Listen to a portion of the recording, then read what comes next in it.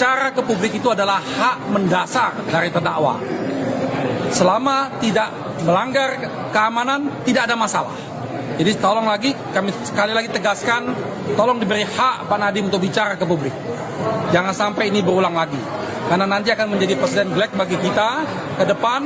Ada yang boleh bicara, ada yang tidak. Apa dasarnya? Karena pada dasarnya undang-undang kita menjamin kebebasan berbicara itu. Itu yang pertama.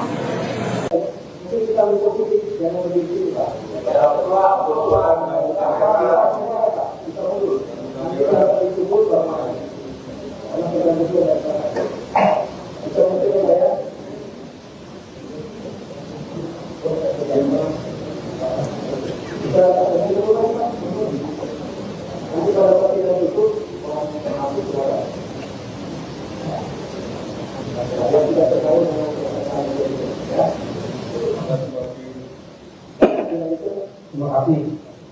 Majelis Hakim yang mulia, rekan jaksa penuntut umum yang terhormat dan peserta sidang yang mencintai keadilan, bahwa tindak pidana korupsi sebagaimana diatur dalam pasal 2 dan pasal 3 Undang-Undang Nomor 31 Tahun 99 Junto Undang-Undang Nomor 20 Tahun 2008 merupakan delik material, sehingga unsur yang harus dibuktikan terlebih dahulu adalah akibat dari perbuatan tersebut. Jadi timbulnya kerugian keuangan negara. Dengan demikian, dalam proses penegakan hukum, khususnya pada tahap penyidikan dan penuntutan, bukti adanya kerugian keuangan negara yang nyata dan pasti merupakan prasyarat mutlak sebelum seseorang dapat ditetapkan sebagai tersangka. Lebih lagi, penegakan tersebut antara lain dinyatakan secara eksplisit dalam putusan Mahkamah Konstitusi nomor 25 PU 14 2016 yang menyatakan bahwa unsur dapat kerugian keuangan negara pada pasal 2 Undang-Undang Tipikor harus dimaknai sebagai kerugian keuangan negara yang nyata dan aktual, bukan sekedar potensi atau asumsi. Meskipun pasal 2 dan pasal 3 Undang-Undang Tipikor telah dicabut pengaturannya, dialihkan ke dalam pasal 603 dan pasal 604 KUHP 2023, hal tersebut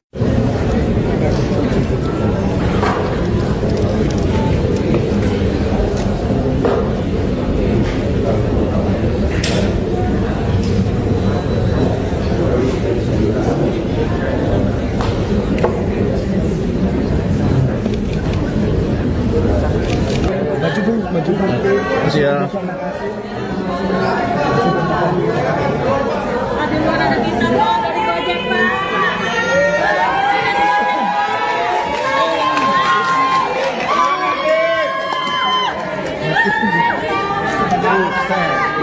Terima kasih semua.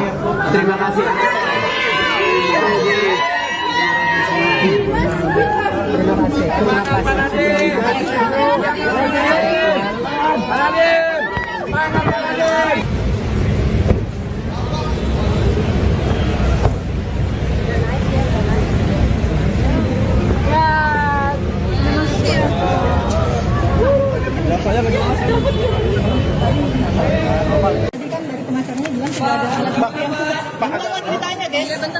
Jadi ini teman-teman ya, harus bisa kita pahami apa itu namanya keberatan terhadap surat dakwaan yang disebut sebagai eksepsi. Jadi keberatan terhadap surat dakwaan itu secara limitatif sudah diatur, yaitu di pasal 75 mengenai Undang-Undang Nomor 20 Tahun 2025 itu disebutkan surat dakwaan itu harus diberi tanggal. Yang kedua, harus ada identitas terdakwa, nama lengkap, tempat tinggal, pekerjaan, alamat, segala macam. Terus yang ketiga, harus cermat mengenai pasal sangkaan, waktu dan tempat kejadiannya. Terus yang terakhir harus ditandatangani oleh penuntut umum. Lalu kalau kita bicara mengenai apakah ada alat bukti atau tidak, itu sebenarnya sudah diuji. Diuji di mana? Diuji pada saat mengajukan keberatan pra-peradilan kemarin.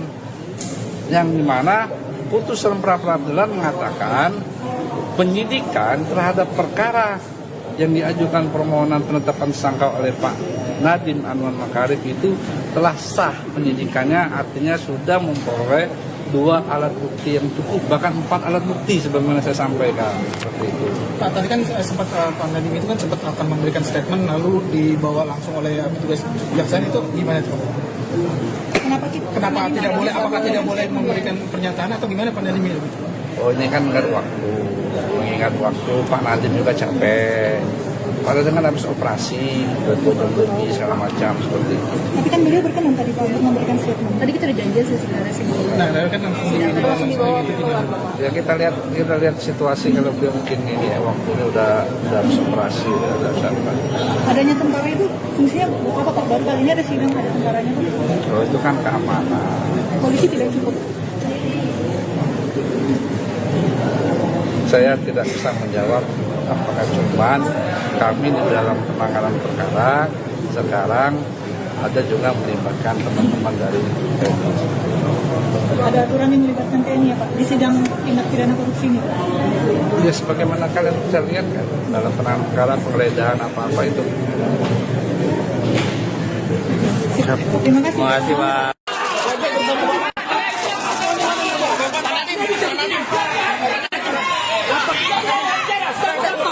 Dia bisa ngomong. Dia acara tentang hak asasi manusia.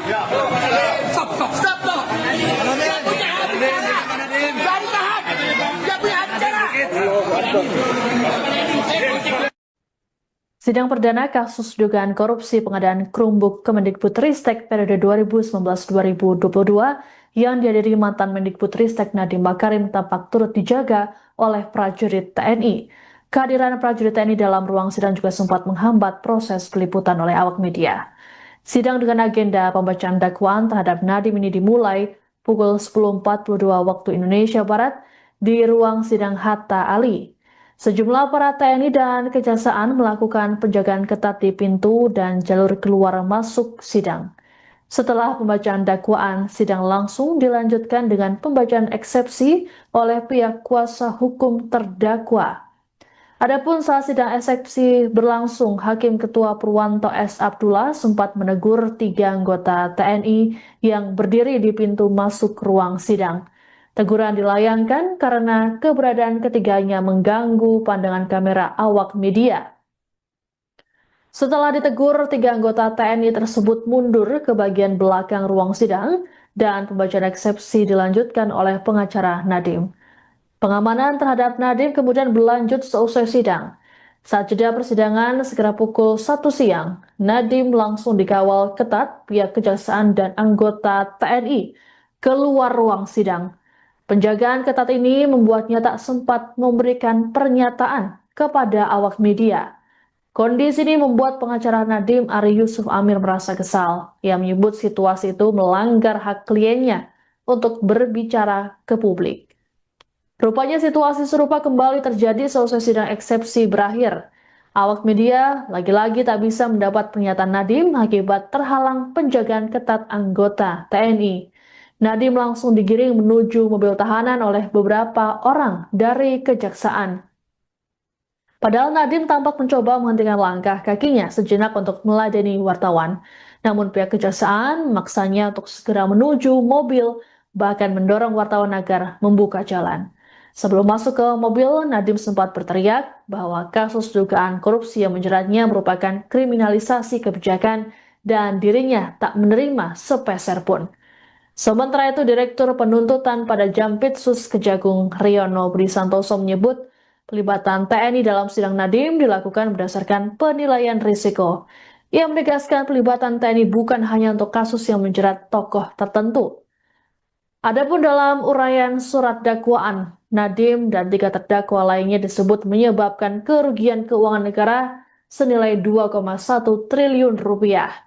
Saat pembacaan eksepsi, Nadiem mengklaim tak pernah terlibat kegiatan teknis proses pengadaan laptop berbasis Chromebook. Menurut Nadiem, berdasarkan audit Badan Pengawasan Keuangan dan Pembangunan atau BPKP tahun 2023-2024, tak ditemukan kejanggalan terkait dengan pengadaan Chromebook. Nadiem mengatakan hanya pernah 1 kali mengikuti rapat perencanaan Chromebook pada 6 Mei 2020 untuk dimintai pendapat soal rekomendasi tim. Bapak bersama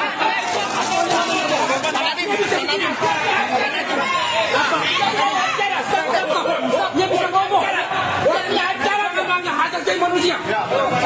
Stop. Dia punya acara. Jangan tahan.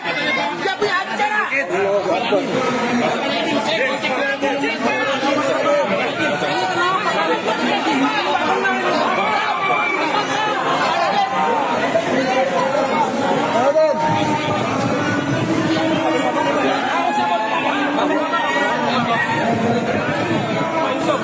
Dasar dari terdakwa. Selama tidak melanggar keamanan, tidak ada masalah. Jadi tolong lagi, kami sekali lagi tegaskan, tolong diberi hak Pak Nadiem untuk bicara ke publik.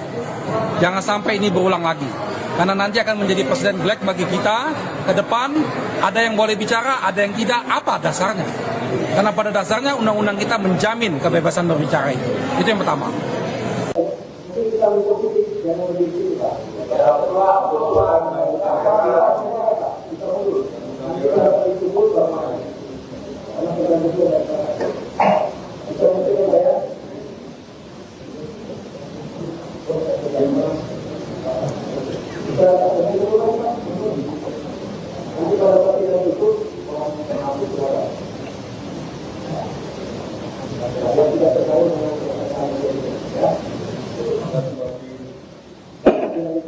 Terima kasih.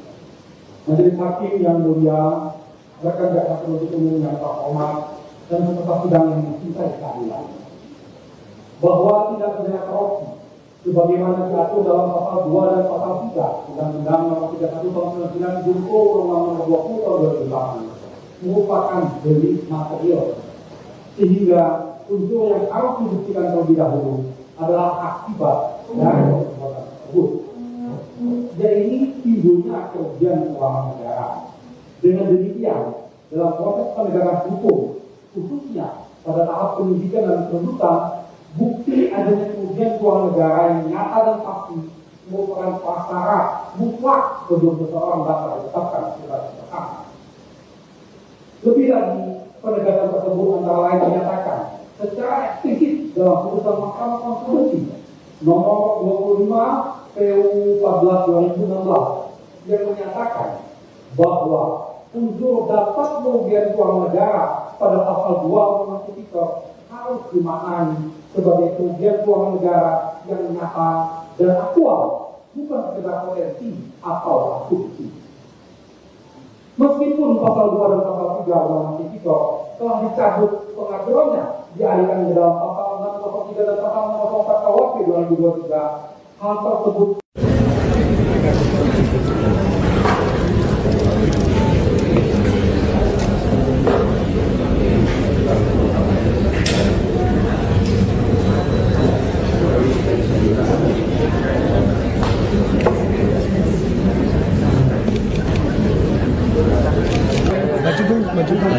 Siap. Ada luar ada bintang Pak, dari Gojek Pak.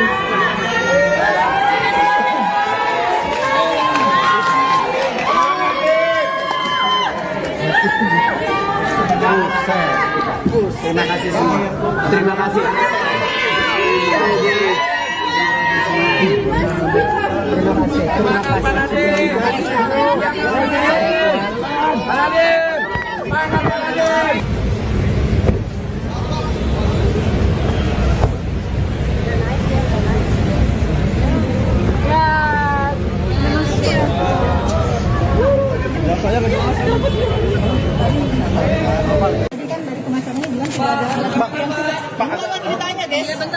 Jadi ini teman-teman ya, harus bisa kita pahami apa itu namanya keberatan terhadap surat dakwaan yang disebut sebagai eksepsi. Jadi keberatan terhadap surat dakwaan itu secara limitatif sudah diatur, yaitu di pasal 75 mengenai Undang-Undang Nomor 20 Tahun 2025 itu disebutkan surat dakwaan itu harus diberi tanggal. Yang kedua, harus ada identitas terdakwa, nama lengkap, tempat tinggal, pekerjaan, alamat, segala macam. Terus yang ketiga, harus cermat mengenai pasal sangkaan, waktu dan tempat kejadiannya. Terus yang terakhir harus ditandatangani oleh penuntut umum. Lalu kalau kita bicara mengenai apakah ada alat bukti atau tidak, itu sebenarnya sudah diuji. Diuji di mana? Diuji pada saat mengajukan keberatan pra-peradilan kemarin. Yang dimana putusan pra-peradilan mengatakan penyidikan terhadap perkara yang diajukan permohonan penetapan tersangka oleh Pak Nadiem Anwar Makarim itu telah sah penyidikannya, artinya sudah memperoleh 2 alat bukti yang cukup, bahkan 4 alat bukti sebagaimana saya sampaikan seperti itu. Pak, tadi kan sempat Pak Nadiem itu kan sempat akan memberikan statement lalu dibawa langsung oleh petugas kejaksaan, itu gimana itu? Kenapa tidak boleh? Apakah tidak boleh memberikan pernyataan atau gimana Pak Nadiem itu? Oh, ini kan mengingat waktu Pak Nadiem juga capek. Kalau dengan habis operasi, berbuat-buat segala macam seperti itu. Tapi kan beliau berkenan tadi Pak untuk memberikan statement. Tadi kita udah janji sih sebenarnya sebelum. Nah, kan langsung dibawa keluar. Ya kita lihat situasi kalau beliau mungkin ini ya waktunya udah harus operasi, udah apa. Adanya tentara itu fungsinya buat apa Pak? Baru kali ini ada sidang ada tentaranya Pak. Oh, itu kan keamanan. Polisi tidak cukup. Saya tidak bisa menjawab apakah cuman kami di dalam penanganan perkara sekarang ada juga melibatkan teman-teman dari TNI. Ada aturan yang melibatkan TNI ya Pak di sidang tindak pidana korupsi ini. Ya sebagaimana kalian bisa lihat kan dalam penanganan perkara penggeledahan apa-apa itu. Terima kasih. Terima kasih Pak.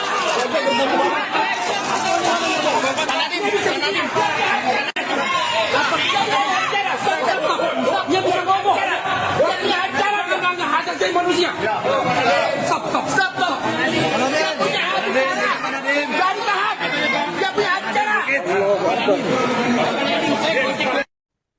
Sidang perdana kasus dugaan korupsi pengadaan Chromebook Kemendikbudristek periode 2019-2022 yang dihadiri mantan Mendikbudristek Nadiem Makarim tampak turut dijaga oleh prajurit TNI. Kehadiran prajurit TNI dalam ruang sidang juga sempat menghambat proses peliputan oleh awak media.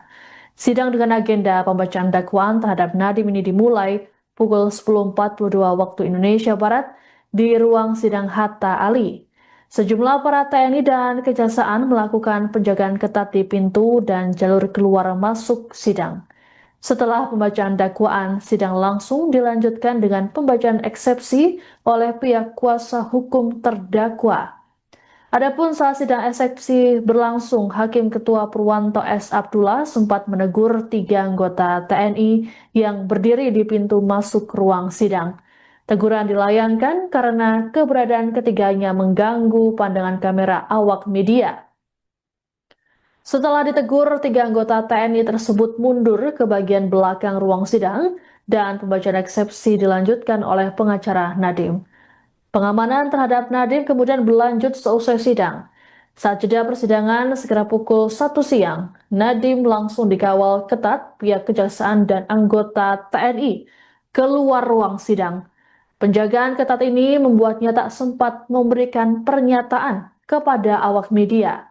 Kondisi ini membuat pengacara Nadiem Ari Yusuf Amir merasa kesal. Ia menyebut situasi itu melanggar hak kliennya untuk berbicara ke publik.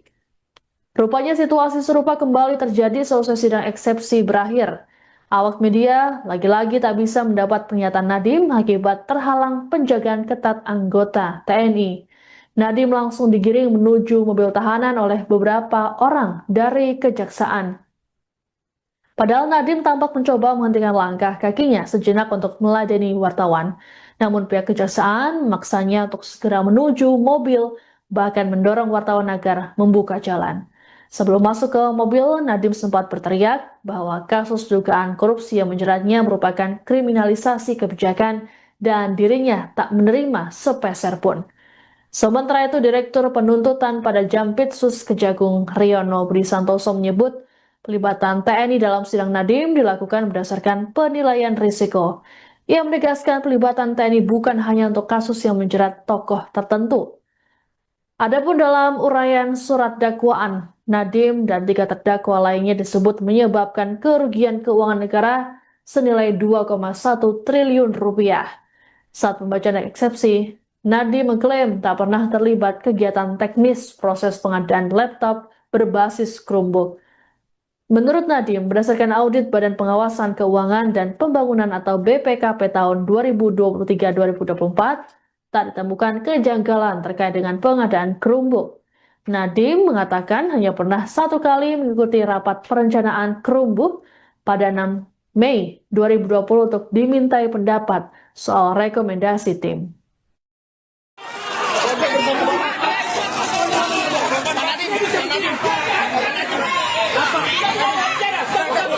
Dia bisa ngomong. Dia punya acara melanggar hak asasi manusia. Stop. Dia punya acara. Jangan tahan.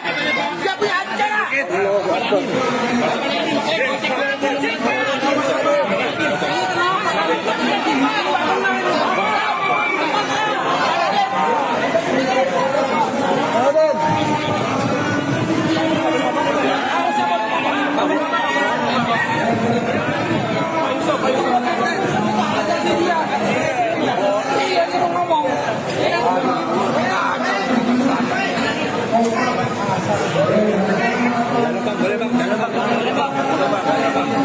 Bisa Bu, kita dipresmen dulu nanti.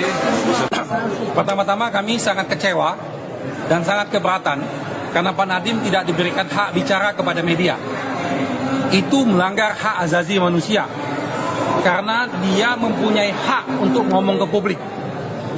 Dan saat ini kalau bicara situasi keamanan, tidak ada keamanan yang mengancam diri beliau. Situasinya semuanya kondusif, ya, semua peserta sidangnya juga tertib, jadi tidak ada alasan keamanan. Itu membuat-buat itu alasan itu. Dan kami sampaikan ini kepada pihak pimpinan kejaksaan untuk mengingatkan staf-stafnya, janganlah berlaku sewenang-wenang. Hak untuk bicara ke publik itu adalah hak mendasar dari terdakwa. Selama tidak melanggar keamanan, tidak ada masalah. Jadi tolong lagi, kami sekali lagi tegaskan, tolong diberi hak Pak Nadiem untuk bicara ke publik. Jangan sampai ini berulang lagi. Karena nanti akan menjadi presiden black bagi kita ke depan, ada yang boleh bicara, ada yang tidak, apa dasarnya? Karena pada dasarnya undang-undang kita menjamin kebebasan berbicara itu. Itu yang pertama.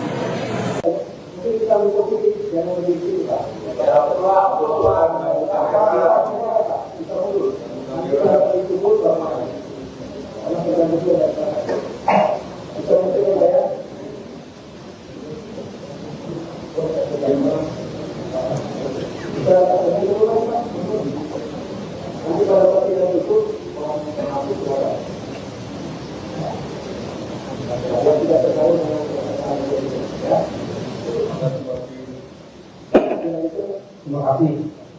Majelis Hakim yang mulia, rekan jaksa penuntut umum yang terhormat dan peserta sidang yang mencintai keadilan, bahwa tidak pidana korupsi sebagaimana diatur dalam pasal 2 dan pasal 3 Undang-Undang Nomor 31 Tahun 99 junto Undang-Undang Nomor 20 Tahun 2008 merupakan delik material, sehingga unsur yang harus dibuktikan terlebih dahulu adalah akibat dari perbuatan tersebut. Jadi timbulnya kerugian keuangan negara. Dengan demikian, dalam proses penegakan hukum, khususnya pada tahap penyidikan dan penuntutan, bukti adanya kerugian keuangan negara yang nyata dan pasti merupakan prasyarat mutlak sebelum seseorang dapat ditetapkan sebagai tersangka. Lebih lagi, penegakan tersebut antara lain dinyatakan secara eksplisit dalam putusan Mahkamah Konstitusi nomor 25 PU 14/2016 yang menyatakan bahwa unsur dapat kerugian keuangan negara pada pasal 2 Undang-Undang Tipikor harus dimaknai sebagai kerugian keuangan negara yang nyata dan aktual, bukan sekedar potensi atau asumsi. Meskipun pasal 2 dan pasal 3 Undang-Undang Tipikor telah dicabut pengaturannya, dialihkan ke dalam pasal 603 dan pasal 604 KUHP 2023, hal tersebut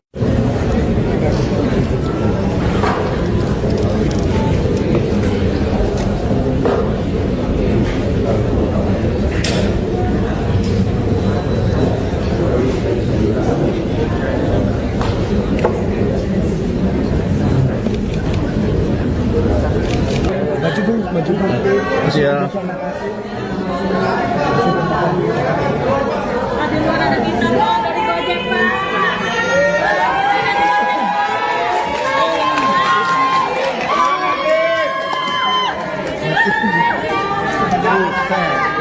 Terima kasih semua. Terima kasih.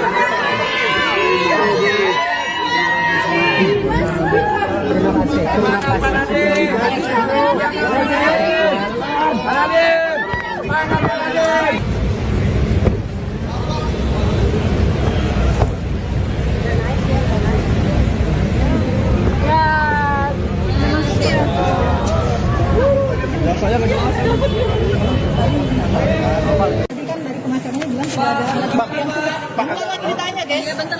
Jadi ini teman-teman ya, harus bisa kita pahami apa itu namanya keberatan terhadap surat dakwaan yang disebut sebagai eksepsi. Jadi keberatan terhadap surat dakwaan itu secara limitatif sudah diatur, yaitu di pasal 75 Undang-Undang Nomor 20 Tahun 2025 itu disebutkan surat dakwaan itu harus diberi tanggal. Yang kedua, harus ada identitas terdakwa, nama lengkap, tempat tinggal, pekerjaan, alamat, segala macam. Terus yang ketiga, harus cermat mengenai pasal sangkaan, waktu dan tempat kejadiannya. Terus yang terakhir harus ditandatangani oleh penuntut umum. Lalu kalau kita bicara mengenai apakah ada alat bukti atau tidak, itu sebenarnya sudah diuji. Diuji di mana? Diuji pada saat mengajukan keberatan pra peradilan kemarin. Yang dimana putusan pra peradilan mengatakan penyidikan terhadap perkara yang diajukan permohonan penetapan tersangka oleh Pak Nadiem Anwar Makarim itu telah sah penyidikannya, artinya sudah memperoleh 2 alat bukti yang cukup, bahkan 4 alat bukti sebagaimana saya sampaikan seperti itu. Pak, tadi kan sempat Pak Nadiem itu kan sempat akan memberikan statement lalu dibawa langsung oleh petugas kejaksaan, itu gimana itu? Kenapa tidak boleh? Apakah tidak boleh memberikan pernyataan atau gimana Pak Nadiem itu? Oh, ini kan mengingat waktu Pak Nadiem juga capek.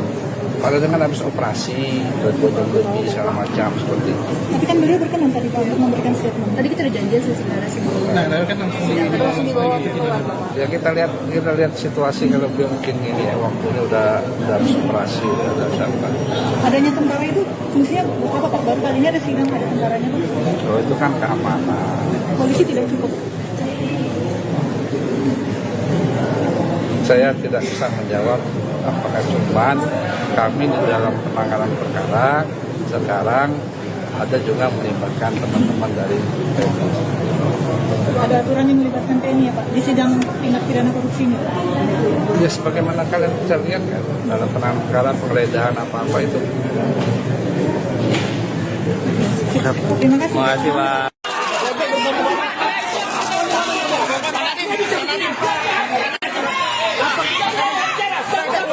Dia bisa ngomong. Dia punya acara tentang hak asasi manusia. Stop. Dia punya acara. Baru tahan. Dia punya acara. Sidang perdana kasus dugaan korupsi pengadaan Chromebook Kemendikbudristek periode 2019-2022 yang dihadiri mantan Mendikbudristek Nadiem Makarim tampak turut dijaga oleh prajurit TNI. Kehadiran prajurit TNI dalam ruang sidang juga sempat menghambat proses peliputan oleh awak media. Sidang dengan agenda pembacaan dakwaan terhadap Nadiem ini dimulai pukul 10.42 waktu Indonesia Barat di ruang sidang Hatta Ali. Sejumlah aparat TNI dan Kejaksaan melakukan penjagaan ketat di pintu dan jalur keluar masuk sidang. Setelah pembacaan dakwaan, sidang langsung dilanjutkan dengan pembacaan eksepsi oleh pihak kuasa hukum terdakwa. Adapun saat sidang eksepsi berlangsung, Hakim Ketua Purwanto S. Abdullah sempat menegur 3 anggota TNI yang berdiri di pintu masuk ruang sidang. Teguran dilayangkan karena keberadaan ketiganya mengganggu pandangan kamera awak media.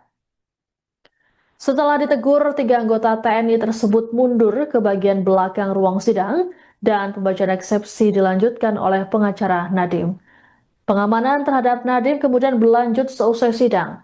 Saat jeda persidangan sekitar pukul 1 siang, Nadiem langsung dikawal ketat pihak Kejaksaan dan anggota TNI keluar ruang sidang. Penjagaan ketat ini membuatnya tak sempat memberikan pernyataan kepada awak media. Kondisi ini membuat pengacara Nadiem Ari Yusuf Amir merasa kesal. Ia menyebut situasi itu melanggar hak kliennya untuk berbicara ke publik. Rupanya situasi serupa kembali terjadi seusai sidang eksepsi berakhir. Awak media lagi-lagi tak bisa mendapat pernyataan Nadiem akibat terhalang penjagaan ketat anggota TNI. Nadiem langsung digiring menuju mobil tahanan oleh beberapa orang dari kejaksaan. Padahal Nadiem tampak mencoba menghentikan langkah kakinya sejenak untuk meladeni wartawan. Namun pihak kejaksaan memaksanya untuk segera menuju mobil, bahkan mendorong wartawan agar membuka jalan. Sebelum masuk ke mobil, Nadiem sempat berteriak bahwa kasus dugaan korupsi yang menjeratnya merupakan kriminalisasi kebijakan dan dirinya tak menerima sepeser pun. Sementara itu, Direktur Penuntutan pada Jampitsus Kejagung Riono Budi Santoso menyebut pelibatan TNI dalam sidang Nadiem dilakukan berdasarkan penilaian risiko. Ia menegaskan pelibatan TNI bukan hanya untuk kasus yang menjerat tokoh tertentu. Adapun dalam uraian surat dakwaan, Nadiem dan 3 terdakwa lainnya disebut menyebabkan kerugian keuangan negara senilai 2,1 triliun rupiah. Saat pembacaan eksepsi, Nadiem mengklaim tak pernah terlibat kegiatan teknis proses pengadaan laptop berbasis Chromebook. Menurut Nadiem, berdasarkan audit Badan Pengawasan Keuangan dan Pembangunan atau BPKP tahun 2023-2024, tak ditemukan kejanggalan terkait dengan pengadaan Chromebook. Nadiem mengatakan hanya pernah 1 kali mengikuti rapat perencanaan Chromebook pada 6 Mei 2020 untuk dimintai pendapat soal rekomendasi tim.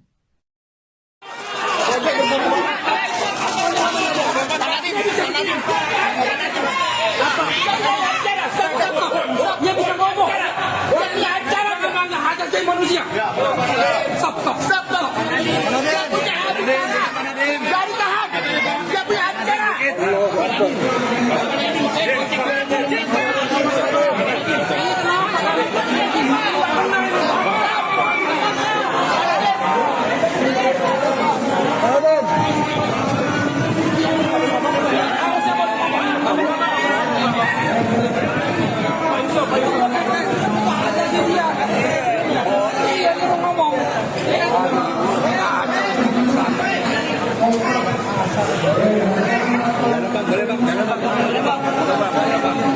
Bisa Bu, nanti basement dulu nanti.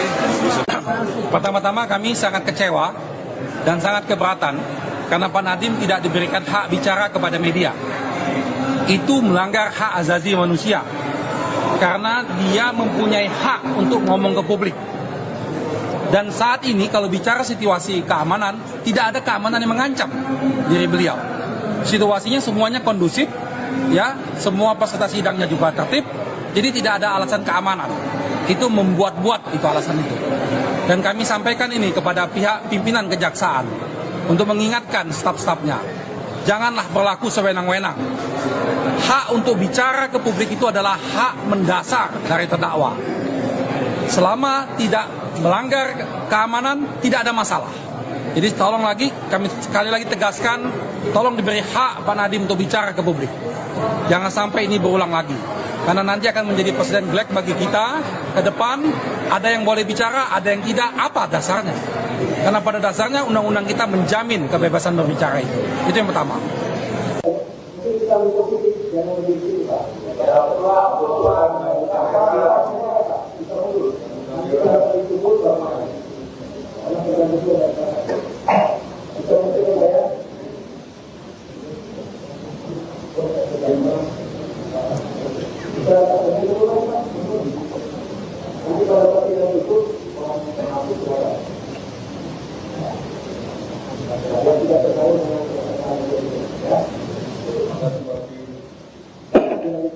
Terima kasih.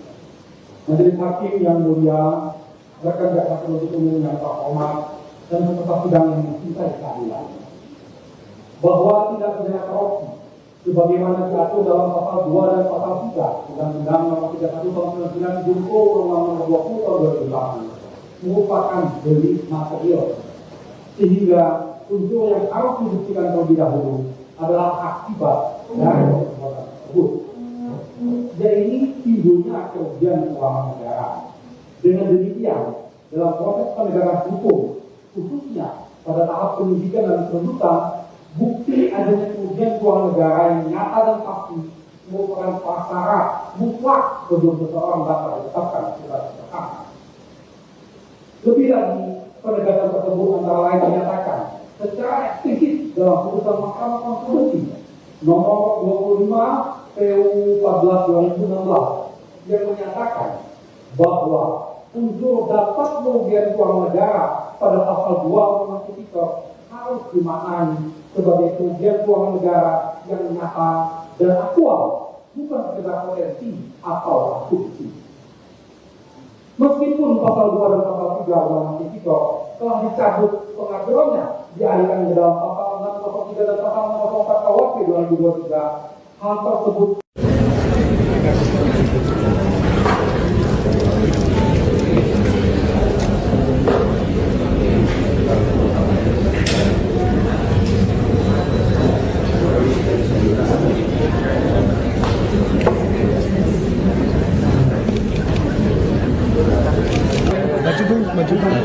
Siap.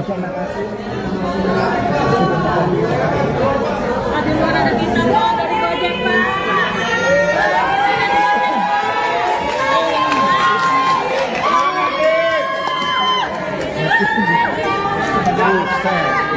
Terima kasih semua. Terima kasih.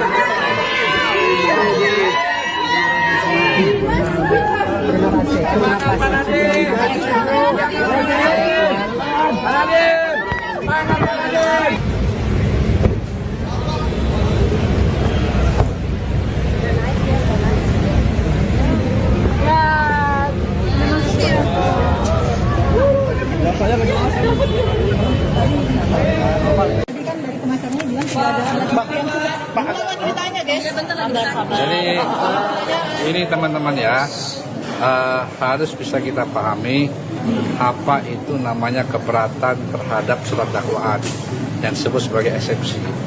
Jadi keberatan terhadap surat dakwaan itu secara limitatif sudah diatur, yaitu di pasal 75 mengenai Undang-Undang Nomor 20 Tahun 2025 itu disebutkan surat dakwaan itu harus diberi tanggal. Yang kedua, harus ada identitas terdakwa, nama lengkap, tempat tinggal, pekerjaan, alamat, segala macam. Terus yang ketiga, harus cermat mengenai pasal sangkaan, waktu dan tempat kejadiannya. Terus yang terakhir harus ditandatangani oleh penuntut umum. Lalu kalau kita bicara mengenai apakah ada alat bukti atau tidak, itu sebenarnya sudah diuji. Diuji di mana? Diuji pada saat mengajukan keberatan pra-peradilan kemarin. Yang dimana putusan pra-peradilan mengatakan penyidikan terhadap perkara yang diajukan permohonan penetapan tersangka oleh Pak Nadiem Anwar Makarim itu telah sah penyidikannya, artinya sudah memperoleh 2 alat bukti yang cukup, bahkan 4 alat bukti sebagaimana saya sampaikan seperti itu. Pak, tadi kan sempat Pak Nadiem itu kan sempat akan memberikan statement lalu dibawa langsung oleh petugas kejaksaan, itu gimana itu? Kenapa tidak boleh? Apakah tidak boleh memberikan pernyataan atau gimana Pak Nadiem itu? Oh, ini kan mengingat waktu Pak Nadiem juga capek. Kalau dengan habis operasi, lebih segala macam seperti itu. Tapi kan beliau berkenan tadi Pak untuk memberikan statement. Tadi kita udah janji sih sebenarnya sih. Nah, saya kan langsung dibawa keluar. Ya kita lihat situasi kalau beliau mungkin ini ya, waktunya udah habis operasi, udah apa. Adanya tentara itu fungsinya apa Pak? Baru kali ini ada sidang ada tentaranya Pak. Oh, itu kan keamanan. Polisi tidak cukup. Saya tidak bisa menjawab apakah cuman kami di dalam penanganan perkara sekarang ada juga melibatkan teman-teman dari TNI. Ada aturan yang melibatkan TNI ya Pak di sidang tindak pidana korupsi ini Pak. Ya sebagaimana kalian bisa lihat kan dalam penanganan perkara penggeledahan apa-apa itu. Terima kasih. Terima kasih Pak.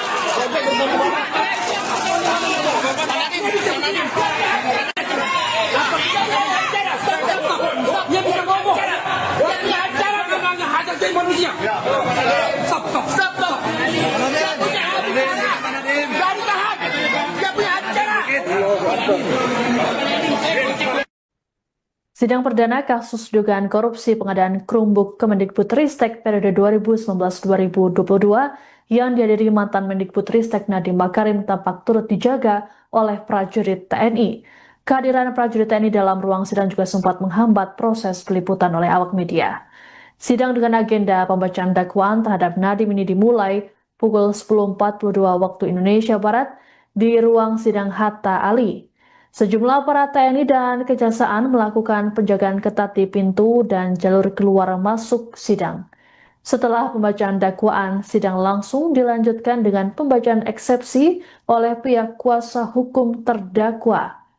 Adapun saat sidang eksepsi berlangsung, Hakim Ketua Purwanto S. Abdullah sempat menegur 3 anggota TNI yang berdiri di pintu masuk ruang sidang. Teguran dilayangkan karena keberadaan ketiganya mengganggu pandangan kamera awak media.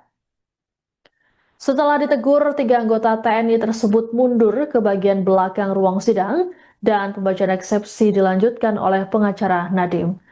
Pengamanan terhadap Nadiem kemudian berlanjut seusai sidang.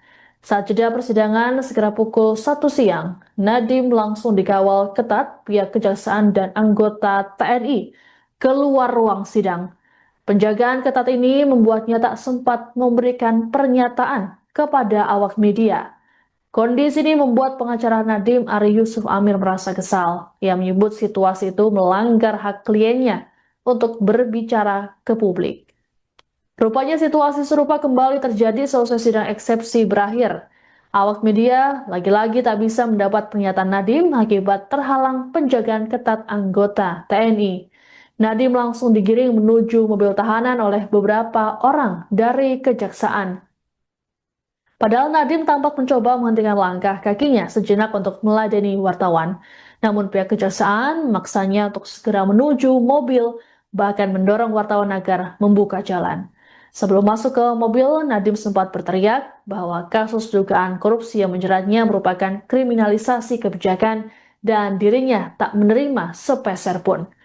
Sementara itu, Direktur Penuntutan pada Jampitsus Kejagung Riono Budi Santoso menyebut pelibatan TNI dalam sidang Nadiem dilakukan berdasarkan penilaian risiko. Ia menegaskan pelibatan TNI bukan hanya untuk kasus yang menjerat tokoh tertentu.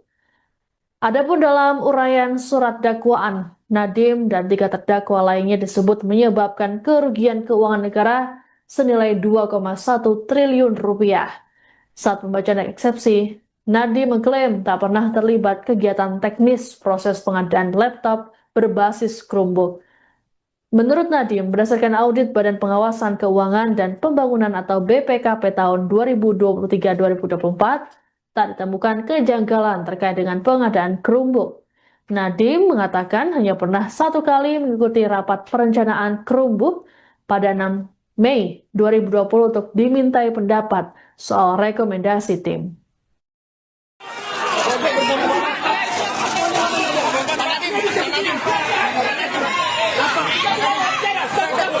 Dia bisa ngomong. Dia punya acara namanya hak asasi manusia. Stop. Dia punya acara. Dari tahap. Dia punya acara.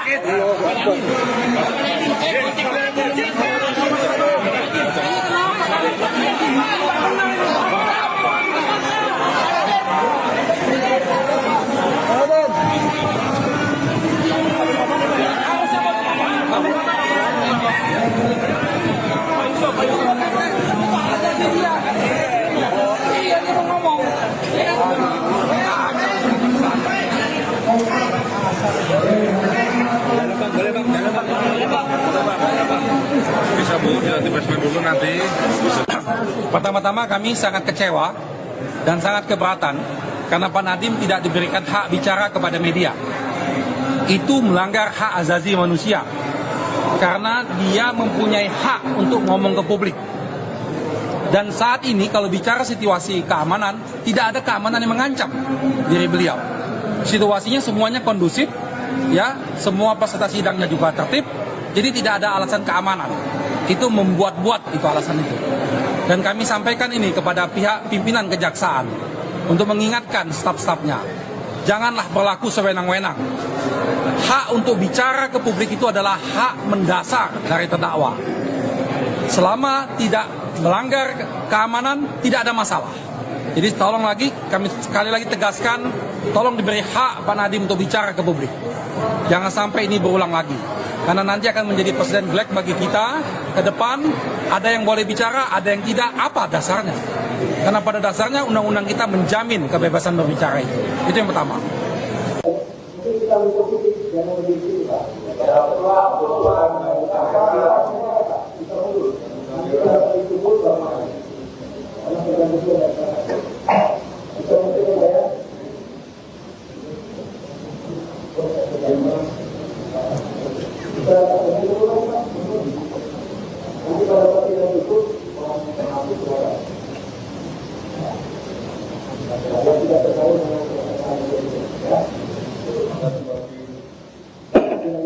Terima kasih. Majelis Hakim yang mulia, rekan jaksa penuntut umum yang terhormat dan peserta sidang yang mencintai keadilan, bahwa tidak pidana korupsi sebagaimana diatur dalam pasal 2 dan pasal 3 Undang-Undang Nomor 31 Tahun 99 junto Undang-Undang Nomor 20 Tahun 2008 merupakan delik material, sehingga unsur yang harus dibuktikan terlebih dahulu adalah akibat dari perbuatan tersebut. Jadi timbulnya kerugian keuangan negara. Dengan demikian, dalam proses penegakan hukum, khususnya pada tahap penyidikan dan penuntutan, bukti adanya kerugian keuangan negara yang nyata dan pasti merupakan prasyarat mutlak sebelum seseorang dapat ditetapkan sebagai tersangka. Lebih lagi, penegakan tersebut antara lain dinyatakan secara eksplisit dalam putusan Mahkamah Konstitusi nomor 25 PU 14/2016 yang menyatakan bahwa unsur dapat kerugian keuangan negara pada pasal 2 Undang-Undang Tipikor harus dimaknai sebagai kerugian keuangan negara yang nyata dan aktual, bukan sekedar potensi atau asumsi. Meskipun pasal 2 dan pasal 3 Undang-Undang Tipikor telah dicabut pengaturannya dialihkan ke dalam pasal 603 dan pasal 604 KUHP 2023, hal tersebut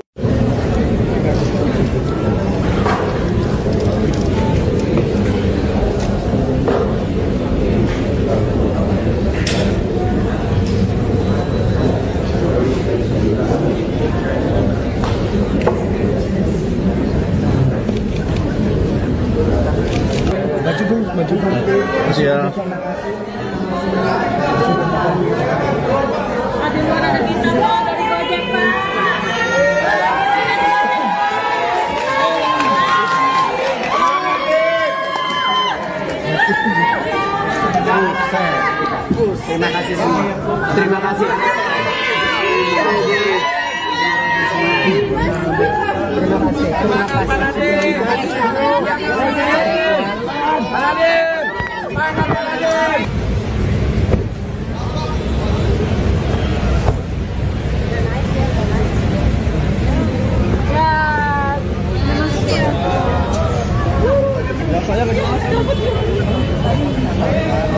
Kan dari pemasarannya bilang sudah ada alat bukti yang sudah. Gimana ceritanya, guys? Jadi ini teman-teman ya, harus bisa kita pahami apa itu namanya keberatan terhadap surat dakwaan yang disebut sebagai eksepsi. Jadi keberatan terhadap surat dakwaan itu secara limitatif sudah diatur, yaitu di pasal 75 mengenai Undang-Undang Nomor 20 Tahun 2025 itu disebutkan surat dakwaan itu harus diberi tanggal. Yang kedua, harus ada identitas terdakwa, nama lengkap, tempat tinggal, pekerjaan, alamat, segala macam. Terus yang ketiga, harus cermat mengenai pasal sangkaan, waktu dan tempat kejadiannya. Terus yang terakhir harus ditandatangani oleh penuntut umum. Lalu kalau kita bicara mengenai apakah ada alat bukti atau tidak, itu sebenarnya sudah diuji. Diuji di mana? Diuji pada saat mengajukan keberatan pra-peradilan kemarin. Yang dimana putusan pra-peradilan mengatakan penyidikan terhadap perkara yang diajukan permohonan penetapan tersangka oleh Pak Nadiem Anwar Makarim itu telah sah penyidikannya, artinya sudah memperoleh 2 alat bukti yang cukup, bahkan 4 alat bukti sebagaimana saya sampaikan seperti itu. Pak, tadi kan sempat Pak Nadiem itu kan sempat akan memberikan statement lalu dibawa langsung oleh petugas kejaksaan, itu gimana itu?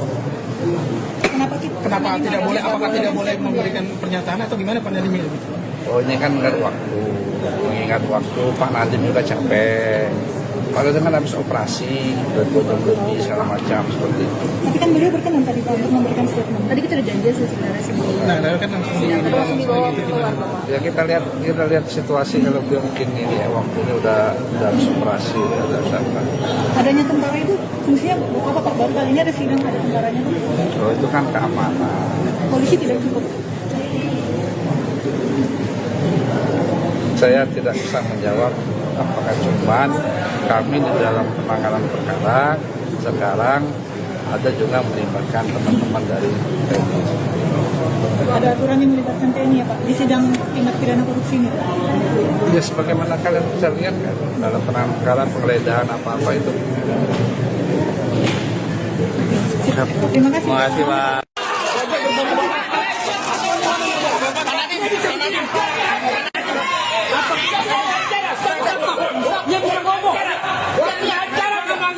Manusia. Stop.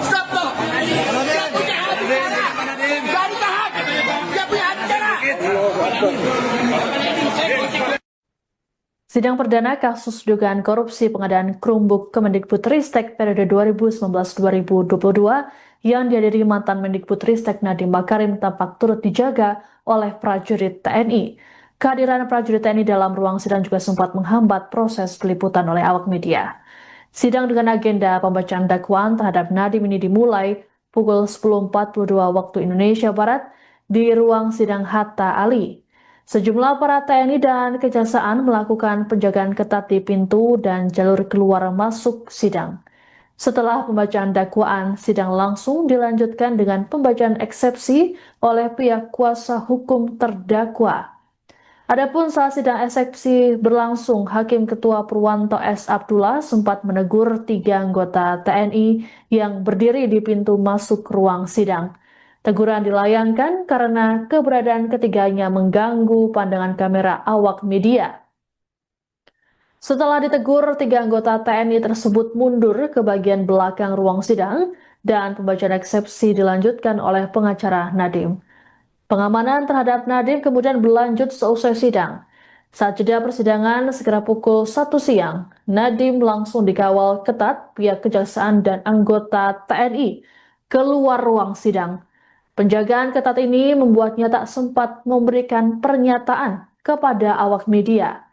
Kondisi ini membuat pengacara Nadiem Ari Yusuf Amir merasa kesal. Ia menyebut situasi itu melanggar hak kliennya untuk berbicara ke publik. Rupanya situasi serupa kembali terjadi seusai sidang eksepsi berakhir. Awak media lagi-lagi tak bisa mendapat pernyataan Nadiem akibat terhalang penjagaan ketat anggota TNI. Nadiem langsung digiring menuju mobil tahanan oleh beberapa orang dari Kejaksaan.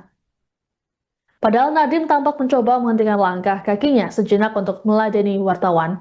Namun pihak Kejaksaan memaksanya untuk segera menuju mobil, bahkan mendorong wartawan agar membuka jalan. Sebelum masuk ke mobil, Nadiem sempat berteriak bahwa kasus dugaan korupsi yang menjeratnya merupakan kriminalisasi kebijakan dan dirinya tak menerima sepeser pun. Sementara itu, Direktur Penuntutan pada Jampitsus Kejagung Riono Budi Santoso menyebut pelibatan TNI dalam sidang Nadiem dilakukan berdasarkan penilaian risiko. Ia menegaskan pelibatan TNI bukan hanya untuk kasus yang menjerat tokoh tertentu. Adapun dalam uraian surat dakwaan, Nadiem dan 3 terdakwa lainnya disebut menyebabkan kerugian keuangan negara senilai 2,1 triliun rupiah. Saat pembacaan eksepsi, Nadiem mengklaim tak pernah terlibat kegiatan teknis proses pengadaan laptop berbasis Chromebook. Menurut Nadiem, berdasarkan audit Badan Pengawasan Keuangan dan Pembangunan atau BPKP tahun 2023-2024, tak ditemukan kejanggalan terkait dengan pengadaan Chromebook. Nadiem mengatakan hanya pernah 1 kali mengikuti rapat perencanaan Chromebook pada 6 Mei 2020 untuk dimintai pendapat soal rekomendasi tim.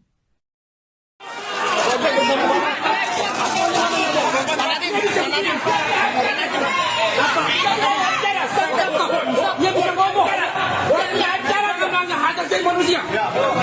Stop. Jangan tahan. Dia punya acara.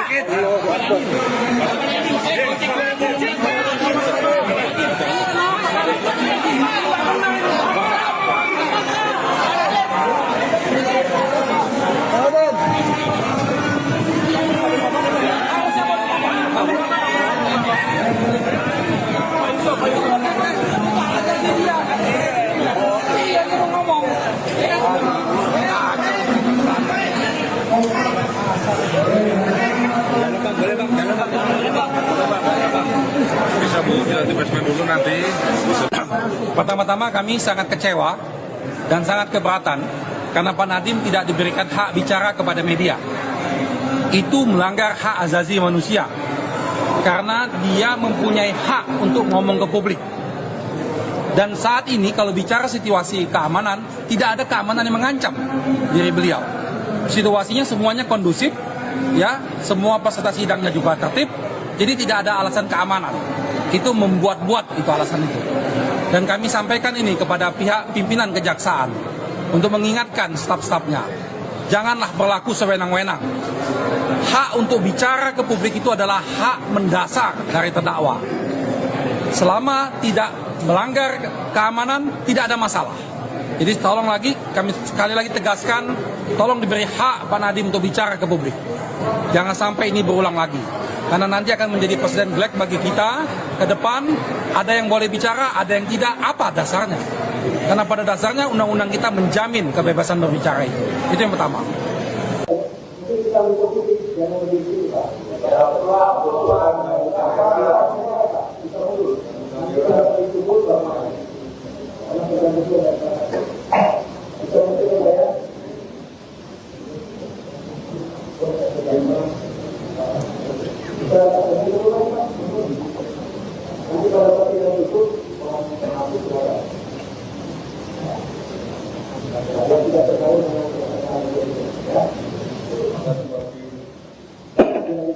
Terima kasih.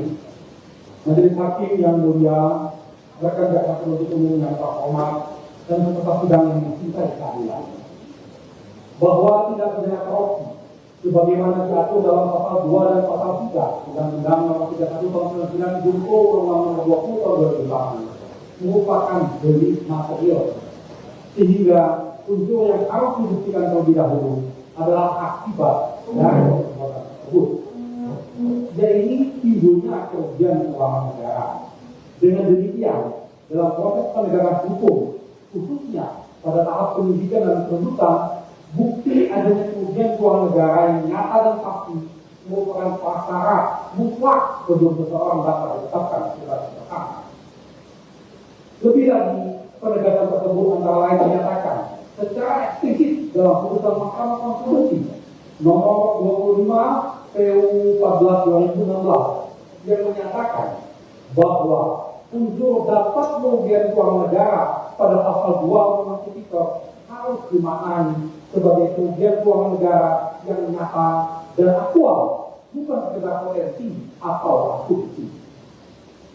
Meskipun pasal 2 dan pasal 3 Undang-Undang Tipikor telah dicabut pengaturannya, dialihkan ke dalam pasal 603 dan pasal 604 KUHP 2023, hal tersebut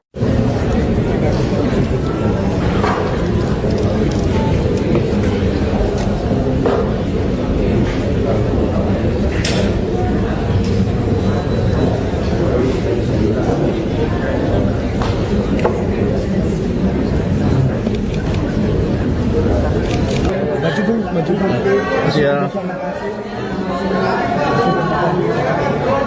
Ada luar ada kita Pak, dari Gojek Pak.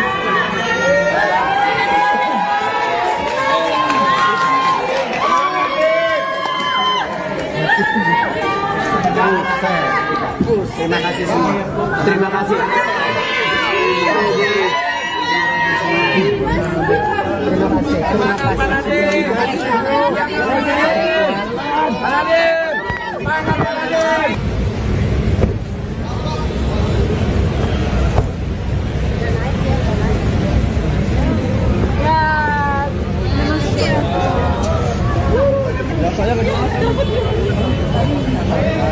Tadi kan dari kemasannya sudah ada alat bukti yang cukup. Bentar lagi ditanya, guys.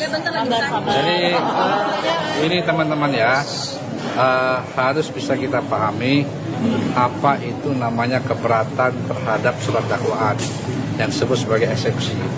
Jadi keberatan dalam surat dakwaan itu secara limitatif sudah diatur, yaitu di pasal 75 mengenai Undang-Undang Nomor 20 Tahun 2025 itu disebutkan surat dakwaan itu harus diberi tanggal. Yang kedua, harus ada identitas terdakwa, nama lengkap, tempat tinggal, pekerjaan, alamat, segala macam. Terus yang ketiga, harus cermat mengenai pasal sangkaan, waktu dan tempat kejadiannya. Terus yang terakhir harus ditandatangani oleh penuntut umum. Lalu kalau kita bicara mengenai apakah ada alat bukti atau tidak, itu sebenarnya sudah diuji. Diuji di mana? Diuji pada saat mengajukan keberatan pra-peradilan kemarin. Yang dimana putusan pra-peradilan mengatakan penyidikan terhadap perkara yang diajukan permohonan penetapan tersangka oleh Pak Nadiem Anwar Makarim itu telah sah penyidikannya, artinya sudah memperoleh 2 alat bukti yang cukup, bahkan 4 alat bukti sebagaimana saya sampaikan seperti itu. Pak, tadi kan sempat Pak Nadiem itu kan sempat akan memberikan statement lalu dibawa langsung oleh petugas kejaksaan, itu gimana itu? Kenapa tidak boleh? Apakah tidak boleh memberikan pernyataan atau gimana Pak Nadiem itu? Oh, ini kan mengingat waktu Pak Nadiem juga capek. Kalau dengan habis operasi, lebih segala macam seperti itu. Tapi kan beliau berkenan tadi Pak untuk memberikan statement. Tadi kita udah janji sih sebenarnya sih. Nah, lalu kan langsung dibawa ke luar. Ya kita lihat situasi kalau beliau mungkin ini ya waktunya udah habis operasi, udah apa. Adanya tentara itu fungsinya apa Pak? Baru kali ini ada sidang ada tentaranya Pak. Oh, itu kan keamanan. Polisi tidak cukup. Saya tidak bisa menjawab apakah cuman kami di dalam penanganan perkara sekarang ada juga melibatkan teman-teman dari TNI. Ada aturan yang melibatkan TNI ya Pak di sidang tindak pidana korupsi ini Pak. Ya sebagaimana kalian bisa lihat kan dalam penanganan perkara penggeledahan apa-apa itu. Terima kasih. Terima kasih Pak.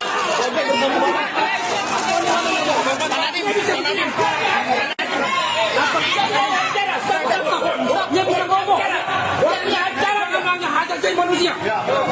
Stop. Dia punya acara. Jangan tahan. Dia punya acara.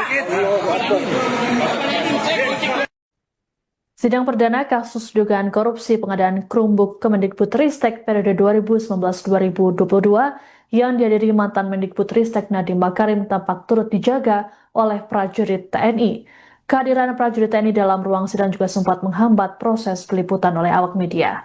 Sidang dengan agenda pembacaan dakwaan terhadap Nadiem ini dimulai pukul 10.42 waktu Indonesia Barat di ruang sidang Hatta Ali.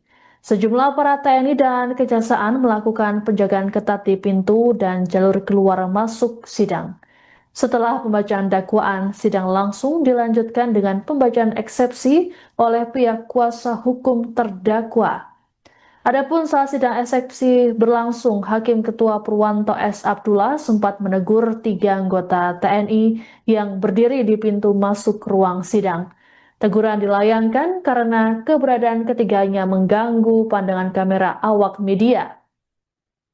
Setelah ditegur, 3 anggota TNI tersebut mundur ke bagian belakang ruang sidang dan pembacaan eksepsi dilanjutkan oleh pengacara Nadiem.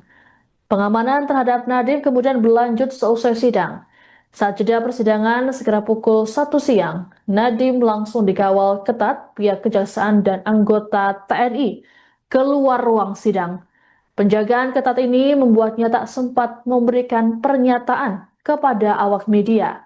Kondisi ini membuat pengacara Nadiem Ari Yusuf Amir merasa kesal. Ia menyebut situasi itu melanggar hak kliennya untuk berbicara ke publik. Rupanya situasi serupa kembali terjadi selesai sidang eksepsi berakhir. Awak media lagi-lagi tak bisa mendapat pernyataan Nadiem akibat terhalang penjagaan ketat anggota TNI. Nadiem langsung digiring menuju mobil tahanan oleh beberapa orang dari Kejaksaan. Padahal Nadiem tampak mencoba menghentikan langkah kakinya sejenak untuk meladeni wartawan. Namun pihak kejaksaan memaksanya untuk segera menuju mobil, bahkan mendorong wartawan agar membuka jalan.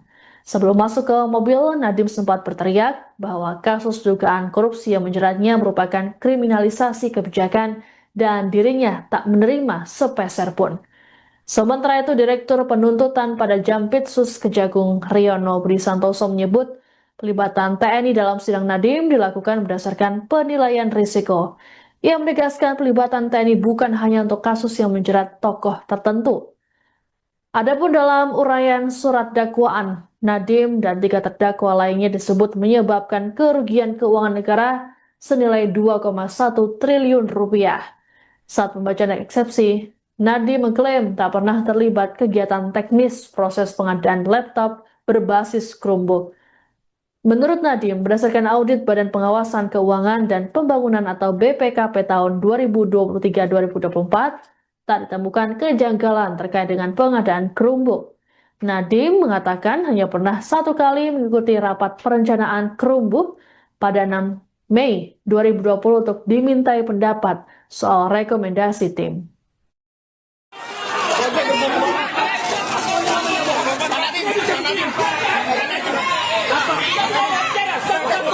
Dia bisa ngomong. Dia punya acara namanya hajar jadi manusia. Stop. Dia punya acara. Dari tahap. Dia punya acara.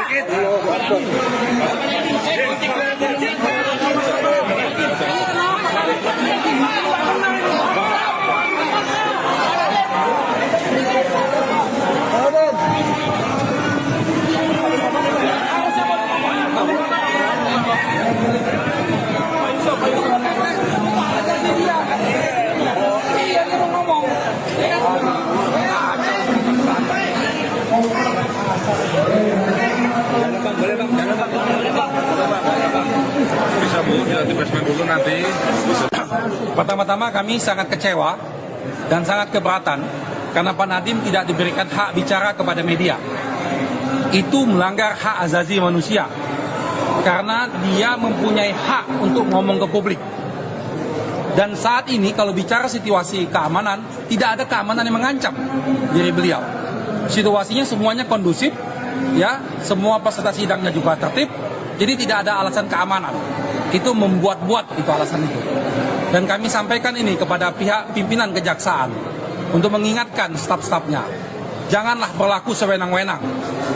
Hak untuk bicara ke publik itu adalah hak mendasar dari terdakwa. Selama tidak melanggar keamanan, tidak ada masalah. Jadi tolong lagi, kami sekali lagi tegaskan, tolong diberi hak Pak Nadiem untuk bicara ke publik. Jangan sampai ini berulang lagi. Karena nanti akan menjadi presiden black bagi kita ke depan.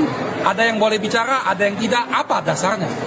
Karena pada dasarnya undang-undang kita menjamin kebebasan berbicara itu. Itu yang pertama.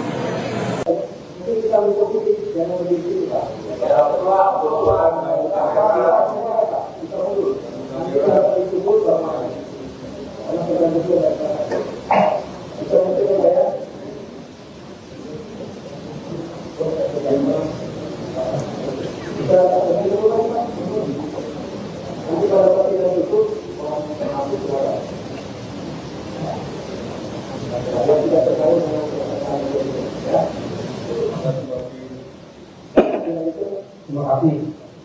Majelis Hakim yang mulia, rekan jaksa penuntut umum yang terhormat dan peserta sidang yang mencintai keadilan, bahwa tindak pidana korupsi sebagaimana diatur dalam pasal 2 dan pasal 3 Undang-Undang Nomor 31 Tahun 99 junto Undang-Undang Nomor 20 Tahun 2008 merupakan delik material, sehingga unsur yang harus dibuktikan terlebih dahulu adalah akibat dari perbuatan tersebut. Dan ini timbulnya kerugian keuangan negara. Dengan demikian, dalam proses penegakan hukum, khususnya pada tahap penyidikan dan penuntutan, bukti adanya kerugian keuangan negara yang nyata dan pasti merupakan prasyarat mutlak sebelum seseorang dapat ditetapkan sebagai tersangka.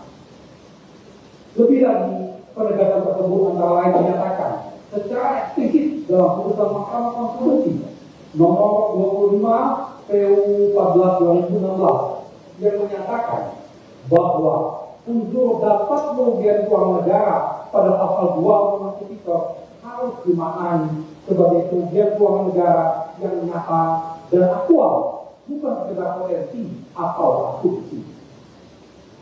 Meskipun pasal 2 dan pasal 3 Undang-Undang Tipikor telah dicabut pengaturannya, dialihkan ke dalam pasal 603 dan pasal 604 KUHP 2023, hal tersebut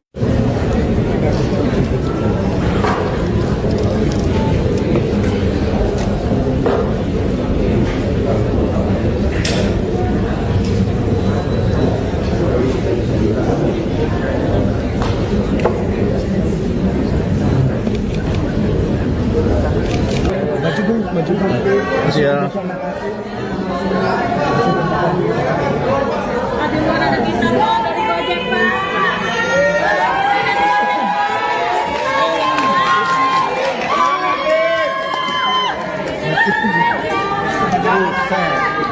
Terima kasih semua. Terima kasih. Terima kasih.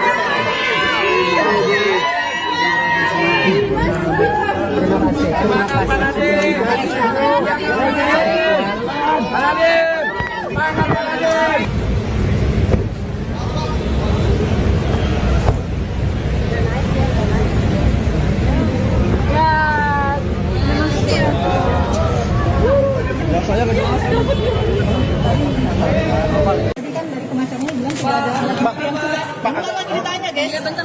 Jadi ini teman-teman ya, harus bisa kita pahami apa itu namanya keberatan terhadap surat dakwaan yang disebut sebagai eksepsi. Jadi keberatan terhadap surat dakwaan itu secara limitatif sudah diatur, yaitu di pasal 75 Undang-Undang Nomor 20 Tahun 2025 itu disebutkan surat dakwaan itu harus diberi tanggal. Yang kedua, harus ada identitas terdakwa, nama lengkap, tempat tinggal, pekerjaan, alamat, segala macam. Terus yang ketiga, harus cermat mengenai pasal sangkaan, waktu dan tempat kejadiannya. Terus yang terakhir harus ditandatangani oleh penuntut umum. Lalu kalau kita bicara mengenai apakah ada alat bukti atau tidak, itu sebenarnya sudah diuji. Diuji di mana? Diuji pada saat mengajukan keberatan pra peradilan kemarin, yang dimana putusan pra peradilan mengatakan penyidikan terhadap perkara yang diajukan permohonan penetapan tersangka oleh Pak Nadiem Anwar Makarim itu telah sah penyidikannya, artinya sudah memperoleh 2 alat bukti yang cukup, bahkan 4 alat bukti sebagaimana saya sampaikan seperti itu. Pak, tadi kan sempat Pak Nadiem itu kan sempat akan memberikan statement lalu dibawa langsung oleh petugas kejaksaan, itu gimana itu? Kenapa tidak boleh? Apakah tidak boleh memberikan pernyataan atau gimana Pak Nadiem itu? Oh, ini kan mengingat waktu Pak Nadiem juga capek. Kalau dengan habis operasi, bertutur-tutur segala macam seperti itu. Tapi kan beliau berkenan tadi Pak untuk memberikan statement. Tadi kita udah janji sih sebenarnya sih. Nah, lalu kan langsung dibawa keluar. Ya kita lihat situasi kalau beliau mungkin ini ya waktunya udah habis operasi, udah sampai. Adanya tentara itu fungsinya apa Pak? Baru kali ini ada sidang ada tentaranya Pak. Oh, itu kan keamanan. Polisi tidak cukup. Saya tidak bisa menjawab apakah cuman kami di dalam penanganan perkara sekarang ada juga melibatkan teman-teman dari TNI. Ada aturan yang melibatkan TNI ya Pak di sidang tindak pidana korupsi ini. Ya sebagaimana kalian bisa lihat kan dalam penanganan perkara penggeledahan apa-apa itu. Terima kasih. Terima kasih Pak.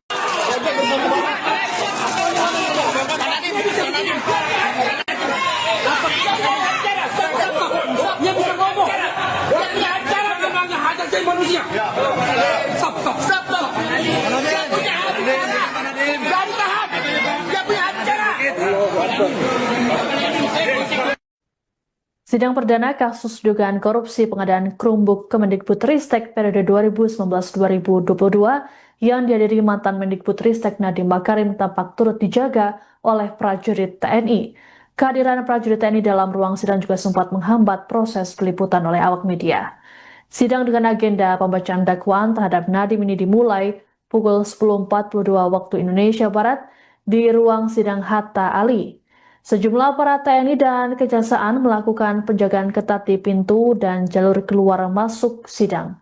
Setelah pembacaan dakwaan, sidang langsung dilanjutkan dengan pembacaan eksepsi oleh pihak kuasa hukum terdakwa. Adapun saat sidang eksepsi berlangsung, Hakim Ketua Purwanto S. Abdullah sempat menegur 3 anggota TNI yang berdiri di pintu masuk ruang sidang. Teguran dilayangkan karena keberadaan ketiganya mengganggu pandangan kamera awak media. Setelah ditegur, 3 anggota TNI tersebut mundur ke bagian belakang ruang sidang dan pembacaan eksepsi dilanjutkan oleh pengacara Nadiem. Pengamanan terhadap Nadiem kemudian berlanjut seusai sidang.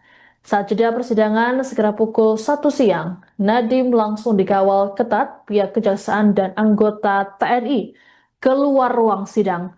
Penjagaan ketat ini membuatnya tak sempat memberikan pernyataan kepada awak media. Kondisi ini membuat pengacara Nadiem Ari Yusuf Amir merasa kesal. Ia menyebut situasi itu melanggar hak kliennya untuk berbicara ke publik. Rupanya situasi serupa kembali terjadi selesai sidang eksepsi berakhir. Awak media lagi-lagi tak bisa mendapat pernyataan Nadiem akibat terhalang penjagaan ketat anggota TNI. Nadiem langsung digiring menuju mobil tahanan oleh beberapa orang dari Kejaksaan. Padahal Nadiem tampak mencoba menghentikan langkah kakinya sejenak untuk meladeni wartawan. Namun pihak Kejaksaan memaksanya untuk segera menuju mobil, bahkan mendorong wartawan agar membuka jalan. Sebelum masuk ke mobil, Nadiem sempat berteriak bahwa kasus dugaan korupsi yang menjeratnya merupakan kriminalisasi kebijakan dan dirinya tak menerima sepeser pun. Sementara itu, Direktur Penuntutan pada Jampitsus Kejagung Riono Budi Santoso menyebut pelibatan TNI dalam sidang Nadiem dilakukan berdasarkan penilaian risiko. Ia menegaskan pelibatan TNI bukan hanya untuk kasus yang menjerat tokoh tertentu. Adapun dalam uraian surat dakwaan, Nadiem dan 3 terdakwa lainnya disebut menyebabkan kerugian keuangan negara senilai 2,1 triliun rupiah. Saat pembacaan eksepsi, Nadiem mengklaim tak pernah terlibat kegiatan teknis proses pengadaan laptop berbasis Chromebook. Menurut Nadiem, berdasarkan audit Badan Pengawasan Keuangan dan Pembangunan atau BPKP tahun 2023-2024, tak ditemukan kejanggalan terkait dengan pengadaan Chromebook. Nadiem mengatakan hanya pernah 1 kali mengikuti rapat perencanaan Chromebook pada 6 Mei 2020 untuk dimintai pendapat soal rekomendasi tim.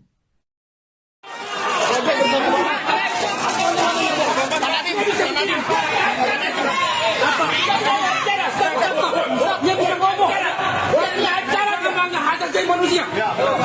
Stop. Dia punya acara. Dari tahap. Dia punya acara.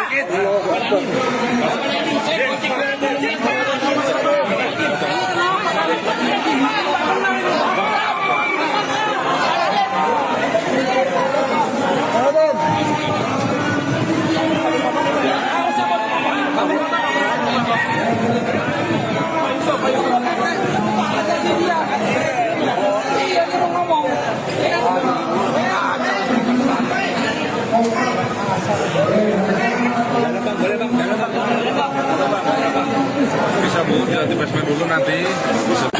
Pertama-tama kami sangat kecewa dan sangat keberatan karena Pak Nadiem tidak diberikan hak bicara kepada media.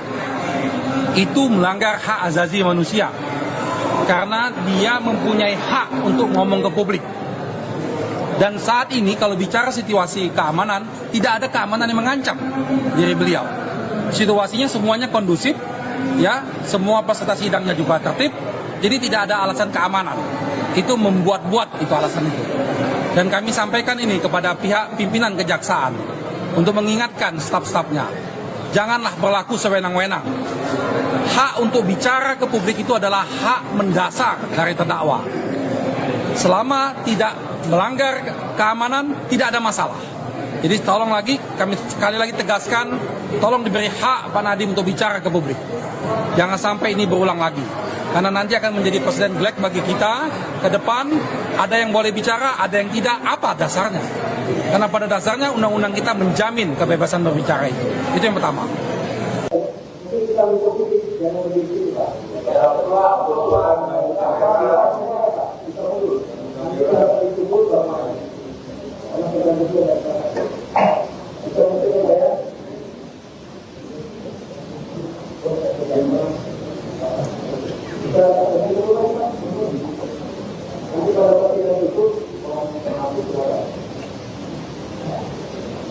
yang tidak terkait dengan kebenaran Indonesia. Terima kasih. Majelis Hakim yang mulia, rekan jaksa penuntut umum yang terhormat, dan peserta sidang yang mencintai keadilan, bahwa tidak pidana korupsi sebagaimana diatur dalam pasal 2 dan pasal 3 Undang-Undang Nomor 31 Tahun 99 Junto Undang-Undang Nomor 20 Tahun 2008 merupakan delik material, sehingga unsur yang harus dibuktikan terlebih dahulu adalah akibat dari perbuatan tersebut. Jadi timbulnya kerugian keuangan negara. Dengan demikian, dalam proses penegakan hukum, khususnya pada tahap penyidikan dan penuntutan, bukti adanya kerugian keuangan negara yang nyata dan pasti merupakan prasyarat mutlak sebelum seseorang dapat ditetapkan sebagai tersangka. Lebih lagi, penegakan tersebut antara lain dinyatakan secara eksplisit dalam putusan Mahkamah Konstitusi nomor 25 PU 14/2016 yang menyatakan bahwa unsur dapat merugikan keuangan negara pada pasal 2 Undang-Undang Tipikor harus dimaknai sebagai kerugian keuangan negara yang nyata dan aktual, bukan sekedar potensi atau asumsi.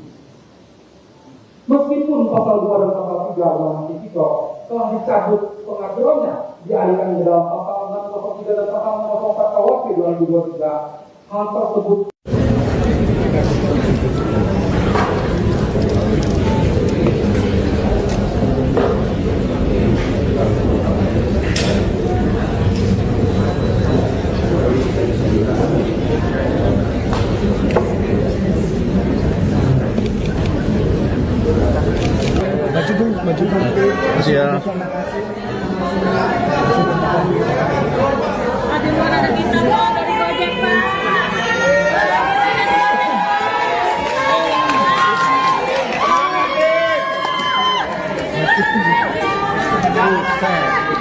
Terima kasih semua.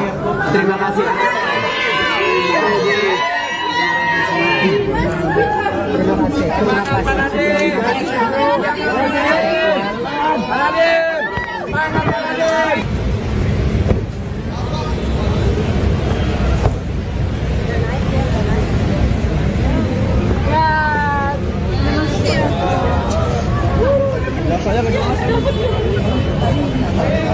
Tadi kan dari pengacaranya bilang sudah ada alat bukti yang sudah. Gimana ceritanya, guys? Jadi ini teman-teman ya, harus bisa kita pahami apa itu namanya keberatan terhadap surat dakwaan yang disebut sebagai eksepsi. Jadi keberatan terhadap surat dakwaan itu secara limitatif sudah diatur, yaitu di pasal 75 Undang-Undang Nomor 20 Tahun 2025 itu disebutkan surat dakwaan itu harus diberi tanggal. Yang kedua, harus ada identitas terdakwa, nama lengkap, tempat tinggal, pekerjaan, alamat, segala macam. Terus yang ketiga, harus cermat mengenai pasal sangkaan, waktu dan tempat kejadiannya. Terus yang terakhir harus ditandatangani oleh penuntut umum. Lalu kalau kita bicara mengenai apakah ada alat bukti atau tidak, itu sebenarnya sudah diuji. Diuji di mana? Diuji pada saat mengajukan keberatan pra-peradilan kemarin. Yang dimana putusan pra-peradilan mengatakan penyidikan terhadap perkara yang diajukan permohonan penetapan tersangka oleh Pak Nadiem Anwar Makarim itu telah sah penyidikannya, artinya sudah memperoleh 2 alat bukti yang cukup, bahkan 4 alat bukti sebagaimana saya sampaikan seperti itu. Pak, tadi kan sempat Pak Nadiem itu kan sempat akan memberikan statement lalu dibawa langsung oleh petugas kejaksaan, itu gimana itu? Kenapa tidak boleh? Apakah tidak boleh memberikan pernyataan atau gimana Pak Nadiem itu? Oh, ini kan mengingat waktu Pak Nadiem juga capek. Pada dengan habis operasi, berbuat lebih segala macam seperti itu. Tapi kan beliau berkenan tadi Pak untuk memberikan statement. Tadi kita udah janji sih sebenarnya sih. Nah, kan langsung dibawa keluar. Ya kita lihat situasi kalau beliau mungkin ini ya, waktunya udah habis operasi, udah apa. Adanya tentara itu fungsinya apa Pak? Baru kali ini ada sidang ada tentaranya Pak. Oh, itu kan keamanan. Polisi tidak cukup. Saya tidak bisa menjawab apakah cuman kami di dalam penanganan perkara sekarang ada juga melibatkan teman-teman dari TNI. Ada aturan yang melibatkan TNI ya Pak di sidang tindak pidana korupsi ini Pak? Ya sebagaimana kalian bisa lihat kan dalam penanganan perkara penggeledahan apa-apa itu. Terima kasih. Terima kasih Pak.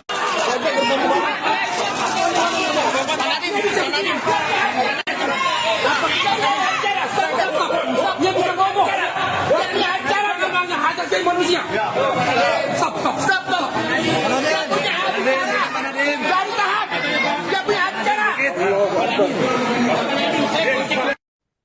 Sidang perdana kasus dugaan korupsi pengadaan Chromebook Kemendikbudristek periode 2019-2022 yang dihadiri mantan Mendikbudristek Nadiem Makarim tampak turut dijaga oleh prajurit TNI. Kehadiran prajurit TNI dalam ruang sidang juga sempat menghambat proses peliputan oleh awak media. Sidang dengan agenda pembacaan dakwaan terhadap Nadiem ini dimulai pukul 10.42 waktu Indonesia Barat di ruang sidang Hatta Ali. Sejumlah aparat TNI dan Kejaksaan melakukan penjagaan ketat di pintu dan jalur keluar masuk sidang. Setelah pembacaan dakwaan, sidang langsung dilanjutkan dengan pembacaan eksepsi oleh pihak kuasa hukum terdakwa. Adapun saat sidang eksepsi berlangsung, Hakim Ketua Purwanto S. Abdullah sempat menegur 3 anggota TNI yang berdiri di pintu masuk ruang sidang. Teguran dilayangkan karena keberadaan ketiganya mengganggu pandangan kamera awak media. Setelah ditegur, 3 anggota TNI tersebut mundur ke bagian belakang ruang sidang dan pembacaan eksepsi dilanjutkan oleh pengacara Nadiem. Pengamanan terhadap Nadiem kemudian berlanjut seusai sidang. Saat jeda persidangan sekitar pukul 1 siang, Nadiem langsung dikawal ketat pihak Kejaksaan dan anggota TNI keluar ruang sidang. Penjagaan ketat ini membuatnya tak sempat memberikan pernyataan kepada awak media. Kondisi ini membuat pengacara Nadiem Ari Yusuf Amir merasa kesal. Ia menyebut situasi itu melanggar hak kliennya untuk berbicara ke publik. Rupanya situasi serupa kembali terjadi seusai sidang eksepsi berakhir. Awak media lagi-lagi tak bisa mendapat pernyataan Nadiem akibat terhalang penjagaan ketat anggota TNI.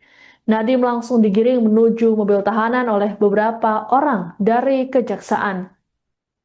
Padahal Nadiem tampak mencoba menghentikan langkah kakinya sejenak untuk meladeni wartawan. Namun pihak Kejaksaan memaksanya untuk segera menuju mobil, bahkan mendorong wartawan agar membuka jalan. Sebelum masuk ke mobil, Nadiem sempat berteriak bahwa kasus dugaan korupsi yang menjeratnya merupakan kriminalisasi kebijakan dan dirinya tak menerima sepeser pun. Sementara itu, Direktur Penuntutan pada Jampitsus Kejagung Riono Budi Santoso menyebut pelibatan TNI dalam sidang Nadiem dilakukan berdasarkan penilaian risiko. Ia menegaskan pelibatan TNI bukan hanya untuk kasus yang menjerat tokoh tertentu. Adapun dalam uraian surat dakwaan, Nadiem dan 3 terdakwa lainnya disebut menyebabkan kerugian keuangan negara senilai 2,1 triliun rupiah. Saat pembacaan eksepsi, Nadiem mengklaim tak pernah terlibat kegiatan teknis proses pengadaan laptop berbasis Chromebook. Menurut Nadiem, berdasarkan audit Badan Pengawasan Keuangan dan Pembangunan atau BPKP tahun 2023-2024, tak ditemukan kejanggalan terkait dengan pengadaan Chromebook. Nadiem mengatakan hanya pernah 1 kali mengikuti rapat perencanaan Chromebook pada 6 Mei 2020 untuk dimintai pendapat soal rekomendasi tim.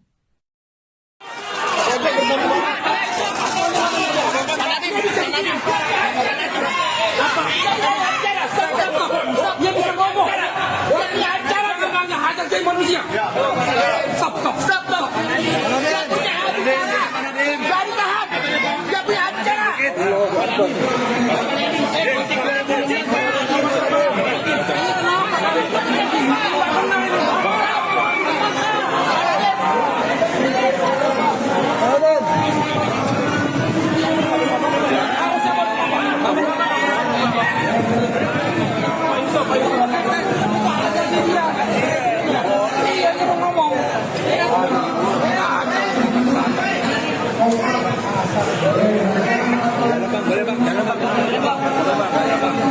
Bisa Bu, di basement dulu nanti. Pertama-tama kami sangat kecewa dan sangat keberatan karena Pak Nadiem tidak diberikan hak bicara kepada media. Itu melanggar hak asasi manusia, karena dia mempunyai hak untuk ngomong ke publik. Dan saat ini kalau bicara situasi keamanan, tidak ada keamanan yang mengancam diri beliau. Situasinya semuanya kondusif, ya, semua peserta sidangnya juga tertib, jadi tidak ada alasan keamanan. Itu membuat-buat itu alasan itu. Dan kami sampaikan ini kepada pihak pimpinan kejaksaan untuk mengingatkan staf-stafnya, janganlah berlaku sewenang-wenang. Hak untuk bicara ke publik itu adalah hak mendasar dari terdakwa.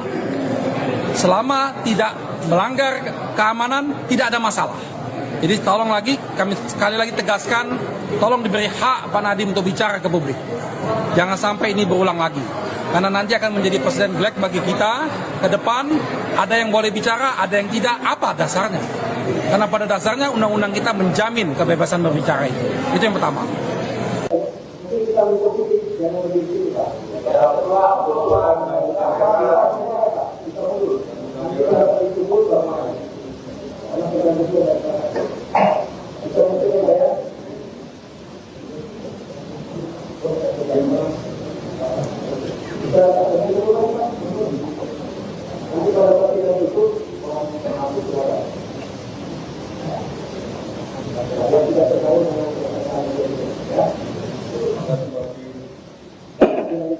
Terima kasih.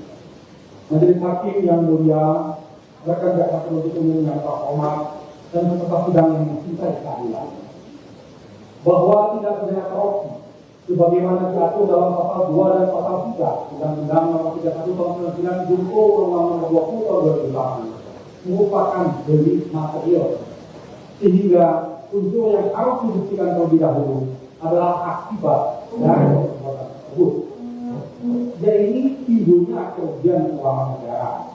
Dengan demikian, dalam proses penegakan hukum, khususnya pada tahap penyidikan dan penuntutan, bukti adanya kerugian keuangan negara yang nyata dan pasti merupakan prasyarat mutlak sebelum seseorang dapat ditetapkan sebagai tersangka.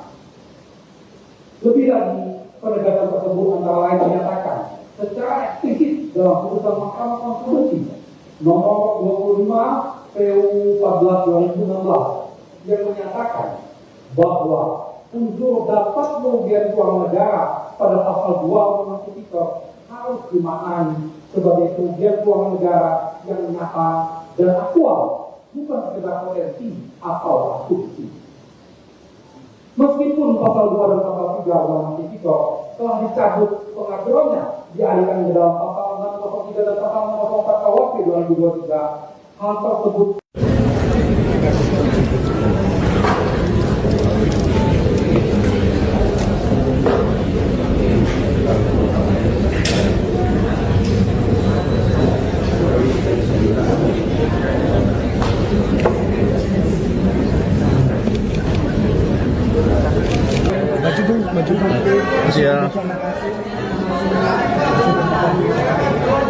Ada luar ada kita Pak, dari Gojek Pak.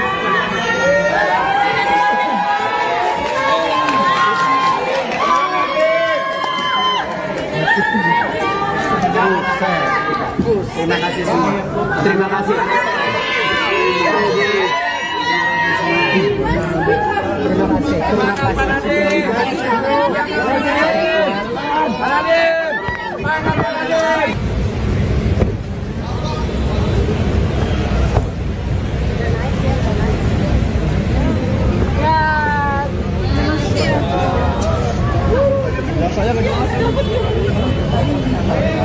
Tadi kan dari pengacaranya bilang tidak ada alat bukti yang sudah. Bentar lagi ditanya guys. Iya bentar lagi ditanya.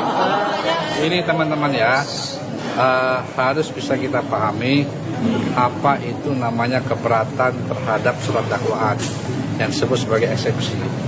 Jadi keberatan terhadap surat dakwaan itu secara limitatif sudah diatur, yaitu di pasal 75 Undang-Undang Nomor 20 Tahun 2025 itu disebutkan surat dakwaan itu harus diberi tanggal. Yang kedua, harus ada identitas terdakwa, nama lengkap, tempat tinggal, pekerjaan, alamat, segala macam. Terus yang ketiga, harus cermat mengenai pasal sangkaan waktu dan tempat kejadiannya. Terus yang terakhir harus ditandatangani oleh penuntut umum. Lalu kalau kita bicara mengenai apakah ada alat bukti atau tidak, itu sebenarnya sudah diuji. Diuji di mana? Diuji pada saat mengajukan keberatan pra-peradilan kemarin. Yang dimana putusan pra-peradilan mengatakan penyidikan terhadap perkara yang diajukan permohonan penetapan tersangka oleh Pak Nadiem Anwar Makarim itu telah sah penyidikannya, artinya sudah memperoleh 2 alat bukti yang cukup, bahkan 4 alat bukti sebagaimana saya sampaikan seperti itu. Pak, tadi kan sempat Pak Nadiem itu kan sempat akan memberikan statement lalu dibawa langsung oleh petugas kejaksaan, itu gimana itu? Kenapa tidak boleh? Apakah tidak boleh memberikan pernyataan atau gimana Pak Nadiem itu? Oh, ini kan mengingat waktu Pak Nadiem juga capek. Pak Nadiem kan habis operasi, lebih segala macam seperti itu. Tapi kan beliau berkenan tadi Pak untuk memberikan statement. Tadi kita udah janji sih sebenarnya sih. Nah, lalu kan langsung dibawa keluar. Ya kita lihat situasi kalau beliau mungkin ini ya waktunya udah habis operasi, udah siapa. Adanya tentara itu fungsinya buat apa Pak? Baru kali ini ada sidang ada tentaranya Pak. Kalau itu kan keamanan. Polisi tidak cukup.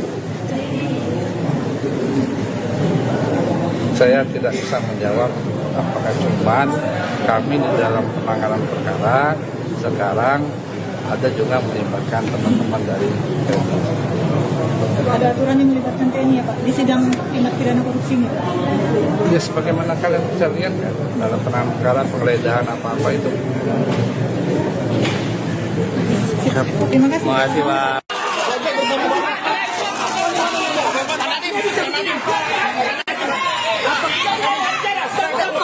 Dia bisa ngomong. Dia punya acara namanya hajar jadi manusia. Stop. Dia punya acara. Jangan tahan. Dia punya acara. Sidang perdana kasus dugaan korupsi pengadaan Chromebook Kemendikbudristek periode 2019-2022 yang dihadiri mantan Mendikbudristek Nadiem Makarim tampak turut dijaga oleh prajurit TNI. Kehadiran prajurit TNI dalam ruang sidang juga sempat menghambat proses peliputan oleh awak media.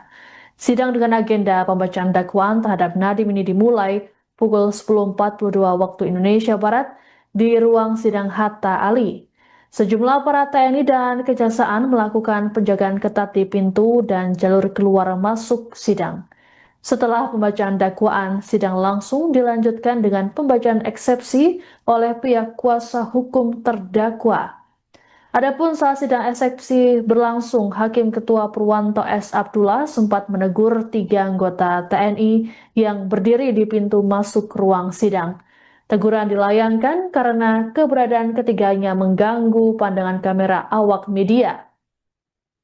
Setelah ditegur, 3 anggota TNI tersebut mundur ke bagian belakang ruang sidang dan pembacaan eksepsi dilanjutkan oleh pengacara Nadiem. Pengamanan terhadap Nadiem kemudian berlanjut seusai sidang. Saat jeda persidangan sekitar pukul 1 siang, Nadiem langsung dikawal ketat pihak Kejaksaan dan anggota TNI keluar ruang sidang. Penjagaan ketat ini membuatnya tak sempat memberikan pernyataan kepada awak media.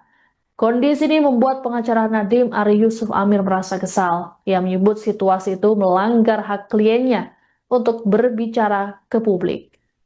Rupanya situasi serupa kembali terjadi selesai sidang eksepsi berakhir. Awak media lagi-lagi tak bisa mendapat pernyataan Nadiem akibat terhalang penjagaan ketat anggota TNI. Nadiem langsung digiring menuju mobil tahanan oleh beberapa orang dari Kejaksaan. Padahal Nadiem tampak mencoba menghentikan langkah kakinya sejenak untuk meladeni wartawan. Namun pihak Kejaksaan memaksanya untuk segera menuju mobil, bahkan mendorong wartawan agar membuka jalan. Sebelum masuk ke mobil, Nadiem sempat berteriak bahwa kasus dugaan korupsi yang menjeratnya merupakan kriminalisasi kebijakan dan dirinya tak menerima sepeser pun.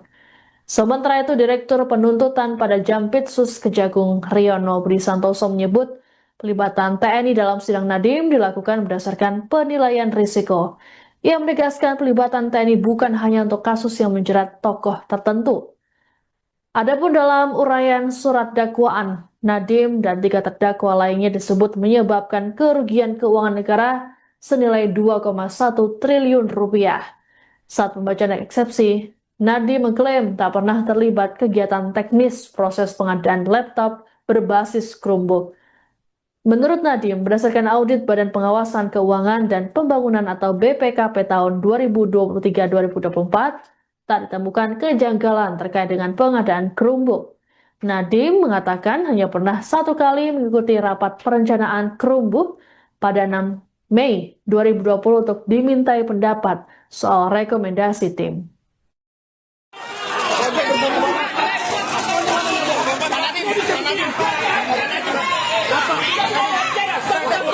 Dia bisa ngomong. Dia punya acara namanya hajat jadi manusia.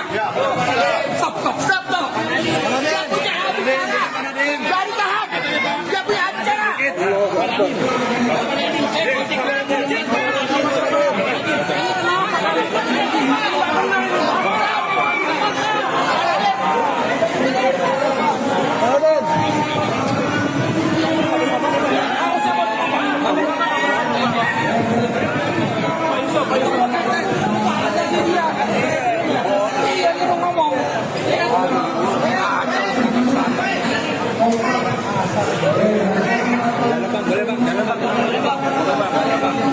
Bisa Bu, dilanjutkan dulu nanti. Pertama-tama kami sangat kecewa dan sangat keberatan karena Pak Nadiem tidak diberikan hak bicara kepada media.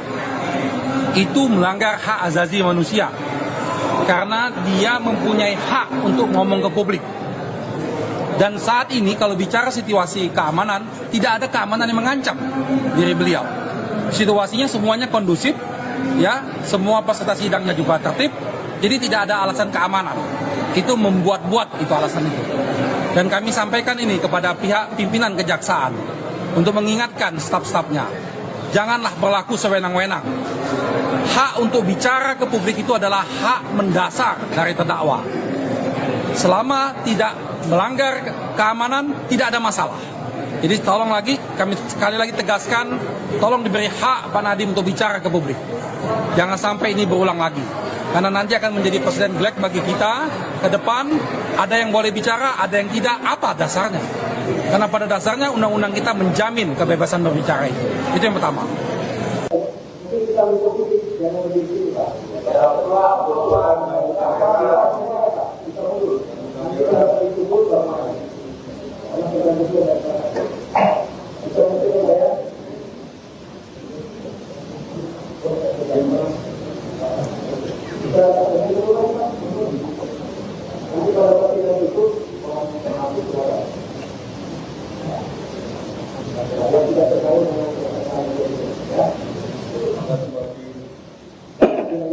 Terima kasih. Majelis Hakim yang mulia, rekan jaksa penuntut umum yang terhormat dan peserta sidang yang mencintai keadilan, bahwa tindak pidana korupsi sebagaimana diatur dalam pasal 2 dan pasal 3 Undang-Undang Nomor 31 Tahun 99 junto Undang-Undang Nomor 20 Tahun 2008 merupakan delik material, sehingga unsur yang harus dibuktikan terlebih dahulu adalah akibat dari perbuatan tersebut. Jadi timbulnya kerugian keuangan negara.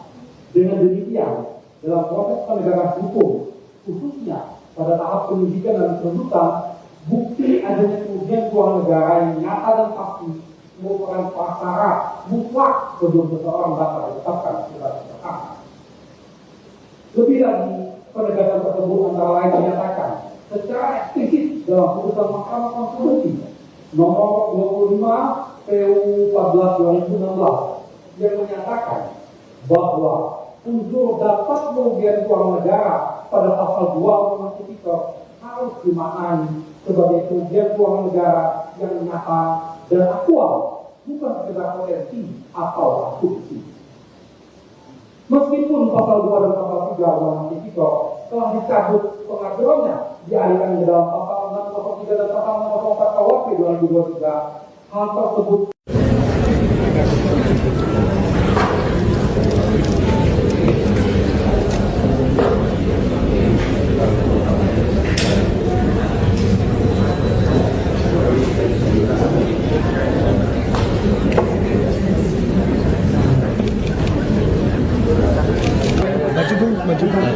Ya. Ada luar ada bintang.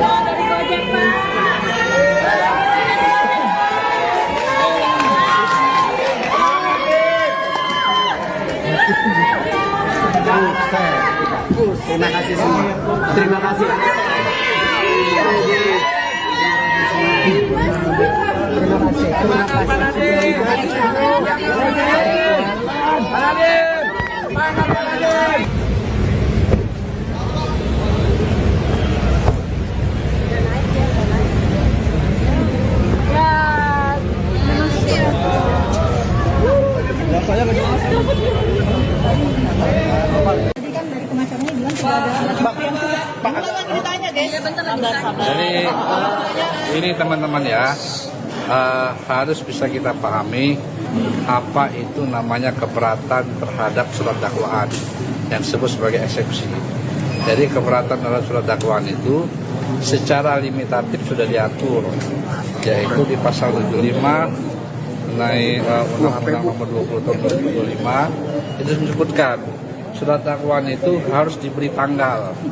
Yang kedua, harus ada identitas terdakwa, nama lengkap, tempat tinggal, pekerjaan, alamat, segala macam. Terus yang ketiga, harus cermat mengenai pasal sangkaan, waktu dan tempat kejadiannya. Terus yang terakhir harus ditandatangani oleh penuntut umum. Lalu kalau kita bicara mengenai apakah ada alat bukti atau tidak, itu sebenarnya sudah diuji. Diuji di mana? Diuji pada saat mengajukan keberatan pra peradilan kemarin. Yang dimana putusan pra peradilan mengatakan penyidikan terhadap perkara yang diajukan permohonan penetapan tersangka oleh Pak Nadiem Anwar Makarim itu telah sah penyidikannya, artinya sudah memperoleh 2 alat bukti yang cukup, bahkan 4 alat bukti sebagaimana saya sampaikan seperti itu. Pak, tadi kan sempat Pak Nadiem itu kan sempat akan memberikan statement lalu dibawa langsung oleh petugas kejaksaan, itu gimana itu?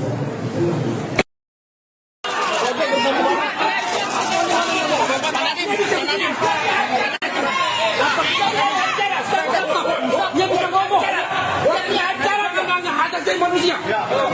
Stop. Dia punya acara. Dari tahap. Dia punya acara. Sidang perdana kasus dugaan korupsi pengadaan Chromebook Kemendikbudristek periode 2019-2022 yang dihadiri mantan Mendikbudristek Nadiem Makarim tampak turut dijaga oleh prajurit TNI. Kehadiran prajurit TNI dalam ruang sidang juga sempat menghambat proses peliputan oleh awak media. Sidang dengan agenda pembacaan dakwaan terhadap Nadiem ini dimulai pukul 10.42 waktu Indonesia Barat di ruang sidang Hatta Ali. Sejumlah aparat TNI dan Kejaksaan melakukan penjagaan ketat di pintu dan jalur keluar masuk sidang. Setelah pembacaan dakwaan, sidang langsung dilanjutkan dengan pembacaan eksepsi oleh pihak kuasa hukum terdakwa. Adapun saat sidang eksepsi berlangsung, Hakim Ketua Purwanto S. Abdullah sempat menegur 3 anggota TNI yang berdiri di pintu masuk ruang sidang. Teguran dilayangkan karena keberadaan ketiganya mengganggu pandangan kamera awak media. Setelah ditegur, 3 anggota TNI tersebut mundur ke bagian belakang ruang sidang dan pembacaan eksepsi dilanjutkan oleh pengacara Nadiem. Pengamanan terhadap Nadiem kemudian berlanjut seusai sidang. Saat jeda persidangan sekitar pukul 1 siang, Nadiem langsung dikawal ketat pihak Kejaksaan dan anggota TNI keluar ruang sidang.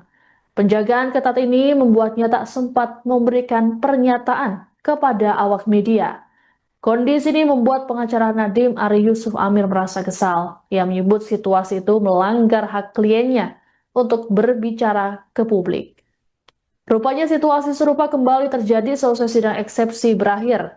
Awak media lagi-lagi tak bisa mendapat pernyataan Nadiem akibat terhalang penjagaan ketat anggota TNI.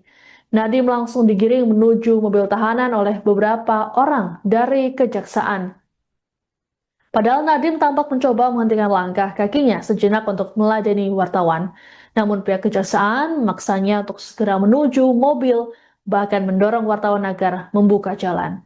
Sebelum masuk ke mobil, Nadiem sempat berteriak bahwa kasus dugaan korupsi yang menjeratnya merupakan kriminalisasi kebijakan dan dirinya tak menerima sepeser pun. Sementara itu, Direktur Penuntutan pada Jampitsus Kejagung Riono Budi Santoso menyebut pelibatan TNI dalam sidang Nadiem dilakukan berdasarkan penilaian risiko. Ia menegaskan pelibatan TNI bukan hanya untuk kasus yang menjerat tokoh tertentu. Adapun dalam uraian surat dakwaan, Nadiem dan 3 terdakwa lainnya disebut menyebabkan kerugian keuangan negara senilai 2,1 triliun rupiah. Saat pembacaan eksepsi, Nadiem mengklaim tak pernah terlibat kegiatan teknis proses pengadaan laptop berbasis Chromebook. Menurut Nadiem, berdasarkan audit Badan Pengawasan Keuangan dan Pembangunan atau BPKP tahun 2023-2024, tak ditemukan kejanggalan terkait dengan pengadaan Chromebook. Nadiem mengatakan hanya pernah 1 kali mengikuti rapat perencanaan Chromebook pada 6 Mei 2020 untuk dimintai pendapat soal rekomendasi tim.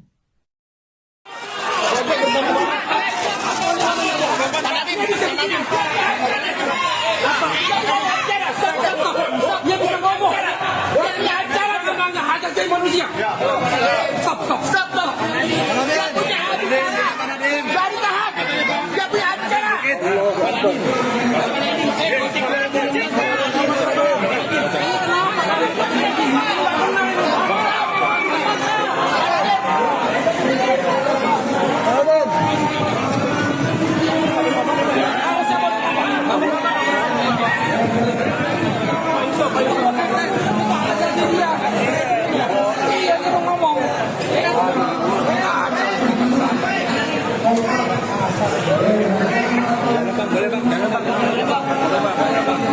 Bisa Bu, dilanjutkan dulu nanti. Pertama-tama kami sangat kecewa dan sangat keberatan karena Pak Nadiem tidak diberikan hak bicara kepada media. Itu melanggar hak asasi manusia karena dia mempunyai hak untuk ngomong ke publik. Dan saat ini kalau bicara situasi keamanan, tidak ada keamanan yang mengancam diri beliau. Situasinya semuanya kondusif, ya, semua peserta sidangnya juga tertib, jadi tidak ada alasan keamanan. Itu membuat-buat itu alasan itu. Dan kami sampaikan ini kepada pihak pimpinan kejaksaan untuk mengingatkan staf-stafnya, janganlah berlaku sewenang-wenang. Hak untuk bicara ke publik itu adalah hak mendasar dari terdakwa. Selama tidak melanggar keamanan, tidak ada masalah. Jadi tolong lagi, kami sekali lagi tegaskan, tolong diberi hak Pak Nadiem untuk bicara ke publik. Jangan sampai ini berulang lagi. Karena nanti akan menjadi presiden black bagi kita ke depan. Ada yang boleh bicara, ada yang tidak. Apa dasarnya? Karena pada dasarnya undang-undang kita menjamin kebebasan berbicara itu. Itu yang pertama.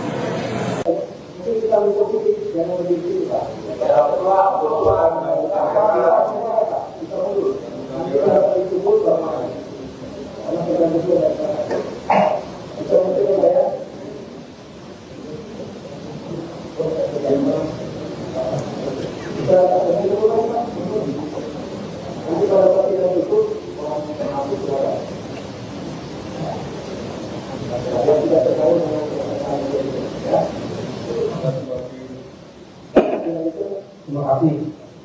Majelis Hakim yang mulia, rekan jaksa penuntut umum yang terhormat dan peserta sidang yang mencintai keadilan, bahwa tindak pidana korupsi sebagaimana diatur dalam pasal 2 dan pasal 3 Undang-Undang Nomor 31 Tahun 99 junto Undang-Undang Nomor 20 Tahun 2008 merupakan delik material, sehingga unsur yang harus dibuktikan terlebih dahulu adalah akibat dari perbuatan tersebut. Jadi timbulnya kerugian keuangan negara. Dengan demikian, dalam proses penegakan hukum, khususnya pada tahap penyidikan dan penuntutan, bukti adanya kerugian keuangan negara yang nyata dan pasti merupakan prasyarat mutlak sebelum seseorang dapat ditetapkan sebagai tersangka.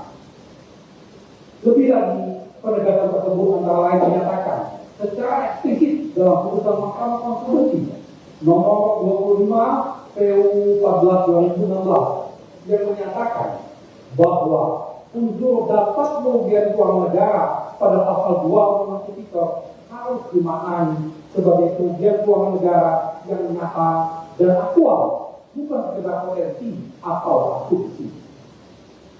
Meskipun pasal 2 dan pasal 3 Undang-Undang Tipikor telah dicabut pengaturannya dialihkan ke dalam pasal 603 dan pasal 604 KUHP 2023, hal tersebut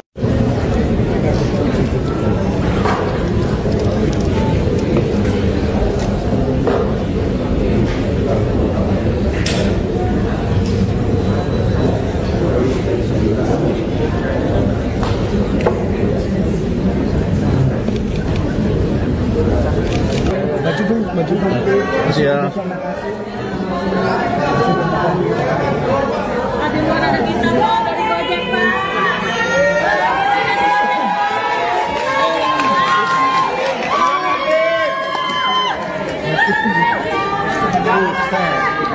Terima kasih semua. Terima kasih.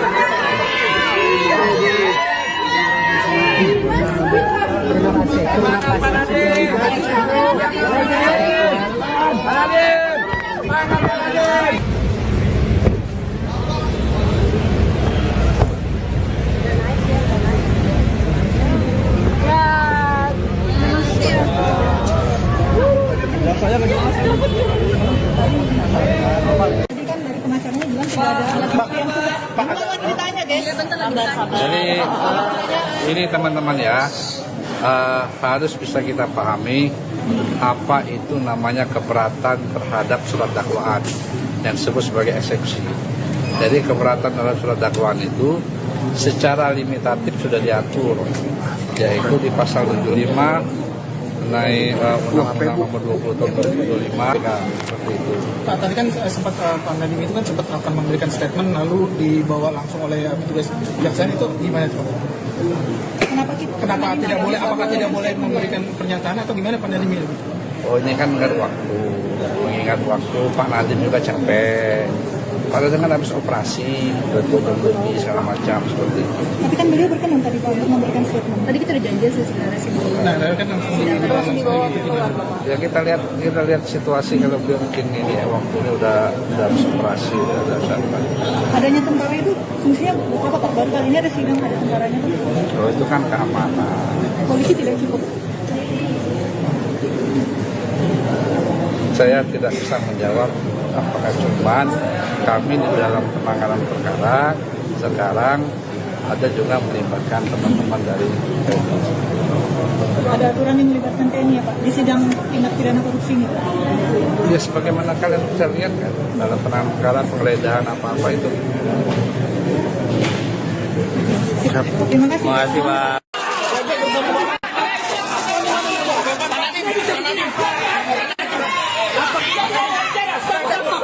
Dia bisa ngomong. Dia punya acara dengan hak asasi manusia. Stop. Dia punya acara. Jangan tahan. Dia punya acara. Sidang perdana kasus dugaan korupsi pengadaan Chromebook Kemendikbudristek periode 2019-2022 yang dihadiri mantan Mendikbudristek Nadiem Makarim tampak turut dijaga oleh prajurit TNI. Kehadiran prajurit TNI dalam ruang sidang juga sempat menghambat proses peliputan oleh awak media. Sidang dengan agenda pembacaan dakwaan terhadap Nadiem ini dimulai pukul 10.42 waktu Indonesia Barat di ruang sidang Hatta Ali. Sejumlah aparat TNI dan Kejaksaan melakukan penjagaan ketat di pintu dan jalur keluar masuk sidang. Setelah pembacaan dakwaan, sidang langsung dilanjutkan dengan pembacaan eksepsi oleh pihak kuasa hukum terdakwa. Adapun saat sidang eksepsi berlangsung, Hakim Ketua Purwanto S. Abdullah sempat menegur 3 anggota TNI yang berdiri di pintu masuk ruang sidang. Teguran dilayangkan karena keberadaan ketiganya mengganggu pandangan kamera awak media. Setelah ditegur, 3 anggota TNI tersebut mundur ke bagian belakang ruang sidang dan pembacaan eksepsi dilanjutkan oleh pengacara Nadiem. Pengamanan terhadap Nadiem kemudian berlanjut seusai sidang. Saat jeda persidangan sekitar pukul 1 siang, Nadiem langsung dikawal ketat pihak Kejaksaan dan anggota TNI keluar ruang sidang. Penjagaan ketat ini membuatnya tak sempat memberikan pernyataan kepada awak media. Kondisi ini membuat pengacara Nadiem Ari Yusuf Amir merasa kesal. Ia menyebut situasi itu melanggar hak kliennya untuk berbicara ke publik. Rupanya situasi serupa kembali terjadi seusai sidang eksepsi berakhir. Awak media lagi-lagi tak bisa mendapat pernyataan Nadiem akibat terhalang penjagaan ketat anggota TNI. Nadiem langsung digiring menuju mobil tahanan oleh beberapa orang dari Kejaksaan.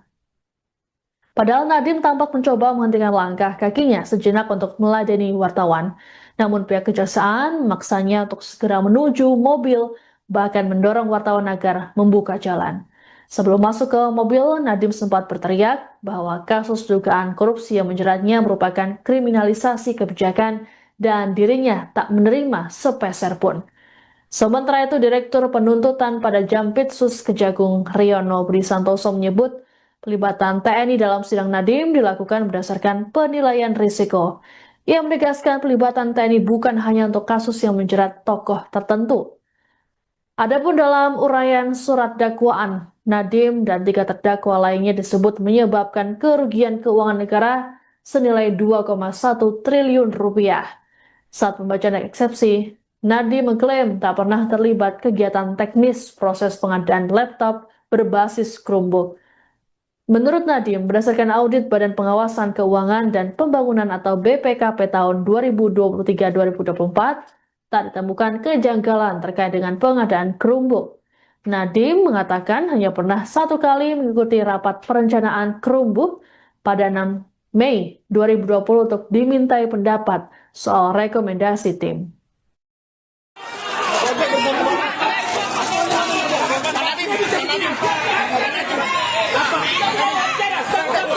Dia bisa ngomong. Orang punya acara namanya hajat jadi manusia. Stop. Dia punya acara. Jangan tahan. Dia punya acara.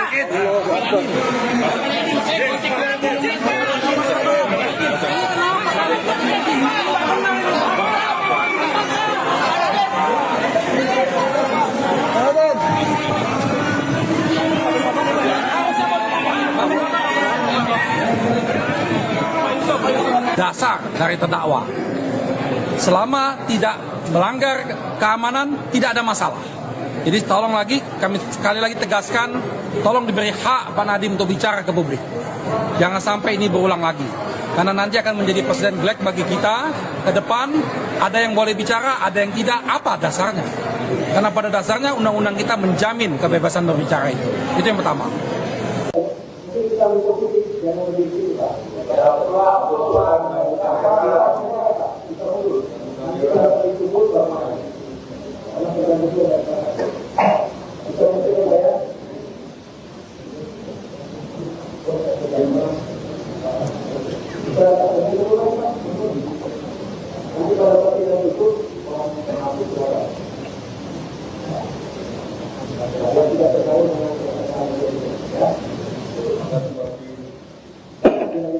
Terima kasih.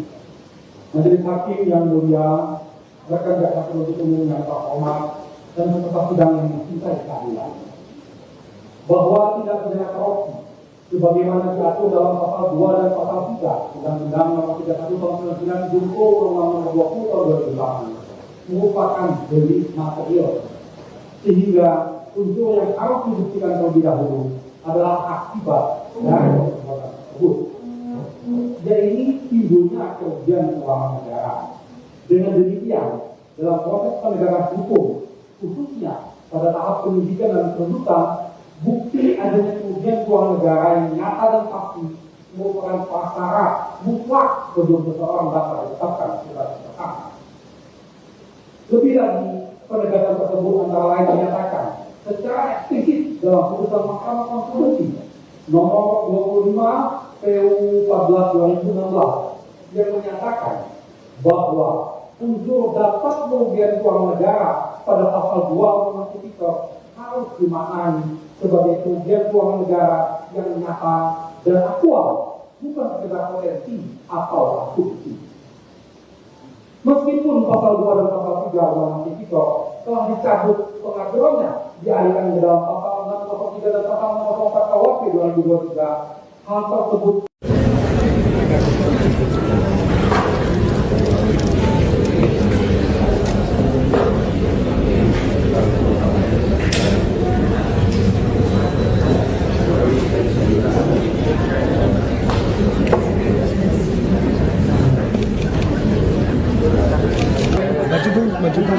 Siap.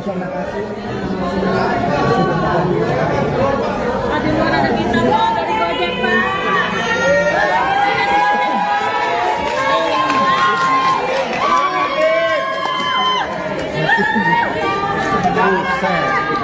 Terima kasih semua. Terima kasih.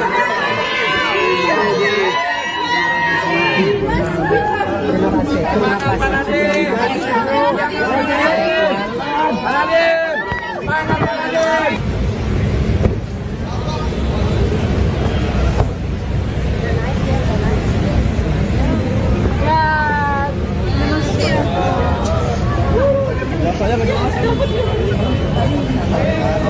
kan dari pengacaranya bilang sudah ada alat bukti yang cukup. Gimana ceritanya, guys? Jadi ini teman-teman ya, harus bisa kita pahami apa itu namanya keberatan terhadap surat dakwaan yang disebut sebagai eksepsi.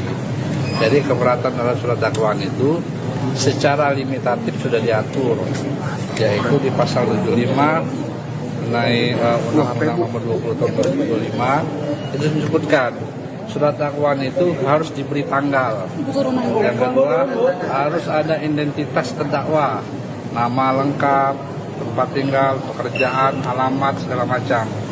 Terus yang ketiga, harus cermat mengenai pasal sangkaan, waktu dan tempat kejadiannya.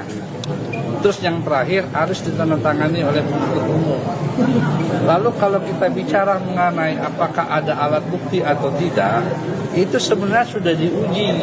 Diuji di mana? Diuji pada saat mengajukan keberatan pra-peradilan kemarin.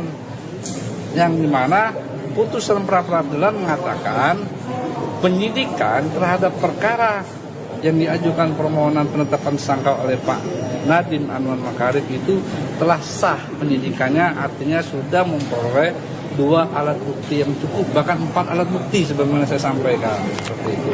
Pak, tadi kan sempat Pak Nadiem itu kan sempat akan memberikan statement lalu dibawa langsung oleh petugas kejaksaan, itu gimana itu?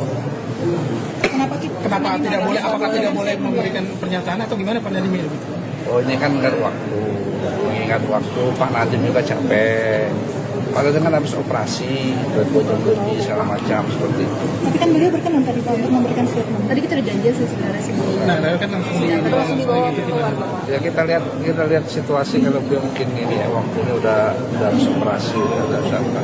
Adanya tentara itu fungsinya apa Pak? Baru kali ini ada sidang ada tentaranya. Oh, itu kan keamanan. Polisi tidak cukup. Saya tidak bisa menjawab apakah cuman kami di dalam penanganan perkara sekarang ada juga melibatkan teman-teman dari TNI. Ada aturan yang melibatkan TNI ya Pak di sidang tindak pidana korupsi ini.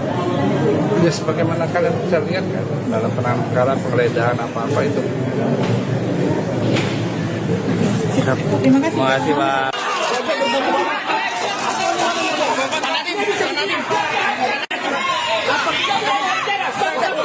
Dia bisa ngomong. Dia punya acara nggak hajat jadi manusia. Stop. Dia punya acara. Jangan tahan. Dia punya acara. Sidang perdana kasus dugaan korupsi pengadaan Chromebook Kemendikbudristek periode 2019-2022 yang dihadiri mantan Mendikbudristek Nadiem Makarim tampak turut dijaga oleh prajurit TNI. Kehadiran prajurit TNI dalam ruang sidang juga sempat menghambat proses peliputan oleh awak media. Sidang dengan agenda pembacaan dakwaan terhadap Nadiem ini dimulai pukul 10.42 waktu Indonesia Barat di ruang sidang Hatta Ali. Sejumlah aparat TNI dan Kejaksaan melakukan penjagaan ketat di pintu dan jalur keluar masuk sidang. Setelah pembacaan dakwaan, sidang langsung dilanjutkan dengan pembacaan eksepsi oleh pihak kuasa hukum terdakwa. Adapun saat sidang eksepsi berlangsung, Hakim Ketua Purwanto S. Abdullah sempat menegur 3 anggota TNI yang berdiri di pintu masuk ruang sidang. Teguran dilayangkan karena keberadaan ketiganya mengganggu pandangan kamera awak media. Setelah ditegur, 3 anggota TNI tersebut mundur ke bagian belakang ruang sidang dan pembacaan eksepsi dilanjutkan oleh pengacara Nadiem. Pengamanan terhadap Nadiem kemudian berlanjut seusai sidang. Saat jeda persidangan sekitar pukul 1 siang, Nadiem langsung dikawal ketat pihak Kejaksaan dan anggota TNI keluar ruang sidang. Penjagaan ketat ini membuatnya tak sempat memberikan pernyataan kepada awak media. Kondisi ini membuat pengacara Nadiem Ari Yusuf Amir merasa kesal. Ia menyebut situasi itu melanggar hak kliennya untuk berbicara ke publik. Rupanya situasi serupa kembali terjadi seusai sidang eksepsi berakhir. Awak media lagi-lagi tak bisa mendapat pernyataan Nadiem akibat terhalang penjagaan ketat anggota TNI. Nadiem langsung digiring menuju mobil tahanan oleh beberapa orang dari kejaksaan. Padahal Nadiem tampak mencoba menghentikan langkah kakinya sejenak untuk meladeni wartawan. Namun pihak kejaksaan memaksanya untuk segera menuju mobil, bahkan mendorong wartawan agar membuka jalan. Sebelum masuk ke mobil, Nadiem sempat berteriak bahwa kasus dugaan korupsi yang menjeratnya merupakan kriminalisasi kebijakan dan dirinya tak menerima sepeser pun. Sementara itu, Direktur Penuntutan pada Jampitsus Kejagung Riono Budi Santoso menyebut pelibatan TNI dalam sidang Nadiem dilakukan berdasarkan penilaian risiko. Ia menegaskan pelibatan TNI bukan hanya untuk kasus yang menjerat tokoh tertentu. Adapun dalam uraian surat dakwaan, Nadiem dan 3 terdakwa lainnya disebut menyebabkan kerugian keuangan negara senilai 2,1 triliun rupiah. Saat pembacaan eksepsi, Nadiem mengklaim tak pernah terlibat kegiatan teknis proses pengadaan laptop berbasis Chromebook. Menurut Nadiem, berdasarkan audit Badan Pengawasan Keuangan dan Pembangunan atau BPKP tahun 2023-2024, pendapatan tertemukan exact kejanggalan nominal terkait dengan lu pengadaan Chromebook. Nadiem dengan mata uang mengatakan ia rupiah, pernah 1 kali mengikuti rapat perencanaan berapa nolnya Chromebook pada dari 6 show Mens Rea Mei in total? 2020 untuk dimintai Nolnya? pendapat soal Nolnya rekomendasi aja deh, tim. nolnya aja.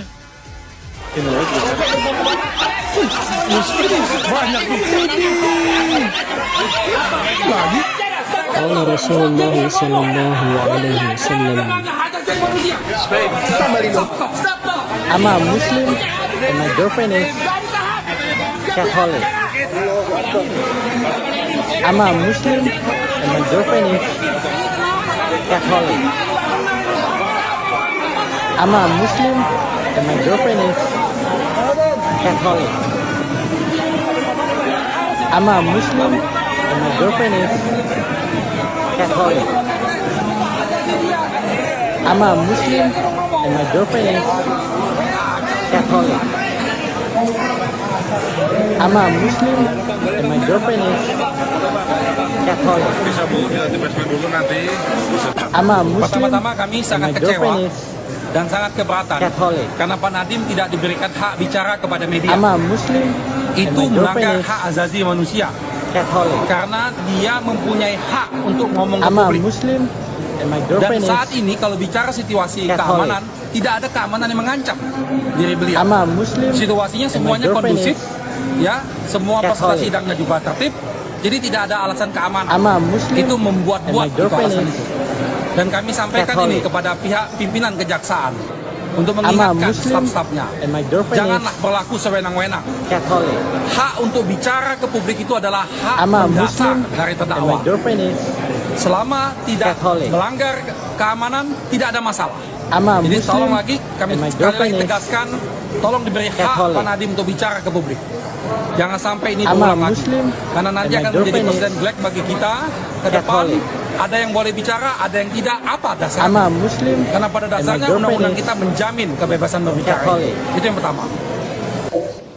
I'm a Muslim and my girlfriend is Catholic. Sebelumnya saya mau jelaskan sedikit. Baik. Ini tidak sesuai SOP. Oh, SOP. SOP yang penting itu di sini campuran semen, di sini batu bata, di sini pisang goreng. Oh, kalau saya bisa gorengnya. Ini SOP. Dipaham orang ini kayak paham betul nih, bagus. Satu lagi, apa? Di ujung sini speaker Simbada. Oh, speaker Simbada. Biar bisa lancar kerjanya. Oh, buat tempo. Biasanya lagunya apa? Biasa kalau borongan itu lagu rock. Oh, kalau borongan Biar kencang. Oh, biar kencang. Kalau harian Kalau harian lagu Malaysia. pelan-pelan. Sebelumnya saya mau jelaskan sedikit. Baik. Ini tidak sesuai SOP. Oh, SOP. SOP yang penting itu di sini campuran semen, di sini batu bata, di sini pisang goreng. Oh, kalau saya bisa gorengnya. Ini SOP. Dipaham orang ini kayak paham betul nih, bagus. Satu lagi, apa? Di ujung sini speaker Simbada. Oh, speaker Simbada. Biar bisa lancar kerjanya. Oh, buat tempo. Biasanya lagunya apa? Biasa kalau borongan itu lagu rock. Oh, kalau borongan Biar kencang. Oh, biar kencang. Kalau harian Kalau harian lagu Malaysia. pelan-pelan. Sebelumnya saya mau jelaskan sedikit. Baik. Ini tidak sesuai SOP. Oh, SOP. SOP yang penting itu di sini campuran semen, di sini batu bata, Ya. di sini pisang goreng. Oh, harus ada pisang gorengnya. Ini SOP. Dipaham orang ini kayak paham betul. Bagus. Satu lagi, apa? Di ujung sini speaker Simbada. Oh, speaker Simbada. Biar bisa lancar kerjanya. Oh, buat tempo. Biasanya lagunya apa? Biasa kalau borongan itu lagu rock. Oh, kalau borongan. Biar kencang. Oh, biar kencang. Kalau harian? Kalau harian lagu Malaysia. Lagu Malaysia pelan-pelan. Sebelumnya saya mau jelaskan sedikit. Baik. Ini tidak sesuai SOP. Oh, SOP. SOP yang penting itu di sini campuran semen, di sini batu bata, Ya. di sini pisang goreng. Oh, harus ada pisang gorengnya. Ini SOP.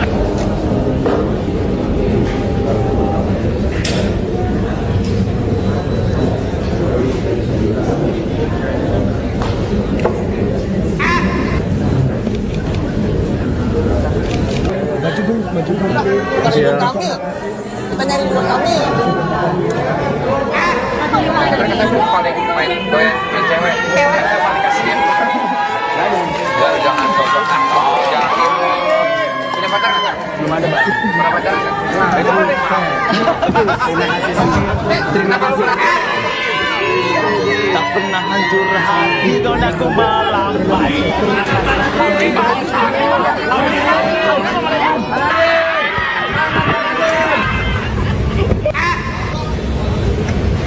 Dari lahir. Sampai ke bini lah. Ayo orang-orang jelek, kita banyakin tapi dalam hidup kita. Oke, banyakin tapi. Orang jelek, tapi jaga komputer. Iya. Oke. Orang jelek tapi kaya. Nah, orang jelek gak ada tapinya. Meninggal aja. Jadi ganteng tuh ada tapi. Oh dia goblok, tapi ganteng. Apa itu namanya keberatan? sih. Tapinya di belakang. Yang disebut sebagai eksepsi.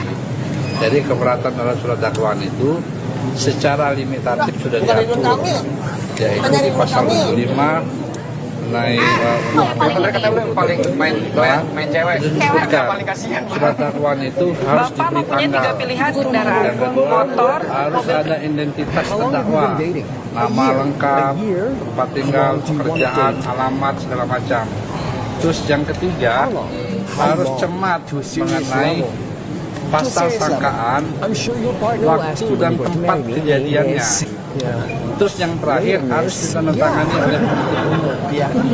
Lalu kalau kita bicara mengenai apakah ada alat bukti atau tidak, itu sebenarnya sudah diuji.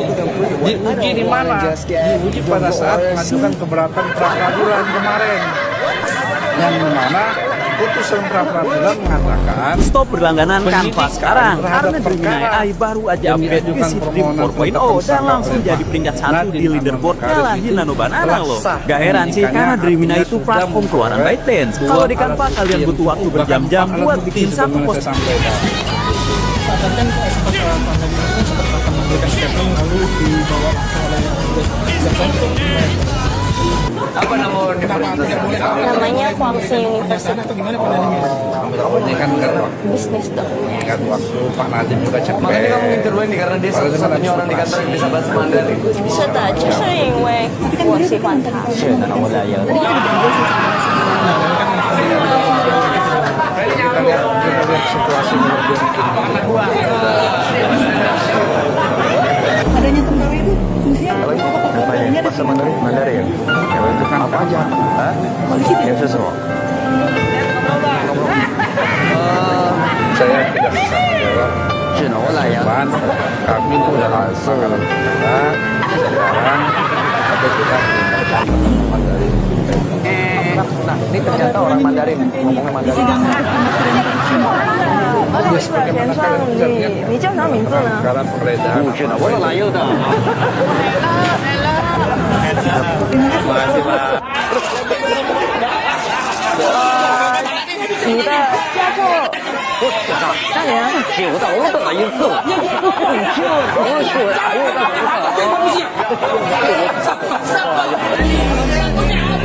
Nama panggilan saya itu tulisannya pakai Hansi, Wang Roja. Biasa bisa bahasa Mandarin.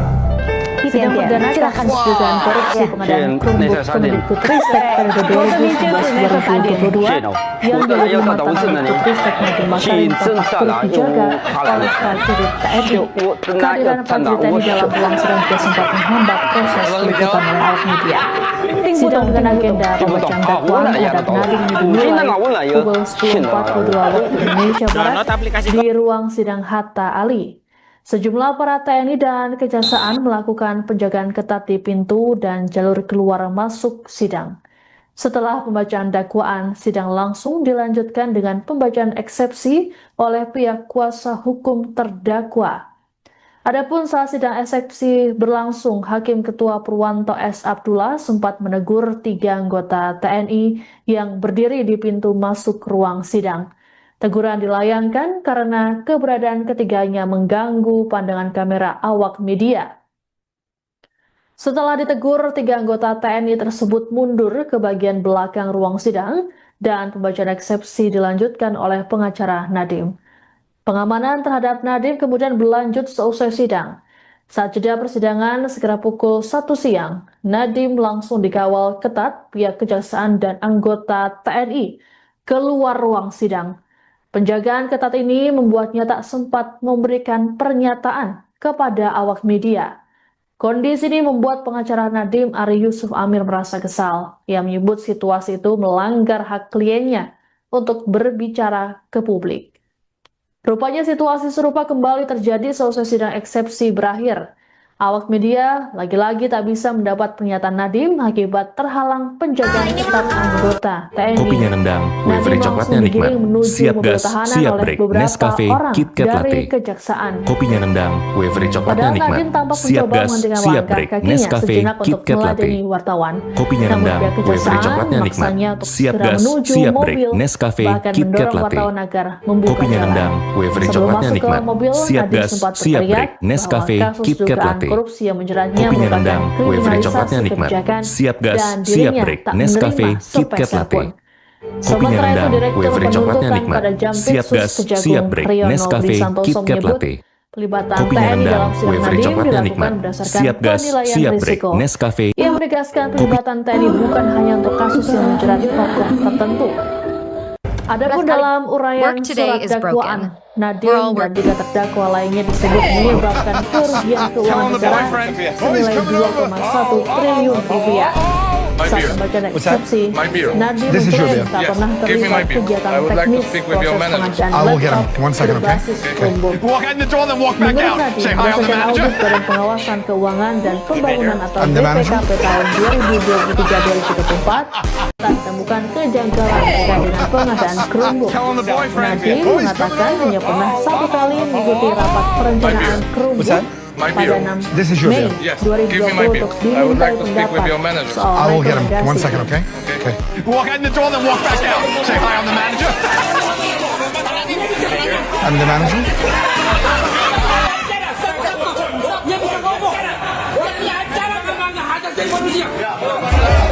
Ini rumahmu ini? Itu lo pasangnya berapa batang itu? Mau masangin aku shot, mau tangin satu juta. Itu terserah di rumahmu. Ya kayak steak gitu, wagyu bisa nggak? Oke beneran ya wagyu ya dia ya. Oke langsung ke rumahmu sekarang oke. Ini bawa dulu aja. Oke lu nomor berapa? 18. Oke udah legal ya, udah legal. Ini rumahmu ini. Itu lo pasangnya berapa batangnya itu?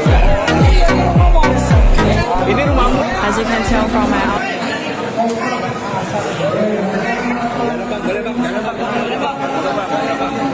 Bisa Bu, dilatih basement dulu nanti.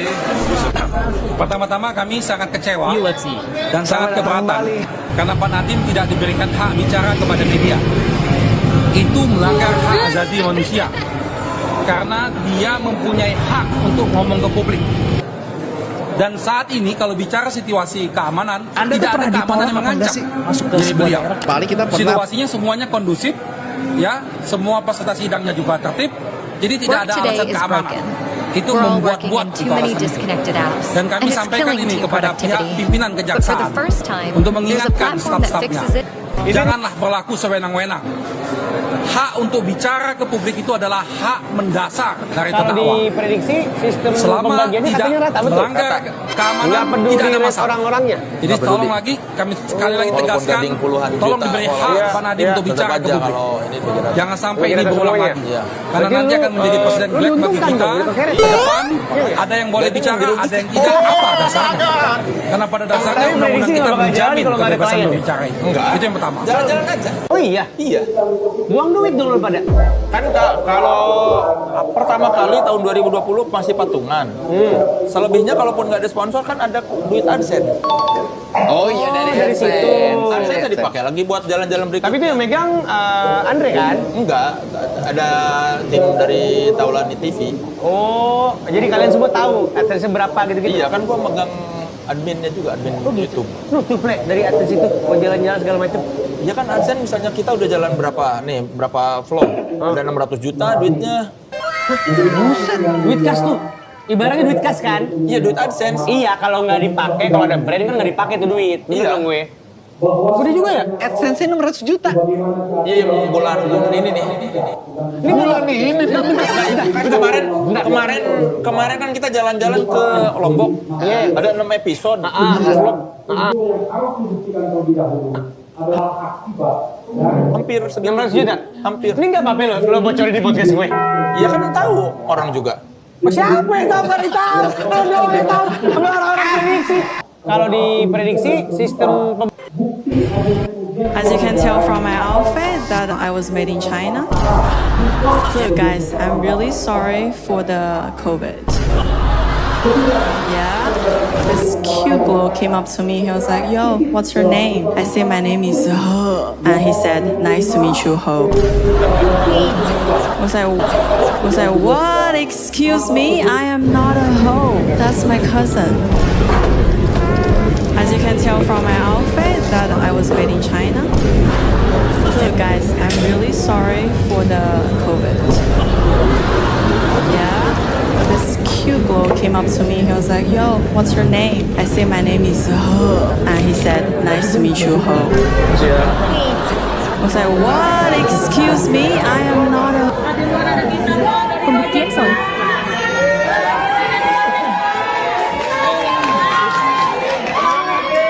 Jadi curi. Terima kasih semua. Terima kasih. Pengetahuan musiknya nggak kalah-kalah.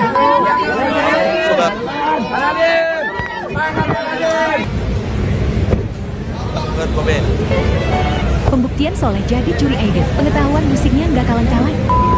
Kamu suka Kurt Cobain? Iya, aku suka Kurt Cobain tapi Nirvana ini. Apa kok bisa? Aku suka pribadinya sih. Jadi kamu nggak suka musiknya Nirvana? Kan juga cuma nggak terlalu jarang. Kan Ini Kurt Cobain teman-teman itu ya, bagian dari Nirvana. Kok bisa? harus bisa kita pahami Nggak suka Nirvana, tapi apa bakal itu namanya keberatan terhadap surat dakwaan. Kan Kurt yang Cobain disebut itu nyanyi di sebagai Nirvana. Iya, iya. Jadi Cuma aku keberatan suka terhadap surat filosofi dakwaan hidup. itu secara limitatif sudah diatur yaitu di pasal 75 mengenai undang-undang nomor 20 tahun 2005 Apa itu yang disebutkan positif dari Kurt surat Cobain? dakwaan itu harus diberi tanggal. Rebel. Yang kedua, harus ada Freedom, identitas bebas terdakwa, di kehidupannya dia nama sih. lengkap, Rebel kok di tempat rebel. tinggal, Kamu tahu pekerjaan, nggak Kurt Cobain alamat itu segala yang macam. muak dengan Terus popularitas? yang ketiga, Ini harus bertentangan cermat dengan kamu ikutan mengenai idol. Enggak. pasal Kamu suka sangkaan, cara pandang Kurt Cobain. waktu dan Kurt Cobain itu tempat anti popularitas, kejadiannya. tapi kamu masuk Terus kompetisi yang yang terakhir menjanjikan harus popularitas. ditandatangani. Dan rebelnya seperti Kurt Cobain yang kamu Lalu suka kalau seperti kita apa? bicara lebih ke- mengenai pokoknya apakah hidup ada untuk alat dirinya bukti sendiri atau gitu. tidak, itu sebenarnya sudah diuji. Diuji di mana?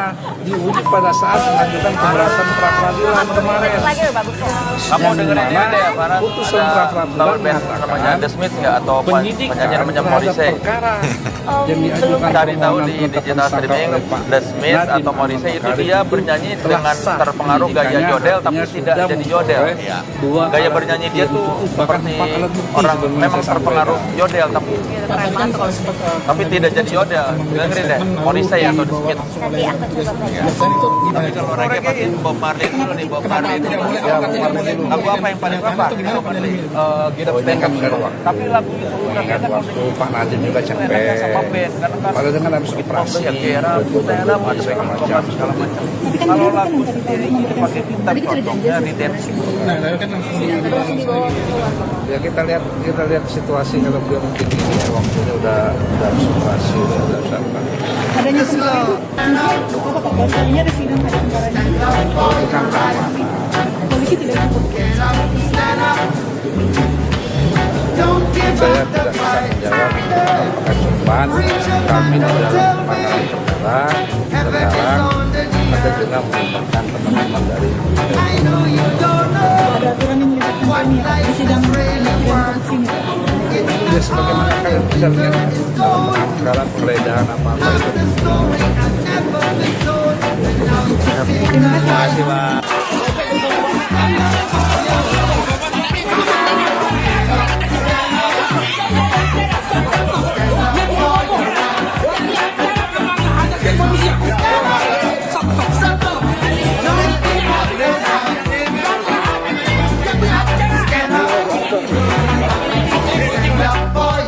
Sidang perdana kasus dugaan korupsi pengadaan Springbok Kemendikbudristek periode 2019-2022 yang dihadiri mantan Mendikbudristek Nadiem Makarim tampak turut dijaga oleh prajurit TNI.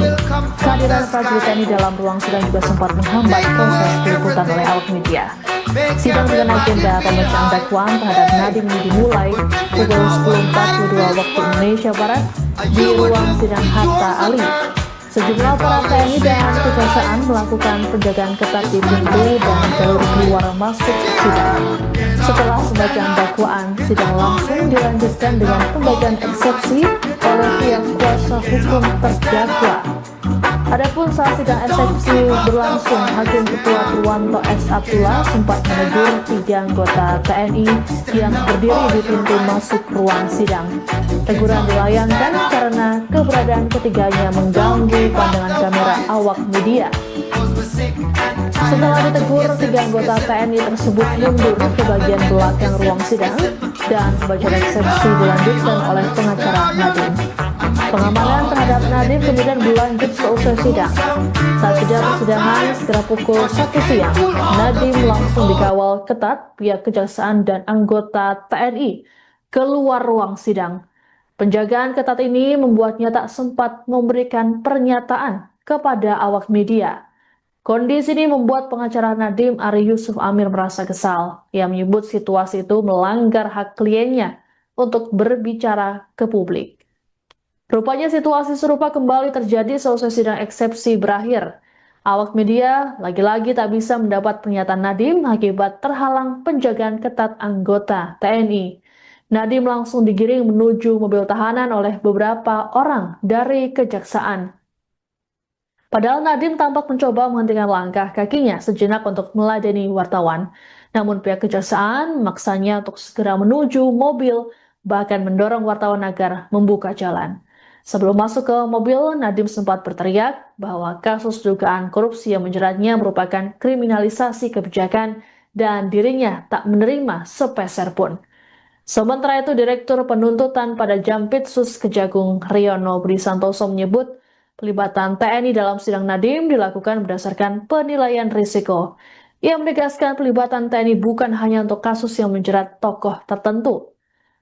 Adapun dalam uraian surat dakwaan, Nadiem dan 3 terdakwa lainnya disebut menyebabkan kerugian keuangan negara senilai 2,1 triliun rupiah. Saat pembacaan eksepsi, Nadiem mengklaim tak pernah terlibat kegiatan teknis proses pengadaan laptop berbasis Chromebook. Menurut Nadiem, berdasarkan audit Badan Pengawasan Keuangan dan Pembangunan atau BPKP tahun 2023-2024, tak ditemukan kejanggalan terkait dengan pengadaan Chromebook.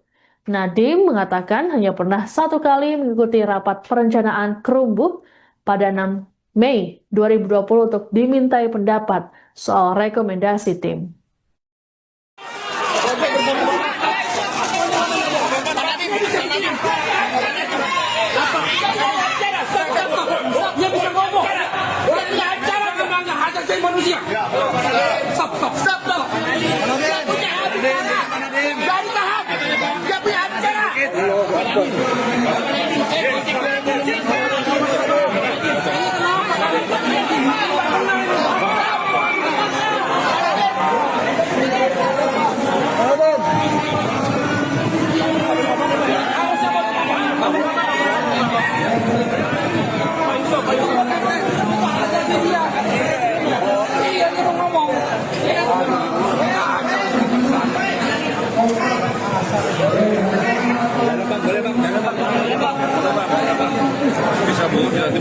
nanti.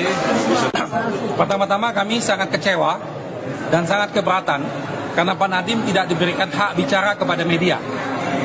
Itu melanggar hak asasi manusia karena dia mempunyai hak untuk ngomong ke publik. Dan saat ini kalau bicara situasi keamanan, tidak ada keamanan yang mengancam diri beliau. Situasinya semuanya kondusif, ya, semua peserta sidangnya juga tertib, jadi tidak ada alasan keamanan. Itu membuat-buat itu alasan itu. Dan kami sampaikan ini kepada pihak pimpinan kejaksaan untuk mengingatkan staf-stafnya, janganlah berlaku sewenang-wenang. Hak untuk bicara ke publik itu adalah hak mendasar dari terdakwa. Selama tidak melanggar keamanan, tidak ada masalah. Jadi tolong lagi, kami sekali lagi tegaskan, tolong diberi hak Pak Nadiem untuk bicara ke publik. Jangan sampai ini berulang lagi. Karena nanti akan menjadi presiden black bagi kita ke depan. Ada yang boleh bicara, ada yang tidak. Apa dasarnya? Karena pada dasarnya undang-undang kita menjamin kebebasan berbicara itu. Itu yang pertama.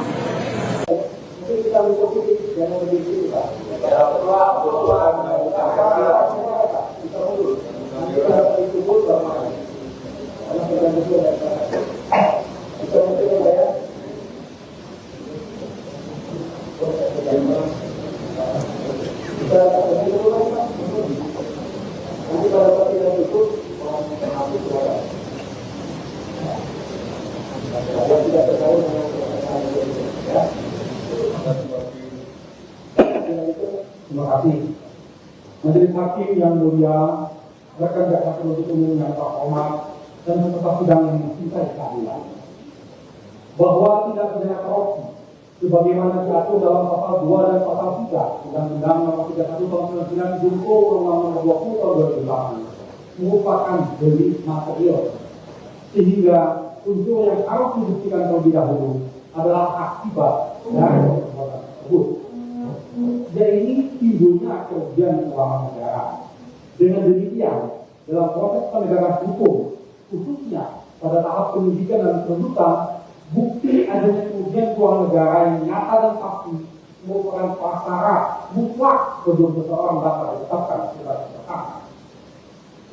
Lebih lagi, penegakan tersebut antara lain menyatakan secara eksplisit dalam putusan Mahkamah Konstitusi nomor 25 PU 14 2016 yang menyatakan bahwa unsur dapat kerugian keuangan negara pada pasal 2 Undang-Undang Tipikor harus dimaknai sebagai kerugian keuangan negara yang nyata dan aktual, bukan sekedar potensi atau asumsi. Meskipun pasal 2 dan pasal 3 Undang-Undang Tipikor telah dicabut pengaturannya dialihkan ke dalam pasal 603 dan pasal 604 KUHP 2023, hal tersebut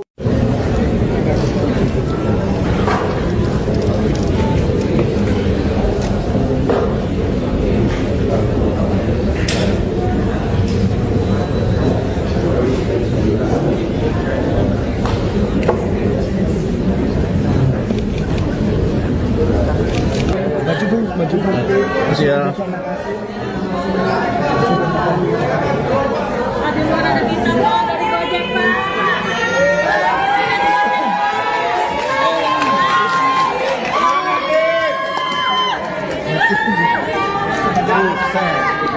Terima kasih semua. Terima kasih.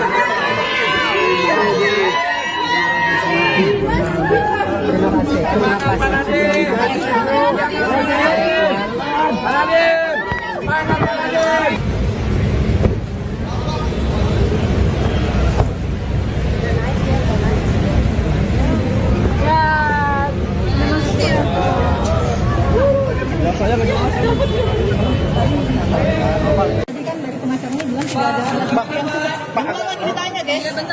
Jadi ini teman-teman ya, harus bisa kita pahami apa itu namanya keberatan terhadap surat dakwaan yang disebut sebagai eksepsi. Jadi keberatan terhadap surat dakwaan itu secara limitatif sudah diatur, yaitu di pasal 75 mengenai Undang-Undang Nomor 20 Tahun 2025 itu disebutkan surat dakwaan itu harus diberi tanggal. Yang kedua, harus ada identitas terdakwa, nama lengkap, tempat tinggal, pekerjaan, alamat, segala macam.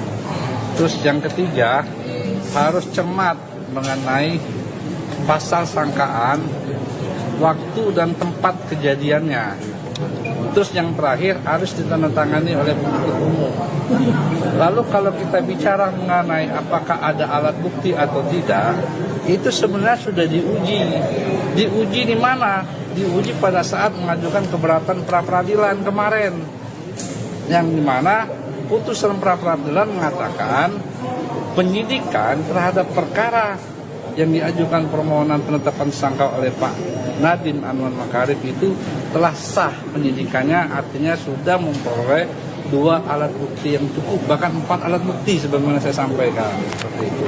Pak, tadi kan sempat Pak Nadiem itu kan sempat akan memberikan statement lalu dibawa langsung oleh petugas kejaksaan, itu gimana itu? Kenapa tidak boleh? Apakah tidak boleh memberikan pernyataan atau gimana Pak Nadiem itu? Oh, ini kan mengingat waktu Pak Nadiem juga capek. Pak Nadiem kan habis operasi, lebih segala macam seperti itu. Tapi kan beliau berkenan tadi Pak untuk memberikan statement. Tadi kita udah janji sebenarnya sih. Nah, kan langsung dibawa keluar. Ya kita lihat situasi kalau beliau mungkin ini ya, waktunya udah habis operasi, udah siapa. Adanya tentara itu fungsinya apa Pak? Baru kali ini ada sidang ada tentaranya. Oh, itu kan keamanan. Polisi tidak cukup. Saya tidak bisa menjawab apakah cuman kami di dalam penanganan perkara sekarang ada juga melibatkan teman-teman dari TNI. Ada aturan yang melibatkan TNI ya Pak di sidang tindak pidana korupsi ini? Ya sebagaimana kalian bisa lihat kan dalam penanganan perkara penggeledahan apa-apa itu. Terima kasih. Terima kasih Pak.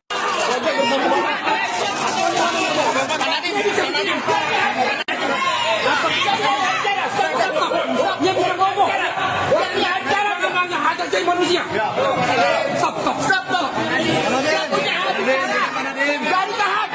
Dia punya acara. Sidang perdana kasus dugaan korupsi pengadaan Chromebook Kemendikbudristek periode 2019-2022 yang dihadiri mantan Mendikbudristek Nadiem Makarim tampak turut dijaga oleh prajurit TNI. Kehadiran prajurit TNI dalam ruang sidang juga sempat menghambat proses peliputan oleh awak media. Sidang dengan agenda pembacaan dakwaan terhadap Nadiem ini dimulai pukul 10.42 waktu Indonesia Barat di ruang sidang Hatta Ali. Sejumlah aparat TNI dan Kejaksaan melakukan penjagaan ketat di pintu dan jalur keluar masuk sidang. Setelah pembacaan dakwaan, sidang langsung dilanjutkan dengan pembacaan eksepsi oleh pihak kuasa hukum terdakwa. Adapun saat sidang eksepsi berlangsung, Hakim Ketua Purwanto S. Abdullah sempat menegur 3 anggota TNI yang berdiri di pintu masuk ruang sidang. Teguran dilayangkan karena keberadaan ketiganya mengganggu pandangan kamera awak media. Setelah ditegur, 3 anggota TNI tersebut mundur ke bagian belakang ruang sidang dan pembacaan eksepsi dilanjutkan oleh pengacara Nadiem. Pengamanan terhadap Nadiem kemudian berlanjut seusai sidang. Saat jeda persidangan sekitar pukul 1 siang, Nadiem langsung dikawal ketat pihak Kejaksaan dan anggota TNI keluar ruang sidang. Penjagaan ketat ini membuatnya tak sempat memberikan pernyataan kepada awak media. Kondisi ini membuat pengacara Nadiem Ari Yusuf Amir merasa kesal. Ia menyebut situasi itu melanggar hak kliennya untuk berbicara ke publik. Rupanya situasi serupa kembali terjadi selesai sidang eksepsi berakhir. Awak media lagi-lagi tak bisa mendapat pernyataan Nadiem akibat terhalang penjagaan ketat anggota TNI. Nadiem langsung digiring menuju mobil tahanan oleh beberapa orang dari Kejaksaan. Padahal Nadiem tampak mencoba menghentikan langkah kakinya sejenak untuk meladeni wartawan. Namun pihak Kejaksaan memaksanya untuk segera menuju mobil, bahkan mendorong wartawan agar membuka jalan. Sebelum masuk ke mobil, Nadiem sempat berteriak bahwa kasus dugaan korupsi yang menjeratnya merupakan kriminalisasi kebijakan dan dirinya tak menerima sepeser pun. Sementara itu, Direktur Penuntutan pada Jampitsus Kejagung Riono Budi Santoso menyebut pelibatan TNI dalam sidang Nadiem dilakukan berdasarkan penilaian risiko. Ia menegaskan pelibatan TNI bukan hanya untuk kasus yang menjerat tokoh tertentu. Adapun dalam uraian surat dakwaan, Nadiem dan 3 terdakwa lainnya disebut menyebabkan kerugian keuangan negara senilai 2,1 triliun rupiah. Saat pembacaan eksepsi, Nadiem mengklaim tak pernah terlibat kegiatan teknis proses pengadaan laptop berbasis Chromebook. Menurut Nadiem, berdasarkan audit Badan Pengawasan Keuangan dan Pembangunan atau BPKP tahun 2023-2024, tak ditemukan kejanggalan terkait dengan pengadaan Chromebook. Nadiem mengatakan hanya pernah 1 kali mengikuti rapat perencanaan Chromebook pada 6 Mei 2020 untuk dimintai pendapat soal rekomendasi tim.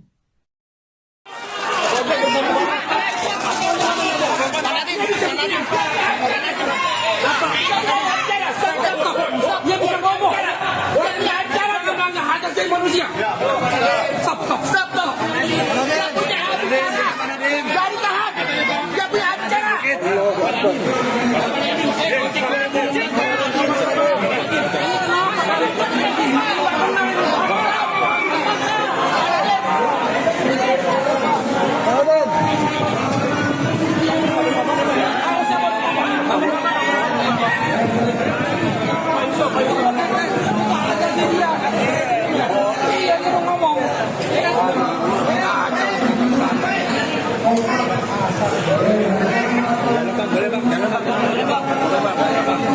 Bisa Bu, dilatih basement dulu nanti. Pertama-tama kami sangat kecewa dan sangat keberatan karena Pak Nadiem tidak diberikan hak bicara kepada media. Itu melanggar hak asasi manusia karena dia mempunyai hak untuk ngomong ke publik. Dan saat ini kalau bicara situasi keamanan, tidak ada keamanan yang mengancam diri beliau. Situasinya semuanya kondusif, ya, semua peserta sidangnya juga tertib, jadi tidak ada alasan keamanan. Itu membuat-buat itu alasan itu. Dan kami sampaikan ini kepada pihak pimpinan kejaksaan untuk mengingatkan staf-stafnya, janganlah berlaku sewenang-wenang. Hak untuk bicara ke publik itu adalah hak mendasar dari terdakwa. Selama tidak melanggar keamanan, tidak ada masalah. Jadi tolong lagi, kami sekali lagi tegaskan, tolong diberi hak Pak Nadiem untuk bicara ke publik. Jangan sampai ini berulang lagi. Karena nanti akan menjadi presiden black bagi kita ke depan. Ada yang boleh bicara, ada yang tidak. Apa dasarnya? Karena pada dasarnya undang-undang kita menjamin kebebasan berbicara itu. Itu yang pertama.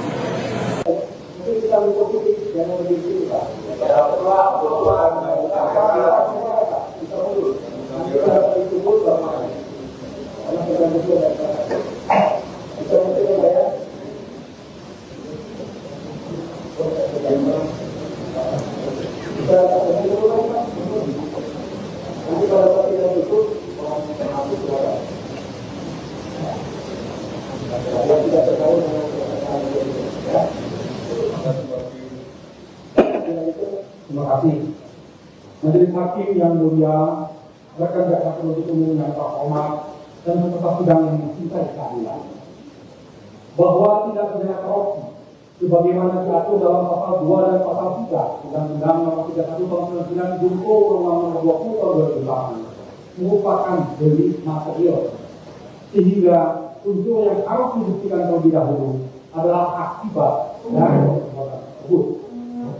Jadi timbulnya kerugian keuangan negara. Dengan demikian, dalam proses penegakan hukum, khususnya pada tahap penyidikan dan penuntutan, bukti adanya kerugian keuangan negara yang nyata dan pasti merupakan prasyarat mutlak sebelum seseorang dapat ditetapkan sebagai tersangka. Lebih lagi, penegakan tersebut antara lain menyatakan secara eksplisit dalam putusan Mahkamah Konstitusi nomor 25 PU 14/2016 yang menyatakan bahwa unsur dapat merugikan keuangan negara pada pasal 2 Undang-Undang Tipikor harus dimaknai sebagai kerugian keuangan negara yang nyata dan aktual, bukan sekedar potensi atau asumsi. Meskipun pasal 2 dan pasal 3 Undang-Undang Tipikor telah dicabut pengaturannya dialihkan ke dalam pasal 603 dan pasal 604 KUHP 2023, hal tersebut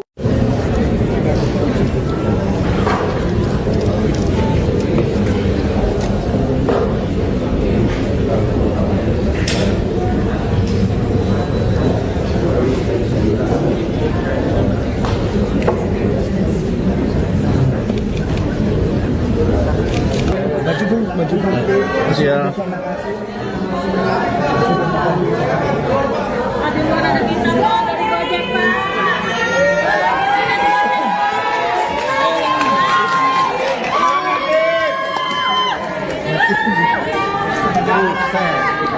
Terima kasih semua. Terima kasih.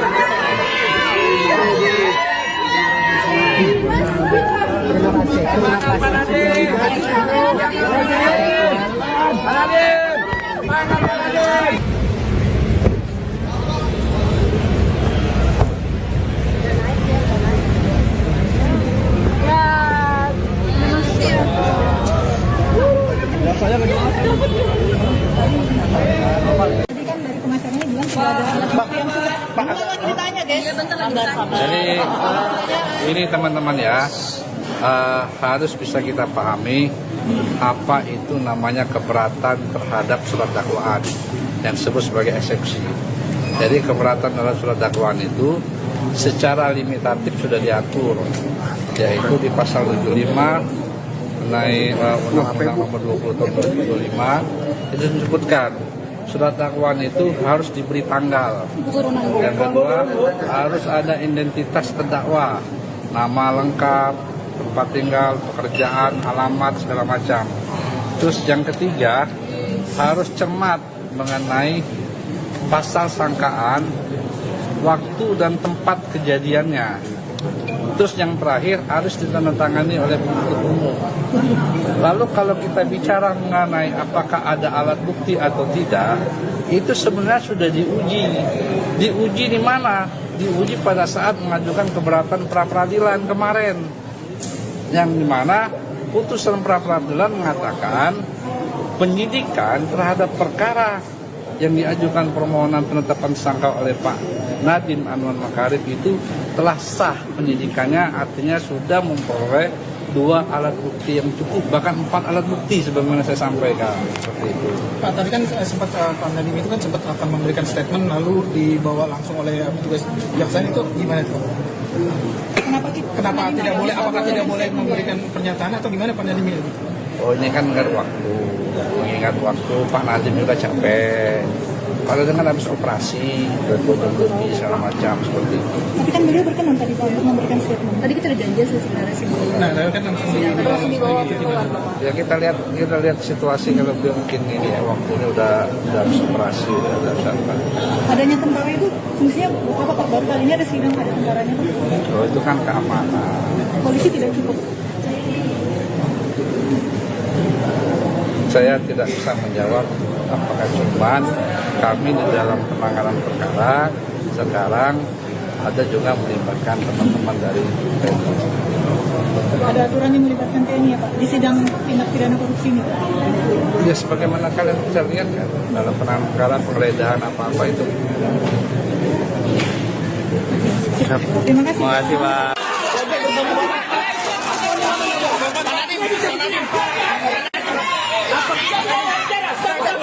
Dia bisa ngomong.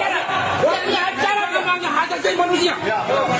Stop. Dia punya acara. Jangan tahan.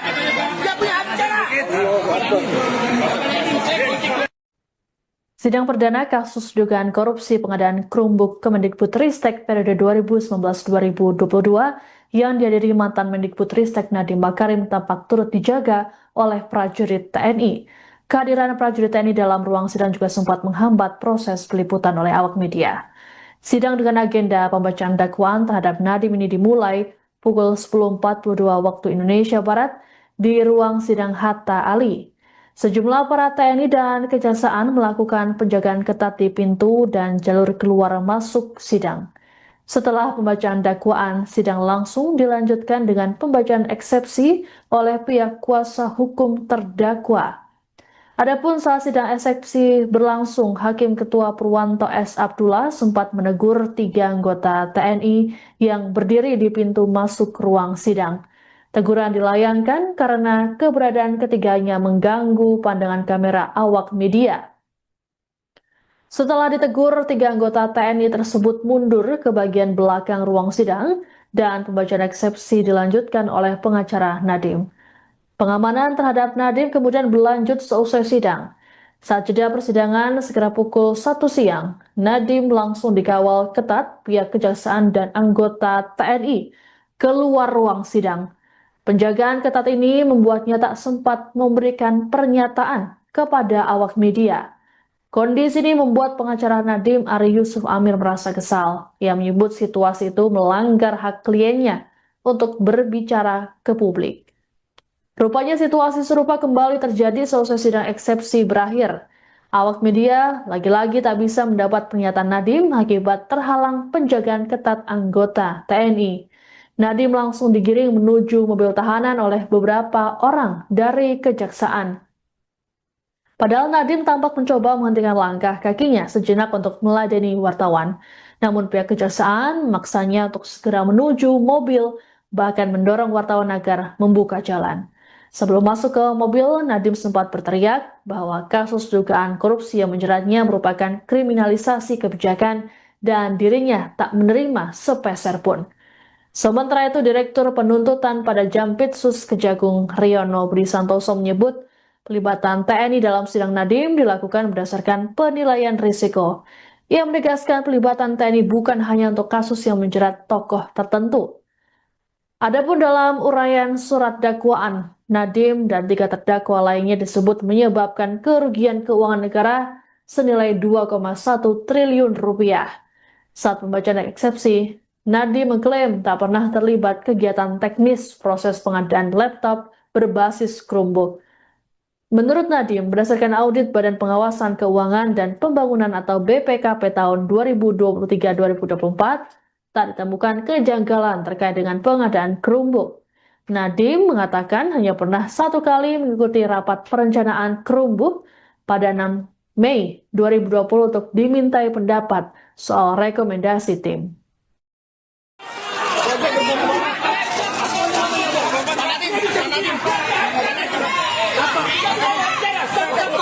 Dia bisa ngomong. Dia punya acara namanya hak asasi manusia. Stop. Dia punya acara. Baru tahan. Dia punya acara.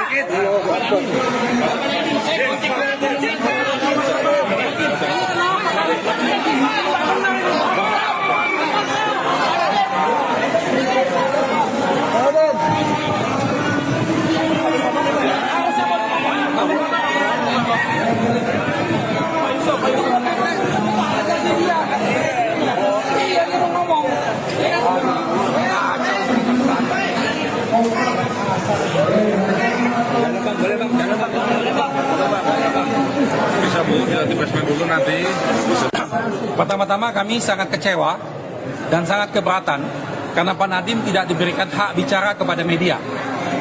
Itu melanggar hak asasi manusia karena dia mempunyai hak untuk ngomong ke publik. Dan saat ini kalau bicara situasi keamanan, tidak ada keamanan yang mengancam diri beliau.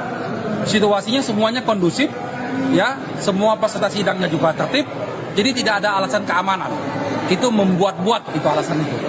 Dan kami sampaikan ini kepada pihak pimpinan kejaksaan untuk mengingatkan staf-stafnya, janganlah berlaku sewenang-wenang. Hak untuk bicara ke publik itu adalah hak mendasar dari terdakwa. Selama tidak melanggar keamanan, tidak ada masalah. Jadi tolong lagi, kami sekali lagi tegaskan, tolong diberi hak Pak Nadiem untuk bicara ke publik. Jangan sampai ini berulang lagi. Karena nanti akan menjadi presiden jelek bagi kita ke depan. Ada yang boleh bicara, ada yang tidak. Apa dasarnya? Karena pada dasarnya undang-undang kita menjamin kebebasan berbicara itu. Itu yang pertama.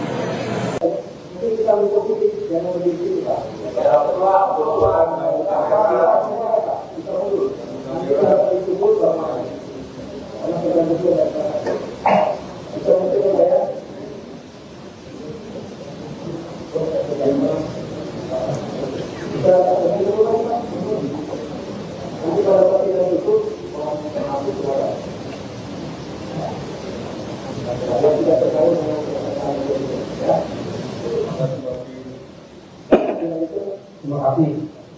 Majelis Hakim yang mulia, rekan jaksa penuntut umum yang terhormat dan peserta sidang yang mencintai keadilan, bahwa tidak pidana korupsi sebagaimana diatur dalam pasal 2 dan pasal 3 Undang-Undang Nomor 31 Tahun 1999 Junto Undang-Undang Nomor 20 Tahun 2008 merupakan delik material, sehingga unsur yang harus dibuktikan terlebih dahulu adalah akibat dari perbuatan tersebut.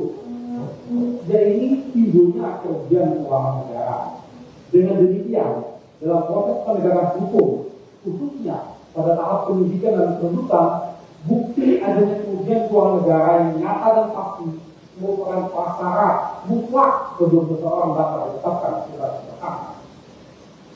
Lebih lagi, penegakan tersebut antara lain dinyatakan secara eksplisit dalam putusan Mahkamah Konstitusi nomor 25 PU 14/2016 yang menyatakan bahwa unsur dapat kerugian keuangan negara pada pasal 2 Undang-Undang Tipikor harus dimaknai sebagai kerugian keuangan negara yang nyata dan aktual, bukan sekedar potensi atau asumsi. Meskipun pasal 2 dan pasal 3 Undang-Undang Tipikor telah dicabut pengaturannya, dialihkan ke dalam pasal 603 dan pasal 604 KUHP 2023, hal tersebut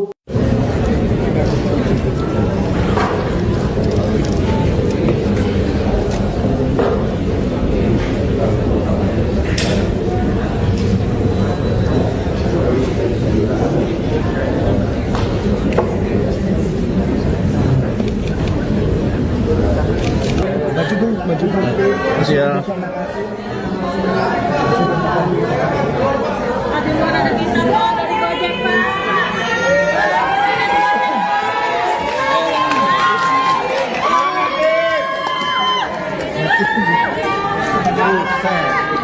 Terima kasih semua. Terima kasih.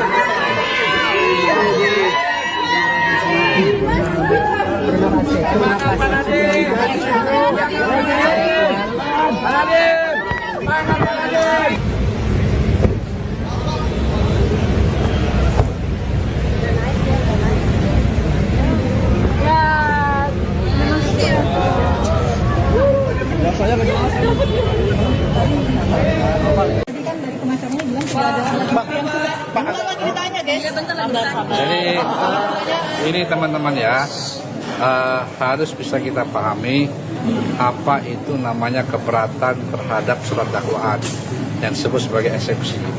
Jadi keberatan terhadap surat dakwaan itu secara limitatif sudah diatur, yaitu di pasal 75 mengenai Undang-Undang Nomor 20 Tahun 2025 itu disebutkan surat dakwaan itu harus diberi tanggal. Yang kedua, harus ada identitas terdakwa, nama lengkap, tempat tinggal, pekerjaan, alamat, segala macam.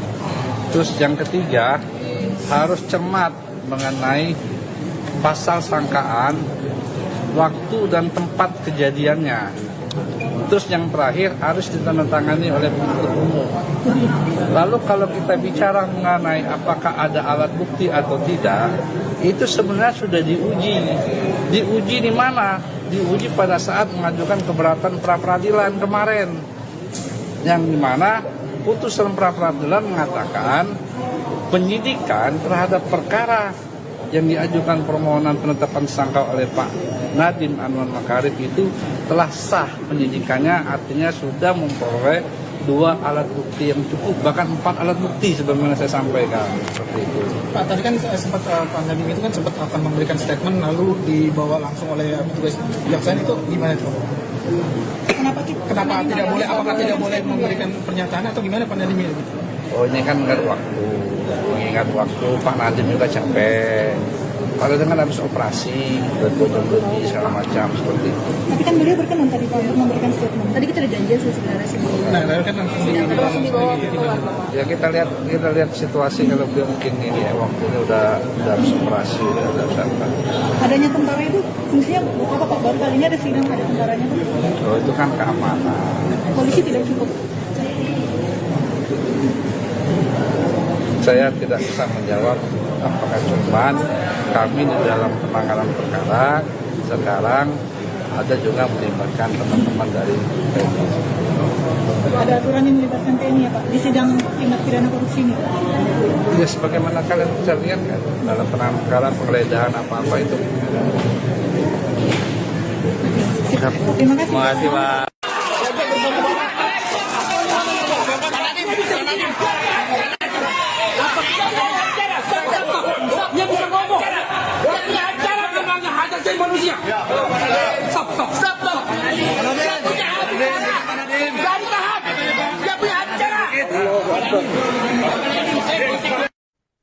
Sidang perdana kasus dugaan korupsi pengadaan Chromebook Kemendikbudristek periode 2019-2022 yang dihadiri mantan Mendikbudristek Nadiem Makarim tampak turut dijaga oleh prajurit TNI. Kehadiran prajurit TNI dalam ruang sidang juga sempat menghambat proses peliputan oleh awak media. Sidang dengan agenda pembacaan dakwaan terhadap Nadiem ini dimulai pukul 10.42 waktu Indonesia Barat di ruang sidang Hatta Ali. Sejumlah aparat TNI dan Kejaksaan melakukan penjagaan ketat di pintu dan jalur keluar masuk sidang. Setelah pembacaan dakwaan, sidang langsung dilanjutkan dengan pembacaan eksepsi oleh pihak kuasa hukum terdakwa.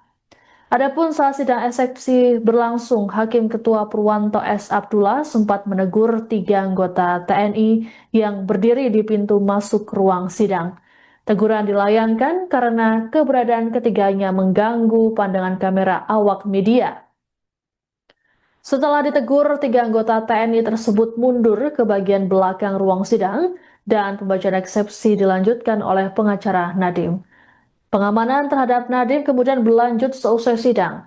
Saat jeda persidangan sekitar pukul 1 siang, Nadiem langsung dikawal ketat pihak Kejaksaan dan anggota TNI keluar ruang sidang. Penjagaan ketat ini membuatnya tak sempat memberikan pernyataan kepada awak media. Kondisi ini membuat pengacara Nadiem Ari Yusuf Amir merasa kesal. Ia menyebut situasi itu melanggar hak kliennya untuk berbicara ke publik. Rupanya situasi serupa kembali terjadi seusai sidang eksepsi berakhir. Awak media lagi-lagi tak bisa mendapat pernyataan Nadiem akibat terhalang penjagaan ketat anggota TNI. Nadiem langsung digiring menuju mobil tahanan oleh beberapa orang dari Kejaksaan. Padahal Nadiem tampak mencoba menghentikan langkah kakinya sejenak untuk meladeni wartawan. Namun pihak Kejaksaan memaksanya untuk segera menuju mobil, bahkan mendorong wartawan agar membuka jalan. Sebelum masuk ke mobil, Nadiem sempat berteriak bahwa kasus dugaan korupsi yang menjeratnya merupakan kriminalisasi kebijakan dan dirinya tak menerima sepeser pun. Sementara itu, Direktur Penuntutan pada Jampitsus Kejagung Riono Budi Santoso menyebut pelibatan TNI dalam sidang Nadiem dilakukan berdasarkan penilaian risiko. Ia menegaskan pelibatan TNI bukan hanya untuk kasus yang menjerat tokoh tertentu. Adapun dalam uraian surat dakwaan, Nadiem dan 3 terdakwa lainnya disebut menyebabkan kerugian keuangan negara senilai 2,1 triliun rupiah. Saat pembacaan eksepsi, Nadiem mengklaim tak pernah terlibat kegiatan teknis proses pengadaan laptop berbasis Chromebook. Menurut Nadiem, berdasarkan audit Badan Pengawasan Keuangan dan Pembangunan atau BPKP tahun 2023-2024, tak ditemukan kejanggalan terkait dengan pengadaan Chromebook. Nadiem mengatakan hanya pernah 1 kali mengikuti rapat perencanaan Chromebook pada 6 Mei 2020 untuk dimintai pendapat soal rekomendasi tim.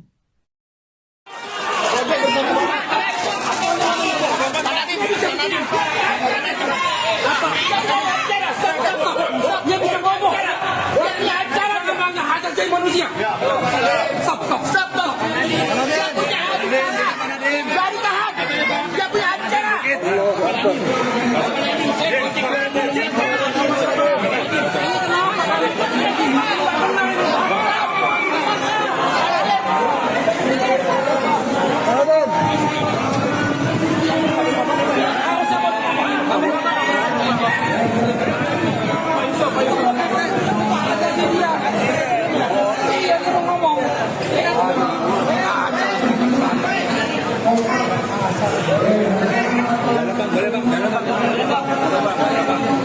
Bisa Bu, nanti basement dulu nanti.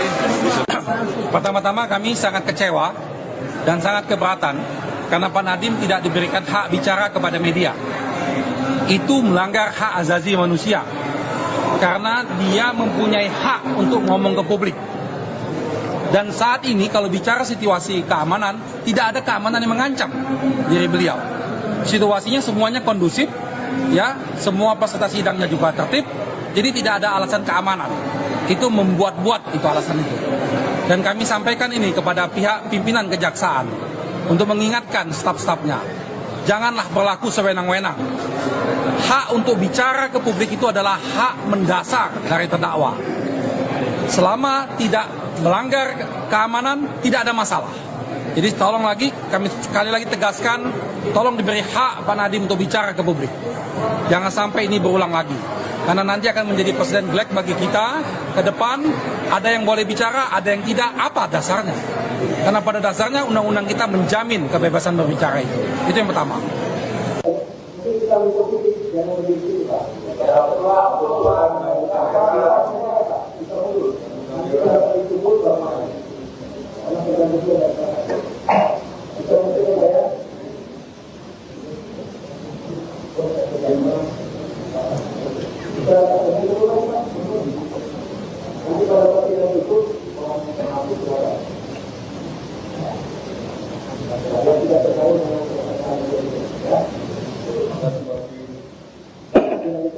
Terima kasih.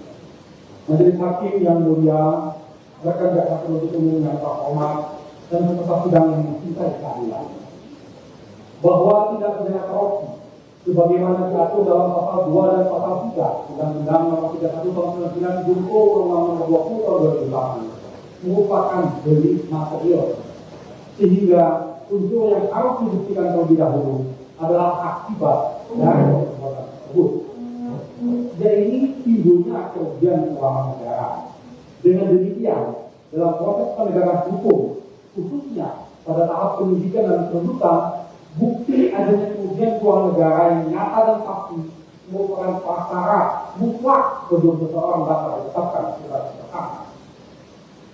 Lebih lagi, penegakan tersebut antara lain dinyatakan secara eksplisit dalam putusan Mahkamah Konstitusi nomor 25 PU 14 2016 yang menyatakan bahwa unsur dapat kerugian keuangan negara pada pasal 2 Undang-Undang Tipikor harus dimaknai sebagai kerugian keuangan negara yang nyata dan aktual, bukan sekedar potensi atau asumsi.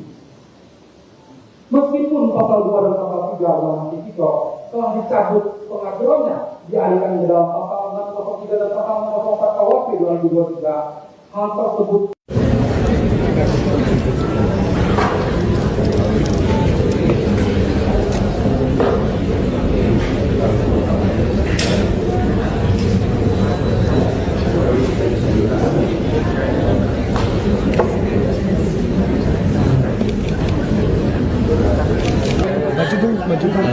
Siap. Ada bintang dari Gojek, Pak.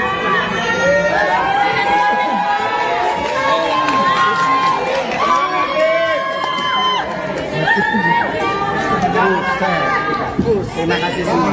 Terima kasih.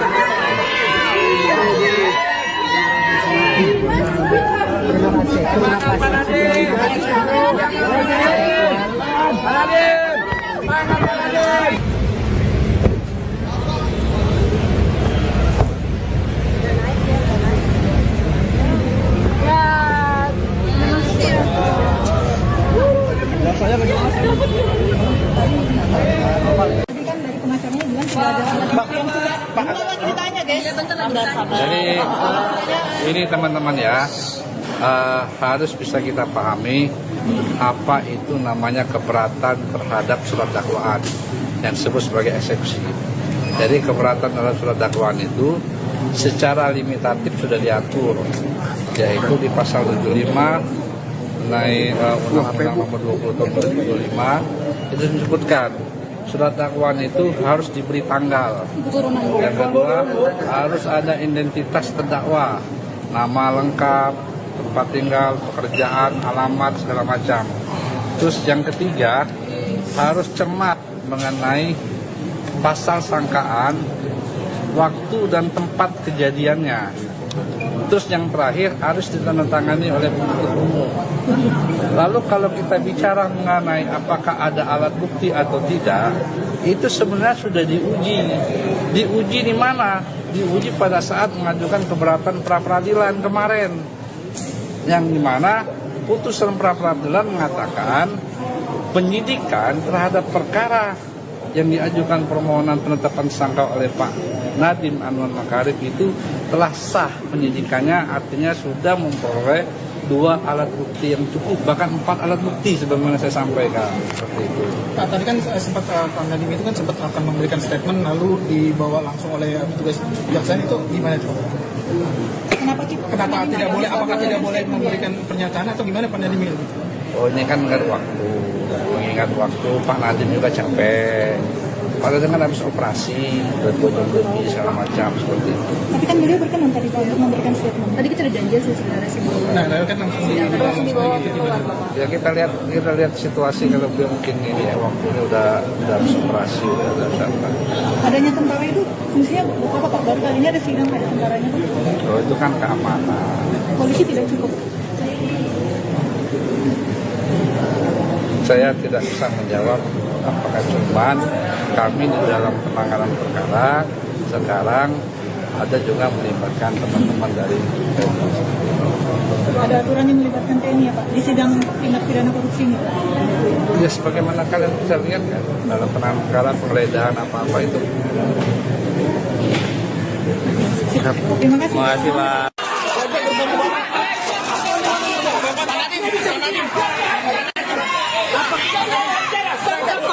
Dia bisa ngomong. Dia punya acara memangnya hajat jadi manusia. Stop. Dia punya acara. Baru tahan. Dia punya acara. Sidang perdana kasus dugaan korupsi pengadaan Chromebook Kemendikbudristek periode 2019-2022 yang dihadiri mantan Mendikbudristek Nadiem Makarim tampak turut dijaga oleh prajurit TNI. Kehadiran prajurit TNI dalam ruang sidang juga sempat menghambat proses peliputan oleh awak media. Sidang dengan agenda pembacaan dakwaan terhadap Nadiem ini dimulai pukul 10.42 waktu Indonesia Barat di ruang sidang Hatta Ali. Sejumlah aparat TNI dan Kejaksaan melakukan penjagaan ketat di pintu dan jalur keluar masuk sidang. Setelah pembacaan dakwaan, sidang langsung dilanjutkan dengan pembacaan eksepsi oleh pihak kuasa hukum terdakwa. Adapun saat sidang eksepsi berlangsung, Hakim Ketua Purwanto S. Abdullah sempat menegur 3 anggota TNI yang berdiri di pintu masuk ruang sidang. Teguran dilayangkan karena keberadaan ketiganya mengganggu pandangan kamera awak media. Setelah ditegur, 3 anggota TNI tersebut mundur ke bagian belakang ruang sidang dan pembacaan eksepsi dilanjutkan oleh pengacara Nadiem. Pengamanan terhadap Nadiem kemudian berlanjut seusai sidang. Saat jeda persidangan sekitar pukul 1 siang, Nadiem langsung dikawal ketat pihak Kejaksaan dan anggota TNI keluar ruang sidang. Penjagaan ketat ini membuatnya tak sempat memberikan pernyataan kepada awak media. Kondisi ini membuat pengacara Nadiem Ari Yusuf Amir merasa kesal. Ia menyebut situasi itu melanggar hak kliennya untuk berbicara ke publik. Rupanya situasi serupa kembali terjadi seusai sidang eksepsi berakhir. Awak media lagi-lagi tak bisa mendapat pernyataan Nadiem akibat terhalang penjagaan ketat anggota TNI. Nadiem langsung digiring menuju mobil tahanan oleh beberapa orang dari Kejaksaan. Padahal Nadiem tampak mencoba menghentikan langkah kakinya sejenak untuk meladeni wartawan. Namun pihak Kejaksaan memaksanya untuk segera menuju mobil, bahkan mendorong wartawan agar membuka jalan. Sebelum masuk ke mobil, Nadiem sempat berteriak bahwa kasus dugaan korupsi yang menjeratnya merupakan kriminalisasi kebijakan dan dirinya tak menerima sepeser pun. Sementara itu, Direktur Penuntutan pada Jampitsus Kejagung Riono Budi Santoso menyebut pelibatan TNI dalam sidang Nadiem dilakukan berdasarkan penilaian risiko. Ia menegaskan pelibatan TNI bukan hanya untuk kasus yang menjerat tokoh tertentu. Adapun dalam uraian surat dakwaan, Nadiem dan 3 terdakwa lainnya disebut menyebabkan kerugian keuangan negara senilai 2,1 triliun rupiah. Saat pembacaan eksepsi, Nadiem mengklaim tak pernah terlibat kegiatan teknis proses pengadaan laptop berbasis Chromebook. Menurut Nadiem, berdasarkan audit Badan Pengawasan Keuangan dan Pembangunan atau BPKP tahun 2023-2024, tak ditemukan kejanggalan terkait dengan pengadaan Chromebook. Nadiem mengatakan hanya pernah 1 kali mengikuti rapat perencanaan Chromebook pada 6 Mei 2020 untuk dimintai pendapat soal rekomendasi tim.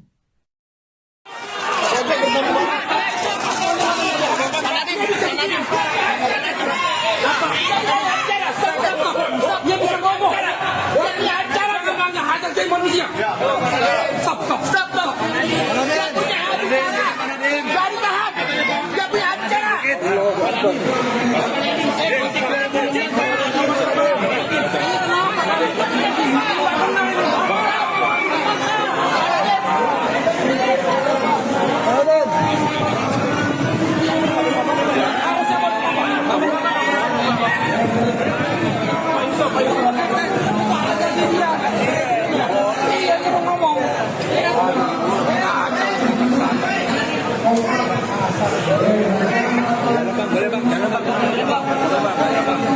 Bisa Bu, dilatih basement dulu nanti.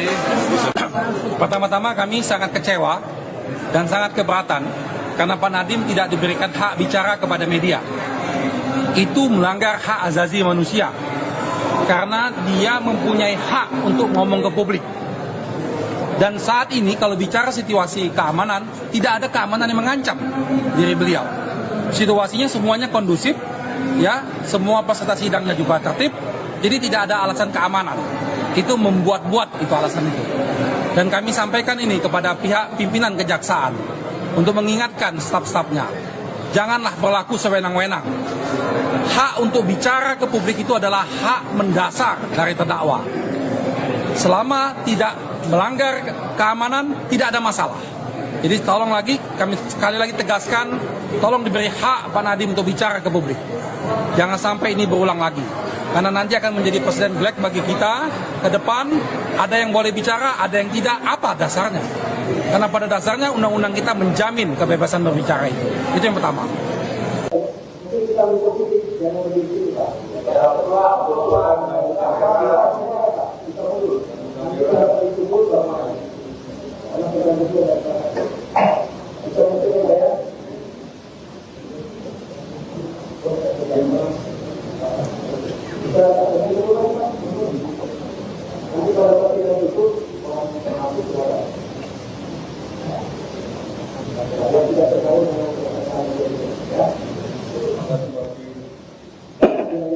Terima kasih. Majelis Hakim yang mulia, rekan jaksa penuntut umum yang terhormat dan peserta sidang yang mencintai keadilan, bahwa tidak pidana korupsi sebagaimana diatur dalam pasal 2 dan pasal 3 Undang-Undang Nomor 31 Tahun 99 Junto Undang-Undang Nomor 20 Tahun 2008 merupakan delik material, sehingga unsur yang harus dibuktikan terlebih dahulu adalah akibat dari perbuatan tersebut. Jadi timbulnya kerugian keuangan negara. Dengan demikian, dalam proses penegakan hukum, khususnya pada tahap penyidikan dan penuntutan, bukti adanya kerugian keuangan negara yang nyata dan pasti merupakan prasyarat mutlak sebelum seseorang dapat ditetapkan sebagai tersangka. Lebih lagi, penegakan tersebut antara lain menyatakan secara eksplisit dalam putusan Mahkamah Konstitusi nomor 25 PU 14 2016 yang menyatakan bahwa unsur dapat kerugian keuangan negara pada pasal 2 Undang-Undang Tipikor harus dimaknai sebagai kerugian keuangan negara yang nyata dan aktual, bukan sekedar potensi atau asumsi. Meskipun pasal 2 dan pasal 3 Undang-Undang Tipikor telah dicabut pengaturannya dialihkan ke dalam pasal 603 dan pasal 604 KUHP 2023, hal tersebut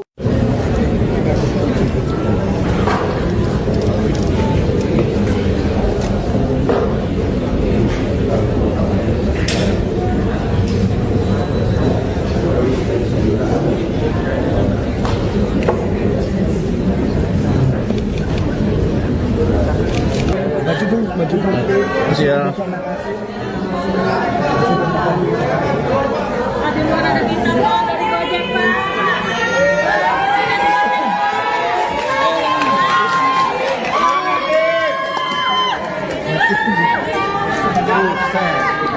Terima kasih semua. Terima kasih. Terima kasih.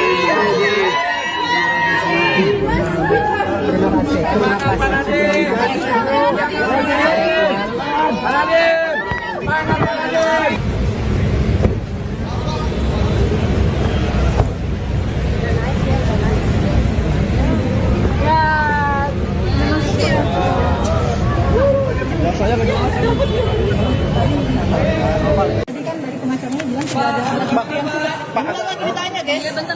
Jadi ini teman-teman ya, harus bisa kita pahami apa itu namanya keberatan terhadap surat dakwaan yang disebut sebagai eksepsi.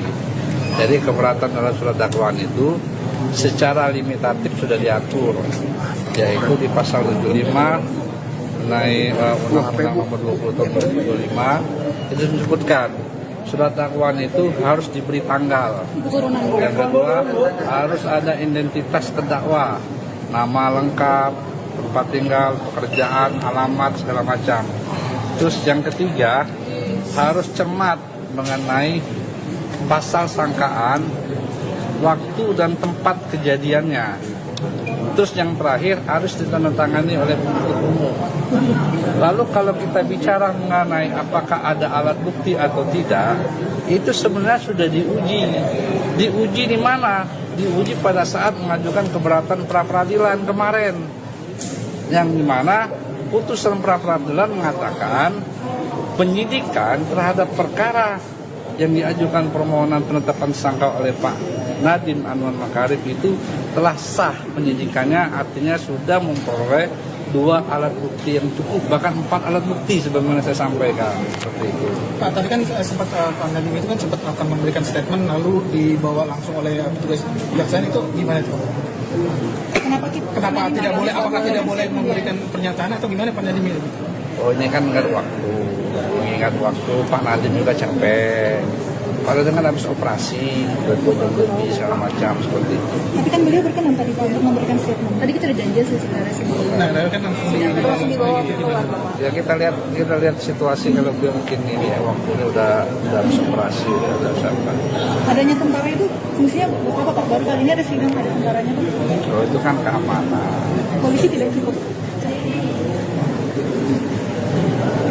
Saya tidak bisa menjawab apakah cuman kami di dalam penanganan perkara sekarang ada juga melibatkan teman-teman dari TNI. Ada aturan yang melibatkan TNI ya Pak di sidang tindak pidana korupsi ini Pak? Ya sebagaimana kalian bisa lihat kan dalam penanganan perkara penggeledahan apa-apa itu. Terima kasih. Terima kasih Pak.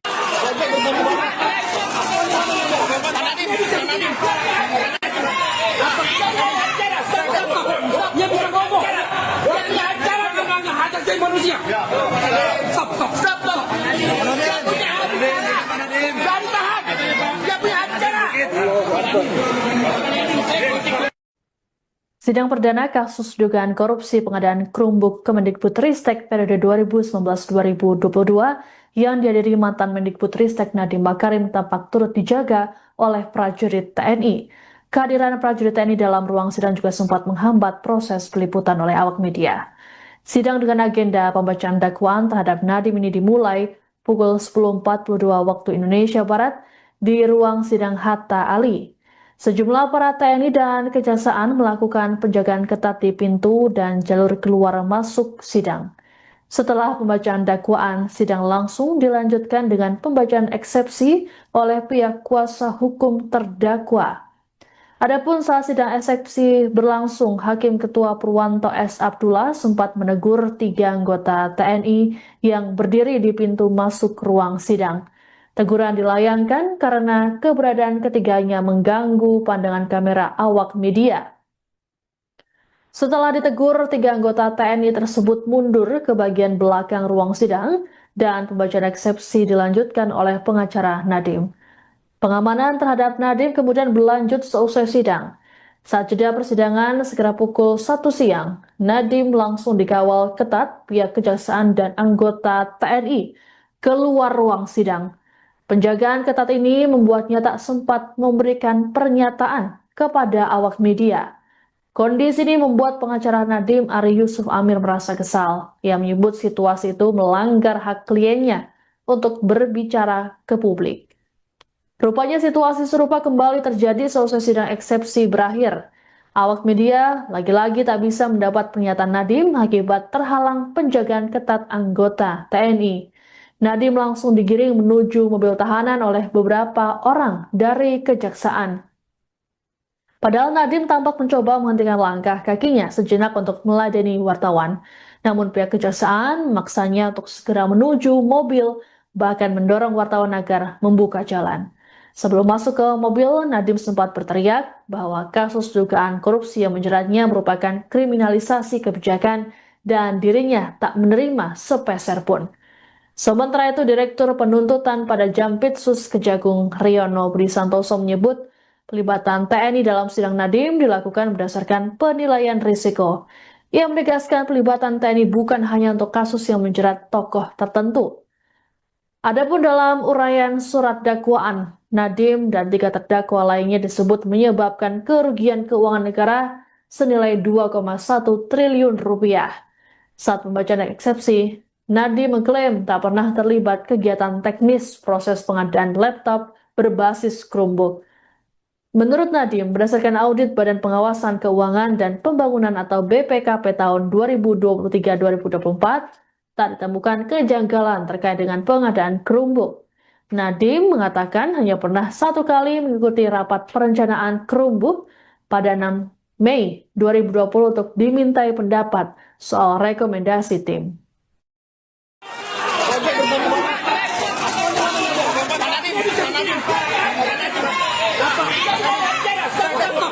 Dia bisa ngomong. Dia punya acara memangnya hak asasi manusia. Stop. Dia punya acara. Dari tahap. Dia punya acara.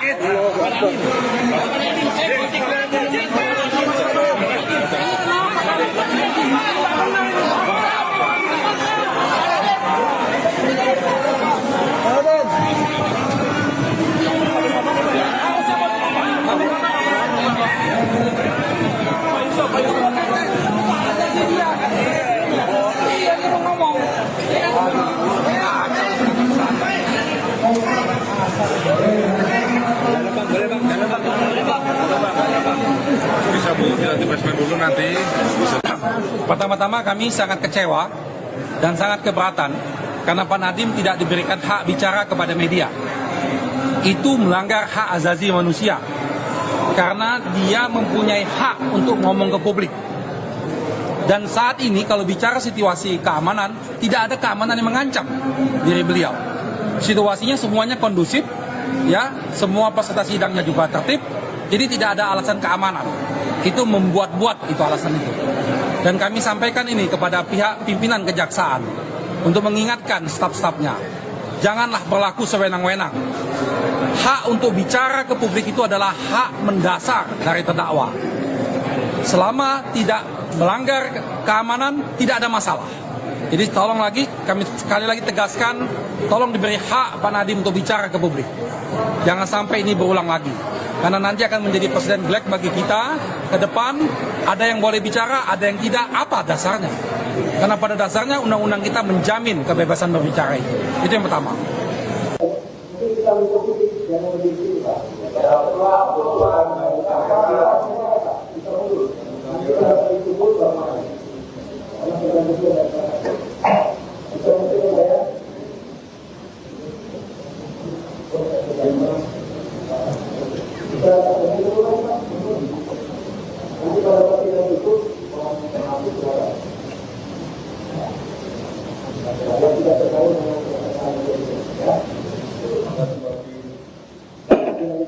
Terima kasih. Majelis Hakim yang mulia, rekan jaksa penuntut umum yang terhormat dan peserta sidang yang mencintai keadilan, bahwa tindak pidana korupsi sebagaimana diatur dalam pasal 2 dan pasal 3 Undang-Undang Nomor 31 Tahun 99 Junto Undang-Undang 20 Tahun 2008 merupakan delik material, sehingga unsur yang harus dibuktikan terlebih dahulu adalah akibat dari perbuatan tersebut. Jadi timbulnya kerugian keuangan negara. Dengan demikian, dalam proses penegakan hukum, khususnya pada tahap penyidikan dan penuntutan, bukti adanya kerugian keuangan negara yang nyata dan pasti merupakan prasyarat mutlak sebelum seseorang dapat ditetapkan sebagai tersangka. Lebih lagi, penegakan tersebut antara lain menyatakan secara eksplisit dalam putusan Mahkamah Konstitusi nomor 25 PU 14 2016 yang menyatakan bahwa unsur dapat kerugian keuangan negara pada pasal 2 Undang-Undang Tipikor harus dimaknai sebagai kerugian keuangan negara yang nyata dan aktual, bukan sekedar potensi atau asumsi. Meskipun pasal 2 dan pasal 3 Undang-Undang Tipikor telah dicabut pengaturannya, dialihkan ke dalam pasal 603 dan pasal 604 KUHP 2023, hal tersebut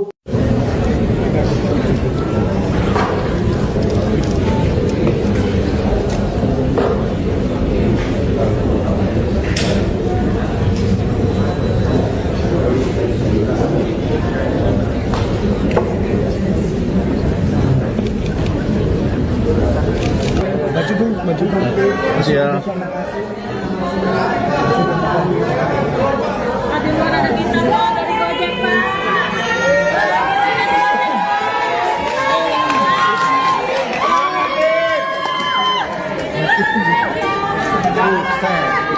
Terima kasih semua. Terima kasih.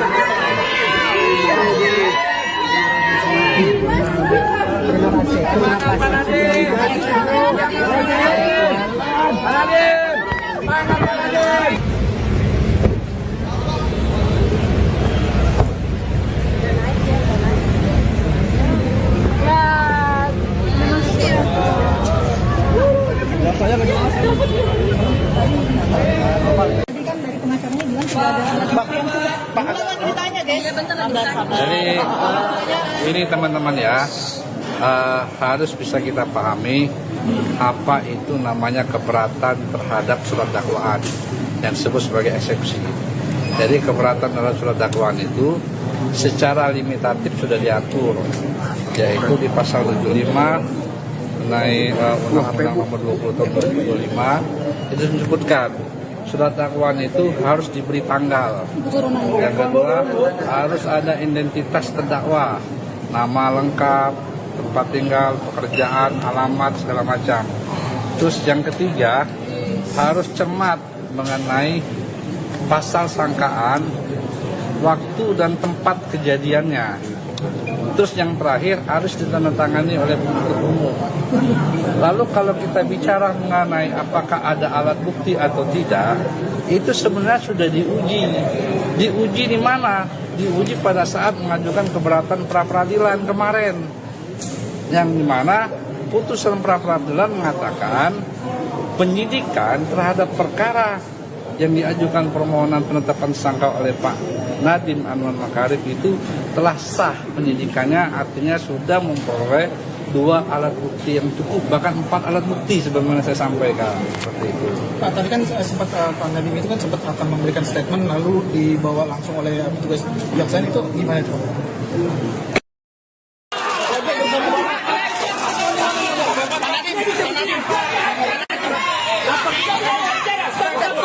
Dia bisa ngomong. Dia punya acara namanya hak asasi manusia. Stop. Dia punya acara. Dari tahap. Dia punya acara. Sidang perdana kasus dugaan korupsi pengadaan Chromebook Kemendikbudristek periode 2019-2022 yang dihadiri mantan Mendikbudristek Nadiem Makarim tampak turut dijaga oleh prajurit TNI. Kehadiran prajurit TNI dalam ruang sidang juga sempat menghambat proses peliputan oleh awak media. Sidang dengan agenda pembacaan dakwaan terhadap Nadiem ini dimulai pukul 10.42 waktu Indonesia Barat di ruang sidang Hatta Ali. Sejumlah aparat TNI dan Kejaksaan melakukan penjagaan ketat di pintu dan jalur keluar masuk sidang. Setelah pembacaan dakwaan, sidang langsung dilanjutkan dengan pembacaan eksepsi oleh pihak kuasa hukum terdakwa. Adapun saat sidang eksepsi berlangsung, Hakim Ketua Purwanto S. Abdullah sempat menegur 3 anggota TNI yang berdiri di pintu masuk ruang sidang. Teguran dilayangkan karena keberadaan ketiganya mengganggu pandangan kamera awak media. Setelah ditegur, 3 anggota TNI tersebut mundur ke bagian belakang ruang sidang dan pembacaan eksepsi dilanjutkan oleh pengacara Nadiem. Pengamanan terhadap Nadiem kemudian berlanjut seusai sidang. Saat jeda persidangan sekitar pukul 1 siang, Nadiem langsung dikawal ketat pihak Kejaksaan dan anggota TNI keluar ruang sidang. Penjagaan ketat ini membuatnya tak sempat memberikan pernyataan kepada awak media. Kondisi ini membuat pengacara Nadiem Ari Yusuf Amir merasa kesal. Ia menyebut situasi itu melanggar hak kliennya untuk berbicara ke publik.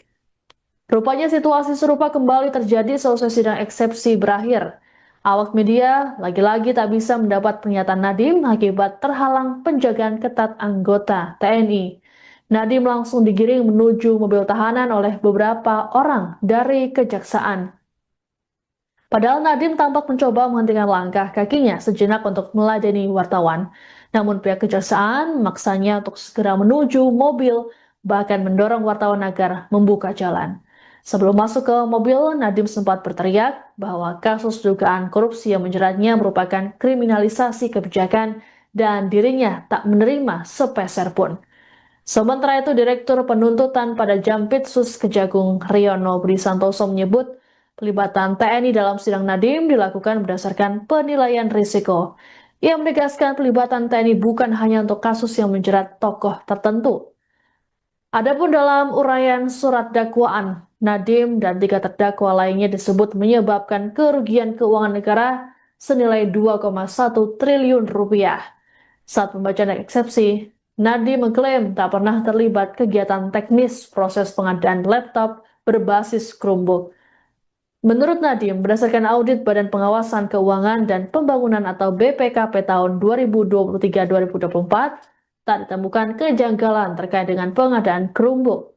Nadiem mengatakan hanya pernah 1 kali mengikuti rapat perencanaan Chromebook pada 6 Mei 2020 untuk dimintai pendapat soal rekomendasi tim.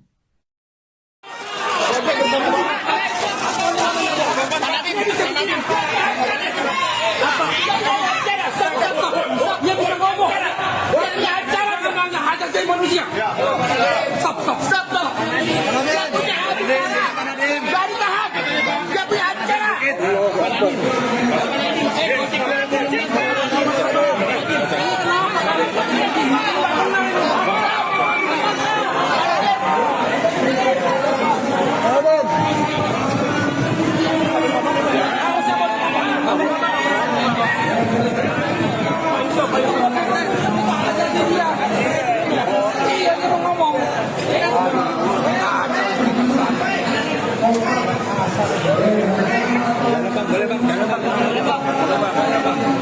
Bisa Bu, nanti basement dulu nanti.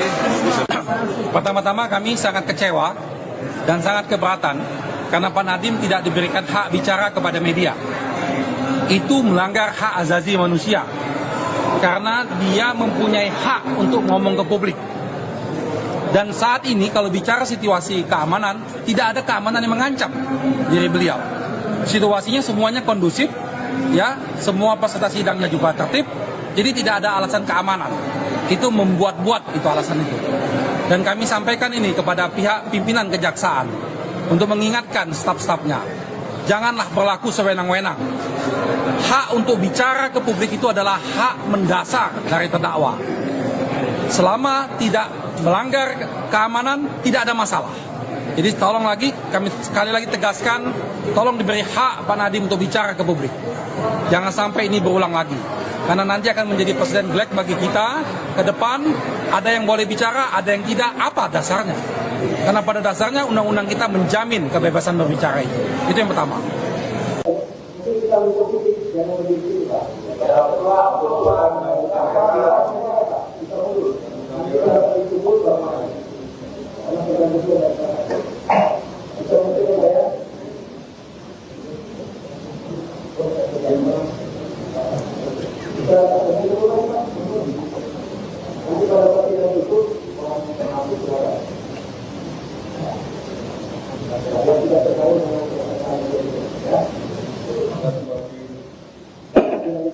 Terima kasih. Majelis Hakim yang mulia, rekan jaksa penuntut umum yang terhormat dan peserta sidang yang mencintai keadilan, bahwa tindak pidana korupsi sebagaimana diatur dalam pasal 2 dan pasal 3 Undang-Undang Nomor 31 Tahun 99 Junto Undang-Undang Nomor 20 Tahun 2008 merupakan delik material, sehingga unsur yang harus dibuktikan terlebih dahulu adalah akibat dari perbuatan tersebut. Jadi ini timbulnya kerugian keuangan negara. Dengan demikian, dalam proses penegakan hukum, khususnya pada tahap penyidikan dan penuntutan, bukti adanya kerugian keuangan negara yang nyata dan pasti merupakan prasyarat mutlak sebelum seseorang dapat ditetapkan sebagai tersangka. Lebih lagi, penegakan tersebut antara lain dinyatakan secara eksplisit dalam putusan Mahkamah Konstitusi nomor 25 PU 14 2016 yang menyatakan bahwa unsur dapat kerugian keuangan negara pada pasal 2 Undang-Undang Tipikor harus dimaknai sebagai kerugian keuangan negara yang nyata dan aktual, bukan sekedar potensi atau asumsi.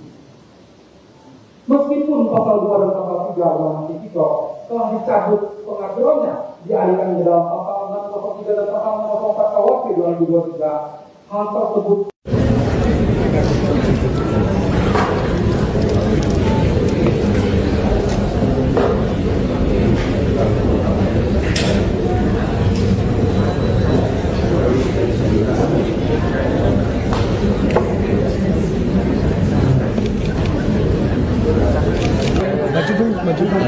Siap.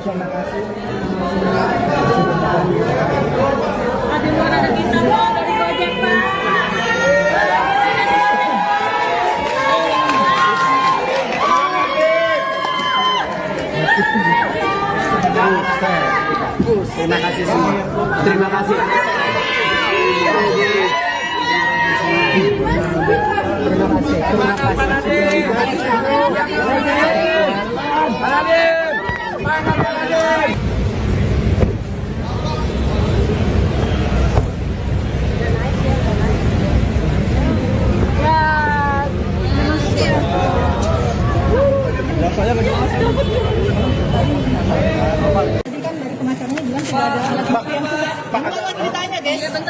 Jadi ini teman-teman ya, harus bisa kita pahami apa itu namanya keberatan terhadap surat dakwaan yang disebut sebagai eksepsi.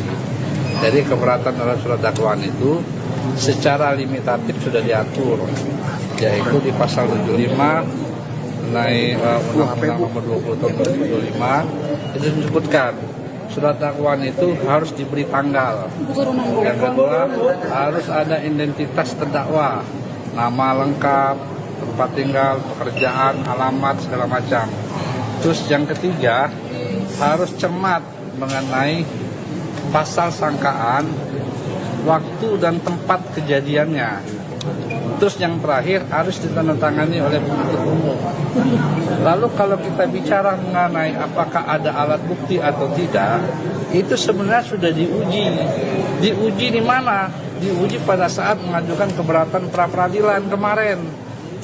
Yang dimana putusan pra-peradilan mengatakan penyidikan terhadap perkara yang diajukan permohonan penetapan tersangka oleh Pak Nadiem Anwar Makarim itu telah sah penyidikannya, artinya sudah memperoleh 2 alat bukti yang cukup, bahkan 4 alat bukti sebagaimana saya sampaikan seperti itu.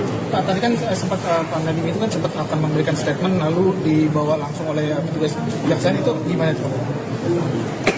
Kenapa tidak boleh? Apakah tidak boleh memberikan pernyataan atau gimana Pak Nadiem itu? Oh, ini kan mengingat waktu Pak Nadiem juga capek. Padahal dengan habis operasi, lebih segala macam seperti itu. Tapi kan beliau berkenan tadi Pak untuk memberikan statement. Tadi kita udah janji sih sebenarnya sih. Nah, kan langsung dibawa ke ya kita lihat situasi kalau beliau mungkin ini ya waktunya udah habis operasi, udah siapa. Adanya tentara itu fungsinya apa Pak? Baru kali ini ada sidang ada tentaranya. Oh, itu kan keamanan. Polisi tidak cukup. Saya tidak bisa menjawab apakah cuman kami di dalam penanganan perkara sekarang ada juga melibatkan teman-teman dari TNI. Ada aturan yang melibatkan TNI ya Pak di sidang tindak pidana korupsi ini? Ya sebagaimana kalian bisa lihat kan dalam penanganan perkara penggeledahan apa-apa itu. Terima kasih. Terima kasih Pak.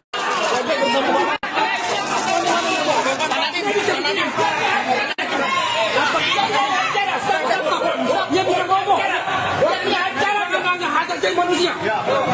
Stop. Dia punya acara. Dari tahap. Dia punya acara. Sidang perdana kasus dugaan korupsi pengadaan Chromebook Kemendikbudristek periode 2019-2022 yang dihadiri mantan Mendikbudristek Nadiem Makarim tampak turut dijaga oleh prajurit TNI.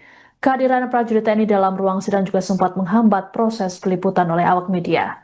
Sidang dengan agenda pembacaan dakwaan terhadap Nadiem ini dimulai pukul 10.42 waktu Indonesia Barat di ruang sidang Hatta Ali.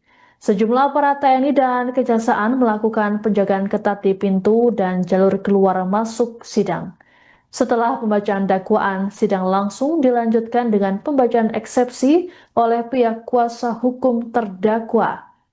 Adapun saat sidang eksepsi berlangsung, Hakim Ketua Purwanto S. Abdullah sempat menegur 3 anggota TNI yang berdiri di pintu masuk ruang sidang. Teguran dilayangkan karena keberadaan ketiganya mengganggu pandangan kamera awak media. Setelah ditegur, 3 anggota TNI tersebut mundur ke bagian belakang ruang sidang dan pembacaan eksepsi dilanjutkan oleh pengacara Nadiem. Pengamanan terhadap Nadiem kemudian berlanjut seusai sidang. Saat jeda persidangan sekitar pukul 1 siang, Nadiem langsung dikawal ketat pihak Kejaksaan dan anggota TNI keluar ruang sidang. Penjagaan ketat ini membuatnya tak sempat memberikan pernyataan kepada awak media. Kondisi ini membuat pengacara Nadiem Ari Yusuf Amir merasa kesal. Ia menyebut situasi itu melanggar hak kliennya untuk berbicara ke publik. Rupanya situasi serupa kembali terjadi seusai sidang eksepsi berakhir. Awak media lagi-lagi tak bisa mendapat pernyataan Nadiem akibat terhalang penjagaan ketat anggota TNI. Nadiem langsung digiring menuju mobil tahanan oleh beberapa orang dari Kejaksaan. Padahal Nadiem tampak mencoba menghentikan langkah kakinya sejenak untuk meladeni wartawan. Namun pihak Kejaksaan memaksanya untuk segera menuju mobil, bahkan mendorong wartawan agar membuka jalan. Sebelum masuk ke mobil, Nadiem sempat berteriak bahwa kasus dugaan korupsi yang menjeratnya merupakan kriminalisasi kebijakan dan dirinya tak menerima sepeser pun. Sementara itu, Direktur Penuntutan pada Jampitsus Kejagung Riono Budi Santoso menyebut pelibatan TNI dalam sidang Nadiem dilakukan berdasarkan penilaian risiko. Ia menegaskan pelibatan TNI bukan hanya untuk kasus yang menjerat tokoh tertentu. Adapun dalam uraian surat dakwaan, Nadiem dan 3 terdakwa lainnya disebut menyebabkan kerugian keuangan negara senilai 2,1 triliun rupiah. Saat pembacaan eksepsi, Nadiem mengklaim tak pernah terlibat kegiatan teknis proses pengadaan laptop berbasis Chromebook. Menurut Nadiem, berdasarkan audit Badan Pengawasan Keuangan dan Pembangunan atau BPKP tahun 2023-2024, tak ditemukan kejanggalan terkait dengan pengadaan Chromebook. Nadiem mengatakan hanya pernah 1 kali mengikuti rapat perencanaan Chromebook pada 6 Mei 2020 untuk dimintai pendapat soal rekomendasi tim.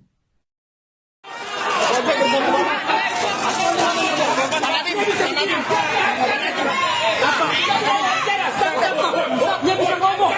Dia punya acara memangnya hak asasi manusia. Stop. Dia punya acara. Dari tahap. Dia punya acara.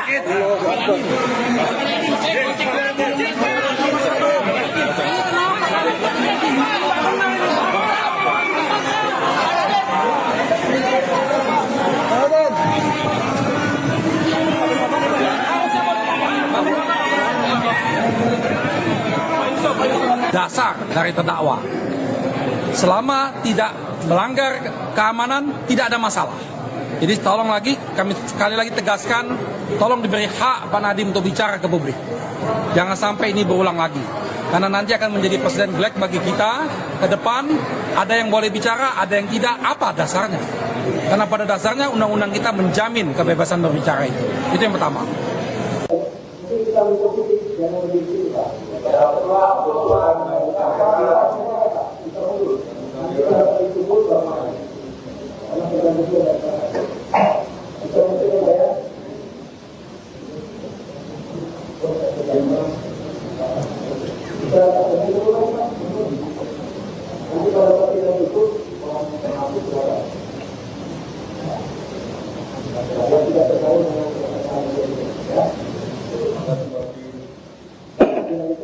Terima kasih. Majelis Majelis Hakim yang mulia, rekan jaksa penuntut umum yang terhormat, dan peserta sidang yang mencintai keadilan, bahwa tidak pidana korupsi sebagaimana diatur dalam pasal 2 dan pasal 3 Undang-Undang Nomor 31 Tahun 99 Junto Undang-Undang 20 Tahun 2008 merupakan delik material, sehingga unsur yang harus dibuktikan terlebih dahulu adalah akibat dari perbuatan tersebut. Jadi timbulnya kerugian keuangan negara. Dengan demikian, dalam proses penegakan hukum, khususnya pada tahap penyidikan dan penuntutan, bukti adanya kerugian keuangan negara yang nyata dan pasti merupakan prasyarat mutlak sebelum seseorang dapat ditetapkan sebagai tersangka. Lebih lagi, penegakan tersebut antara lain dinyatakan secara eksplisit dalam putusan Mahkamah Konstitusi nomor 25 PU 14 2016 yang menyatakan bahwa unsur dapat kerugian keuangan negara pada pasal 2 Undang-Undang Tipikor harus dimaknai sebagai kerugian keuangan negara yang nyata dan aktual, bukan sekedar potensi atau asumsi. Meskipun pasal 2 dan pasal 3 Undang-Undang Tipikor telah dicabut pengaturannya, dialihkan ke dalam pasal 603 dan pasal 604 KUHP 2023, hal tersebut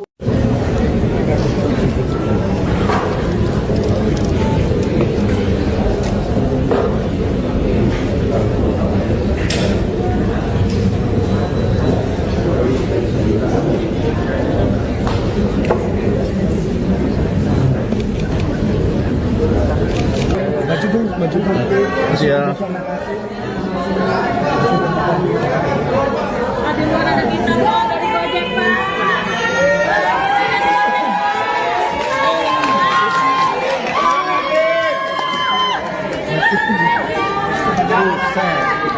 Terima kasih semua. Terima kasih.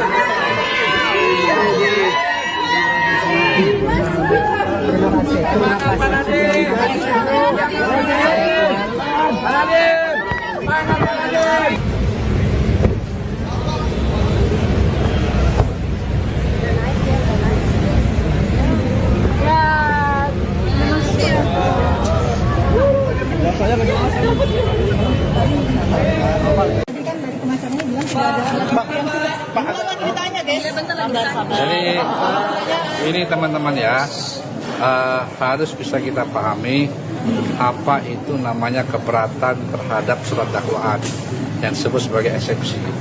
Jadi keberatan terhadap surat dakwaan itu secara limitatif sudah diatur, yaitu di pasal 75 mengenai Undang-Undang Nomor 20 Tahun 2025 itu disebutkan surat dakwaan itu harus diberi tanggal. Yang kedua, harus ada identitas terdakwa, nama lengkap, tempat tinggal, pekerjaan, alamat, segala macam. Terus yang ketiga, harus cermat mengenai pasal sangkaan, waktu dan tempat kejadiannya. Terus yang terakhir harus ditandatangani oleh penuntut umum. Lalu kalau kita bicara mengenai apakah ada alat bukti atau tidak, itu sebenarnya sudah diuji. Diuji di mana? Diuji pada saat mengajukan keberatan pra-peradilan kemarin. Yang dimana putusan pra-peradilan mengatakan penyidikan terhadap perkara yang diajukan permohonan penetapan tersangka oleh Pak Nadiem Anwar Makarim itu telah sah penyidikannya, artinya sudah memperoleh 2 alat bukti yang cukup, bahkan 4 alat bukti sebagaimana saya sampaikan seperti itu. Pak, tadi kan sempat Pak Nadiem itu kan sempat akan memberikan statement lalu dibawa langsung oleh petugas kejaksaan, itu gimana itu? Kenapa tidak boleh? Apakah tidak boleh memberikan pernyataan atau gimana Pak Nadiem itu? Oh, ini kan mengingat waktu Pak Nadiem juga capek. Kalau dengan habis operasi, berbuat-buat segala macam seperti itu. Tapi kan beliau berkenan tadi Pak untuk memberikan statement. Tadi kita udah janji sih sebenarnya sih. Nah, kan langsung dibawa keluar. Ya kita lihat situasi kalau beliau mungkin ini ya waktunya udah habis operasi, udah siapa. Adanya tentara itu fungsinya apa Pak? Bapak ini ada sidang ada tentaranya Pak? Oh, itu kan keamanan. Polisi tidak cukup. Saya tidak bisa menjawab apakah cuman kami di dalam penanganan perkara sekarang ada juga melibatkan teman-teman dari TNI. Ada aturan yang melibatkan TNI ya Pak di sidang tindak pidana korupsi ini.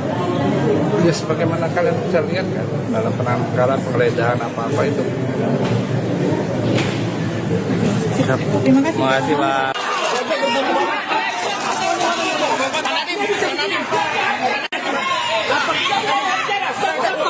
Dia bisa ngomong. Dia punya acara tentang hak asasi manusia. Stop. Dia punya acara. Jangan tahan. Dia punya acara. Sidang perdana kasus dugaan korupsi pengadaan Chromebook Kemendikbudristek periode 2019-2022 yang dihadiri mantan Mendikbudristek Nadiem Makarim tampak turut dijaga oleh prajurit TNI. Kehadiran prajurit TNI dalam ruang sidang juga sempat menghambat proses peliputan oleh awak media. Sidang dengan agenda pembacaan dakwaan terhadap Nadiem ini dimulai pukul 10.42 waktu Indonesia Barat di ruang sidang Hatta Ali. Sejumlah aparat TNI dan Kejaksaan melakukan penjagaan ketat di pintu dan jalur keluar masuk sidang. Setelah pembacaan dakwaan, sidang langsung dilanjutkan dengan pembacaan eksepsi oleh pihak kuasa hukum terdakwa. Adapun saat sidang eksepsi berlangsung, Hakim Ketua Purwanto S. Abdullah sempat menegur 3 anggota TNI yang berdiri di pintu masuk ruang sidang. Teguran dilayangkan karena keberadaan ketiganya mengganggu pandangan kamera awak media. Setelah ditegur, 3 anggota TNI tersebut mundur ke bagian belakang ruang sidang dan pembacaan eksepsi dilanjutkan oleh pengacara Nadiem. Pengamanan terhadap Nadiem kemudian berlanjut seusai sidang. Saat jeda persidangan sekitar pukul 1 siang, Nadiem langsung dikawal ketat pihak Kejaksaan dan anggota TNI keluar ruang sidang. Penjagaan ketat ini membuatnya tak sempat memberikan pernyataan kepada awak media. Kondisi ini membuat pengacara Nadiem Ari Yusuf Amir merasa kesal. Ia menyebut situasi itu melanggar hak kliennya untuk berbicara ke publik. Rupanya situasi serupa kembali terjadi seusai sidang eksepsi berakhir. Awak media lagi-lagi tak bisa mendapat pernyataan Nadiem akibat terhalang penjagaan ketat anggota TNI. Nadiem langsung digiring menuju mobil tahanan oleh beberapa orang dari Kejaksaan. Padahal Nadiem tampak mencoba menghentikan langkah kakinya sejenak untuk meladeni wartawan. Namun pihak Kejaksaan memaksanya untuk segera menuju mobil, bahkan mendorong wartawan agar membuka jalan. Sebelum masuk ke mobil, Nadiem sempat berteriak bahwa kasus dugaan korupsi yang menjeratnya merupakan kriminalisasi kebijakan dan dirinya tak menerima sepeser pun. Sementara itu, Direktur Penuntutan pada Jampitsus Kejagung Riono Budi Santoso menyebut pelibatan TNI dalam sidang Nadiem dilakukan berdasarkan penilaian risiko. Ia menegaskan pelibatan TNI bukan hanya untuk kasus yang menjerat tokoh tertentu. Adapun dalam uraian surat dakwaan, Nadiem dan 3 terdakwa lainnya disebut menyebabkan kerugian keuangan negara senilai 2,1 triliun rupiah. Saat pembacaan eksepsi, Nadiem mengklaim tak pernah terlibat kegiatan teknis proses pengadaan laptop berbasis Chromebook. Menurut Nadiem, berdasarkan audit Badan Pengawasan Keuangan dan Pembangunan atau BPKP tahun 2023-2024, tak ditemukan kejanggalan terkait dengan pengadaan Chromebook. Nadiem mengatakan hanya pernah 1 kali mengikuti rapat perencanaan Chromebook pada 6 Mei 2020 untuk dimintai pendapat soal rekomendasi tim.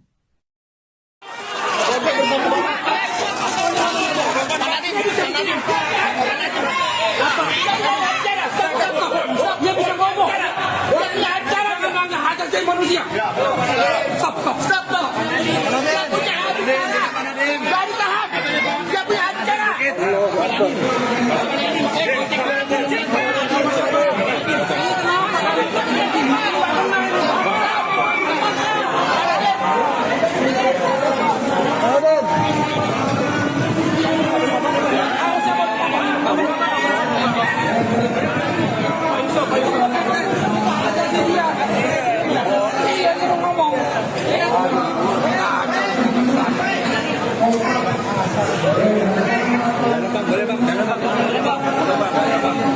Bisa Bu, di basement dulu nanti. Pertama-tama kami sangat kecewa dan sangat keberatan karena Pak Nadiem tidak diberikan hak bicara kepada media. itu melanggar hak asasi manusia karena dia mempunyai hak untuk ngomong ke publik. Dan saat ini kalau bicara situasi keamanan, tidak ada keamanan yang mengancam diri beliau. Situasinya semuanya kondusif, ya, semua peserta sidangnya juga tertib, jadi tidak ada alasan keamanan. Itu membuat-buat itu alasan itu. Dan kami sampaikan ini kepada pihak pimpinan kejaksaan untuk mengingatkan staf-stafnya, janganlah berlaku sewenang-wenang. Hak untuk bicara ke publik itu adalah hak mendasar dari terdakwa. Selama tidak melanggar keamanan, tidak ada masalah. Jadi tolong lagi, kami sekali lagi tegaskan, tolong diberi hak Pak Nadiem untuk bicara ke publik. Jangan sampai ini berulang lagi. Karena nanti akan menjadi presiden black bagi kita ke depan, ada yang boleh bicara, ada yang tidak, apa dasarnya? Karena pada dasarnya undang-undang kita menjamin kebebasan berbicara itu. Itu yang pertama.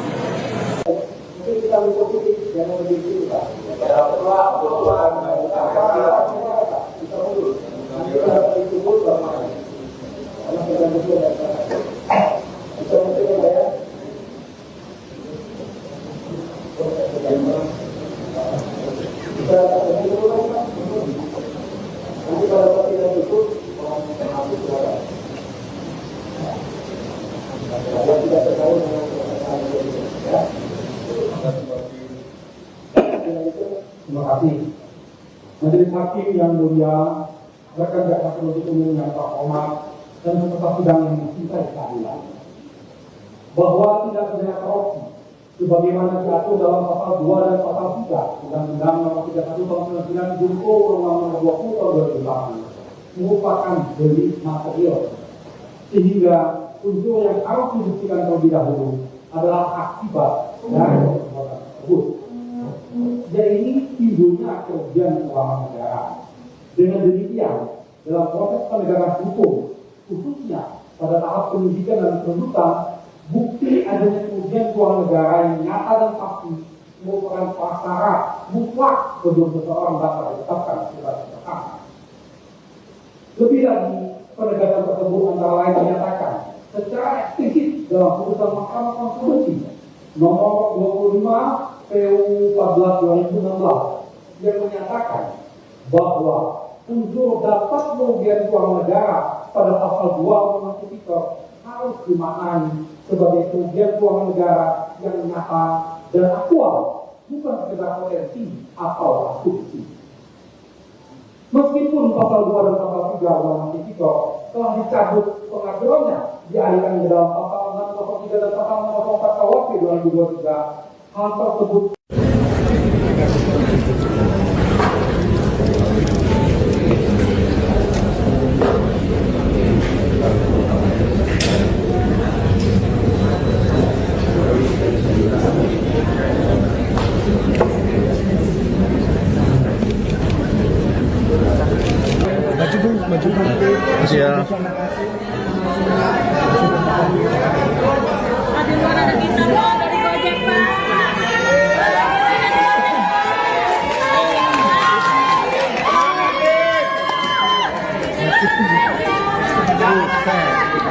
Terima kasih semua. Terima kasih.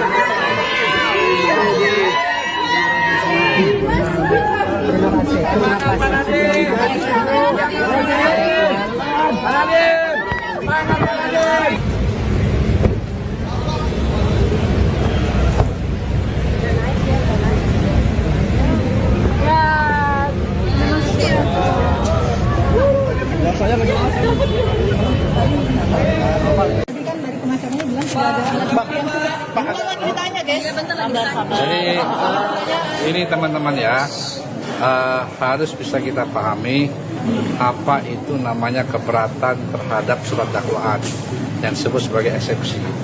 Jadi keberatan terhadap surat dakwaan itu secara limitatif sudah diatur, yaitu di pasal 75 mengenai Undang-Undang Nomor 20 Tahun 2025 itu disebutkan surat dakwaan itu harus diberi tanggal. Yang kedua, harus ada identitas terdakwa, nama lengkap, tempat tinggal, pekerjaan, alamat, segala macam. Terus yang ketiga, harus cermat mengenai pasal sangkaan, waktu dan tempat kejadiannya. Terus yang terakhir harus ditandatangani oleh penuntut umum. Lalu kalau kita bicara mengenai apakah ada alat bukti atau tidak, itu sebenarnya sudah diuji. Diuji di mana? Diuji pada saat mengajukan keberatan pra-peradilan kemarin. Yang dimana putusan pra-peradilan mengatakan penyidikan terhadap perkara yang diajukan permohonan penetapan tersangka oleh Pak Nadiem Anwar Makarim itu telah sah penyidikannya, artinya sudah memperoleh 2 alat bukti yang cukup, bahkan 4 alat bukti sebagaimana saya sampaikan seperti itu. Pak, tadi kan sempat Pak Nadiem itu kan sempat akan memberikan statement lalu dibawa langsung oleh petugas kejaksaan, itu gimana itu?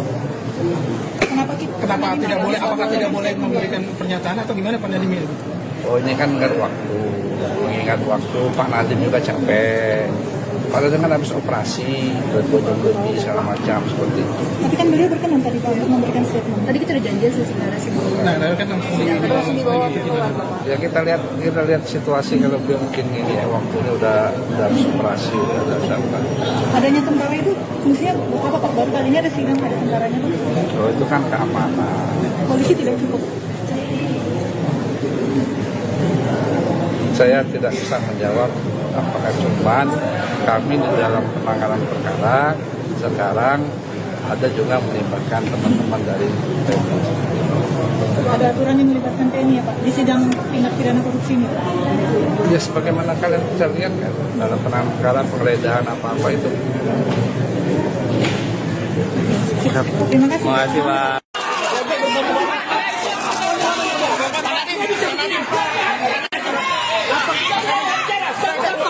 Dia bisa ngomong. Dia punya acara memangnya hak asasi manusia.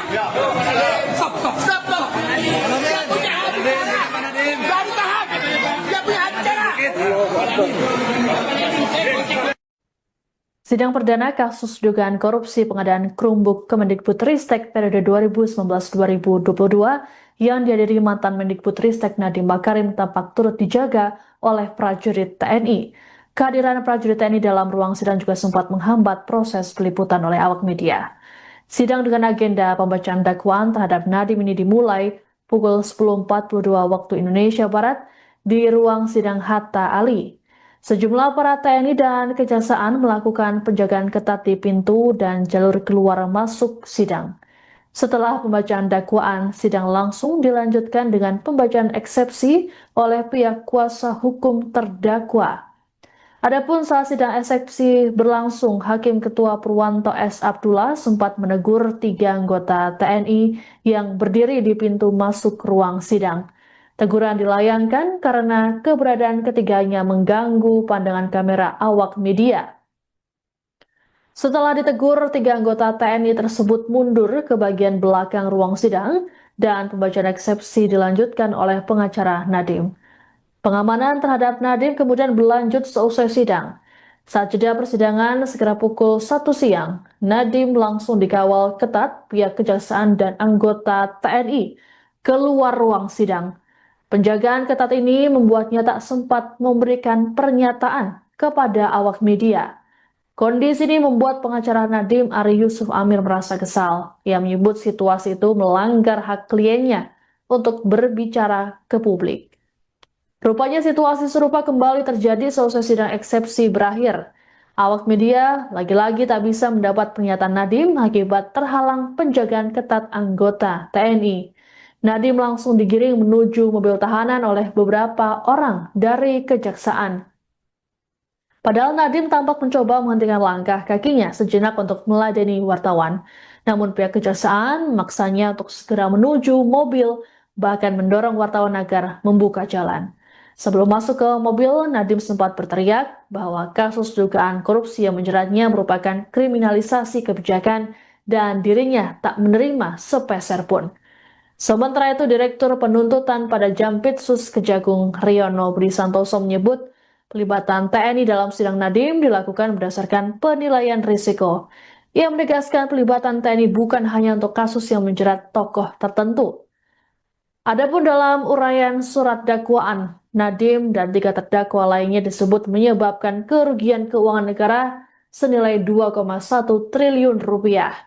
Saat pembacaan eksepsi, Nadiem mengklaim tak pernah terlibat kegiatan teknis proses pengadaan laptop berbasis Chromebook. Menurut Nadiem, berdasarkan audit Badan Pengawasan Keuangan dan Pembangunan atau BPKP tahun 2023-2024, tak ditemukan kejanggalan terkait dengan pengadaan Chromebook. Nadiem mengatakan hanya pernah 1 kali mengikuti rapat perencanaan Chromebook pada 6 Mei 2020 untuk dimintai pendapat soal rekomendasi tim.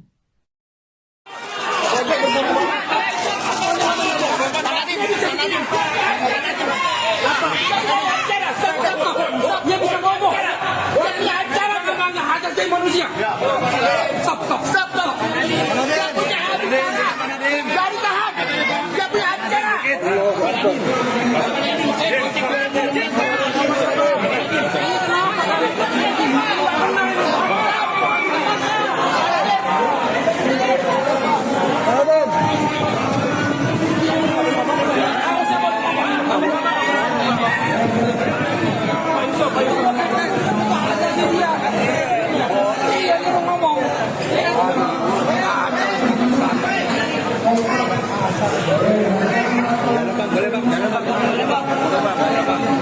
Bisa Bu, nanti flashback dulu nanti. Pertama-tama kami sangat kecewa dan sangat keberatan karena Pak Nadiem tidak diberikan hak bicara kepada media. Itu melanggar hak asasi manusia karena dia mempunyai hak untuk ngomong ke publik. Dan saat ini kalau bicara situasi keamanan, tidak ada keamanan yang mengancam diri beliau. Situasinya semuanya kondusif, ya, semua peserta sidangnya juga tertib, jadi tidak ada alasan keamanan. Itu membuat-buat itu alasan itu. Dan kami sampaikan ini kepada pihak pimpinan kejaksaan untuk mengingatkan staf-stafnya, janganlah berlaku sewenang-wenang. Hak untuk bicara ke publik itu adalah hak mendasar dari terdakwa. Selama tidak melanggar keamanan, tidak ada masalah. Jadi tolong lagi, kami sekali lagi tegaskan, tolong diberi hak Pak Nadiem untuk bicara ke publik. Jangan sampai ini berulang lagi. Karena nanti akan menjadi presiden black bagi kita ke depan. Ada yang boleh bicara, ada yang tidak. Apa dasarnya? Karena pada dasarnya undang-undang kita menjamin kebebasan berbicara itu. Itu yang pertama.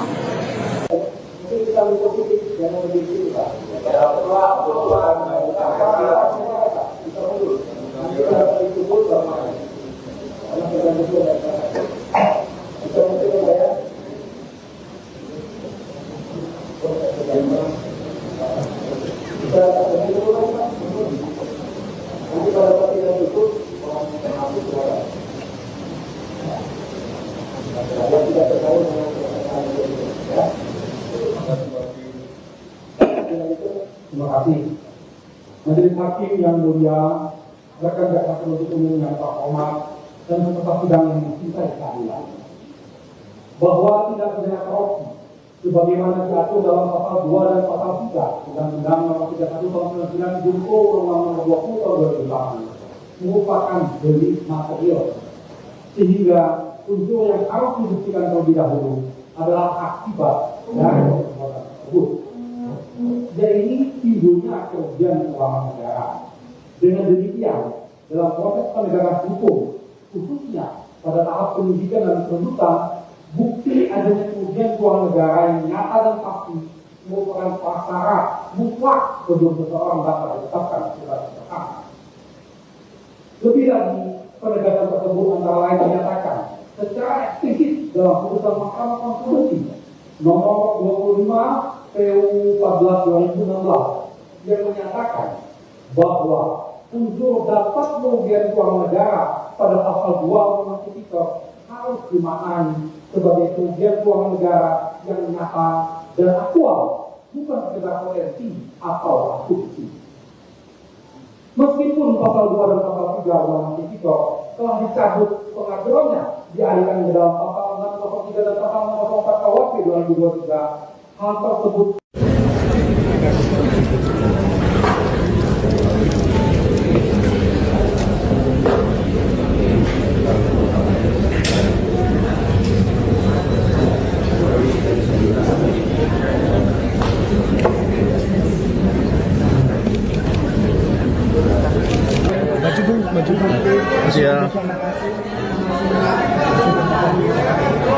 Ada luar ada bintang.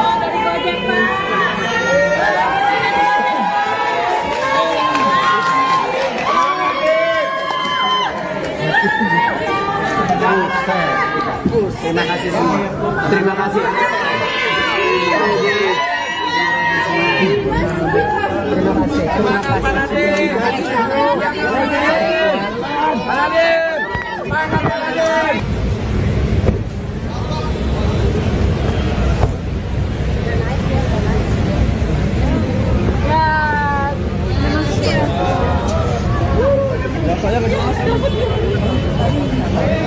Tadi kan dari kemasannya bilang sudah ada alat bukti yang cukup.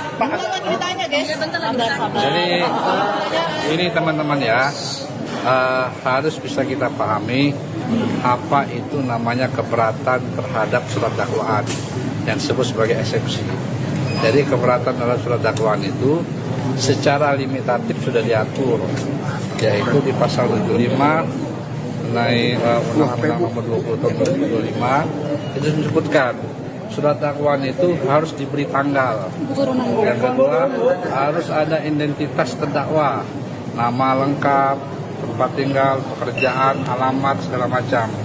Terus yang ketiga, harus cermat mengenai pasal sangkaan, waktu dan tempat kejadiannya.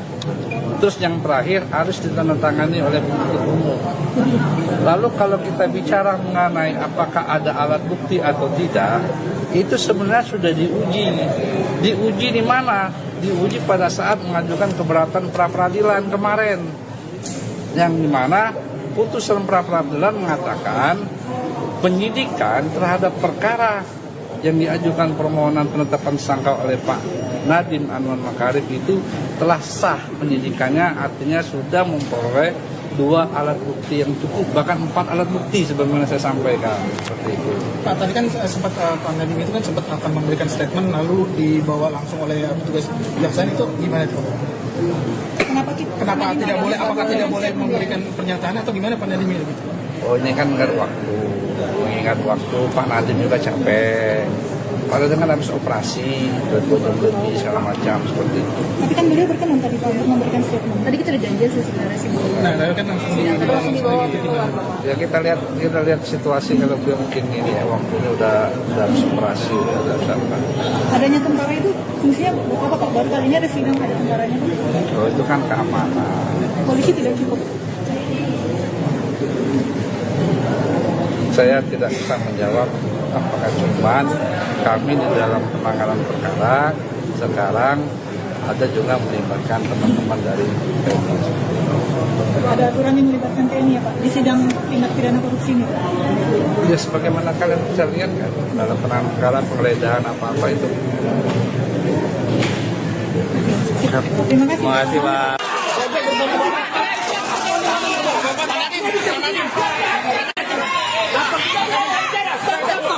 Dia bisa ngomong. Dia punya acara namanya hak asasi manusia. Stop. Dia punya acara. Gak ditahan. Dia punya acara. Sidang perdana kasus dugaan korupsi pengadaan Chromebook Kemendikbudristek periode 2019-2022 yang dihadiri mantan Mendikbudristek Nadiem Makarim tampak turut dijaga oleh prajurit TNI. Kehadiran prajurit TNI dalam ruang sidang juga sempat menghambat proses peliputan oleh awak media. Sidang dengan agenda pembacaan dakwaan terhadap Nadiem ini dimulai pukul 10.42 waktu Indonesia Barat di ruang sidang Hatta Ali. Sejumlah aparat TNI dan Kejaksaan melakukan penjagaan ketat di pintu dan jalur keluar masuk sidang. Setelah pembacaan dakwaan, sidang langsung dilanjutkan dengan pembacaan eksepsi oleh pihak kuasa hukum terdakwa. Adapun saat sidang eksepsi berlangsung, Hakim Ketua Purwanto S. Abdullah sempat menegur 3 anggota TNI yang berdiri di pintu masuk ruang sidang. Teguran dilayangkan karena keberadaan ketiganya mengganggu pandangan kamera awak media. Setelah ditegur, 3 anggota TNI tersebut mundur ke bagian belakang ruang sidang dan pembacaan eksepsi dilanjutkan oleh pengacara Nadiem.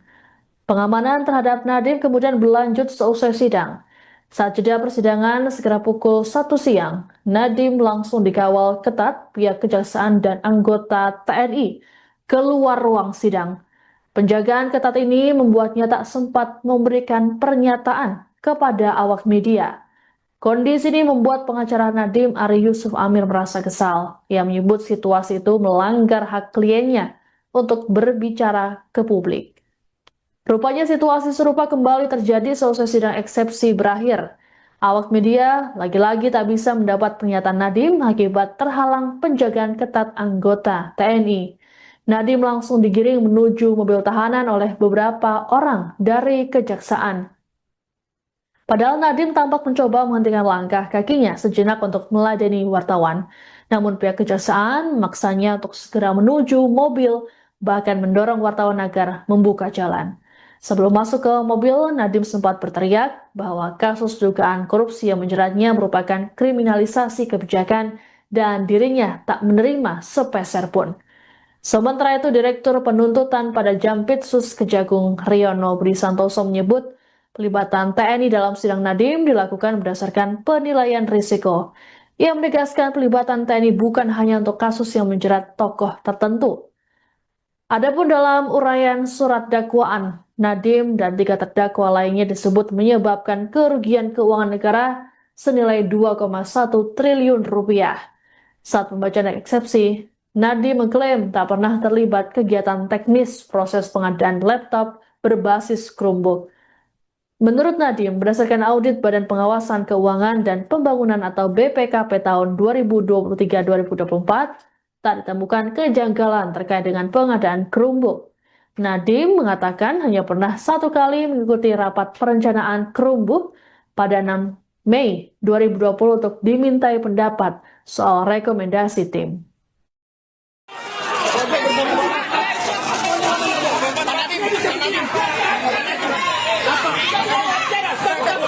Dia bisa ngomong. Dia punya acara tentang hak asasi manusia. Stop. Dia punya acara. Dari tahap. Dia punya acara.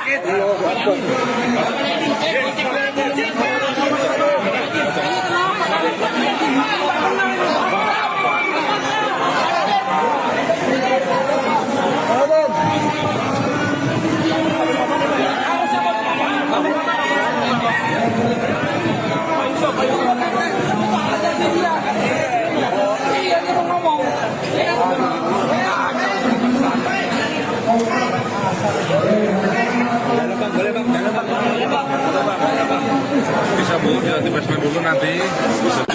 Pertama-tama kami sangat kecewa dan sangat keberatan karena Pak Nadiem tidak diberikan hak bicara kepada media. Itu melanggar hak asasi manusia karena dia mempunyai hak untuk ngomong ke publik. Dan saat ini kalau bicara situasi keamanan, tidak ada keamanan yang mengancam diri beliau. Situasinya semuanya kondusif, ya, semua peserta sidangnya juga tertib, jadi tidak ada alasan keamanan. Itu membuat-buat itu alasan itu. Dan kami sampaikan ini kepada pihak pimpinan kejaksaan untuk mengingatkan staf-stafnya, janganlah berlaku sewenang-wenang. Hak untuk bicara ke publik itu adalah hak mendasar dari terdakwa. Selama tidak melanggar keamanan, tidak ada masalah. Jadi tolong lagi, kami sekali lagi tegaskan, tolong diberi hak Pak Nadiem untuk bicara ke publik. Jangan sampai ini berulang lagi. Karena nanti akan menjadi presiden black bagi kita ke depan. Ada yang boleh bicara, ada yang tidak. Apa dasarnya? Karena pada dasarnya undang-undang kita menjamin kebebasan berbicara itu. Itu yang pertama.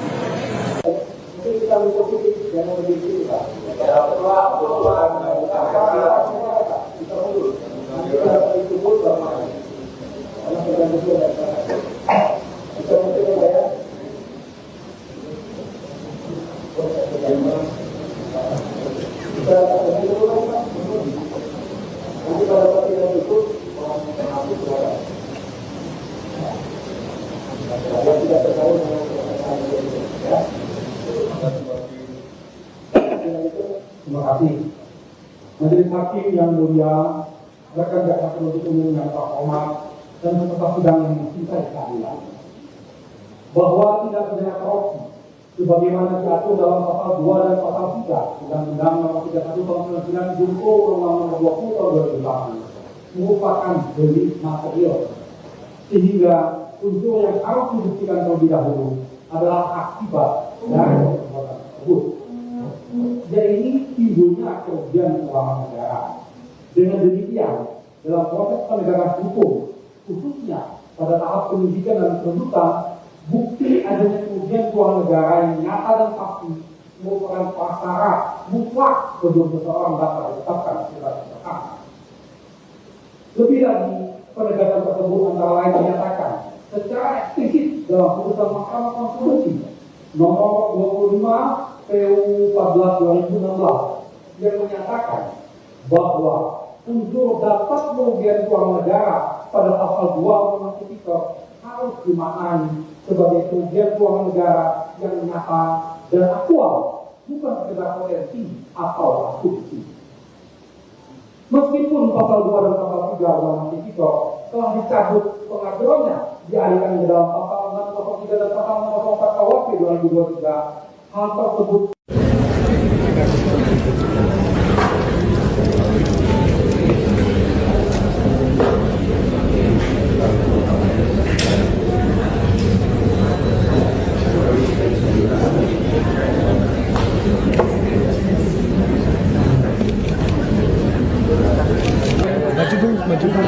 Siap.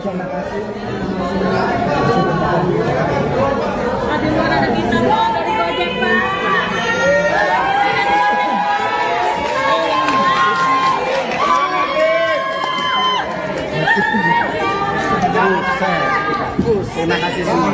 Terima kasih.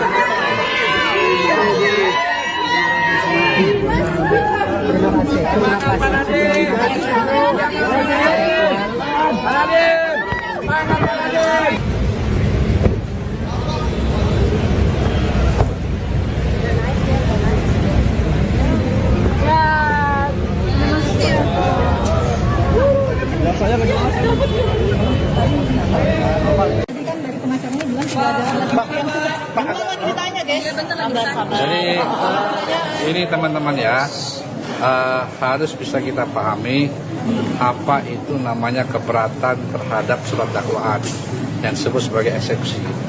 Jadi keberatan terhadap surat dakwaan itu secara limitatif sudah diatur, yaitu di pasal 75 mengenai Undang-Undang Nomor 20 Tahun 2025 itu disebutkan surat dakwaan itu harus diberi tanggal. Yang kedua, harus ada identitas terdakwa, nama lengkap, tempat tinggal, pekerjaan, alamat, segala macam. Terus yang ketiga, harus cermat mengenai pasal sangkaan, waktu dan tempat kejadiannya. Terus yang terakhir harus ditandatangani oleh penuntut umum. Lalu kalau kita bicara mengenai apakah ada alat bukti atau tidak, itu sebenarnya sudah diuji. Diuji di mana? Diuji pada saat mengajukan keberatan pra-peradilan kemarin. Yang dimana putusan pra-peradilan mengatakan penyidikan terhadap perkara yang diajukan permohonan penetapan tersangka oleh Pak Nadiem Anwar Makarim itu telah sah penyidikannya, artinya sudah memperoleh 2 alat bukti yang cukup, bahkan 4 alat bukti sebagaimana saya sampaikan seperti itu. Pak, tadi kan sempat Pak Nadiem itu kan sempat akan memberikan statement lalu dibawa langsung oleh petugas kejaksaan, itu gimana itu? Kenapa tidak boleh? Apakah tidak boleh memberikan pernyataan atau gimana Pak Nadiem itu? Oh, ini kan mengingat waktu Pak Nadiem juga capek. Kalau dengan habis operasi, berbuat lebih segala macam seperti itu. Tapi kan beliau berkenan tadi Pak untuk memberikan statement. Tadi kita udah janji sih sebenarnya sebelumnya. Nah, kan langsung dibawa keluar. Ya kita lihat situasi kalau beliau mungkin ini ya waktunya udah habis operasi, udah siapa. Adanya tentara itu fungsinya apa Pak? Baru kali ini ada sidang ada tentaranya. Oh, itu kan keamanan. Polisi tidak cukup. Saya tidak bisa menjawab apakah cuman kami di dalam penanganan perkara sekarang ada juga melibatkan teman-teman dari TNI. Ada aturan yang melibatkan TNI ya Pak di sidang tindak pidana korupsi ini? Ya sebagaimana kalian bisa lihat kan dalam penanganan perkara penggeledahan apa-apa itu. Terima kasih. Terima kasih Pak.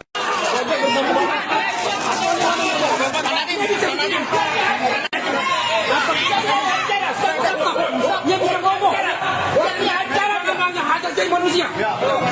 Stop. Dia punya acara. Baru tahap. Dia punya acara.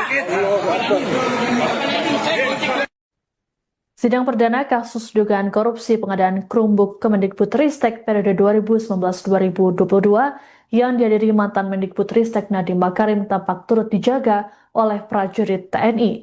Kehadiran prajurit TNI dalam ruang sidang juga sempat menghambat proses peliputan oleh awak media. Sidang dengan agenda pembacaan dakwaan terhadap Nadiem ini dimulai pukul 10.42 waktu Indonesia Barat di ruang sidang Hatta Ali. Sejumlah aparat TNI dan Kejaksaan melakukan penjagaan ketat di pintu dan jalur keluar masuk sidang. Setelah pembacaan dakwaan, sidang langsung dilanjutkan dengan pembacaan eksepsi oleh pihak kuasa hukum terdakwa. Adapun saat sidang eksepsi berlangsung, Hakim Ketua Purwanto S. Abdullah sempat menegur 3 anggota TNI yang berdiri di pintu masuk ruang sidang. Teguran dilayangkan karena keberadaan ketiganya mengganggu pandangan kamera awak media. Setelah ditegur, 3 anggota TNI tersebut mundur ke bagian belakang ruang sidang dan pembacaan eksepsi dilanjutkan oleh pengacara Nadiem. Pengamanan terhadap Nadiem kemudian berlanjut seusai sidang. Saat jeda persidangan sekitar pukul 1 siang, Nadiem langsung dikawal ketat pihak Kejaksaan dan anggota TNI keluar ruang sidang. Penjagaan ketat ini membuatnya tak sempat memberikan pernyataan kepada awak media. Kondisi ini membuat pengacara Nadiem Ari Yusuf Amir merasa kesal. Ia menyebut situasi itu melanggar hak kliennya untuk berbicara ke publik. Rupanya situasi serupa kembali terjadi seusai sidang eksepsi berakhir. Awak media lagi-lagi tak bisa mendapat pernyataan Nadiem akibat terhalang penjagaan ketat anggota TNI. Nadiem langsung digiring menuju mobil tahanan oleh beberapa orang dari Kejaksaan. Padahal Nadiem tampak mencoba menghentikan langkah kakinya sejenak untuk meladeni wartawan.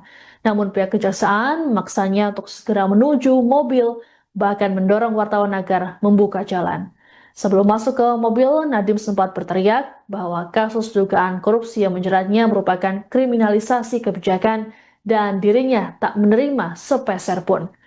Sementara itu, Direktur Penuntutan pada Jampitsus Kejagung Riono Budi Santoso menyebut pelibatan TNI dalam sidang Nadiem dilakukan berdasarkan penilaian risiko. Ia menegaskan pelibatan TNI bukan hanya untuk kasus yang menjerat tokoh tertentu. Adapun dalam uraian surat dakwaan, Nadiem dan 3 terdakwa lainnya disebut menyebabkan kerugian keuangan negara senilai 2,1 triliun rupiah. Saat pembacaan eksepsi, Nadiem mengklaim tak pernah terlibat kegiatan teknis proses pengadaan laptop berbasis Chromebook. Menurut Nadiem, berdasarkan audit Badan Pengawasan Keuangan dan Pembangunan atau BPKP tahun 2023-2024, tak ditemukan kejanggalan terkait dengan pengadaan Chromebook. Nadiem mengatakan hanya pernah 1 kali mengikuti rapat perencanaan Chromebook pada 6 Mei 2020 untuk dimintai pendapat soal rekomendasi tim.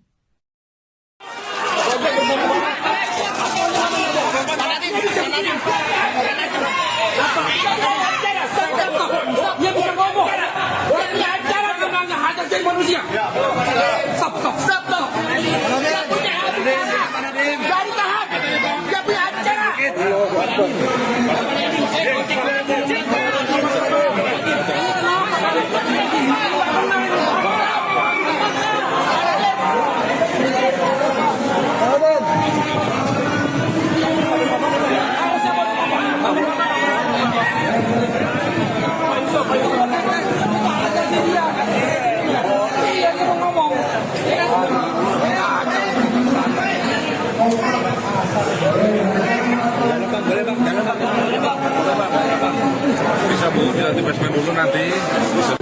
Pertama-tama kami sangat kecewa dan sangat keberatan karena Pak Nadiem tidak diberikan hak bicara kepada media.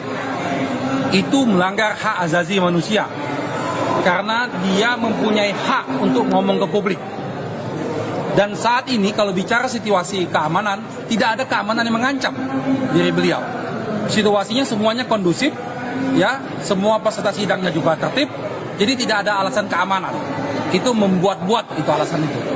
Dan kami sampaikan ini kepada pihak pimpinan Kejaksaan untuk mengingatkan staf-stafnya, janganlah berlaku sewenang-wenang. Hak untuk bicara ke publik itu adalah hak mendasar dari terdakwa. Selama tidak melanggar keamanan, tidak ada masalah. Jadi tolong lagi, kami sekali lagi tegaskan, tolong diberi hak Pak Nadiem untuk bicara ke publik. Jangan sampai ini berulang lagi. Karena nanti akan menjadi presiden black bagi kita ke depan. Ada yang boleh bicara, ada yang tidak. Apa dasarnya? Karena pada dasarnya undang-undang kita menjamin kebebasan berbicara itu. Itu yang pertama.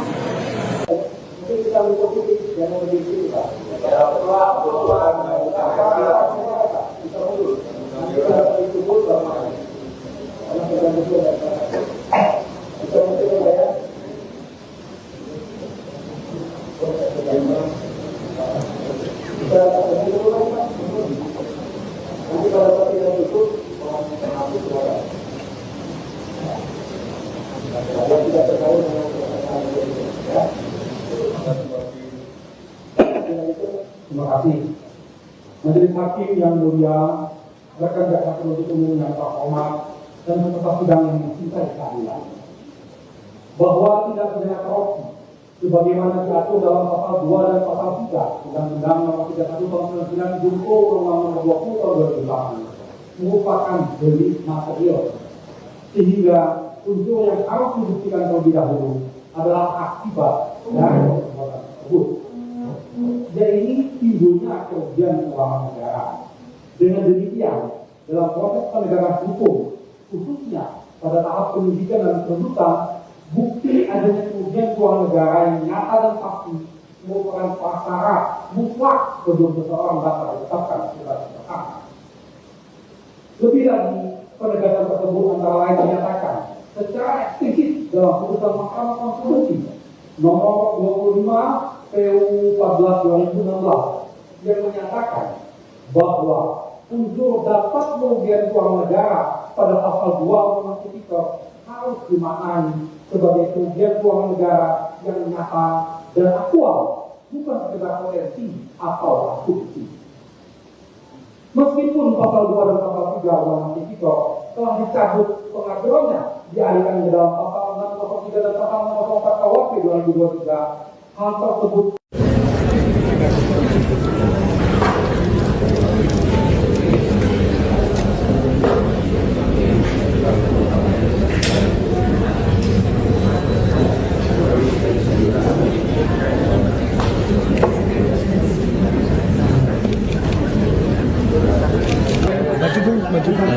Ya.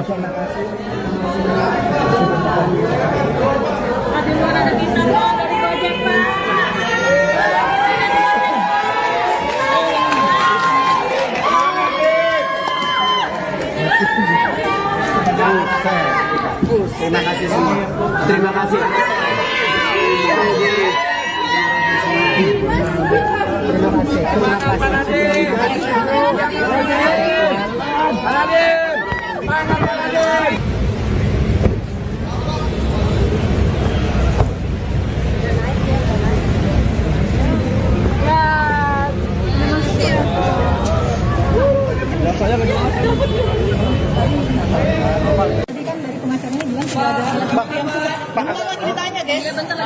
Jadi ini teman-teman ya, harus bisa kita pahami apa itu namanya keberatan terhadap surat dakwaan yang disebut sebagai eksepsi.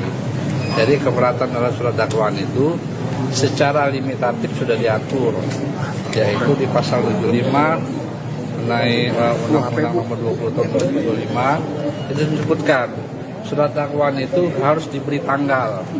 Yang kedua, harus ada identitas terdakwa, nama lengkap, tempat tinggal, pekerjaan, alamat, segala macam. Terus yang ketiga, harus cermat mengenai pasal sangkaan, waktu dan tempat kejadiannya.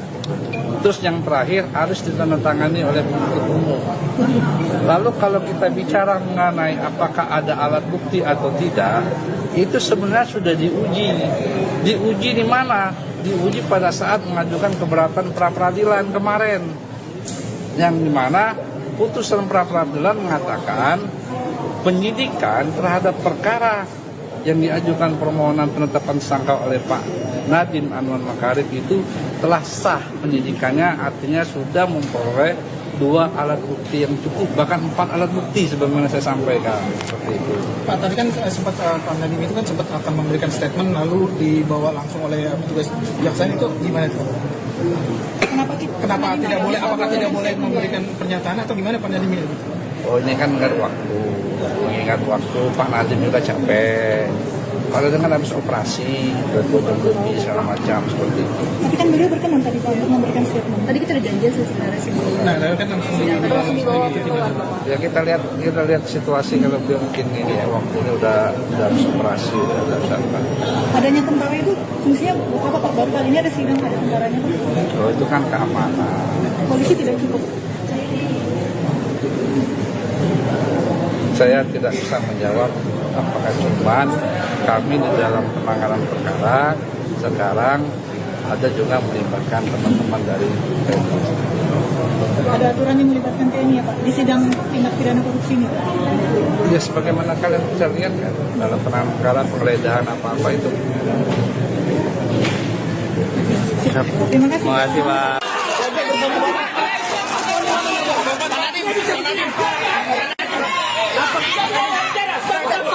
Dia bisa ngomong. Dia punya acara namanya hak asasi manusia. Stop. Dia punya acara. Gak ditahan. Dia punya acara. Sidang perdana kasus dugaan korupsi pengadaan Chromebook Kemendikbudristek periode 2019-2022 yang dihadiri mantan Mendikbudristek Nadiem Makarim tampak turut dijaga oleh prajurit TNI. Kehadiran prajurit TNI dalam ruang sidang juga sempat menghambat proses peliputan oleh awak media. Sidang dengan agenda pembacaan dakwaan terhadap Nadiem ini dimulai pukul 10.42 waktu Indonesia Barat di ruang sidang Hatta Ali. Sejumlah aparat TNI dan Kejaksaan melakukan penjagaan ketat di pintu dan jalur keluar masuk sidang. Setelah pembacaan dakwaan, sidang langsung dilanjutkan dengan pembacaan eksepsi oleh pihak kuasa hukum terdakwa. Adapun saat sidang eksepsi berlangsung, Hakim Ketua Purwanto S. Abdullah sempat menegur 3 anggota TNI yang berdiri di pintu masuk ruang sidang. Teguran dilayangkan karena keberadaan ketiganya mengganggu pandangan kamera awak media. Setelah ditegur, 3 anggota TNI tersebut mundur ke bagian belakang ruang sidang dan pembacaan eksepsi dilanjutkan oleh pengacara Nadiem. Pengamanan terhadap Nadiem kemudian berlanjut seusai sidang. Saat jeda persidangan sekitar pukul 1 siang, Nadiem langsung dikawal ketat pihak Kejaksaan dan anggota TNI keluar ruang sidang. Penjagaan ketat ini membuatnya tak sempat memberikan pernyataan kepada awak media. Kondisi ini membuat pengacara Nadiem Ari Yusuf Amir merasa kesal. Ia menyebut situasi itu melanggar hak kliennya untuk berbicara ke publik. Rupanya situasi serupa kembali terjadi seusai sidang eksepsi berakhir. Awak media lagi-lagi tak bisa mendapat pernyataan Nadiem akibat terhalang penjagaan ketat anggota TNI. Nadiem langsung digiring menuju mobil tahanan oleh beberapa orang dari Kejaksaan. Padahal Nadiem tampak mencoba menghentikan langkah kakinya sejenak untuk meladeni wartawan. Namun pihak Kejaksaan memaksanya untuk segera menuju mobil, bahkan mendorong wartawan agar membuka jalan. Sebelum masuk ke mobil, Nadiem sempat berteriak bahwa kasus dugaan korupsi yang menjeratnya merupakan kriminalisasi kebijakan dan dirinya tak menerima sepeser pun.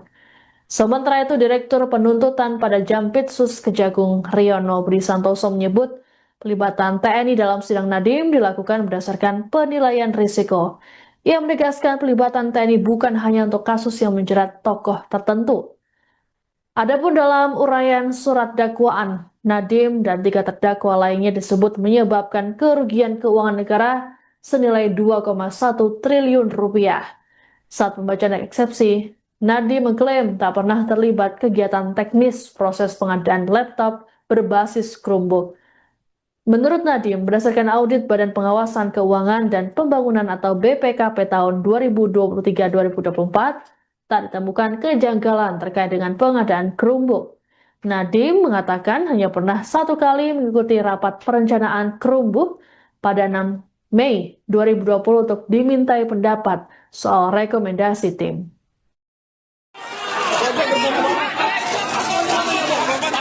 Nadiem.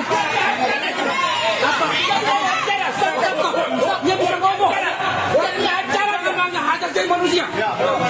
Stop. Dia punya hak bicara. Bari tahan. Dia punya hak bicara.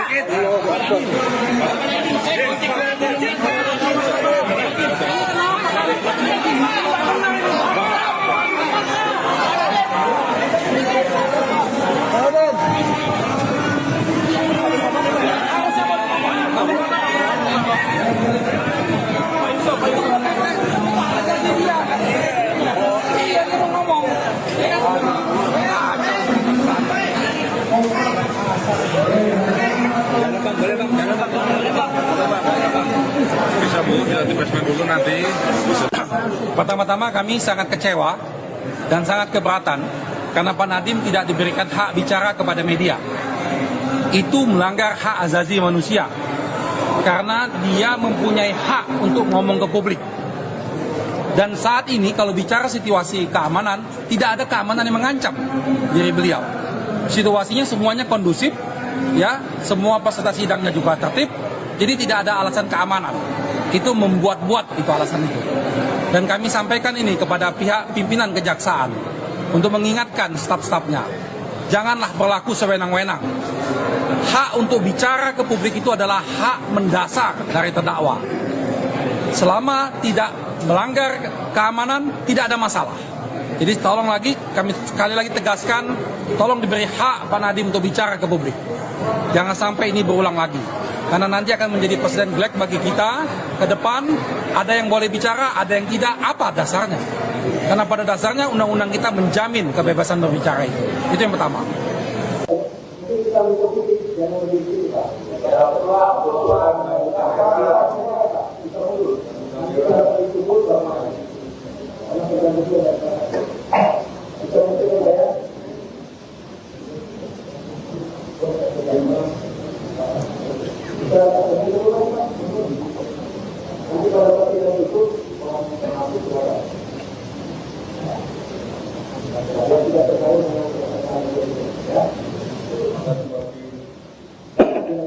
Terima kasih. Majelis Hakim yang mulia, rekan jaksa penuntut umum yang terhormat dan peserta sidang yang mencintai keadilan, bahwa tidak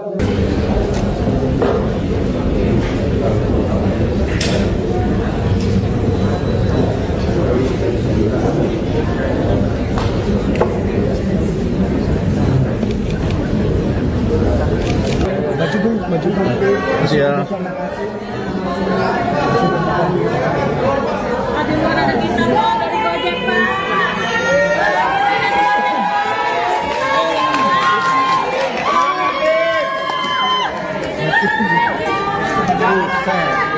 Terima kasih semua. Terima kasih.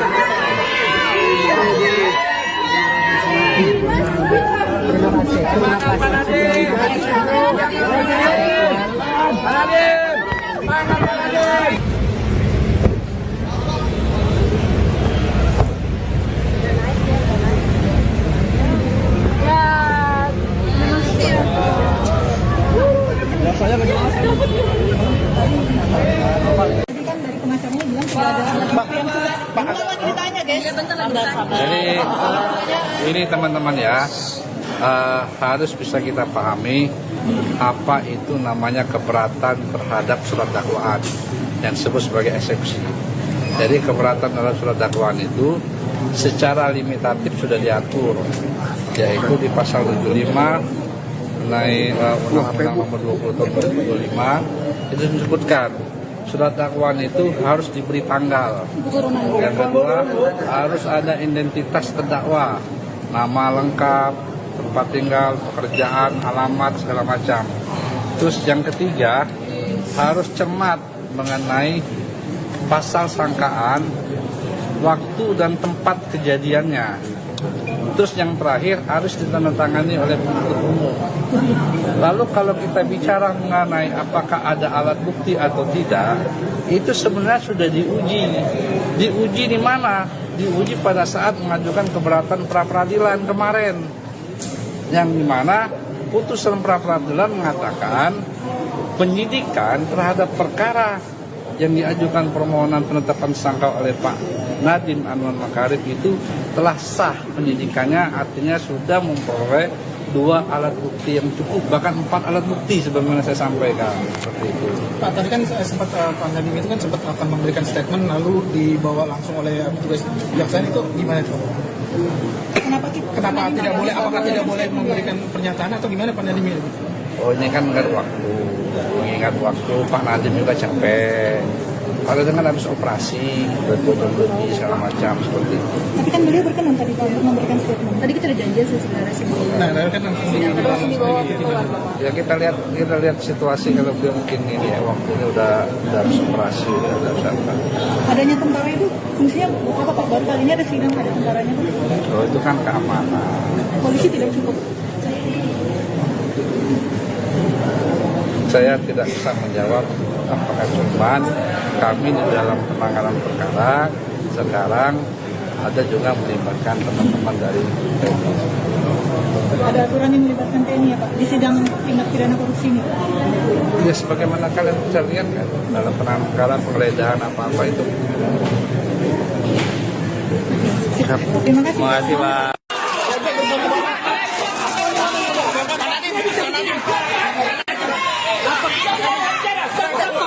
Dia bisa ngomong. Dia punya acara namanya hak asasi manusia.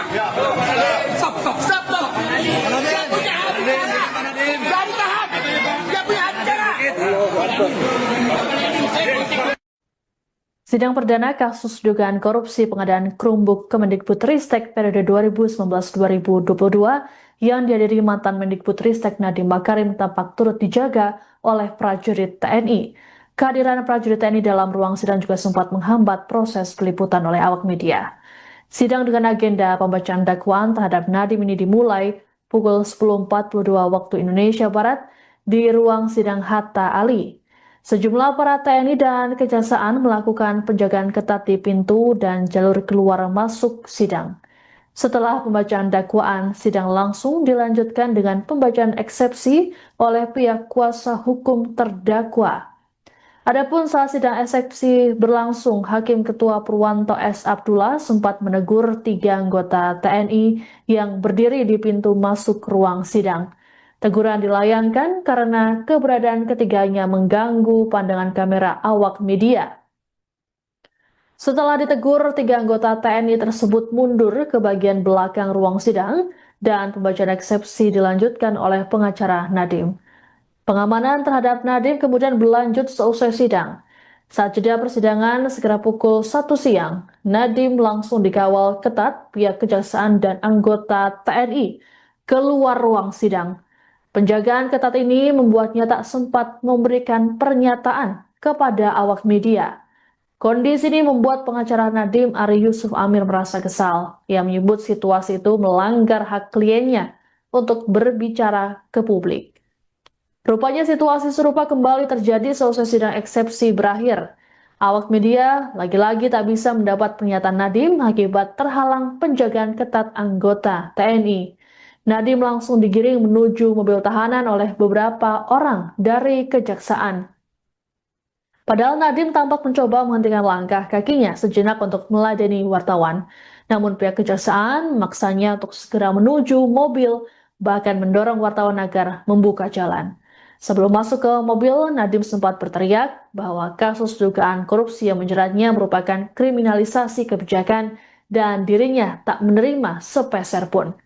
Sementara itu, Direktur Penuntutan pada Jampitsus Kejagung Riono Budi Santoso menyebut pelibatan TNI dalam sidang Nadiem dilakukan berdasarkan penilaian risiko. Ia menegaskan pelibatan TNI bukan hanya untuk kasus yang menjerat tokoh tertentu. Adapun dalam uraian surat dakwaan, Nadiem dan 3 terdakwa lainnya disebut menyebabkan kerugian keuangan negara senilai 2,1 triliun rupiah. Saat pembacaan eksepsi, Nadiem mengklaim tak pernah terlibat kegiatan teknis proses pengadaan laptop berbasis Chromebook. Menurut Nadiem, berdasarkan audit Badan Pengawasan Keuangan dan Pembangunan atau BPKP tahun 2023-2024, tak ditemukan kejanggalan terkait dengan pengadaan Chromebook. Nadiem mengatakan hanya pernah 1 kali mengikuti rapat perencanaan Chromebook pada 6 Mei 2020 untuk dimintai pendapat soal rekomendasi tim. Pak Nadiem.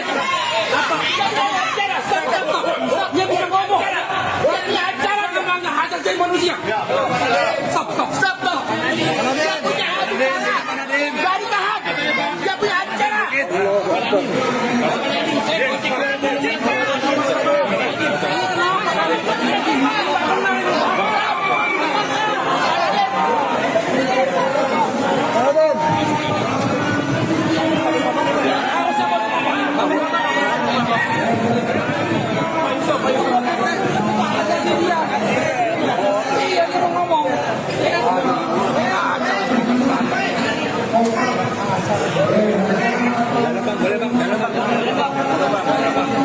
Bisa Bu, di basement dulu nanti.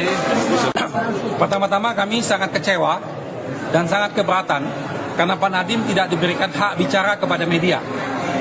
Itu melanggar hak asasi manusia karena dia mempunyai hak untuk ngomong ke publik. Dan saat ini kalau bicara situasi keamanan, tidak ada keamanan yang mengancam diri beliau. Situasinya semuanya kondusif, ya, semua peserta sidangnya juga tertib, jadi tidak ada alasan keamanan. Itu membuat-buat itu alasan itu. Dan kami sampaikan ini kepada pihak pimpinan kejaksaan untuk mengingatkan staf-stafnya, janganlah berlaku sewenang-wenang. Hak untuk bicara ke publik itu adalah hak mendasar dari terdakwa. Selama tidak melanggar keamanan, tidak ada masalah. Jadi tolong lagi, kami sekali lagi tegaskan, tolong diberi hak Pak Nadiem untuk bicara ke publik. Jangan sampai ini berulang lagi. Karena nanti akan menjadi presiden black bagi kita ke depan. Ada yang boleh bicara, ada yang tidak. Apa dasarnya? Karena pada dasarnya undang-undang kita menjamin kebebasan berbicara itu. Itu yang pertama.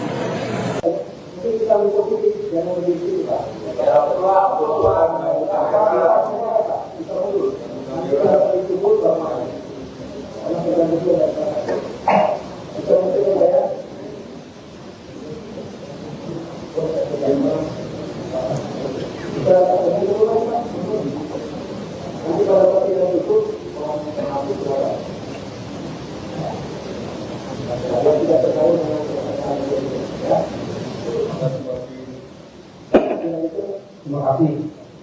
Majelis Hakim yang mulia, rekan jaksa penuntut umum yang terhormat dan peserta sidang yang mencintai keadilan, bahwa tindak pidana korupsi sebagaimana diatur dalam pasal 2 dan pasal 3 Undang-Undang Nomor 31 Tahun 99 junto Undang-Undang Nomor 20 Tahun 2008 merupakan delik material, sehingga unsur yang harus dibuktikan terlebih dahulu adalah akibat dari perbuatan tersebut.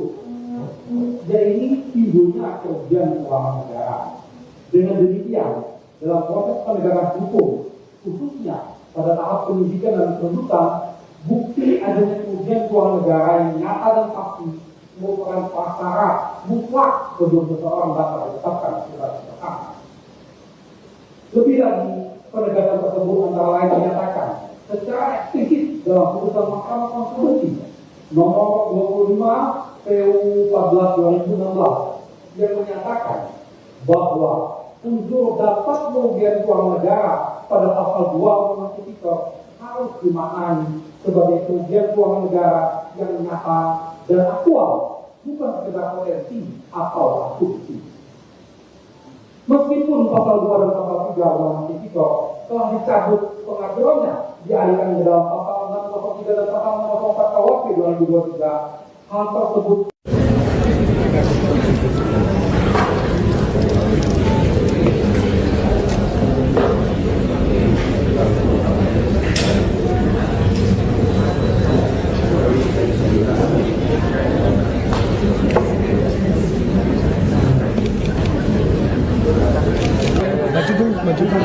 Ya.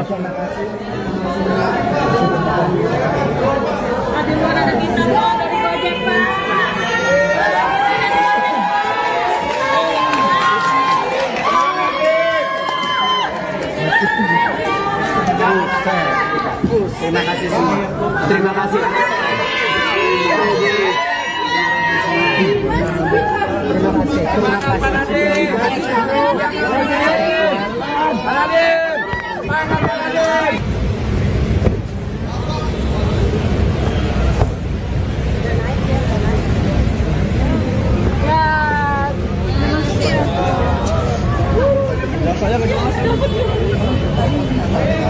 Tadi kan dari pengacaranya bilang tidak ada ditanya, guys.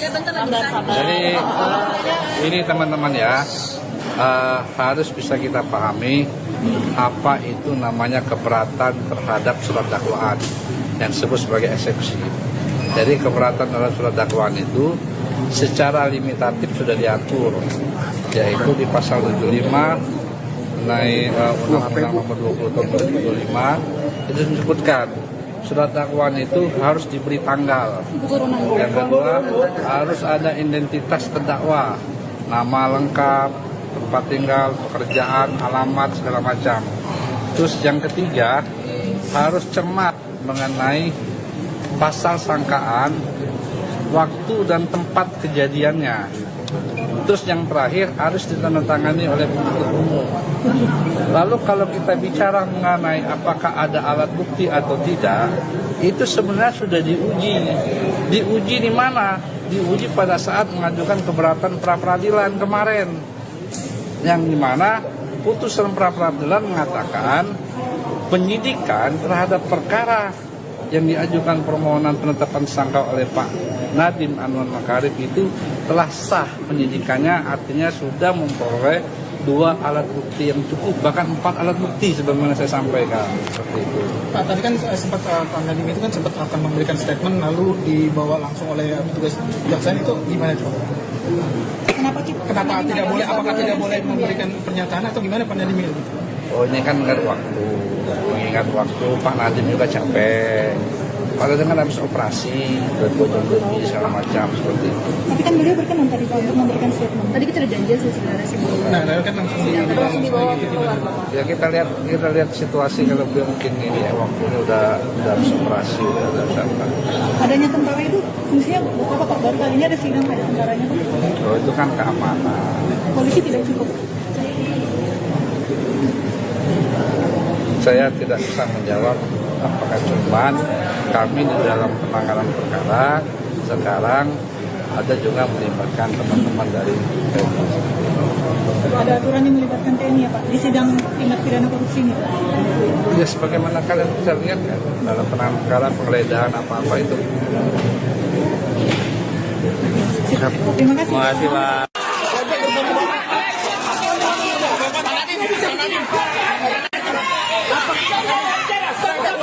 Dia bisa ngomong. Dia punya acara namanya hajat jadi manusia. Stop. Dia punya acara. Dari tahap. Dia punya acara. Sidang perdana kasus dugaan korupsi pengadaan Chromebook Kemendikbudristek periode 2019-2022 yang dihadiri mantan Mendikbudristek Nadiem Makarim tampak turut dijaga oleh prajurit TNI. Kehadiran prajurit TNI dalam ruang sidang juga sempat menghambat proses peliputan oleh awak media. Sidang dengan agenda pembacaan dakwaan terhadap Nadiem ini dimulai pukul 10.42 waktu Indonesia Barat di ruang sidang Hatta Ali. Sejumlah aparat TNI dan Kejaksaan melakukan penjagaan ketat di pintu dan jalur keluar masuk sidang.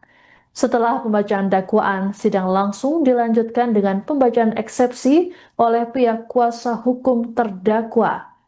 Adapun saat sidang eksepsi berlangsung, Hakim Ketua Purwanto S. Abdullah sempat menegur 3 anggota TNI yang berdiri di pintu masuk ruang sidang. Teguran dilayangkan karena keberadaan ketiganya mengganggu pandangan kamera awak media. Setelah ditegur, 3 anggota TNI tersebut mundur ke bagian belakang ruang sidang dan pembacaan eksepsi dilanjutkan oleh pengacara Nadiem. Pengamanan terhadap Nadiem kemudian berlanjut seusai sidang. Saat jeda persidangan sekitar pukul 1 siang, Nadiem langsung dikawal ketat pihak Kejaksaan dan anggota TNI keluar ruang sidang. Penjagaan ketat ini membuatnya tak sempat memberikan pernyataan kepada awak media. Kondisi ini membuat pengacara Nadiem Ari Yusuf Amir merasa kesal. Ia menyebut situasi itu melanggar hak kliennya untuk berbicara ke publik.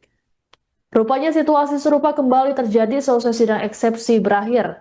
Awak media lagi-lagi tak bisa mendapat pernyataan Nadiem akibat terhalang penjagaan ketat anggota TNI. Nadiem langsung digiring menuju mobil tahanan oleh beberapa orang dari Kejaksaan. Padahal Nadiem tampak mencoba menghentikan langkah kakinya sejenak untuk meladeni wartawan. Namun pihak kejaksaan memaksanya untuk segera menuju mobil, bahkan mendorong wartawan agar membuka jalan. Sebelum masuk ke mobil, Nadiem sempat berteriak bahwa kasus dugaan korupsi yang menjeratnya merupakan kriminalisasi kebijakan dan dirinya tak menerima sepeser pun. Sementara itu, Direktur Penuntutan pada Jampitsus Kejagung Riono Budi Santoso menyebut pelibatan TNI dalam sidang Nadiem dilakukan berdasarkan penilaian risiko. Ia menegaskan pelibatan TNI bukan hanya untuk kasus yang menjerat tokoh tertentu. Adapun dalam uraian surat dakwaan, Nadiem dan 3 terdakwa lainnya disebut menyebabkan kerugian keuangan negara senilai 2,1 triliun rupiah. Saat pembacaan eksepsi, Nadiem mengklaim tak pernah terlibat kegiatan teknis proses pengadaan laptop berbasis Chromebook. Menurut Nadiem, berdasarkan audit Badan Pengawasan Keuangan dan Pembangunan atau BPKP tahun 2023-2024, tak ditemukan kejanggalan terkait dengan pengadaan Chromebook. Nadiem mengatakan hanya pernah 1 kali mengikuti rapat perencanaan Chromebook pada 6 Mei 2020 untuk dimintai pendapat soal rekomendasi tim.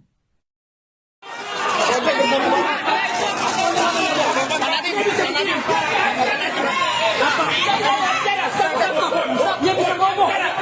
Dia acara namanya hajat jadi manusia. Stop. Dia punya acara. Gak ditahan.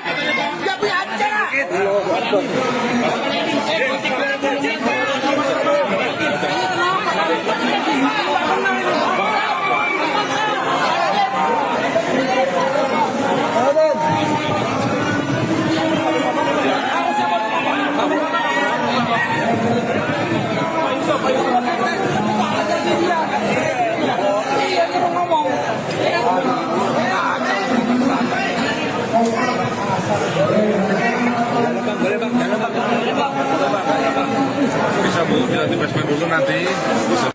Pertama-tama kami sangat kecewa dan sangat keberatan karena Pak Nadiem tidak diberikan hak bicara kepada media.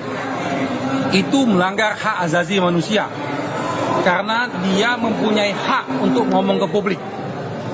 Dan saat ini kalau bicara situasi keamanan, tidak ada keamanan yang mengancam diri beliau.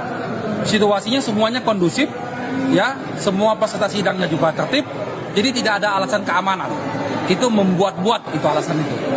Dan kami sampaikan ini kepada pihak pimpinan kejaksaan untuk mengingatkan staf-stafnya, janganlah berlaku sewenang-wenang. Hak untuk bicara ke publik itu adalah hak mendasar dari terdakwa. Selama tidak melanggar keamanan, tidak ada masalah. Jadi tolong lagi, kami sekali lagi tegaskan, tolong diberi hak Pak Nadiem untuk bicara ke publik. Jangan sampai ini berulang lagi. Karena nanti akan menjadi presiden black bagi kita ke depan.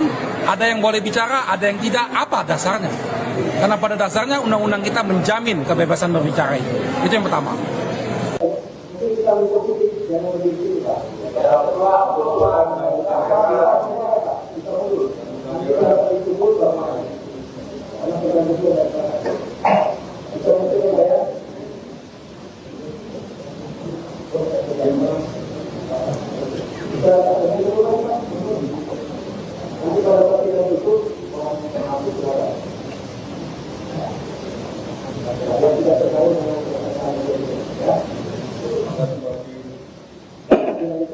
Terima kasih.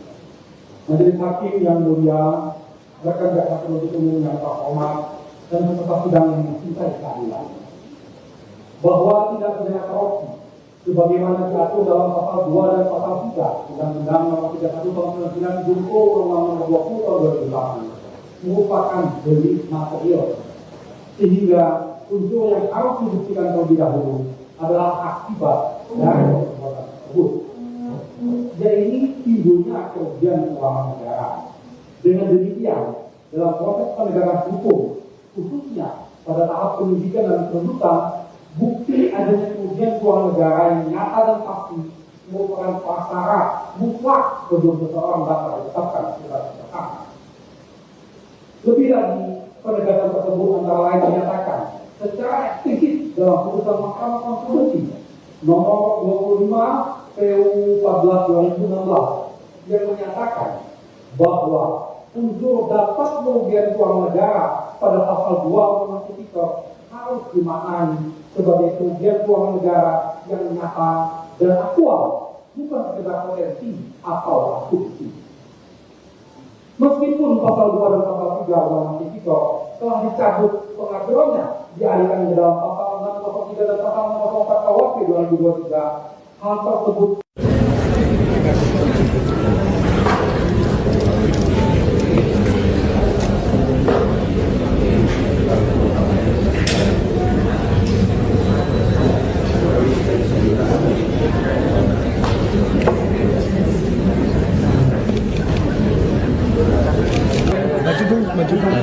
Siap. Ada luar ada kita dari Gojek, Pak.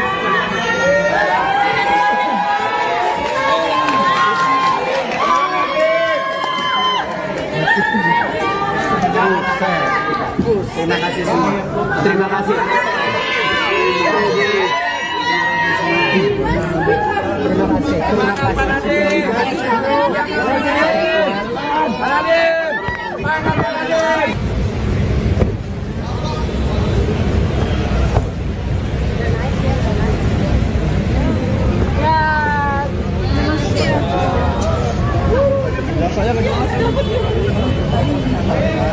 Tadi kan dari pengacaranya bilang tidak ada alat bukti yang sudah. Bentar lagi ditanya, guys. Bentar lagi ditanya. Jadi ini teman-teman ya, harus bisa kita pahami apa itu namanya keberatan terhadap surat dakwaan yang disebut sebagai eksepsi. Jadi keberatan terhadap surat dakwaan itu secara limitatif sudah diatur, yaitu di pasal 75 mengenai Undang-Undang Nomor 20 Tahun 2025 itu disebutkan surat dakwaan itu harus diberi tanggal. Yang kedua, harus ada identitas terdakwa, nama lengkap, tempat tinggal, pekerjaan, alamat, segala macam. Terus yang ketiga, harus cermat mengenai pasal sangkaan, waktu dan tempat kejadiannya. Terus yang terakhir harus ditandatangani oleh penuntut umum. Lalu kalau kita bicara mengenai apakah ada alat bukti atau tidak, itu sebenarnya sudah diuji. Diuji di mana? Diuji pada saat mengajukan keberatan pra-peradilan kemarin. Yang dimana putusan pra-peradilan mengatakan penyidikan terhadap perkara yang diajukan permohonan penetapan tersangka oleh Pak Nadiem Anwar Makarim itu telah sah penyidikannya, artinya sudah memperoleh 2 alat bukti yang cukup, bahkan 4 alat bukti sebagaimana saya sampaikan seperti itu.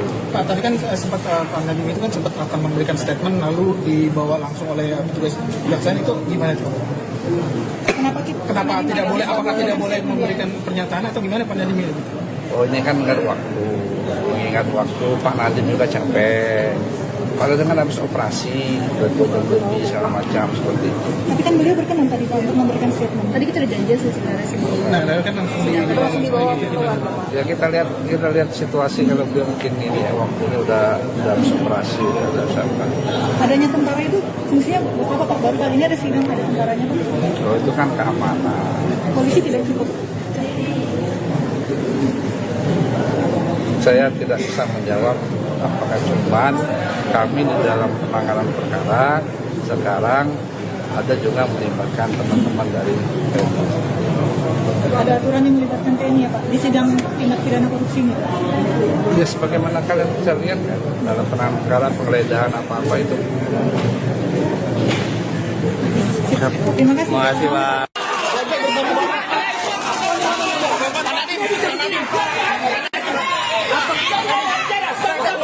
Dia bisa ngomong. Dia punya acara namanya hak asasi manusia. Stop. Dia punya acara. Gak ditahan. Dia punya acara. Sidang perdana kasus dugaan korupsi pengadaan Chromebook Kemendikbudristek periode 2019-2022 yang dihadiri mantan Mendikbudristek Nadiem Makarim tampak turut dijaga oleh prajurit TNI. Kehadiran prajurit TNI dalam ruang sidang juga sempat menghambat proses peliputan oleh awak media. Sidang dengan agenda pembacaan dakwaan terhadap Nadiem ini dimulai pukul 10.42 waktu Indonesia Barat di ruang sidang Hatta Ali. Sejumlah aparat TNI dan Kejaksaan melakukan penjagaan ketat di pintu dan jalur keluar masuk sidang.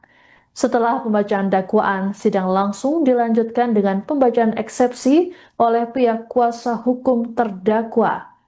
Adapun saat sidang eksepsi berlangsung, Hakim Ketua Purwanto S. Abdullah sempat menegur 3 anggota TNI yang berdiri di pintu masuk ruang sidang. Teguran dilayangkan karena keberadaan ketiganya mengganggu pandangan kamera awak media.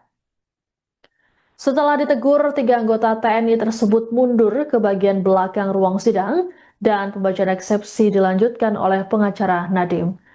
Pengamanan terhadap Nadiem kemudian berlanjut seusai sidang. Saat jeda persidangan sekitar pukul 1 siang, Nadiem langsung dikawal ketat pihak Kejaksaan dan anggota TNI keluar ruang sidang. Penjagaan ketat ini membuatnya tak sempat memberikan pernyataan kepada awak media.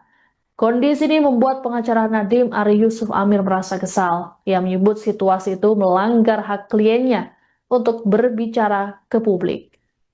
Rupanya situasi serupa kembali terjadi seusai sidang eksepsi berakhir. Awak media lagi-lagi tak bisa mendapat pernyataan Nadiem akibat terhalang penjagaan ketat anggota TNI. Nadiem langsung digiring menuju mobil tahanan oleh beberapa orang dari Kejaksaan. Padahal Nadiem tampak mencoba menghentikan langkah kakinya sejenak untuk meladeni wartawan.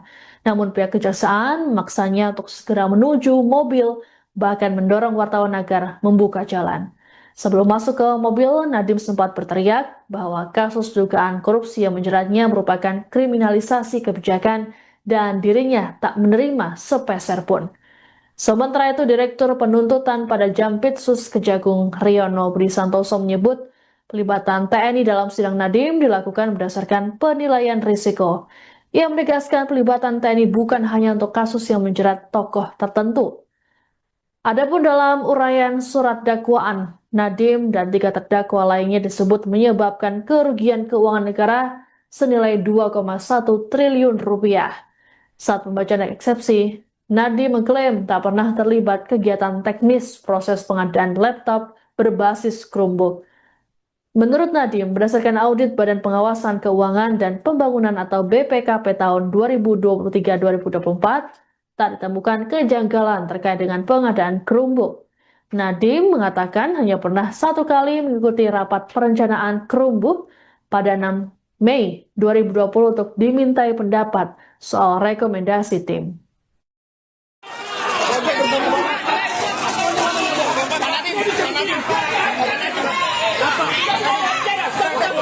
Dia bisa ngomong. Dia punya acara memangnya hajat jadi manusia. Stop. Dia punya acara. Dari tahap. Dia punya acara.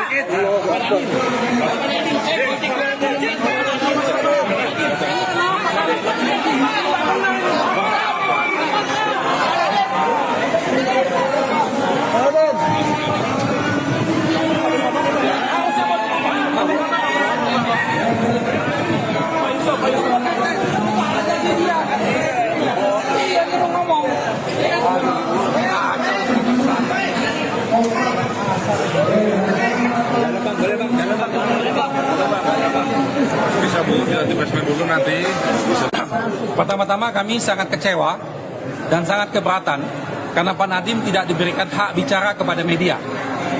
Itu melanggar hak asasi manusia karena dia mempunyai hak untuk ngomong ke publik. Dan saat ini kalau bicara situasi keamanan, tidak ada keamanan yang mengancam diri beliau. Situasinya semuanya kondusif, ya, semua peserta sidangnya juga tertib, jadi tidak ada alasan keamanan. Itu membuat-buat itu alasan itu. Dan kami sampaikan ini kepada pihak pimpinan Kejaksaan untuk mengingatkan staf-stafnya, janganlah berlaku sewenang-wenang. Hak untuk bicara ke publik itu adalah hak mendasar dari terdakwa. Selama tidak melanggar keamanan, tidak ada masalah. Jadi tolong lagi, kami sekali lagi tegaskan, tolong diberi hak Pak Nadiem untuk bicara ke publik. Jangan sampai ini berulang lagi. Karena nanti akan menjadi presiden jelek bagi kita ke depan. Ada yang boleh bicara, ada yang tidak. Apa dasarnya? Karena pada dasarnya undang-undang kita menjamin kebebasan berbicara itu. Itu yang pertama.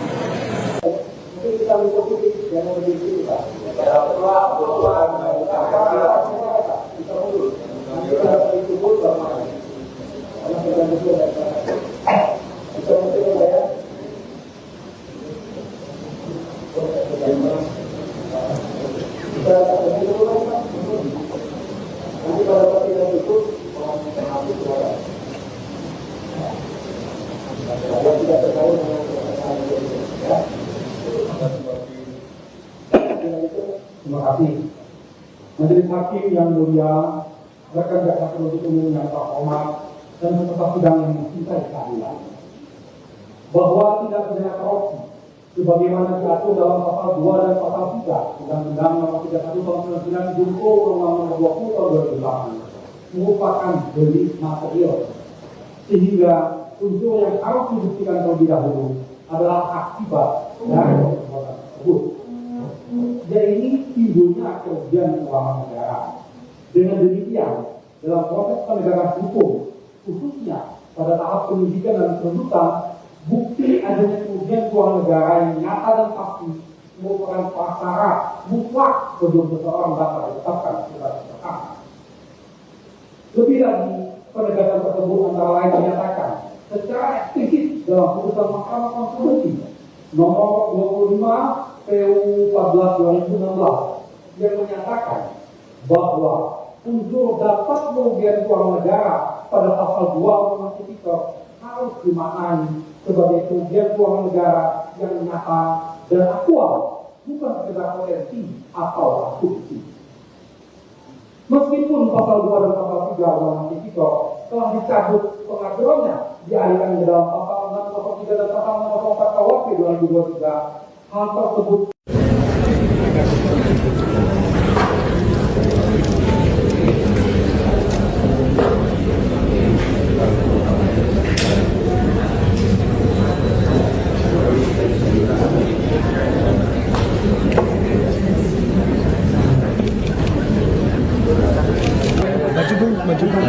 Ya.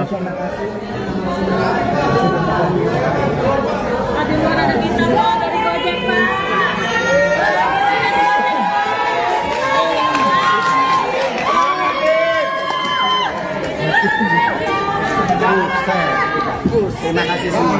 Terima kasih.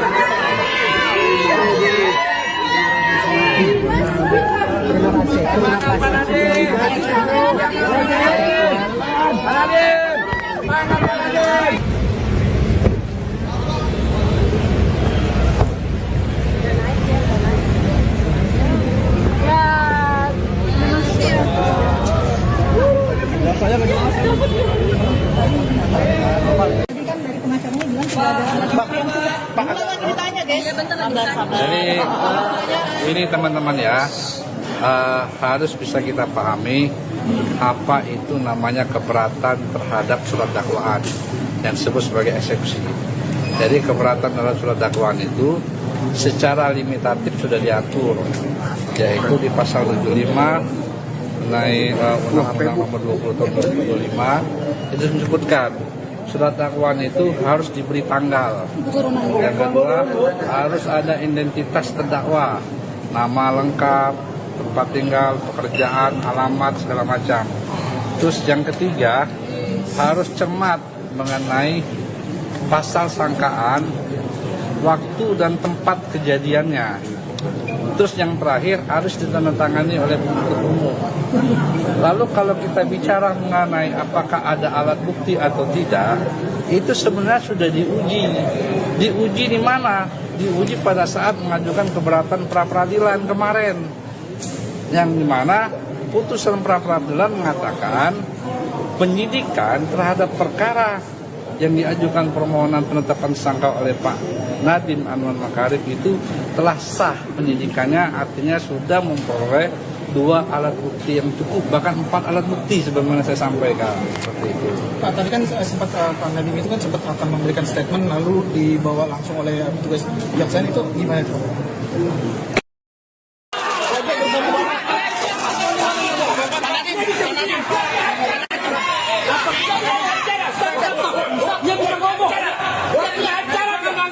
Manusia.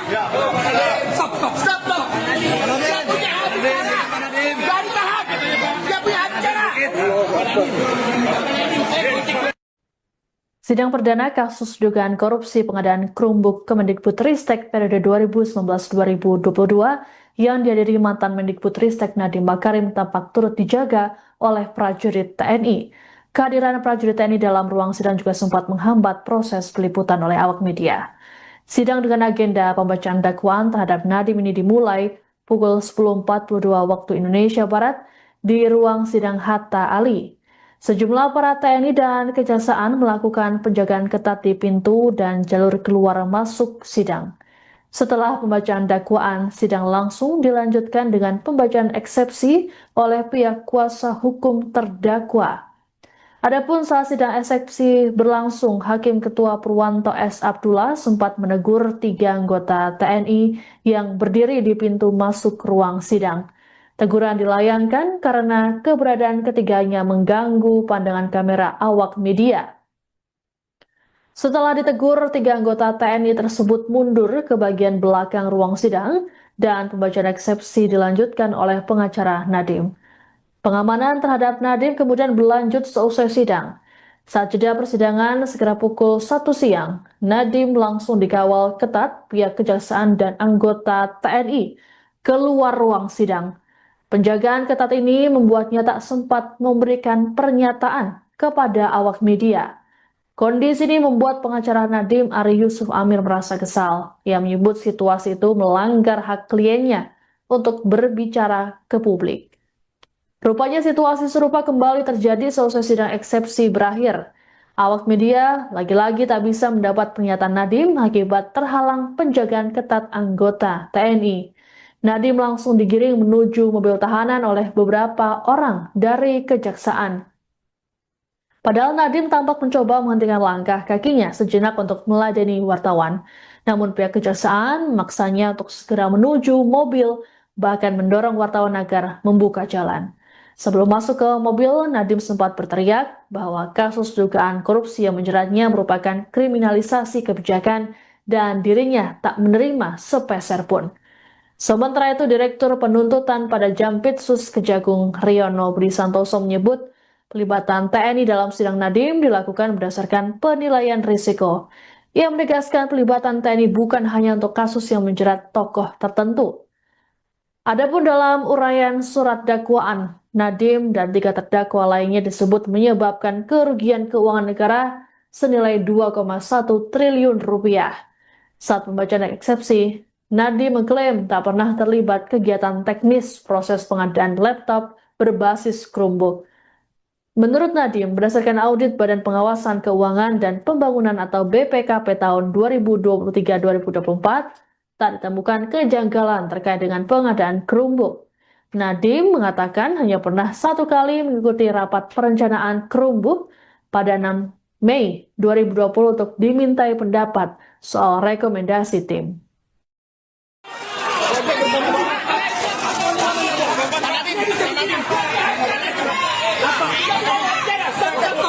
Dia bisa ngomong. Dia punya acara tentang hak asasi manusia.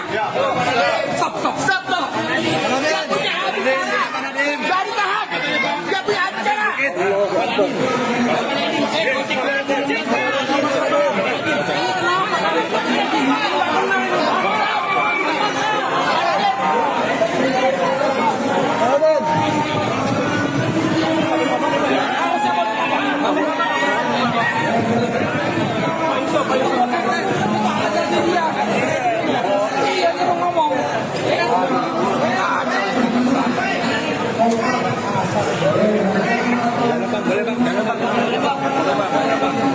Bisa Bu, dilatih presmen dulu nanti.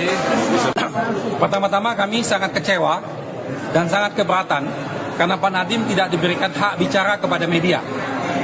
Itu melanggar hak asasi manusia karena dia mempunyai hak untuk ngomong ke publik. Dan saat ini kalau bicara situasi keamanan, tidak ada keamanan yang mengancam diri beliau. Situasinya semuanya kondusif, ya, semua peserta sidangnya juga tertib, jadi tidak ada alasan keamanan. Itu membuat-buat itu alasan itu. Dan kami sampaikan ini kepada pihak pimpinan Kejaksaan untuk mengingatkan staf-stafnya, janganlah berlaku sewenang-wenang. Hak untuk bicara ke publik itu adalah hak mendasar dari terdakwa. Selama tidak melanggar keamanan, tidak ada masalah. Jadi tolong lagi, kami sekali lagi tegaskan, tolong diberi hak Pak Nadiem untuk bicara ke publik. Jangan sampai ini berulang lagi.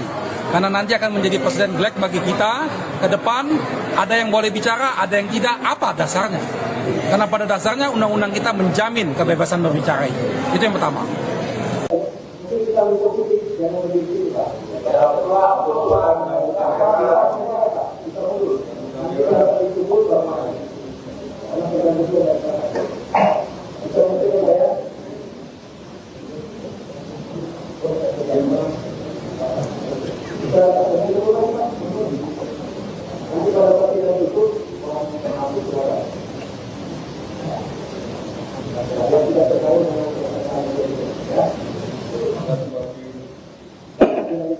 Terima kasih.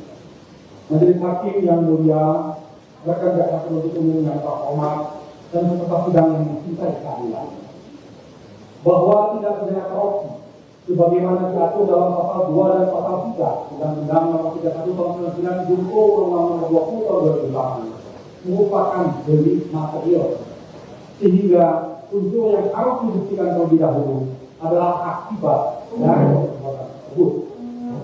Jadi timbulnya kerugian keuangan negara.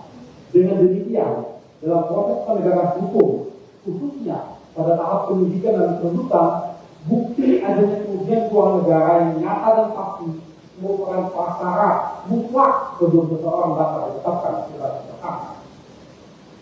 Lebih lagi, penegakan tersebut antara lain menyatakan secara eksplisit dalam putusan Mahkamah Konstitusi nomor 25 PU 14/2016 yang menyatakan bahwa unsur dapat kerugian keuangan negara pada pasal 2 Undang-Undang Tipikor harus dimaknai sebagai kerugian keuangan negara yang nyata dan aktual, bukan sekedar potensi atau asumsi. Meskipun pasal 2 dan pasal 3 Undang-Undang Tipikor telah dicabut pengaturannya, dialihkan ke dalam pasal 603 dan pasal 604 KUHP 2023, hal tersebut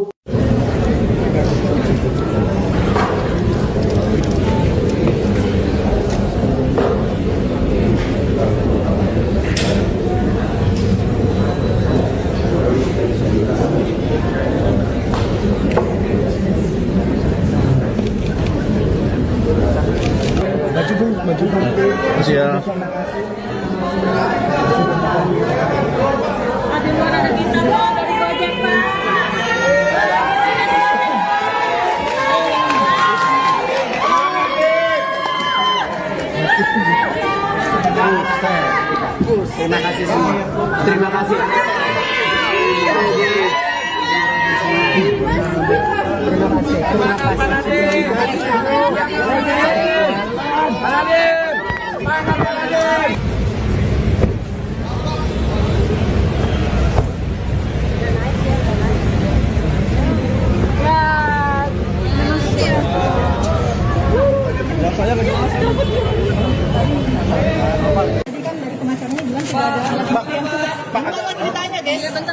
Jadi ini teman-teman ya, harus bisa kita pahami apa itu namanya keberatan terhadap surat dakwaan yang disebut sebagai eksepsi.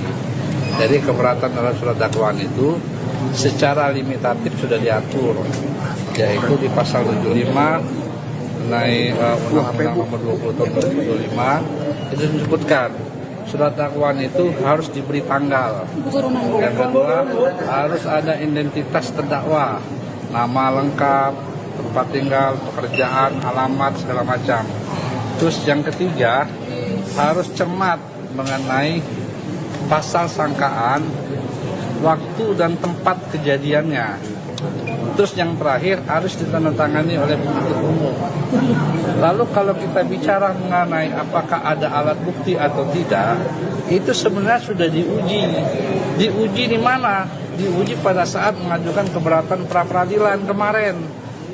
Yang dimana putusan pra-peradilan mengatakan penyidikan terhadap perkara yang diajukan permohonan penetapan tersangka oleh Pak Nadiem Anwar Makarim itu telah sah penyidikannya, artinya sudah memperoleh 2 alat bukti yang cukup, bahkan 4 alat bukti sebagaimana saya sampaikan seperti itu.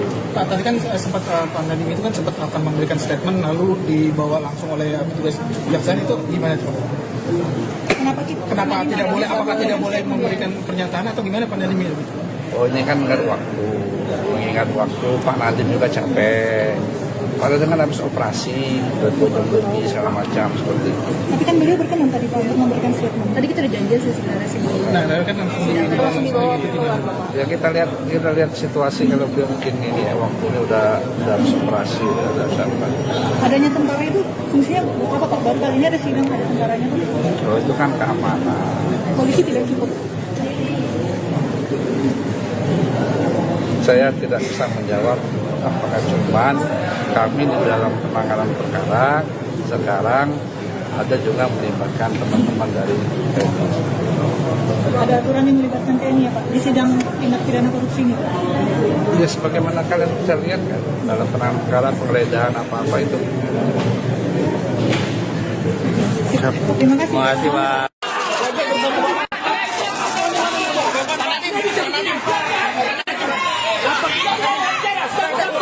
Dia bisa ngomong. Dia punya acara namanya hak asasi manusia. Stop. Dia punya acara. Jangan tahan. Dia punya acara.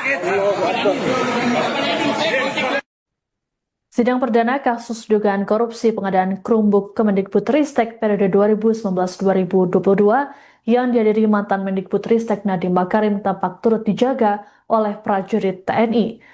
Kehadiran prajurit TNI dalam ruang sidang juga sempat menghambat proses peliputan oleh awak media.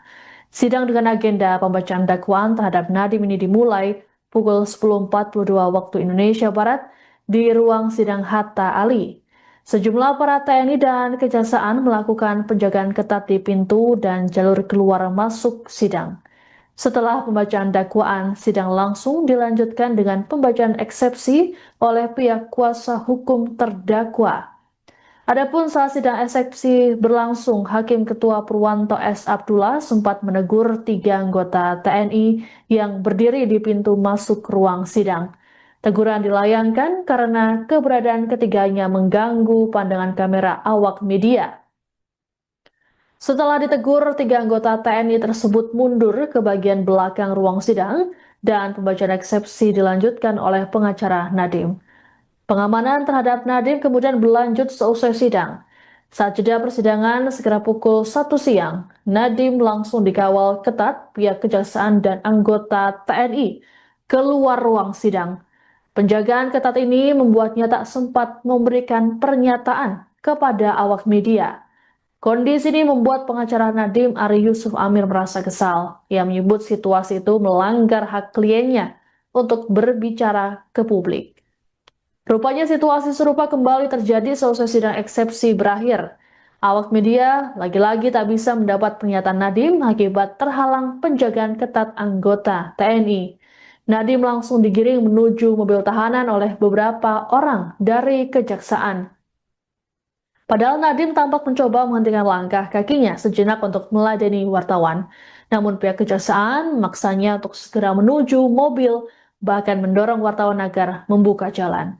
Sebelum masuk ke mobil, Nadiem sempat berteriak bahwa kasus dugaan korupsi yang menjeratnya merupakan kriminalisasi kebijakan dan dirinya tak menerima sepeser pun.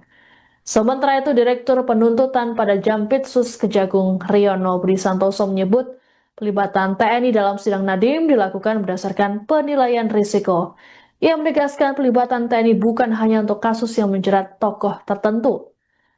Adapun dalam uraian surat dakwaan, Nadiem dan 3 terdakwa lainnya disebut menyebabkan kerugian keuangan negara senilai 2,1 triliun rupiah.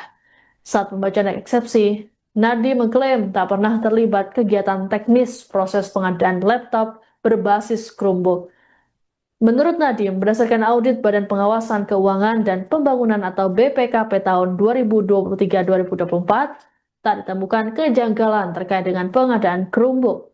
Nadiem mengatakan hanya pernah 1 kali mengikuti rapat perencanaan Chromebook pada 6 Mei 2020 untuk dimintai pendapat soal rekomendasi tim.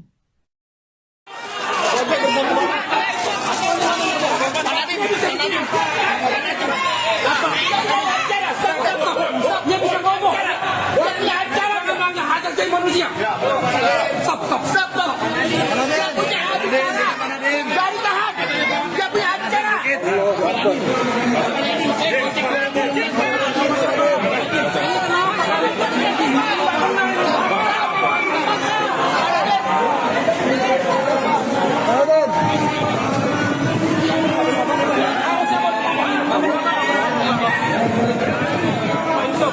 dasar dari terdakwa.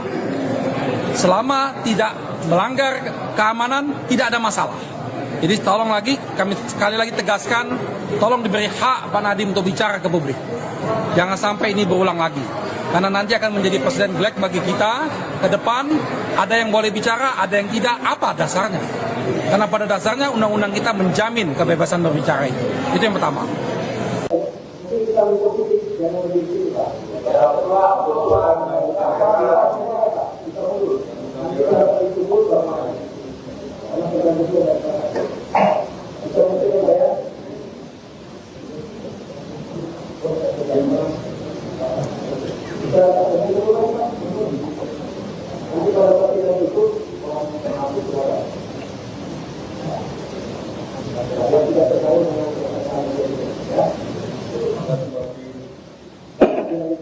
Terima kasih.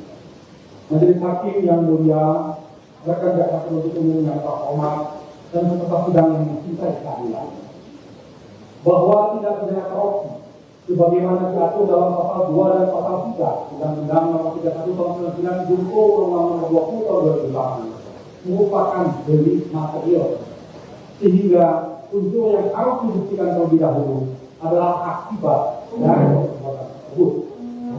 Dan ini timbulnya kerugian keuangan negara. Dengan demikian, dalam proses penegakan hukum, khususnya pada tahap penyidikan dan penuntutan, bukti adanya kerugian keuangan negara yang nyata dan pasti merupakan prasyarat mutlak sebelum seseorang dapat ditetapkan sebagai tersangka. Lebih lagi, penegakan tersebut antara lain dinyatakan secara eksplisit dalam putusan Mahkamah Konstitusi nomor 25 PU 14/2016 yang menyatakan bahwa unsur dapat kerugian keuangan negara pada pasal 2 Undang-Undang Tipikor harus dimaknai sebagai kerugian keuangan negara yang nyata dan aktual, bukan sekedar potensi atau asumsi. Meskipun pasal 2 dan pasal 3 Undang-Undang Tipikor telah dicabut pengaturannya, dialihkan ke dalam pasal 603 dan pasal 604 KUHP 2023, hal tersebut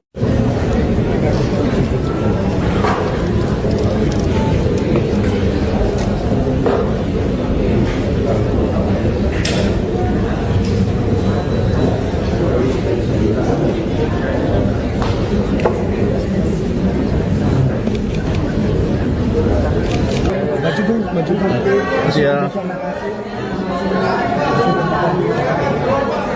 Ada kita Pak dari Gojek Pak.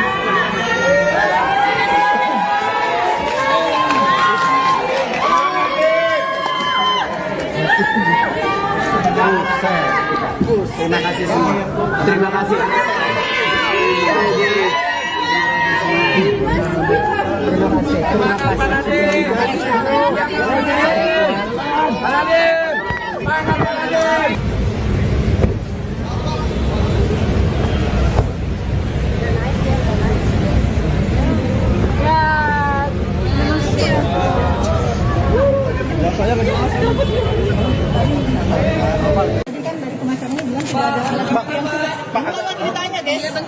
Jadi ini teman-teman ya, harus bisa kita pahami apa itu namanya keberatan terhadap surat dakwaan yang disebut sebagai eksepsi. Jadi keberatan terhadap surat dakwaan itu secara limitatif sudah diatur, yaitu di pasal 75 mengenai Undang-Undang Nomor 20 Tahun 2025 itu disebutkan surat dakwaan itu harus diberi tanggal. Yang kedua, harus ada identitas terdakwa, nama lengkap, tempat tinggal, pekerjaan, alamat, segala macam. Terus yang ketiga, harus cermat mengenai pasal sangkaan, waktu dan tempat kejadiannya. Terus yang terakhir harus ditandatangani oleh penuntut umum. Lalu kalau kita bicara mengenai apakah ada alat bukti atau tidak, itu sebenarnya sudah diuji. Diuji di mana? Diuji pada saat mengajukan keberatan pra-peradilan kemarin. Yang dimana putusan pra-peradilan mengatakan penyidikan terhadap perkara yang diajukan permohonan penetapan tersangka oleh Pak Nadiem Anwar Makarim itu telah sah penyidikannya, artinya sudah memperoleh 2 alat bukti yang cukup, bahkan 4 alat bukti sebagaimana saya sampaikan seperti itu. Pak, tadi kan sempat Pak Nadiem itu kan sempat akan memberikan statement lalu dibawa langsung oleh petugas kejaksaan, itu gimana itu? Kenapa tidak boleh? Apakah tidak boleh memberikan pernyataan atau gimana Pak Nadiem itu? Oh, ini kan mengingat waktu Pak Nadiem juga capek. Pak Nadiem kan habis operasi, berbuat-buat segala macam seperti itu. Tapi kan beliau berkenan tadi Pak untuk memberikan statement. Tadi kita udah janji sih sebenarnya sih. Nah, lalu kan langsung dibawa ke Ya kita lihat situasi kalau beliau mungkin ini ya, waktunya udah habis operasi, udah apa. Adanya tentara itu fungsinya apa Pak? Baru kali ini ada sidang Pak tentaranya Pak. Oh, itu kan keamanan. Polisi tidak cukup. Saya tidak bisa menjawab apakah cuman kami di dalam penanganan perkara sekarang ada juga melibatkan teman-teman dari TNI. Ada aturan yang melibatkan TNI ya Pak di sidang tindak pidana korupsi ini? Ya sebagaimana kalian bisa lihat kan dalam penanganan perkara penggeledahan apa-apa itu. Terima kasih. Terima kasih Pak.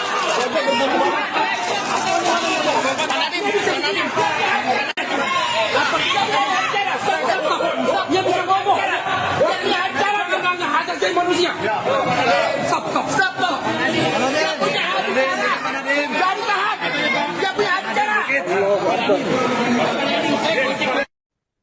Sidang perdana kasus dugaan korupsi pengadaan Chromebook Kemendikbudristek periode 2019-2022 yang dihadiri mantan Mendikbudristek Nadiem Makarim tampak turut dijaga oleh prajurit TNI. Kehadiran prajurit TNI dalam ruang sidang juga sempat menghambat proses peliputan oleh awak media. Sidang dengan agenda pembacaan dakwaan terhadap Nadiem ini dimulai pukul 10.42 waktu Indonesia Barat di ruang sidang Hatta Ali. Sejumlah aparat TNI dan Kejaksaan melakukan penjagaan ketat di pintu dan jalur keluar masuk sidang. Setelah pembacaan dakwaan, sidang langsung dilanjutkan dengan pembacaan eksepsi oleh pihak kuasa hukum terdakwa. Adapun saat sidang eksepsi berlangsung, Hakim Ketua Purwanto S. Abdullah sempat menegur 3 anggota TNI yang berdiri di pintu masuk ruang sidang. Teguran dilayangkan karena keberadaan ketiganya mengganggu pandangan kamera awak media. Setelah ditegur, 3 anggota TNI tersebut mundur ke bagian belakang ruang sidang dan pembacaan eksepsi dilanjutkan oleh pengacara Nadiem. Pengamanan terhadap Nadiem kemudian berlanjut seusai sidang. Saat jeda persidangan sekitar pukul 1 siang, Nadiem langsung dikawal ketat pihak Kejaksaan dan anggota TNI keluar ruang sidang. Penjagaan ketat ini membuatnya tak sempat memberikan pernyataan kepada awak media. Kondisi ini membuat pengacara Nadiem Ari Yusuf Amir merasa kesal. Ia menyebut situasi itu melanggar hak kliennya untuk berbicara ke publik. Rupanya situasi serupa kembali terjadi seusai sidang eksepsi berakhir. Awak media lagi-lagi tak bisa mendapat pernyataan Nadiem akibat terhalang penjagaan ketat anggota TNI. Nadiem langsung digiring menuju mobil tahanan oleh beberapa orang dari Kejaksaan. Padahal Nadiem tampak mencoba menghentikan langkah kakinya sejenak untuk meladeni wartawan. Namun pihak Kejaksaan memaksanya untuk segera menuju mobil, bahkan mendorong wartawan agar membuka jalan.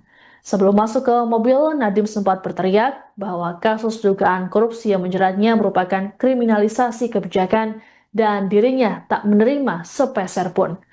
Sementara itu, Direktur Penuntutan pada Jampitsus Kejagung Riono Budi Santoso menyebut pelibatan TNI dalam sidang Nadiem dilakukan berdasarkan penilaian risiko. Ia menegaskan pelibatan TNI bukan hanya untuk kasus yang menjerat tokoh tertentu.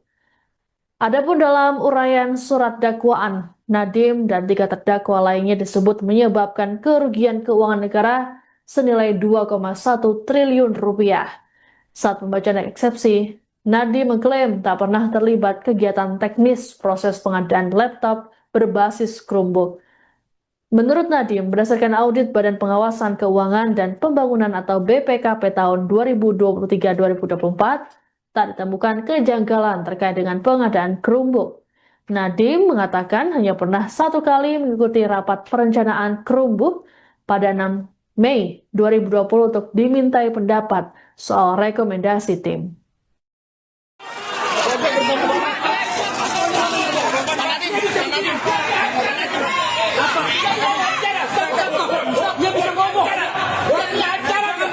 asasi manusia. Stop. Dia punya acara. Gak ditahan. Dia punya acara.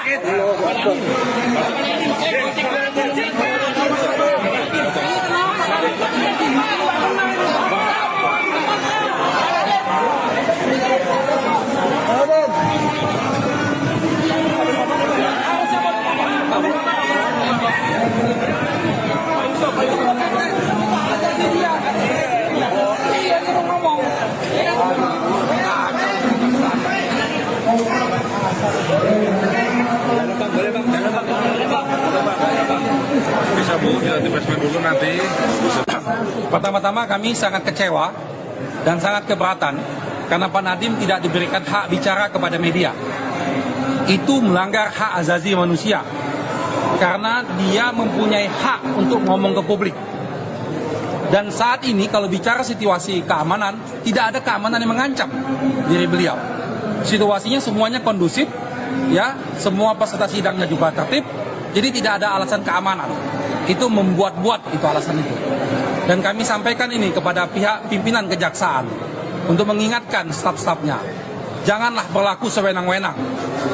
Hak untuk bicara ke publik itu adalah hak mendasar dari terdakwa.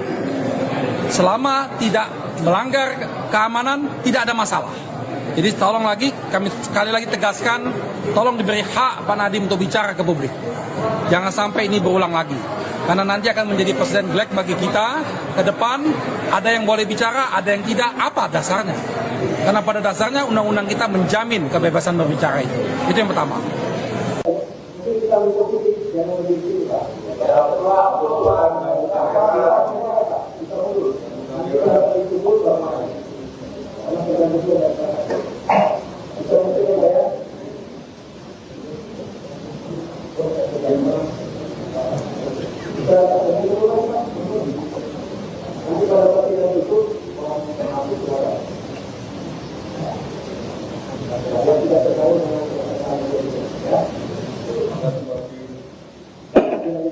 Terima kasih. Majelis Hakim yang mulia, rekan jaksa penuntut umum yang terhormat dan peserta sidang yang mencintai keadilan, bahwa tidak pidana korupsi sebagaimana diatur dalam pasal 2 dan pasal 3 Undang-Undang Nomor 31 Tahun 99 Junto Undang-Undang Nomor 20 Tahun 2008 merupakan delik material, sehingga unsur yang harus dibuktikan terlebih dahulu adalah akibat dari perbuatan tersebut. Jadi timbulnya kerugian keuangan negara. Dengan demikian, dalam proses penegakan hukum, khususnya pada tahap penyidikan dan penuntutan, bukti adanya kerugian keuangan negara yang nyata dan pasti merupakan prasyarat mutlak sebelum seseorang dapat ditetapkan sebagai tersangka. Lebih lagi, penegakan tersebut antara lain menyatakan secara eksplisit dalam putusan Mahkamah Konstitusi nomor 25 PU 14 2016 yang menyatakan bahwa unsur dapat kerugian keuangan negara pada pasal 2 Undang-Undang Tipikor harus dimaknai sebagai kerugian keuangan negara yang nyata dan aktual, bukan sekedar potensi atau asumsi. Meskipun pasal 2 dan pasal 3 Undang-Undang Tipikor telah dicabut pengaturannya dialihkan ke dalam pasal 603 dan pasal 604 KUHP 2023, hal tersebut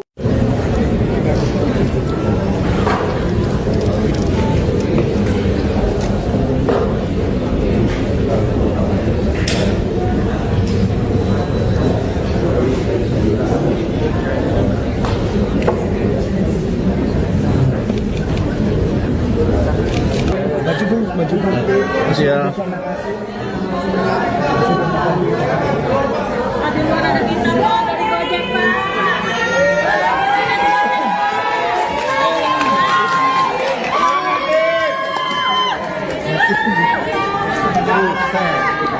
Terima kasih semua. Terima kasih.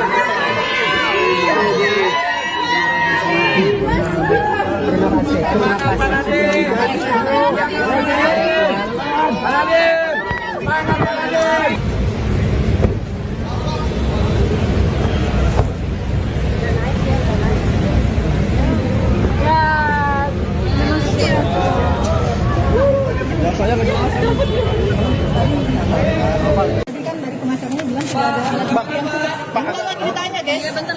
Jadi ini teman-teman ya, harus bisa kita pahami apa itu namanya keberatan terhadap surat dakwaan yang disebut sebagai eksepsi. Jadi keberatan terhadap surat dakwaan itu secara limitatif sudah diatur, yaitu di pasal 75 mengenai Undang-Undang Nomor 20 Tahun 2025 itu disebutkan surat dakwaan itu harus diberi tanggal. Yang kedua, harus ada identitas terdakwa, nama lengkap, tempat tinggal, pekerjaan, alamat, segala macam. Terus yang ketiga, harus cermat mengenai pasal sangkaan, waktu dan tempat kejadiannya. Terus yang terakhir harus ditandatangani oleh penuntut umum. Lalu kalau kita bicara mengenai apakah ada alat bukti atau tidak, itu sebenarnya sudah diuji. Diuji di mana? Diuji pada saat mengajukan keberatan pra peradilan kemarin. Yang dimana putusan pra peradilan mengatakan penyidikan terhadap perkara yang diajukan permohonan penetapan tersangka oleh Pak Nadiem Anwar Makarim itu telah sah penyidikannya, artinya sudah memperoleh 2 alat bukti yang cukup, bahkan 4 alat bukti sebagaimana saya sampaikan seperti itu. Pak, tadi kan sempat Pak Nadiem itu kan sempat akan memberikan statement lalu dibawa langsung oleh petugas kejaksaan, itu gimana itu? Kenapa tidak boleh? Apakah tidak boleh memberikan pernyataan atau gimana Pak Nadiem itu? Oh, ini kan mengingat waktu Pak Nadiem juga capek. Pak Nadiem kan habis operasi, lebih segala macam seperti itu. Tapi kan beliau berkenan tadi Pak untuk memberikan statement. Tadi kita udah janjian sih sebenarnya sih. Nah, kan langsung dibawa ke Ya kita lihat situasi kalau beliau mungkin ini waktunya udah habis operasi, udah siapkan. Adanya tentara itu fungsinya apa Pak? Baru kali ini ada sidang ada tentaranya Pak. Oh, itu kan keamanan. Polisi tidak cukup. Saya tidak bisa menjawab apakah cuman kami di dalam penanganan perkara sekarang ada juga melibatkan teman-teman dari TNI. Ada aturan yang melibatkan TNI ya Pak di sidang tindak pidana korupsi ini? Ya sebagaimana kalian bisa lihat kan dalam penanganan perkara penggeledahan apa-apa itu. Terima kasih. Terima kasih Pak.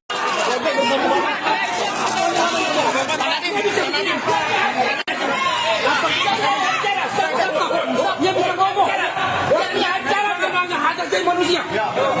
Stop. Dia punya acara. Dari tahap. Dia punya acara. Sidang perdana kasus dugaan korupsi pengadaan Chromebook Kemendikbudristek periode 2019-2022 yang dihadiri mantan Mendikbudristek Nadiem Makarim tampak turut dijaga oleh prajurit TNI. Kehadiran prajurit TNI dalam ruang sidang juga sempat menghambat proses peliputan oleh awak media. Sidang dengan agenda pembacaan dakwaan terhadap Nadiem ini dimulai pukul 10.42 waktu Indonesia Barat di ruang sidang Hatta Ali. Sejumlah aparat TNI dan Kejaksaan melakukan penjagaan ketat di pintu dan jalur keluar masuk sidang. Setelah pembacaan dakwaan, sidang langsung dilanjutkan dengan pembacaan eksepsi oleh pihak kuasa hukum terdakwa. Adapun saat sidang eksepsi berlangsung, Hakim Ketua Purwanto S. Abdullah sempat menegur 3 anggota TNI yang berdiri di pintu masuk ruang sidang. Teguran dilayangkan karena keberadaan ketiganya mengganggu pandangan kamera awak media. Setelah ditegur, 3 anggota TNI tersebut mundur ke bagian belakang ruang sidang dan pembacaan eksepsi dilanjutkan oleh pengacara Nadiem. Pengamanan terhadap Nadiem kemudian berlanjut seusai sidang. Saat jeda persidangan sekitar pukul 1 siang, Nadiem langsung dikawal ketat pihak Kejaksaan dan anggota TNI keluar ruang sidang. Penjagaan ketat ini membuatnya tak sempat memberikan pernyataan kepada awak media. Kondisi ini membuat pengacara Nadiem Ari Yusuf Amir merasa kesal. Ia menyebut situasi itu melanggar hak kliennya untuk berbicara ke publik. Rupanya situasi serupa kembali terjadi seusai sidang eksepsi berakhir. Awak media lagi-lagi tak bisa mendapat pernyataan Nadiem akibat terhalang penjagaan ketat anggota TNI. Nadiem langsung digiring menuju mobil tahanan oleh beberapa orang dari Kejaksaan. Padahal Nadiem tampak mencoba menghentikan langkah kakinya sejenak untuk meladeni wartawan. Namun pihak kejaksaan memaksanya untuk segera menuju mobil, bahkan mendorong wartawan agar membuka jalan. Sebelum masuk ke mobil, Nadiem sempat berteriak bahwa kasus dugaan korupsi yang menjeratnya merupakan kriminalisasi kebijakan dan dirinya tak menerima sepeser pun. Sementara itu, Direktur Penuntutan pada Jampitsus Kejagung Riono Budi Santoso menyebut pelibatan TNI dalam sidang Nadiem dilakukan berdasarkan penilaian risiko. Ia menegaskan pelibatan TNI bukan hanya untuk kasus yang menjerat tokoh tertentu. Adapun dalam uraian surat dakwaan, Nadiem dan 3 terdakwa lainnya disebut menyebabkan kerugian keuangan negara senilai 2,1 triliun rupiah. Saat pembacaan eksepsi, Nadiem mengklaim tak pernah terlibat kegiatan teknis proses pengadaan laptop berbasis Chromebook. Menurut Nadiem, berdasarkan audit Badan Pengawasan Keuangan dan Pembangunan atau BPKP tahun 2023-2024, tak ditemukan kejanggalan terkait dengan pengadaan Chromebook. Nadiem mengatakan hanya pernah 1 kali mengikuti rapat perencanaan Chromebook pada 6 Mei 2020 untuk dimintai pendapat soal rekomendasi tim.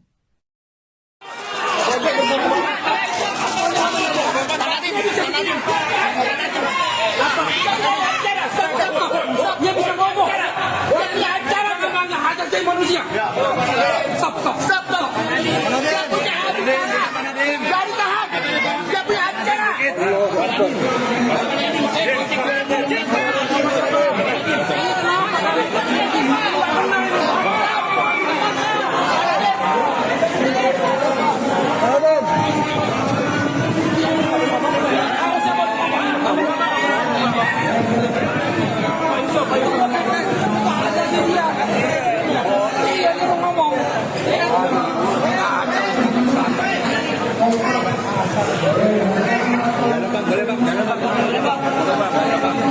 Bisa Bu, di basement dulu nanti. Pertama-tama kami sangat kecewa dan sangat keberatan karena Pak Nadiem tidak diberikan hak bicara kepada media. Itu melanggar hak asasi manusia karena dia mempunyai hak untuk ngomong ke publik. Dan saat ini kalau bicara situasi keamanan, tidak ada keamanan yang mengancam diri beliau. Situasinya semuanya kondusif, ya, semua peserta sidangnya juga tertib, jadi tidak ada alasan keamanan. Itu membuat-buat itu alasan itu. Dan kami sampaikan ini kepada pihak pimpinan kejaksaan untuk mengingatkan staf-stafnya, janganlah berlaku sewenang-wenang. Hak untuk bicara ke publik itu adalah hak mendasar dari terdakwa. Selama tidak melanggar keamanan, tidak ada masalah. Jadi tolong lagi, kami sekali lagi tegaskan, tolong diberi hak Pak Nadiem untuk bicara ke publik. Jangan sampai ini berulang lagi. Karena nanti akan menjadi presiden black bagi kita ke depan. Ada yang boleh bicara, ada yang tidak. Apa dasarnya? Karena pada dasarnya undang-undang kita menjamin kebebasan berbicara itu. Itu yang pertama.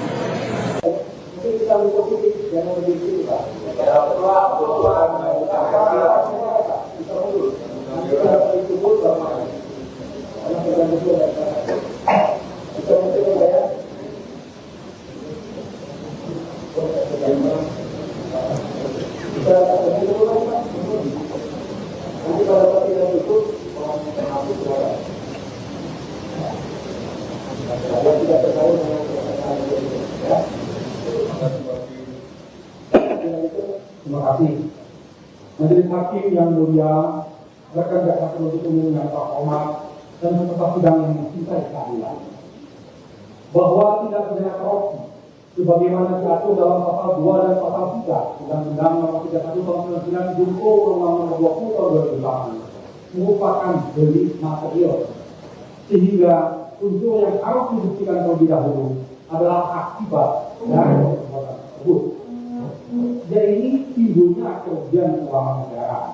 Dengan demikian, dalam proses penegakan hukum, khususnya pada tahap penyidikan dan penuntutan, bukti adanya kerugian keuangan negara yang nyata dan pasti merupakan prasyarat mutlak sebelum seseorang dapat ditetapkan sebagai tersangka. Lebih lagi, penegakan tersebut antara lain dinyatakan secara eksplisit dalam putusan Mahkamah Konstitusi nomor 25 PU 14/2016 yang menyatakan bahwa unsur dapat kerugian keuangan negara pada pasal 2 Undang-Undang Tipikor harus dimaknai sebagai kerugian keuangan negara yang nyata dan aktual, bukan sekedar potensi atau asumsi. Meskipun pasal 2 dan pasal 3 Undang-Undang Tipikor telah dicabut pengaturannya, dialihkan ke dalam pasal 603 dan pasal 604 KUHP 2023, hal tersebut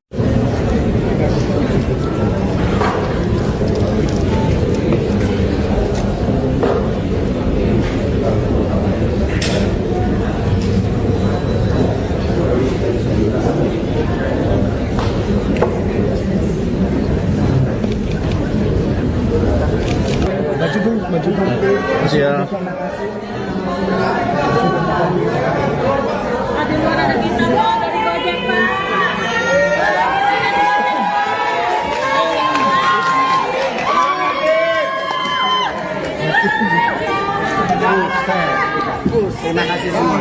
Terima kasih.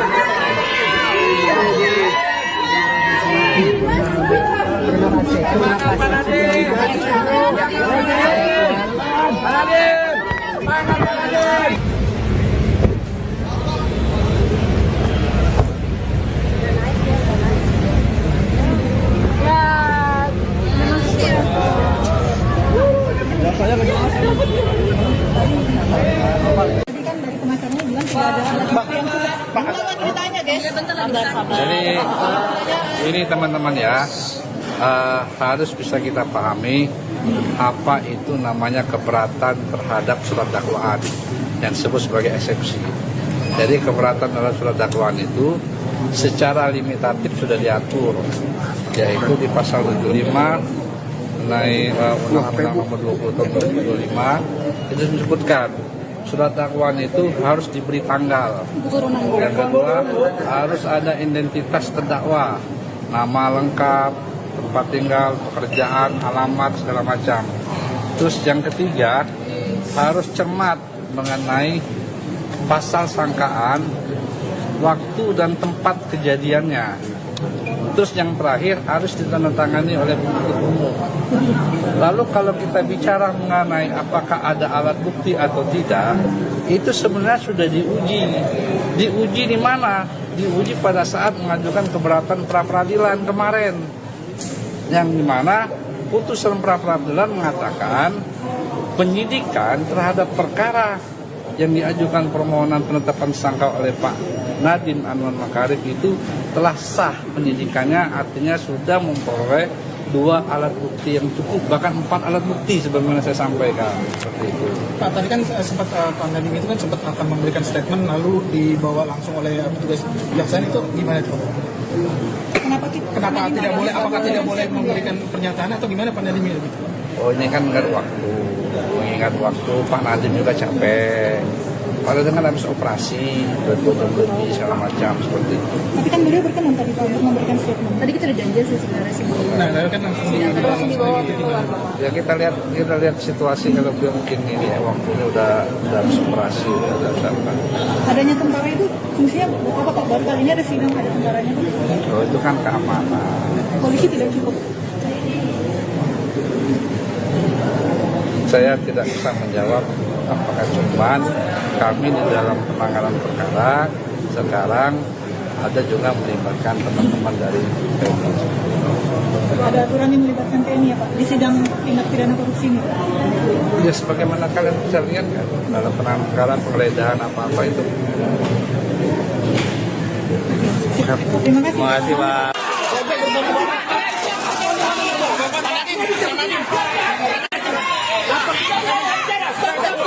Dia bisa ngomong. Dia punya acara namanya hak asasi manusia.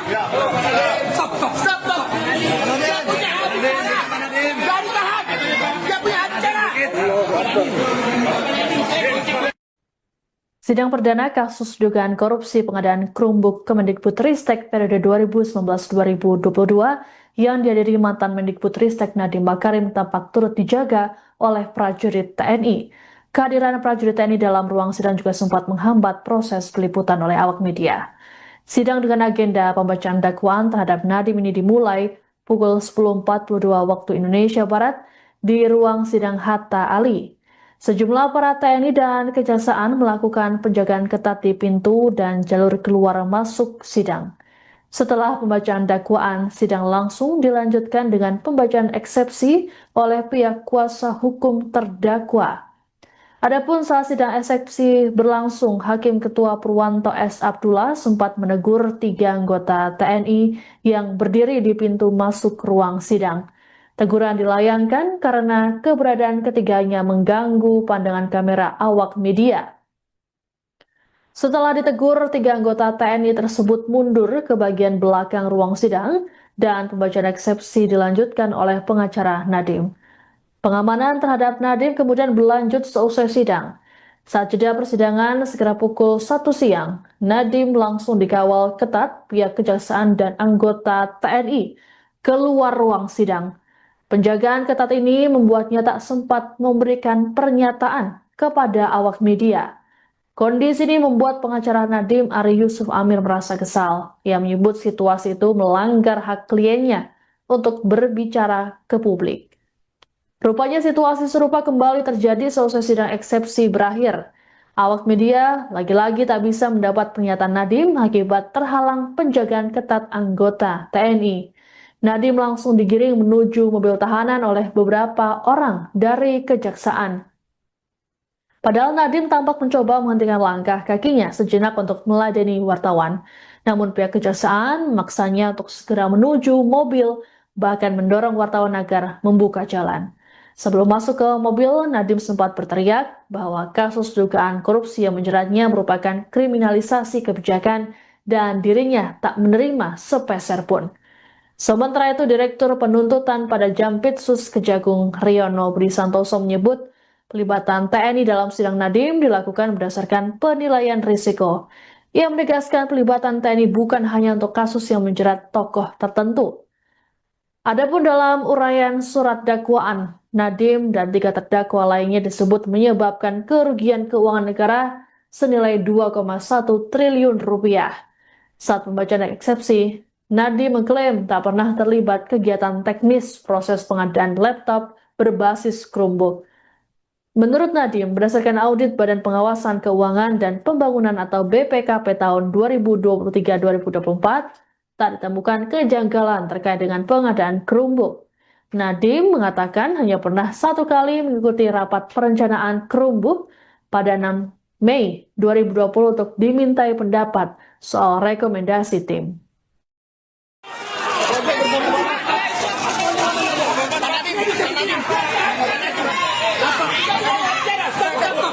Dia bisa ngomong. Dia punya acara memangnya hak asasi manusia. Stop. Dia punya acara. Dari tahap. Dia punya acara.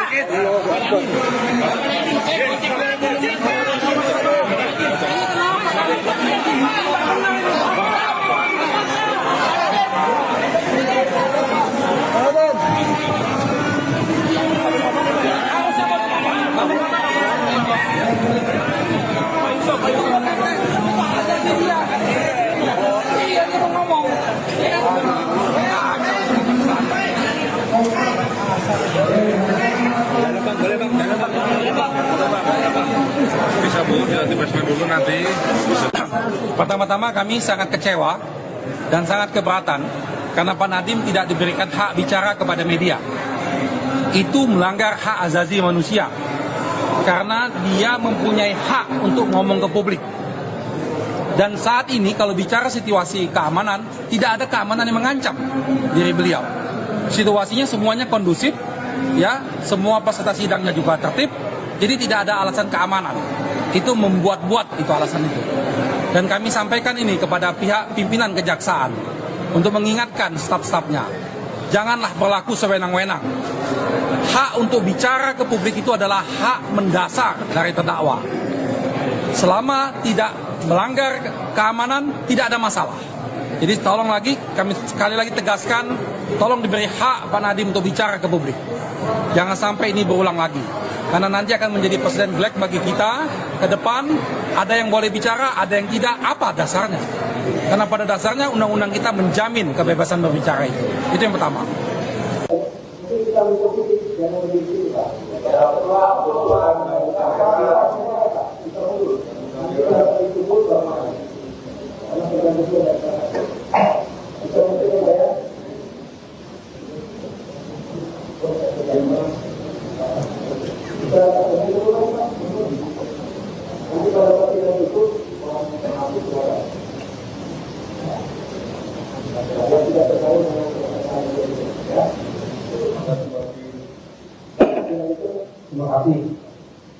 Majelis Hakim yang mulia, rekan jaksa penuntut umum yang terhormat, dan peserta sidang yang mencintai keadilan, bahwa tidak pidana korupsi sebagaimana diatur dalam pasal 2 dan pasal 3 Undang-Undang Nomor 31 Tahun 99 junto Undang-Undang Nomor 20 Tahun 2008 merupakan delik material, sehingga unsur yang harus dibuktikan terlebih dahulu adalah akibat dari perbuatan tersebut.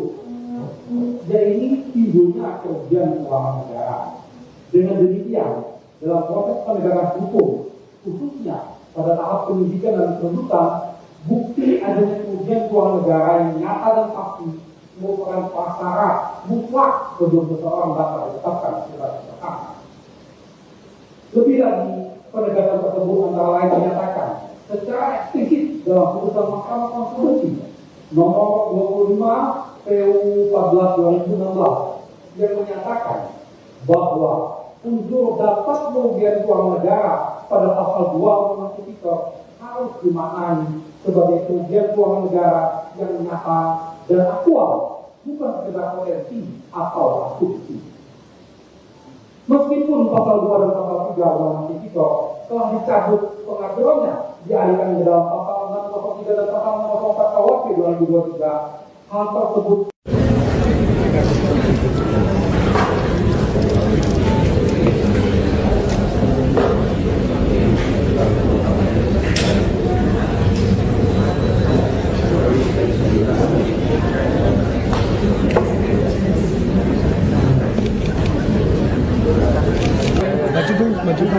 Siap.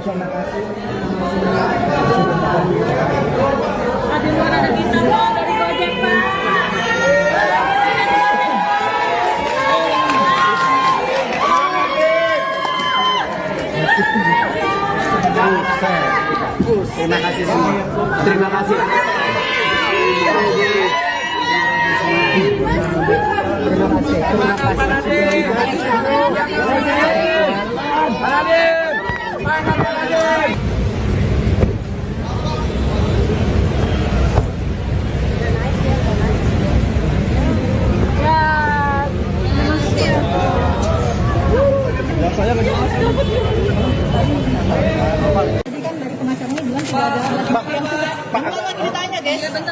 Jadi ini teman-teman ya, harus bisa kita pahami apa itu namanya keberatan terhadap surat dakwaan yang disebut sebagai eksepsi. Jadi keberatan terhadap surat dakwaan itu secara limitatif sudah diatur, yaitu di pasal 75 mengenai Undang-Undang Nomor 20 Tahun 2025 itu disebutkan surat dakwaan itu harus diberi tanggal. Yang kedua, harus ada identitas terdakwa, nama lengkap, tempat tinggal, pekerjaan, alamat, segala macam. Terus yang ketiga, harus cermat mengenai pasal sangkaan, waktu dan tempat kejadiannya. Terus yang terakhir harus ditandatangani oleh penuntut umum. Lalu kalau kita bicara mengenai apakah ada alat bukti atau tidak, itu sebenarnya sudah diuji. Diuji di mana? Diuji pada saat mengajukan keberatan pra-peradilan kemarin. Yang dimana putusan pra-peradilan mengatakan penyidikan terhadap perkara yang diajukan permohonan penetapan tersangka oleh Pak Nadiem Anwar Makarim itu telah sah penyidikannya, artinya sudah memperoleh 2 alat bukti yang cukup, bahkan 4 alat bukti sebagaimana saya sampaikan seperti itu. Pak, tadi kan sempat Pak Nadiem itu kan sempat akan memberikan statement lalu dibawa langsung oleh petugas kejaksaan, itu gimana itu? Kenapa tidak boleh? Apakah tidak boleh memberikan pernyataan atau gimana Pak Nadiem itu? Oh, ini kan mengingat waktu Pak Nadiem juga capek. Kalau dengan habis operasi, lebih segala macam seperti itu. Tapi kan beliau berkenan tadi Pak untuk memberikan statement. Tadi kita udah janji sebenarnya sebelumnya. Nah, kan langsung dibawa. Ya kita lihat situasi kalau beliau mungkin ini ya, waktunya udah habis operasi, udah siapa. Adanya tentara itu fungsinya apa Pak? Baru kali ini ada sidang ada tentaranya. Oh, itu kan keamanan. Polisi tidak cukup. Saya tidak bisa menjawab apakah cuman kami di dalam penanganan perkara sekarang ada juga melibatkan teman-teman dari TNI. ada aturan yang melibatkan TNI ya Pak di sidang tindak pidana korupsi ini?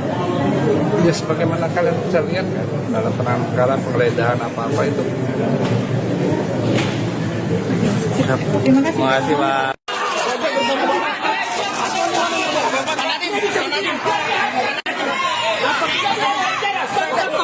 Dia bisa ngomong. Dia punya acara namanya hak asasi manusia. Stop. Dia punya acara. Dari tahap. Dia punya acara. Sidang perdana kasus dugaan korupsi pengadaan Chromebook Kemendikbudristek periode 2019-2022 yang dihadiri mantan Mendikbudristek Nadiem Makarim tampak turut dijaga oleh prajurit TNI. Kehadiran prajurit TNI dalam ruang sidang juga sempat menghambat proses peliputan oleh awak media. Sidang dengan agenda pembacaan dakwaan terhadap Nadiem ini dimulai pukul 10.42 waktu Indonesia Barat di ruang sidang Hatta Ali. Sejumlah aparat TNI dan Kejaksaan melakukan penjagaan ketat di pintu dan jalur keluar masuk sidang. Setelah pembacaan dakwaan, sidang langsung dilanjutkan dengan pembacaan eksepsi oleh pihak kuasa hukum terdakwa. Adapun saat sidang eksepsi berlangsung, Hakim Ketua Purwanto S. Abdullah sempat menegur 3 anggota TNI yang berdiri di pintu masuk ruang sidang. Teguran dilayangkan karena keberadaan ketiganya mengganggu pandangan kamera awak media. Setelah ditegur, 3 anggota TNI tersebut mundur ke bagian belakang ruang sidang dan pembacaan eksepsi dilanjutkan oleh pengacara Nadiem. Pengamanan terhadap Nadiem kemudian berlanjut seusai sidang. Saat jeda persidangan sekitar pukul 1 siang, Nadiem langsung dikawal ketat pihak Kejaksaan dan anggota TNI keluar ruang sidang. Penjagaan ketat ini membuatnya tak sempat memberikan pernyataan kepada awak media. Kondisi ini membuat pengacara Nadiem Ari Yusuf Amir merasa kesal. Ia menyebut situasi itu melanggar hak kliennya untuk berbicara ke publik. Rupanya situasi serupa kembali terjadi selesai sidang eksepsi berakhir. Awak media lagi-lagi tak bisa mendapat pernyataan Nadiem akibat terhalang penjagaan ketat anggota TNI. Nadiem langsung digiring menuju mobil tahanan oleh beberapa orang dari Kejaksaan. Padahal Nadiem tampak mencoba menghentikan langkah kakinya sejenak untuk meladeni wartawan.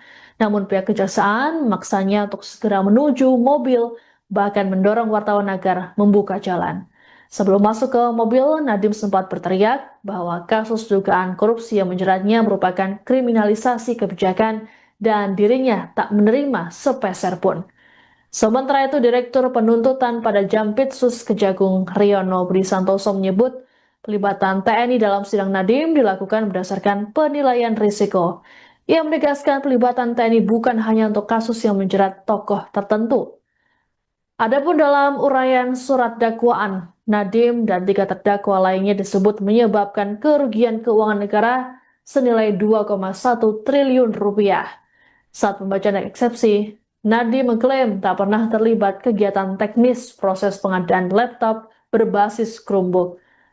Menurut Nadiem, berdasarkan audit Badan Pengawasan Keuangan dan Pembangunan atau BPKP tahun 2023-2024, tak ditemukan kejanggalan terkait dengan pengadaan Chromebook. Nadiem mengatakan hanya pernah 1 kali mengikuti rapat perencanaan Chromebook pada 6 Mei 2020 untuk dimintai pendapat soal rekomendasi tim.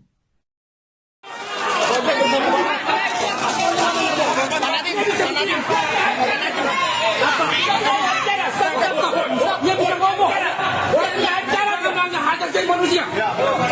Stop. Dia punya acara. Dari tahap. Dia punya acara.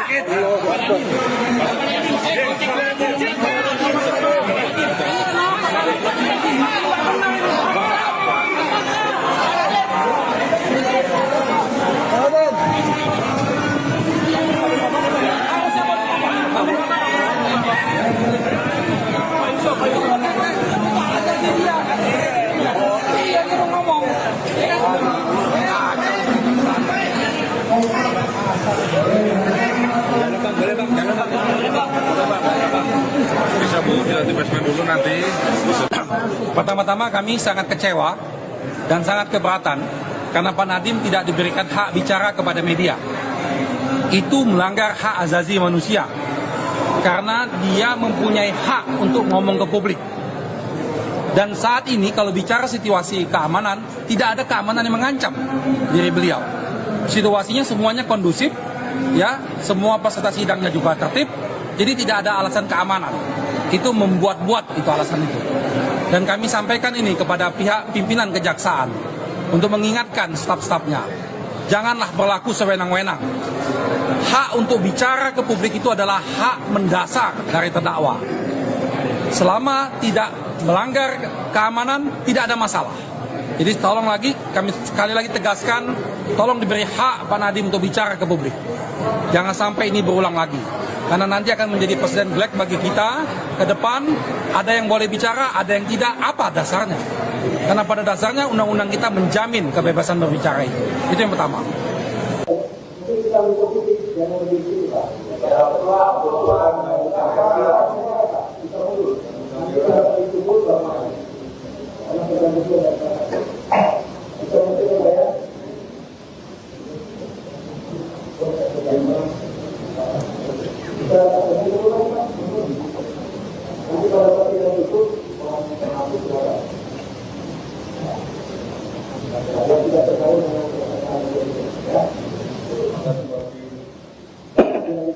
Terima kasih. Majelis Hakim yang mulia, rekan jaksa penuntut umum yang terhormat dan peserta sidang yang mencintai keadilan, bahwa tidak pidana korupsi sebagaimana diatur dalam pasal 2 dan pasal 3 Undang-Undang Nomor 31 Tahun 99 junto Undang-Undang Nomor 20 Tahun 2008 merupakan delik material, sehingga unsur yang harus dibuktikan terlebih dahulu adalah akibat dari perbuatan tersebut. Jadi timbulnya kerugian keuangan negara. Dengan demikian, dalam proses penegakan hukum, khususnya pada tahap penyidikan dan penuntutan, bukti adanya kerugian keuangan negara yang nyata dan pasti merupakan prasyarat mutlak sebelum seseorang dapat ditetapkan sebagai tersangka.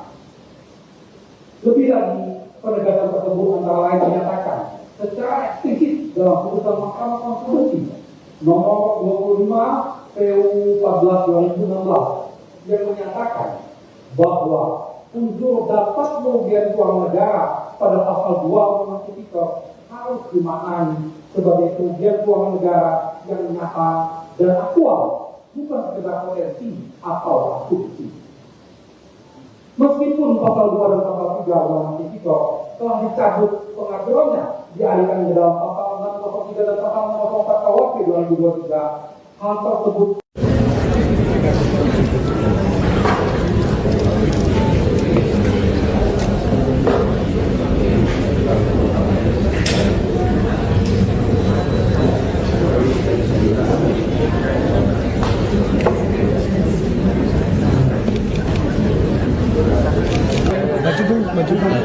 Ya.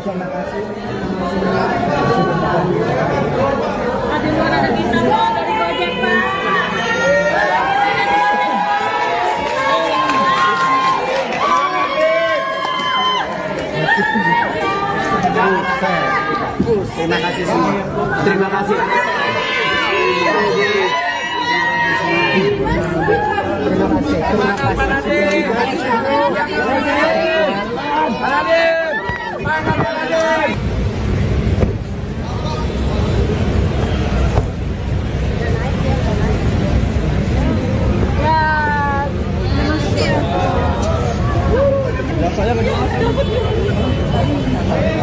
Tadi kan dari pengacaranya bilang sudah ada alat bukti yang sudah. Bentar lagi ditanya, guys. Bentar lagi ditanya. Jadi ini teman-teman ya, harus bisa kita pahami apa itu namanya keberatan terhadap surat dakwaan yang disebut sebagai eksepsi.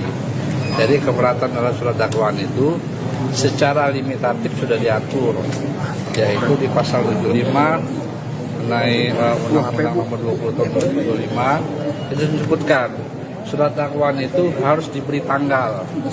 Yang kedua, harus ada identitas terdakwa, nama lengkap, tempat tinggal, pekerjaan, alamat, segala macam. Terus yang ketiga, harus cermat mengenai pasal sangkaan, waktu dan tempat kejadiannya. Terus yang terakhir harus ditandatangani oleh penuntut umum. Lalu kalau kita bicara mengenai apakah ada alat bukti atau tidak, itu sebenarnya sudah diuji. Diuji di mana? Diuji pada saat mengajukan keberatan pra-peradilan kemarin. Yang dimana putusan pra-peradilan mengatakan penyidikan terhadap perkara yang diajukan permohonan penetapan tersangka oleh Pak Nadiem Anwar Makarim itu telah sah penyidikannya, artinya sudah memperoleh 2 alat bukti yang cukup, bahkan 4 alat bukti sebagaimana saya sampaikan seperti itu. Pak, tadi kan sempat Pak Nadiem itu kan sempat akan memberikan statement lalu dibawa langsung oleh petugas kejaksaan, itu gimana itu? Kenapa tidak boleh? Apakah tidak boleh memberikan pernyataan atau gimana Pak Nadiem itu? Oh, ini kan mengingat waktu Pak Nadiem juga capek. Kalau dengan habis operasi, lebih segala macam seperti itu. Tapi kan beliau berkenan tadi Pak untuk memberikan statement. Tadi kita ada janji sebenarnya sih. Nah, lalu kan langsung dibawa. Ya kita lihat situasi kalau beliau mungkin ini ya, waktunya udah habis operasi, udah apa. Adanya tentara itu fungsinya apa Pak? Baru kali ini ada sidang ada tentaranya Pak. Oh, itu kan keamanan. Polisi tidak cukup. Saya tidak bisa menjawab apakah cuman kami di dalam penanganan perkara sekarang ada juga melibatkan teman-teman dari TNI. Ada aturan yang melibatkan TNI ya Pak di sidang tindak pidana korupsi ini Pak? Ya sebagaimana kalian bisa lihat kan dalam penanganan perkara penggeledahan apa-apa itu. Terima kasih. Terima kasih Pak.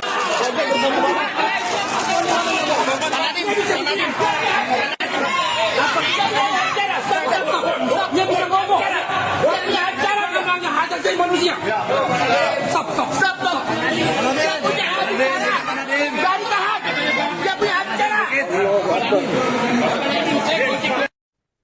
Sidang perdana kasus dugaan korupsi pengadaan Chromebook Kemendikbudristek periode 2019-2022 yang dihadiri mantan Mendikbudristek Nadiem Makarim tampak turut dijaga oleh prajurit TNI. Kehadiran prajurit TNI dalam ruang sidang juga sempat menghambat proses peliputan oleh awak media.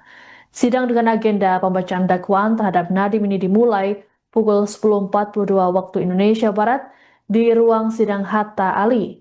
Sejumlah aparat TNI dan Kejaksaan melakukan penjagaan ketat di pintu dan jalur keluar masuk sidang. Setelah pembacaan dakwaan, sidang langsung dilanjutkan dengan pembacaan eksepsi oleh pihak kuasa hukum terdakwa. Adapun saat sidang eksepsi berlangsung, Hakim Ketua Purwanto S. Abdullah sempat menegur 3 anggota TNI yang berdiri di pintu masuk ruang sidang. Teguran dilayangkan karena keberadaan ketiganya mengganggu pandangan kamera awak media.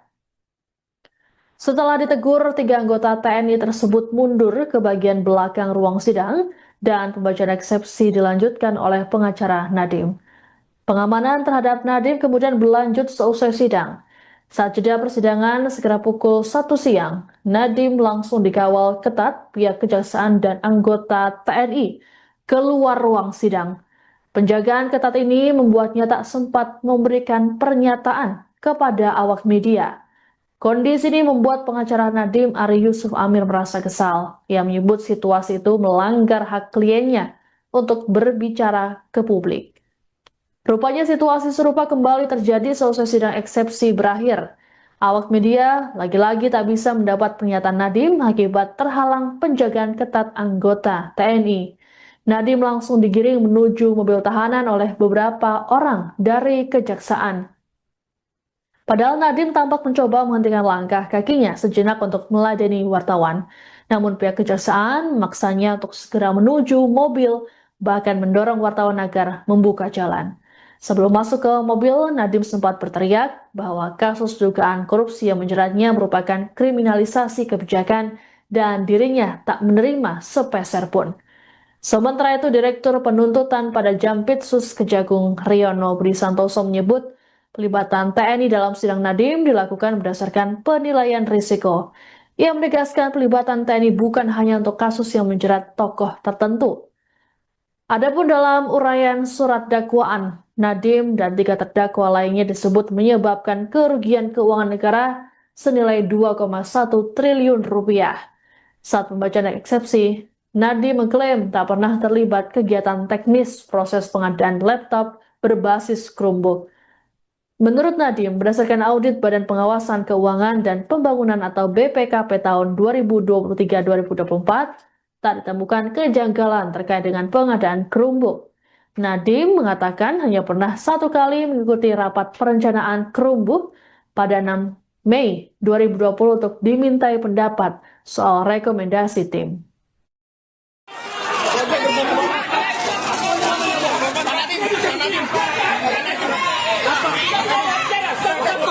Dia bisa ngomong. Dia punya acara memangnya hajat jadi manusia. Stop. Dia punya acara. Baru tahan. Dia punya acara.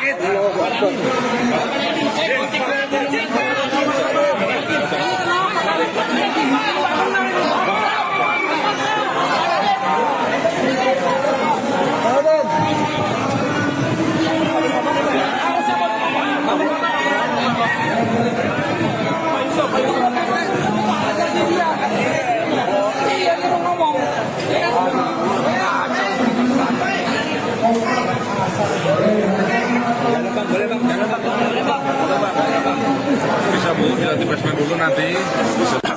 Pertama-tama kami sangat kecewa dan sangat keberatan karena Pak Nadiem tidak diberikan hak bicara kepada media. Itu melanggar hak azazi manusia karena dia mempunyai hak untuk ngomong ke publik. Dan saat ini kalau bicara situasi keamanan, tidak ada keamanan yang mengancam diri beliau. Situasinya semuanya kondusif, ya, semua peserta sidangnya juga tertib, jadi tidak ada alasan keamanan. Itu membuat-buat itu alasan itu. Dan kami sampaikan ini kepada pihak pimpinan kejaksaan untuk mengingatkan staf-stafnya, janganlah berlaku sewenang-wenang. Hak untuk bicara ke publik itu adalah hak mendasar dari terdakwa. Selama tidak melanggar keamanan, tidak ada masalah. Jadi tolong lagi, kami sekali lagi tegaskan, tolong diberi hak Pak Nadiem untuk bicara ke publik. Jangan sampai ini berulang lagi. Karena nanti akan menjadi presiden black bagi kita ke depan. Ada yang boleh bicara, ada yang tidak. Apa dasarnya? Karena pada dasarnya undang-undang kita menjamin kebebasan berbicara itu. Itu yang pertama.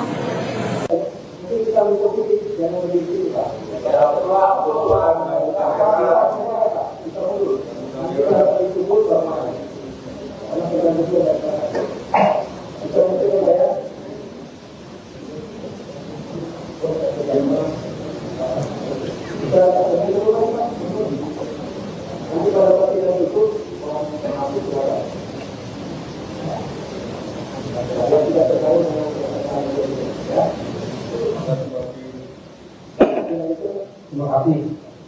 Majelis Hakim yang mulia, rekan jaksa penuntut umum yang terhormat dan peserta sidang yang mencintai keadilan, bahwa tindak pidana korupsi sebagaimana diatur dalam pasal 2 dan pasal 3 Undang-Undang Nomor 31 Tahun 99 Junto Undang-Undang Nomor 20 Tahun 2008 merupakan delik material, sehingga unsur yang harus dibuktikan terlebih dahulu adalah akibat dari perbuatan tersebut.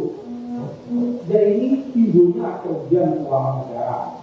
Dengan demikian, dalam proses penegakan hukum, khususnya pada tahap penyidikan dan penuntutan, bukti adanya kerugian keuangan negara yang nyata dan pasti merupakan prasyarat mutlak sebelum seseorang dapat ditetapkan sebagai tersangka.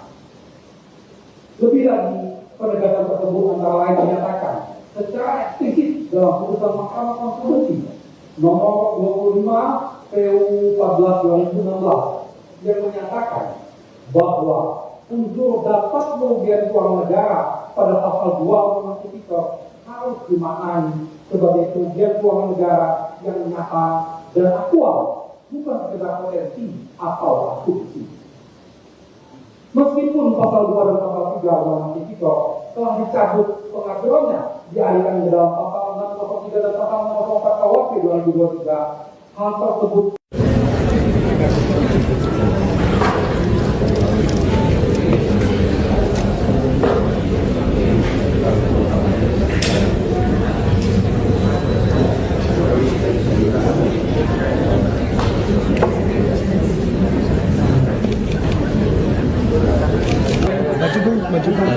Siap.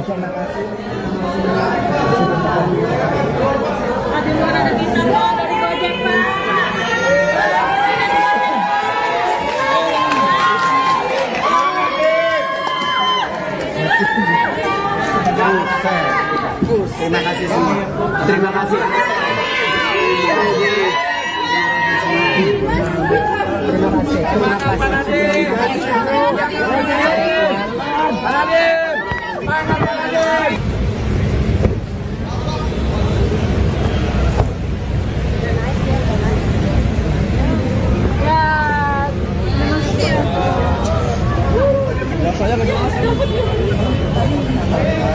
Tadi kan dari pengacaranya bilang sudah ada bentar lagi ditanya guys.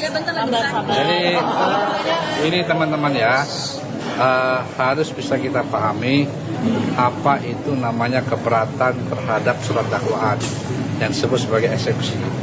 Jadi keberatan terhadap surat dakwaan itu secara limitatif sudah diatur, yaitu di pasal 75 mengenai Undang-Undang Nomor 20 Tahun 2025 itu disebutkan surat dakwaan itu harus diberi tanggal. Yang kedua, harus ada identitas terdakwa, nama lengkap, tempat tinggal, pekerjaan, alamat, segala macam. Terus yang ketiga, harus cermat mengenai pasal sangkaan, waktu dan tempat kejadiannya. Terus yang terakhir harus ditandatangani oleh penuntut umum. Lalu kalau kita bicara mengenai apakah ada alat bukti atau tidak, itu sebenarnya sudah diuji. Diuji di mana? Diuji pada saat mengajukan keberatan pra-peradilan kemarin. Yang dimana putusan pra-peradilan mengatakan penyidikan terhadap perkara yang diajukan permohonan penetapan tersangka oleh Pak Nadiem Anwar Makarim itu telah sah penyidikannya, artinya sudah memperoleh 2 alat bukti yang cukup, bahkan 4 alat bukti sebagaimana saya sampaikan seperti itu. Pak, tadi kan sempat Pak Nadiem itu kan sempat akan memberikan statement lalu dibawa langsung oleh petugas kejaksaan, itu gimana itu? Kenapa tidak boleh? Apakah tidak boleh memberikan pernyataan atau gimana Pak Nadiem itu? Oh, ini kan mengingat waktu Pak Nadiem juga capek. Kalau dengan habis operasi, bergojol-gojol segala macam seperti itu. Tapi kan beliau berkenan tadi Pak untuk memberikan statement. Tadi kita udah janji sih sebenarnya sih. Nah, kan langsung dibawa keluar. Ya kita lihat situasi kalau beliau mungkin ini ya, waktunya udah habis operasi, udah apa. Adanya tentara itu fungsinya apa Pak? Baru kali ini ada sidang ada tentaranya Pak. Oh, itu kan keamanan. Polisi tidak cukup. Saya tidak bisa menjawab apakah cuman kami di dalam penanganan perkara sekarang ada juga melibatkan teman-teman dari TNI. Ada aturan yang melibatkan TNI ya Pak di sidang tindak pidana korupsi ini? Ya sebagaimana kalian bisa lihat kan dalam penanganan perkara penggeledahan apa-apa itu. Terima kasih. Terima kasih Pak.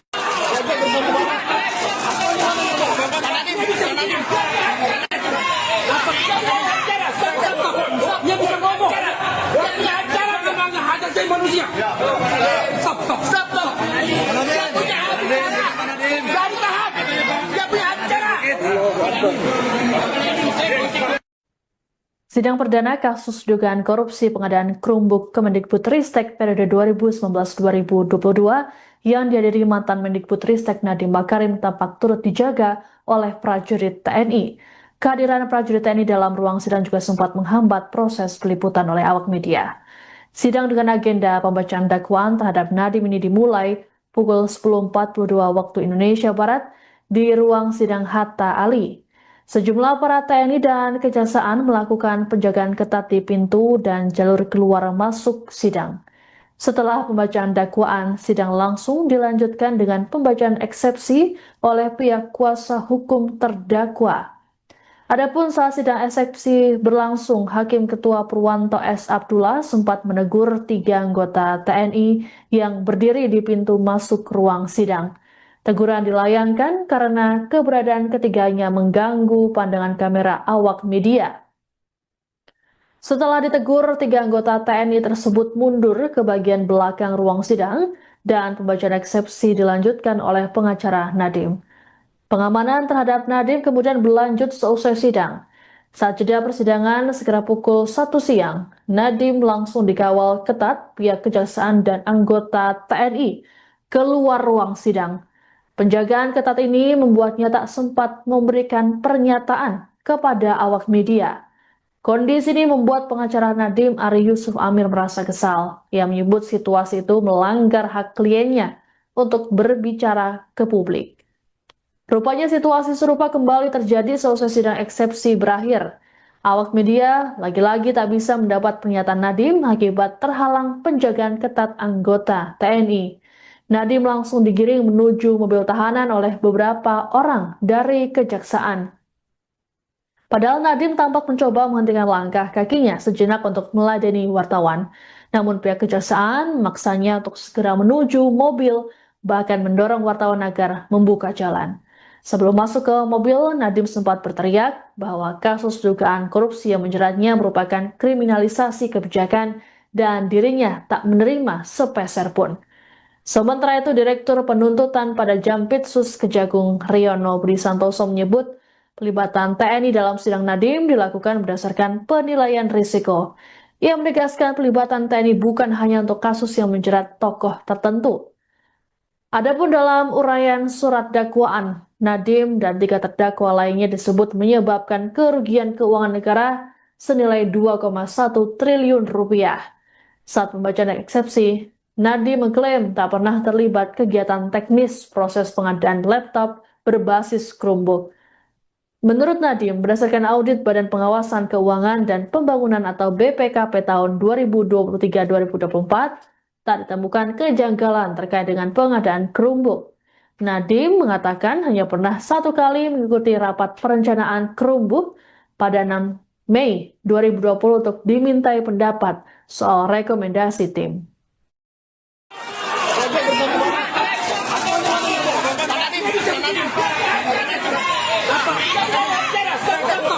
Dia bisa ngomong. Dia punya acara namanya hak asasi manusia. Stop. Dia punya acara. Gak ditahan. Dia punya acara.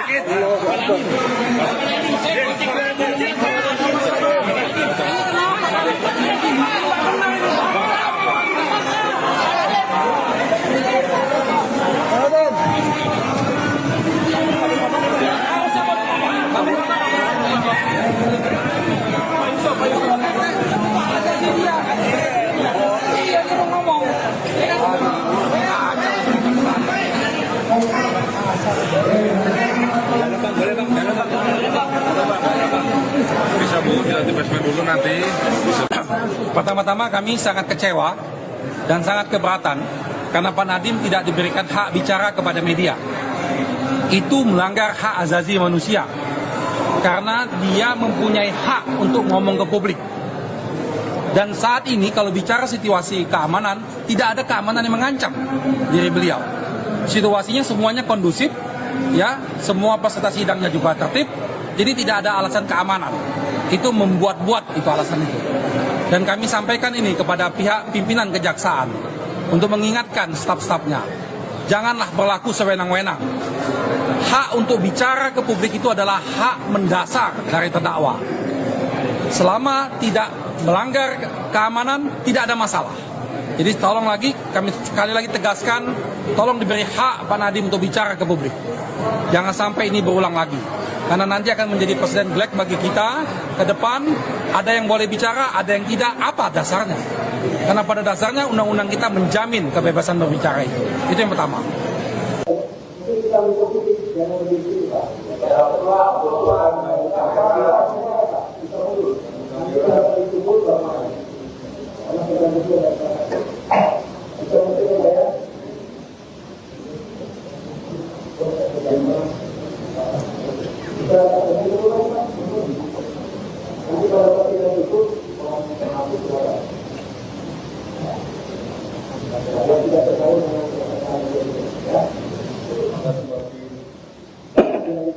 Terima kasih.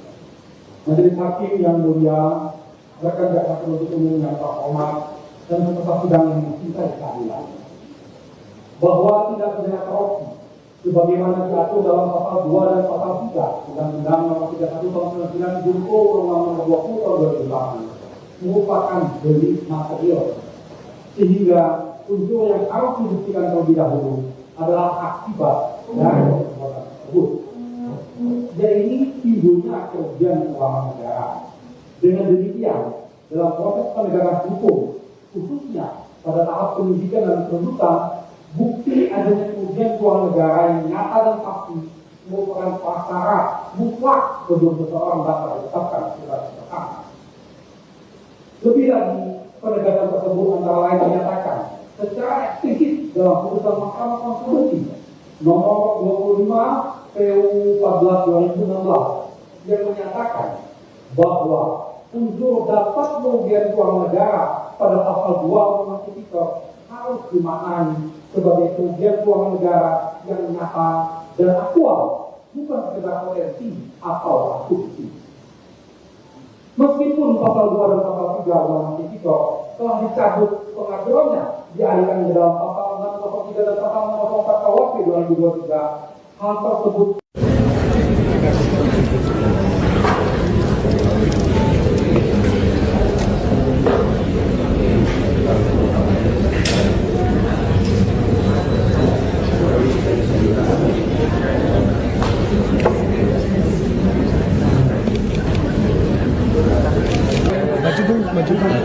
Ya.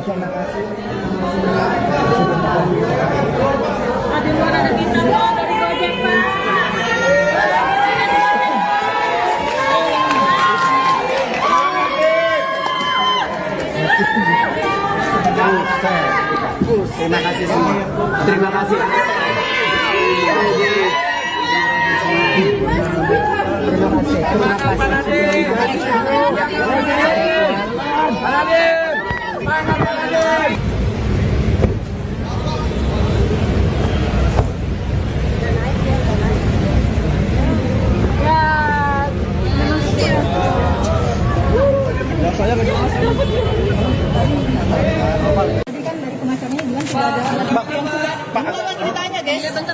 Jadi ini teman-teman ya, harus bisa kita pahami apa itu namanya keberatan terhadap surat dakwaan yang disebut sebagai eksepsi. Jadi keberatan terhadap surat dakwaan itu secara limitatif sudah diatur, yaitu di pasal 75 Undang-Undang Nomor 20 Tahun 2025 itu disebutkan surat dakwaan itu harus diberi tanggal. Yang kedua, harus ada identitas terdakwa, nama lengkap, tempat tinggal, pekerjaan, alamat, segala macam. Terus yang ketiga, harus cermat mengenai pasal sangkaan, waktu dan tempat kejadiannya. Terus yang terakhir harus ditandatangani oleh penuntut umum. Lalu kalau kita bicara mengenai apakah ada alat bukti atau tidak, itu sebenarnya sudah diuji. Diuji di mana? Diuji pada saat mengajukan keberatan pra-peradilan kemarin. Yang dimana putusan pra-peradilan mengatakan penyidikan terhadap perkara yang diajukan permohonan penetapan tersangka oleh Pak Nadiem Anwar Makarim itu telah sah penyidikannya, artinya sudah memperoleh 2 alat bukti yang cukup, bahkan 4 alat bukti sebagaimana saya sampaikan seperti itu. Pak, tadi kan sempat Pak Nadiem itu kan sempat akan memberikan statement lalu dibawa langsung oleh petugas kejaksaan, itu gimana itu? Kenapa tidak boleh? Apakah tidak boleh memberikan pernyataan atau gimana Pak Nadiem itu? Oh, ini kan mengingat waktu Pak Nadiem juga capek. Pak Nadiem kan habis operasi, berjam lebih segala macam seperti itu. Tapi kan beliau berkenan tadi Pak untuk memberikan statement. Tadi kita udah janji sih sebenarnya sih. Nah, kan langsung dibawa itu gimana? Ya kita lihat situasi kalau beliau mungkin ini ya waktunya udah habis operasi, udah apa. Adanya tentara itu fungsinya apa Pak? Baru kali ini ada sidang ada tentaranya. Oh, itu kan keamanan. Polisi tidak cukup. Saya tidak bisa menjawab apakah cuman kami di dalam penanganan perkara sekarang ada juga melibatkan teman-teman dari TNI. Ada aturan yang melibatkan TNI ya Pak di sidang tindak pidana korupsi ini? Ya sebagaimana kalian bisa lihat kan dalam penanganan perkara penggeledahan apa-apa itu. Terima kasih. Terima kasih Pak.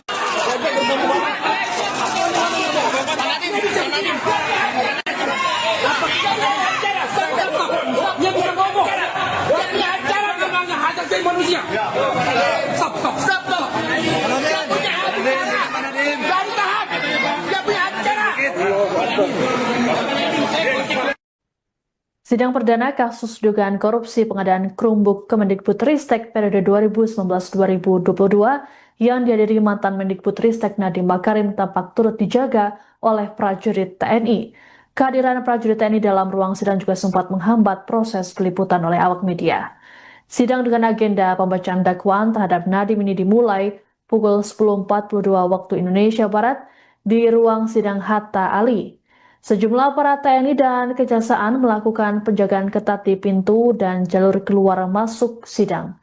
Setelah pembacaan dakwaan, sidang langsung dilanjutkan dengan pembacaan eksepsi oleh pihak kuasa hukum terdakwa. Adapun saat sidang eksepsi berlangsung, Hakim Ketua Purwanto S. Abdullah sempat menegur 3 anggota TNI yang berdiri di pintu masuk ruang sidang. Teguran dilayangkan karena keberadaan ketiganya mengganggu pandangan kamera awak media. Setelah ditegur, 3 anggota TNI tersebut mundur ke bagian belakang ruang sidang dan pembacaan eksepsi dilanjutkan oleh pengacara Nadiem. Pengamanan terhadap Nadiem kemudian berlanjut seusai sidang. Saat jeda persidangan sekitar pukul 1 siang, Nadiem langsung dikawal ketat pihak Kejaksaan dan anggota TNI keluar ruang sidang. Penjagaan ketat ini membuatnya tak sempat memberikan pernyataan kepada awak media. Kondisi ini membuat pengacara Nadiem Ari Yusuf Amir merasa kesal. Ia menyebut situasi itu melanggar hak kliennya untuk berbicara ke publik. Rupanya situasi serupa kembali terjadi selesai sidang eksepsi berakhir. Awak media lagi-lagi tak bisa mendapat pernyataan Nadiem akibat terhalang penjagaan ketat anggota TNI. Nadiem langsung digiring menuju mobil tahanan oleh beberapa orang dari Kejaksaan. Padahal Nadiem tampak mencoba menghentikan langkah kakinya sejenak untuk meladeni wartawan. Namun pihak Kejaksaan memaksanya untuk segera menuju mobil, bahkan mendorong wartawan agar membuka jalan. Sebelum masuk ke mobil, Nadiem sempat berteriak bahwa kasus dugaan korupsi yang menjeratnya merupakan kriminalisasi kebijakan dan dirinya tak menerima sepeser pun. Sementara itu, Direktur Penuntutan pada Jampitsus Kejagung Riono Budi Santoso menyebut pelibatan TNI dalam sidang Nadiem dilakukan berdasarkan penilaian risiko. Ia menegaskan pelibatan TNI bukan hanya untuk kasus yang menjerat tokoh tertentu. Adapun dalam uraian surat dakwaan, Nadiem dan 3 terdakwa lainnya disebut menyebabkan kerugian keuangan negara senilai 2,1 triliun rupiah. Saat pembacaan eksepsi, Nadiem mengklaim tak pernah terlibat kegiatan teknis proses pengadaan laptop berbasis Chromebook. Menurut Nadiem, berdasarkan audit Badan Pengawasan Keuangan dan Pembangunan atau BPKP tahun 2023-2024, tak ditemukan kejanggalan terkait dengan pengadaan Chromebook. Nadiem mengatakan hanya pernah 1 kali mengikuti rapat perencanaan Chromebook pada 6 Mei 2020 untuk dimintai pendapat soal rekomendasi tim.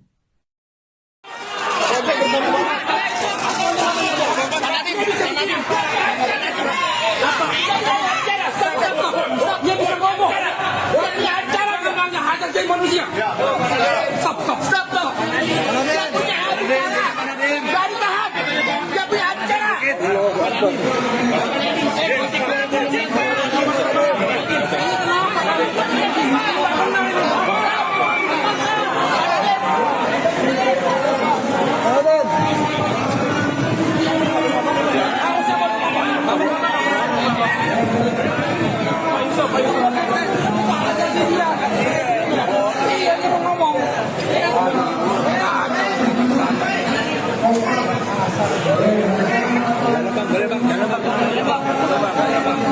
Bisa Bu, di basement dulu nanti. Pertama-tama kami sangat kecewa dan sangat keberatan karena Pak Nadiem tidak diberikan hak bicara kepada media. Itu melanggar hak asasi manusia karena dia mempunyai hak untuk ngomong ke publik. Dan saat ini kalau bicara situasi keamanan, tidak ada keamanan yang mengancam diri beliau. Situasinya semuanya kondusif, ya, semua peserta sidangnya juga tertib, jadi tidak ada alasan keamanan. Itu membuat-buat itu alasan itu. Dan kami sampaikan ini kepada pihak pimpinan Kejaksaan untuk mengingatkan staf-stafnya, janganlah berlaku sewenang-wenang. Hak untuk bicara ke publik itu adalah hak mendasar dari terdakwa. Selama tidak melanggar keamanan, tidak ada masalah. Jadi tolong lagi, kami sekali lagi tegaskan, tolong diberi hak Pak Nadiem untuk bicara ke publik. Jangan sampai ini berulang lagi. Karena nanti akan menjadi presiden black bagi kita ke depan. Ada yang boleh bicara, ada yang tidak. Apa dasarnya? Karena pada dasarnya undang-undang kita menjamin kebebasan berbicara itu. Itu yang pertama.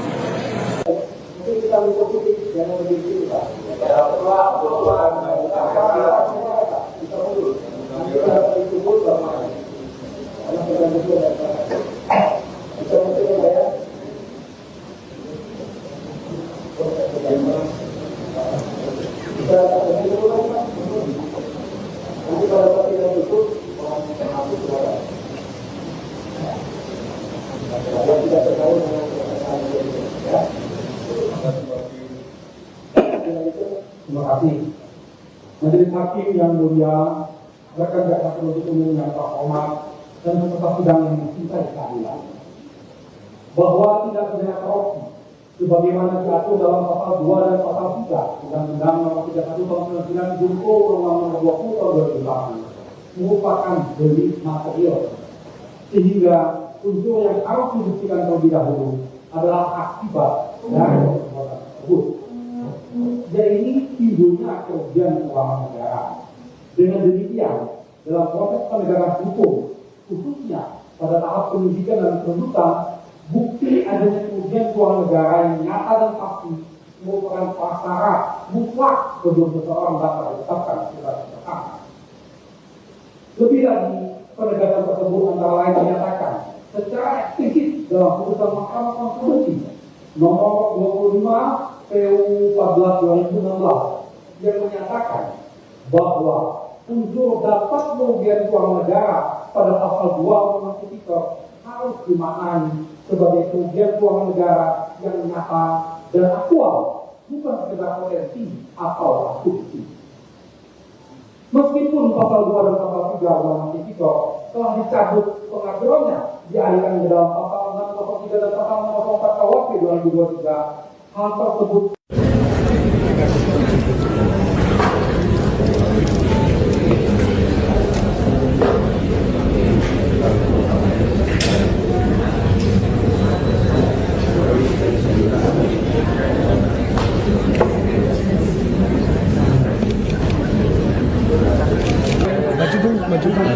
Ya.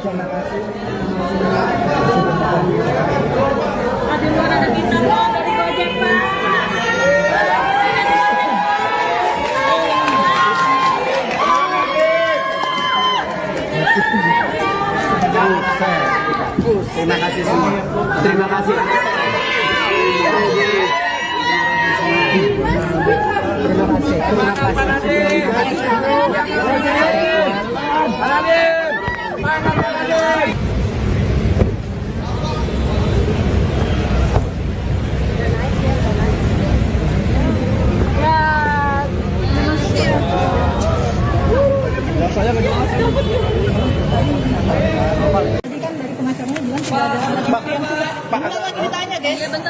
Jadi ini teman-teman ya, harus bisa kita pahami apa itu namanya keberatan terhadap surat dakwaan yang disebut sebagai eksepsi.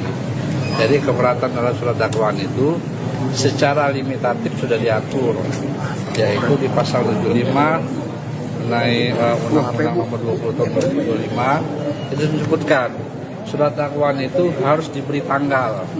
Yang kedua, harus ada identitas terdakwa, nama lengkap, tempat tinggal, pekerjaan, alamat, segala macam. Terus yang ketiga, harus cermat mengenai pasal sangkaan, waktu dan tempat kejadiannya. Terus yang terakhir harus ditandatangani oleh penuntut umum. Lalu kalau kita bicara mengenai apakah ada alat bukti atau tidak, itu sebenarnya sudah diuji. Diuji di mana? Diuji pada saat mengajukan keberatan pra-peradilan kemarin.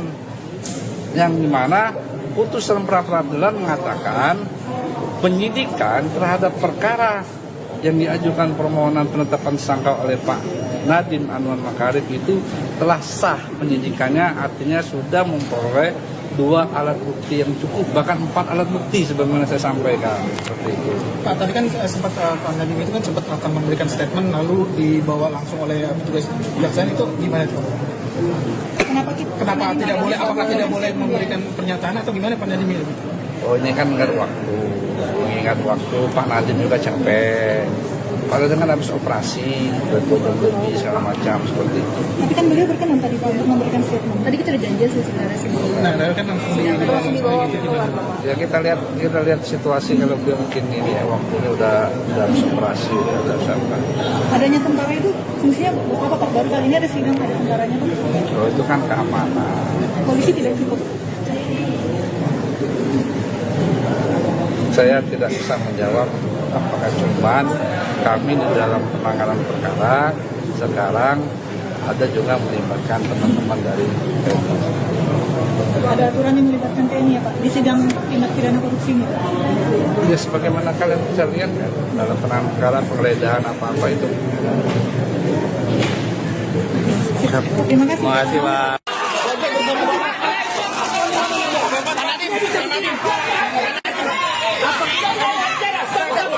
Dia bisa ngomong. Dia punya acara namanya hak asasi manusia. Stop. Dia punya acara. Dari tahan. Dia punya acara. Sidang perdana kasus dugaan korupsi pengadaan Chromebook Kemendikbudristek periode 2019-2022 yang dihadiri mantan Mendikbudristek Nadiem Makarim tampak turut dijaga oleh prajurit TNI. Kehadiran prajurit TNI dalam ruang sidang juga sempat menghambat proses peliputan oleh awak media. Sidang dengan agenda pembacaan dakwaan terhadap Nadiem ini dimulai pukul 10.42 waktu Indonesia Barat di ruang sidang Hatta Ali. Sejumlah aparat TNI dan Kejaksaan melakukan penjagaan ketat di pintu dan jalur keluar masuk sidang. Setelah pembacaan dakwaan, sidang langsung dilanjutkan dengan pembacaan eksepsi oleh pihak kuasa hukum terdakwa. Adapun saat sidang eksepsi berlangsung, Hakim Ketua Purwanto S. Abdullah sempat menegur 3 anggota TNI yang berdiri di pintu masuk ruang sidang. Teguran dilayangkan karena keberadaan ketiganya mengganggu pandangan kamera awak media. Setelah ditegur, 3 anggota TNI tersebut mundur ke bagian belakang ruang sidang dan pembacaan eksepsi dilanjutkan oleh pengacara Nadiem. Pengamanan terhadap Nadiem kemudian berlanjut seusai sidang. Saat jeda persidangan sekitar pukul 1 siang, Nadiem langsung dikawal ketat pihak Kejaksaan dan anggota TNI keluar ruang sidang. Penjagaan ketat ini membuatnya tak sempat memberikan pernyataan kepada awak media. Kondisi ini membuat pengacara Nadiem Ari Yusuf Amir merasa kesal. Ia menyebut situasi itu melanggar hak kliennya untuk berbicara ke publik. Rupanya situasi serupa kembali terjadi seusai sidang eksepsi berakhir. Awak media lagi-lagi tak bisa mendapat pernyataan Nadiem akibat terhalang penjagaan ketat anggota TNI. Nadiem langsung digiring menuju mobil tahanan oleh beberapa orang dari Kejaksaan. Padahal Nadiem tampak mencoba menghentikan langkah kakinya sejenak untuk meladeni wartawan. Namun pihak Kejaksaan memaksanya untuk segera menuju mobil, bahkan mendorong wartawan agar membuka jalan. Sebelum masuk ke mobil, Nadiem sempat berteriak bahwa kasus dugaan korupsi yang menjeratnya merupakan kriminalisasi kebijakan dan dirinya tak menerima sepeser pun. Sementara itu, Direktur Penuntutan pada Jampitsus Kejagung Riono Budi Santoso menyebut pelibatan TNI dalam sidang Nadiem dilakukan berdasarkan penilaian risiko. Ia menegaskan pelibatan TNI bukan hanya untuk kasus yang menjerat tokoh tertentu. Adapun dalam uraian surat dakwaan, Nadiem dan 3 terdakwa lainnya disebut menyebabkan kerugian keuangan negara senilai 2,1 triliun rupiah. Saat pembacaan eksepsi, Nadiem mengklaim tak pernah terlibat kegiatan teknis proses pengadaan laptop berbasis Chromebook. Menurut Nadiem, berdasarkan audit Badan Pengawasan Keuangan dan Pembangunan atau BPKP tahun 2023-2024, tak ditemukan kejanggalan terkait dengan pengadaan Chromebook. Nadiem mengatakan hanya pernah 1 kali mengikuti rapat perencanaan Chromebook pada 6 Mei 2020 untuk dimintai pendapat soal rekomendasi tim.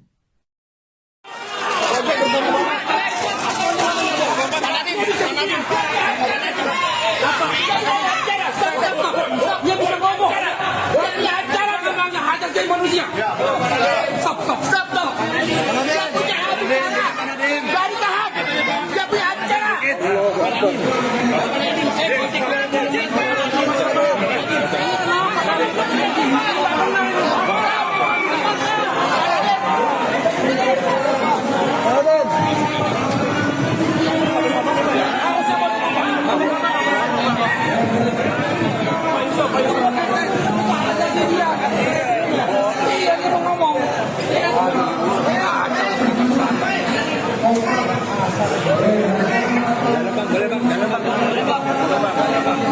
Bisa Bu, dilanti basement dulu nanti. Pertama-tama kami sangat kecewa dan sangat keberatan karena Pak Nadiem tidak diberikan hak bicara kepada media. Itu melanggar hak asasi manusia karena dia mempunyai hak untuk ngomong ke publik. Dan saat ini kalau bicara situasi keamanan, tidak ada keamanan yang mengancam diri beliau. Situasinya semuanya kondusif, ya, semua peserta sidangnya juga tertib, jadi tidak ada alasan keamanan. Itu membuat-buat itu alasan itu. Dan kami sampaikan ini kepada pihak pimpinan kejaksaan untuk mengingatkan staf-stafnya, janganlah berlaku sewenang-wenang. Hak untuk bicara ke publik itu adalah hak mendasar dari terdakwa. Selama tidak melanggar keamanan, tidak ada masalah. Jadi tolong lagi, kami sekali lagi tegaskan, tolong diberi hak Pak Nadiem untuk bicara ke publik. Jangan sampai ini berulang lagi. Karena nanti akan menjadi presiden black bagi kita ke depan. Ada yang boleh bicara, ada yang tidak. Apa dasarnya? Karena pada dasarnya undang-undang kita menjamin kebebasan berbicara itu. Itu yang pertama.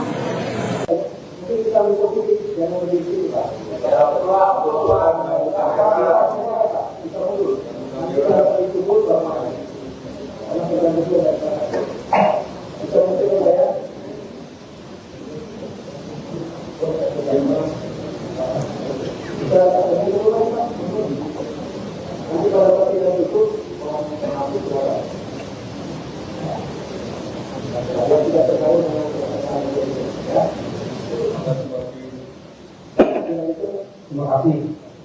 Majelis Hakim yang mulia, rekan jaksa penuntut umum yang terhormat dan peserta sidang yang mencintai keadilan, bahwa tidak pidana korupsi sebagaimana diatur dalam pasal 2 dan pasal 3 Undang-Undang Nomor 31 Tahun 99 Jungto Undang-Undang Nomor 20 Tahun 2008 merupakan delik material, sehingga unsur yang harus dibuktikan terlebih dahulu adalah akibat dari perbuatan tersebut. Yaitu timbulnya kerugian keuangan negara. Dengan demikian, dalam proses penegakan hukum, khususnya pada tahap penyidikan dan penuntutan, bukti adanya kerugian keuangan negara yang nyata dan pasti merupakan prasyarat mutlak sebelum seseorang dapat ditetapkan sebagai tersangka. Lebih lagi, penegakan tersebut antara lain menyatakan secara eksplisit dalam putusan Mahkamah Konstitusi nomor 25 PU 14 2016 yang menyatakan bahwa unsur dapat kerugian keuangan negara pada pasal 2 Undang-Undang Tipikor harus dimaknai sebagai kerugian keuangan negara yang nyata dan aktual, bukan sekedar potensi atau asumsi. Meskipun pasal 2 dan pasal 3 Undang-Undang Tipikor telah dicabut pengaturannya, dialihkan ke dalam pasal 603 dan pasal 604 KUHP 2023, hal tersebut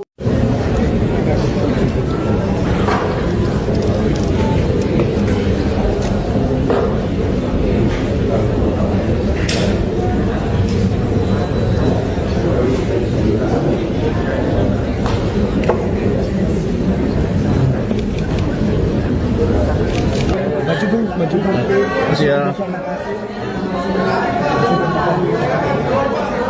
Ada bintang dari Gojek, Pak.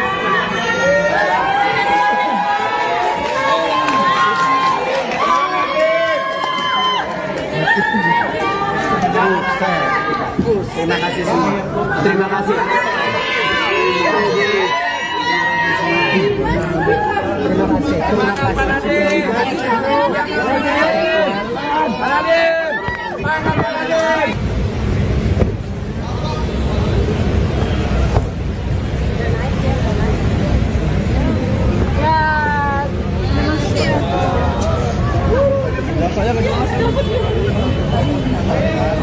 kan dari pengacaranya bilang sudah ada alat bukti yang cukup. Bentar lagi ditanya, guys. Jadi ini teman-teman ya, harus bisa kita pahami apa itu namanya keberatan terhadap surat dakwaan yang disebut sebagai eksepsi. Jadi keberatan terhadap surat dakwaan itu secara limitatif sudah diatur, yaitu di pasal 75 mengenai Undang-Undang Nomor 20 Tahun 2025 itu disebutkan surat dakwaan itu harus diberi tanggal. Yang kedua, harus ada identitas terdakwa, nama lengkap, tempat tinggal, pekerjaan, alamat, segala macam. Terus yang ketiga, harus cermat mengenai pasal sangkaan, waktu dan tempat kejadiannya. Terus yang terakhir, harus ditandatangani oleh penuntut umum. Lalu kalau kita bicara mengenai apakah ada alat bukti atau tidak, itu sebenarnya sudah diuji. Diuji di mana? Diuji pada saat mengajukan keberatan pra-peradilan kemarin. Yang dimana putusan pra-peradilan mengatakan penyidikan terhadap perkara yang diajukan permohonan penetapan tersangka oleh Pak Nadiem Anwar Makarim itu telah sah penyidikannya, artinya sudah memperoleh 2 alat bukti yang cukup, bahkan 4 alat bukti sebagaimana saya sampaikan seperti itu. Pak, tadi kan sempat Pak Nadiem itu kan sempat akan memberikan statement lalu dibawa langsung oleh petugas kejaksaan, itu gimana itu?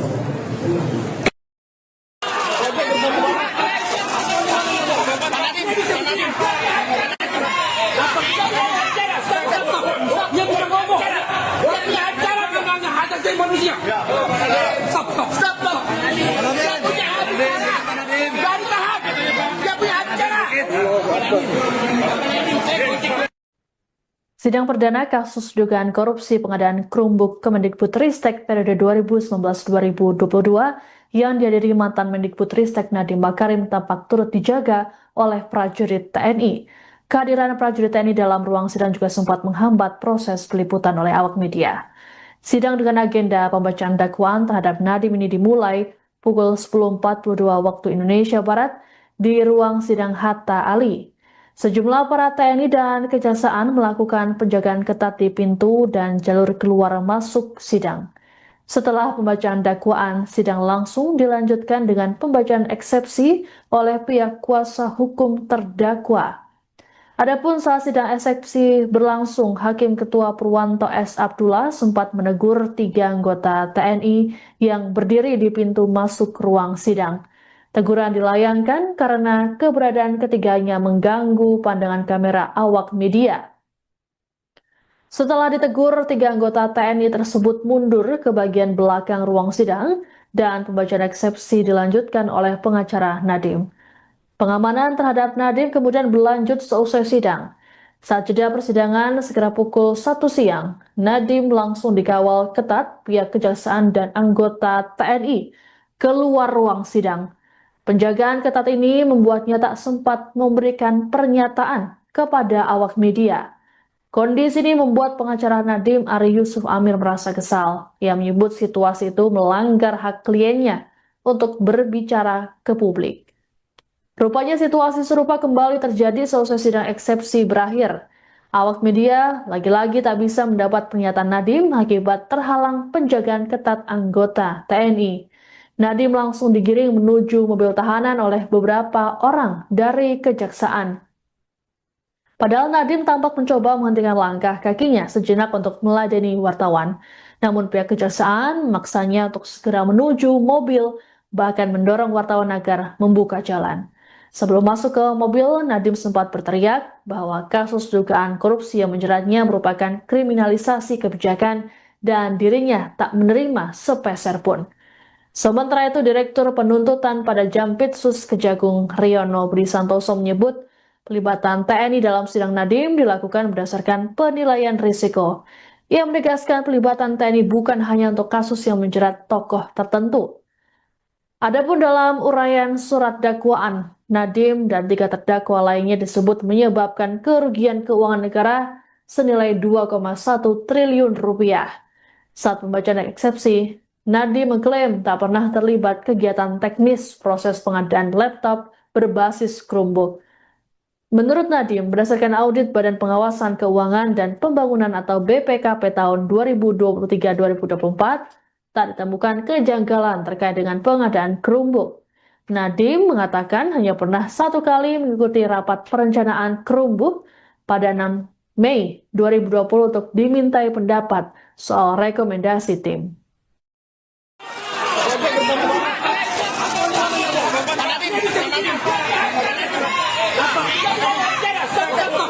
Dia bisa ngomong. Dia punya acara memangnya hak asasi manusia. Stop. Dia punya acara. Gak ditahan. Dia punya acara.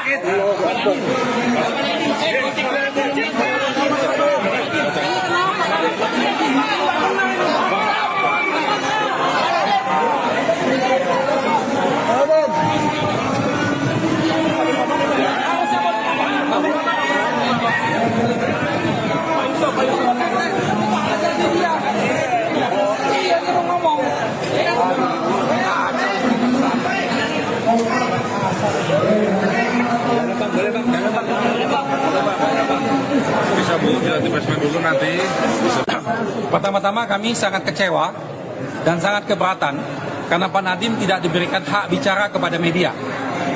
Itu melanggar hak asasi manusia karena dia mempunyai hak untuk ngomong ke publik. Dan saat ini kalau bicara situasi keamanan, tidak ada keamanan yang mengancam diri beliau. Situasinya semuanya kondusif, ya, semua peserta sidangnya juga tertib, jadi tidak ada alasan keamanan. Itu membuat-buat itu alasan itu. Dan kami sampaikan ini kepada pihak pimpinan kejaksaan untuk mengingatkan staf-stafnya, janganlah berlaku sewenang-wenang. Hak untuk bicara ke publik itu adalah hak mendasar dari terdakwa. Selama tidak melanggar keamanan, tidak ada masalah. Jadi tolong lagi, kami sekali lagi tegaskan, tolong diberi hak Pak Nadiem untuk bicara ke publik. Jangan sampai ini berulang lagi. Karena nanti akan menjadi presiden black bagi kita ke depan. Ada yang boleh bicara, ada yang tidak. Apa dasarnya? Karena pada dasarnya undang-undang kita menjamin kebebasan berbicara itu. Itu yang pertama.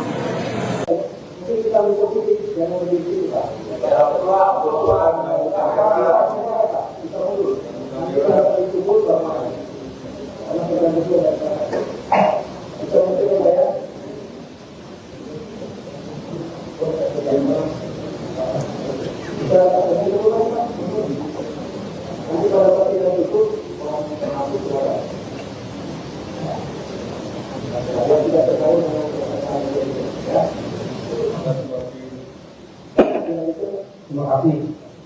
Majelis Hakim yang mulia, rekan jaksa penuntut umum yang terhormat dan peserta sidang yang mencintai keadilan, bahwa tindak pidana korupsi sebagaimana diatur dalam pasal 2 dan pasal 3 Undang-Undang Nomor 31 Tahun 99 Junto Undang-Undang 20 Tahun 2008 merupakan delik material, sehingga unsur yang harus dibuktikan terlebih dahulu adalah akibat dari perbuatan tersebut.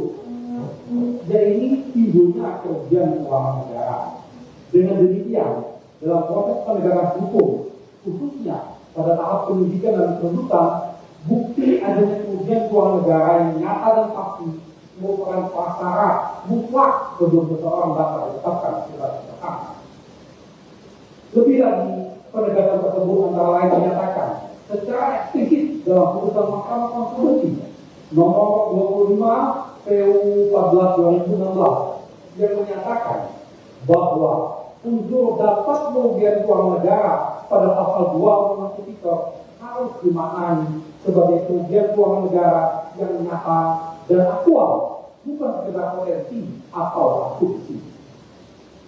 Meskipun pasal 2 dan pasal 3 Undang-Undang Tipikor telah dicabut pengaturannya, dialihkan ke dalam pasal 603 dan pasal 604 KUHP 2023, hal tersebut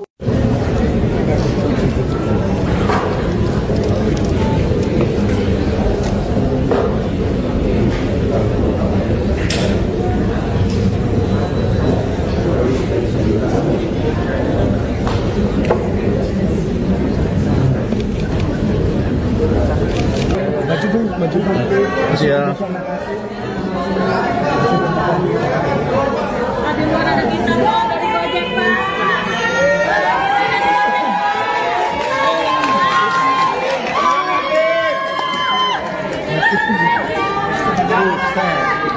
Terima kasih semua. Terima kasih.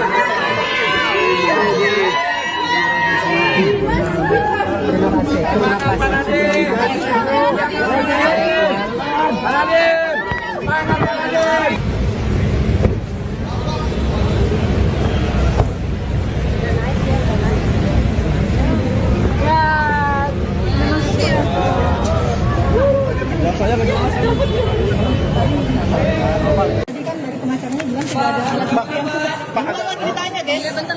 Jadi ini teman-teman ya, harus bisa kita pahami apa itu namanya keberatan terhadap surat dakwaan yang disebut sebagai eksepsi.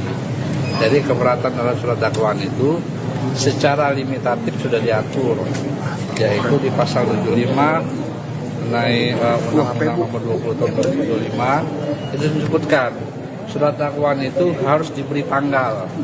Yang kedua, harus ada identitas terdakwa, nama lengkap, tempat tinggal, pekerjaan, alamat, segala macam.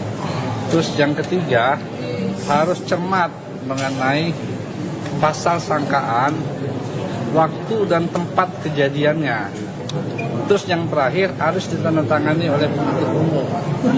Lalu kalau kita bicara mengenai apakah ada alat bukti atau tidak, itu sebenarnya sudah diuji. Diuji di mana? Diuji pada saat mengajukan keberatan pra-peradilan kemarin.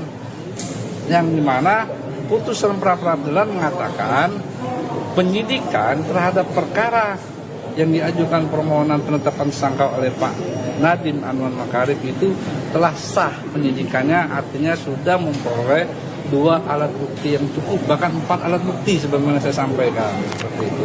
Pak, tadi kan sempat Pak Nadiem itu kan sempat akan memberikan statement lalu dibawa langsung oleh petugas kejaksaan, itu gimana itu Pak? Kenapa tidak boleh? Apakah tidak boleh memberikan pernyataan atau gimana Pak Nadiem itu? Oh, ini kan mengingat waktu Pak Nadiem juga capek. Padahal dengan habis operasi, lebih segala macam seperti itu. Tapi kan beliau berkenan tadi Pak untuk memberikan statement. Tadi kita udah janji sih sebenarnya sih. Nah, kan langsung dibawa ke Ya kita lihat situasi kalau beliau mungkin ini ya, waktunya udah habis operasi, udah sampai.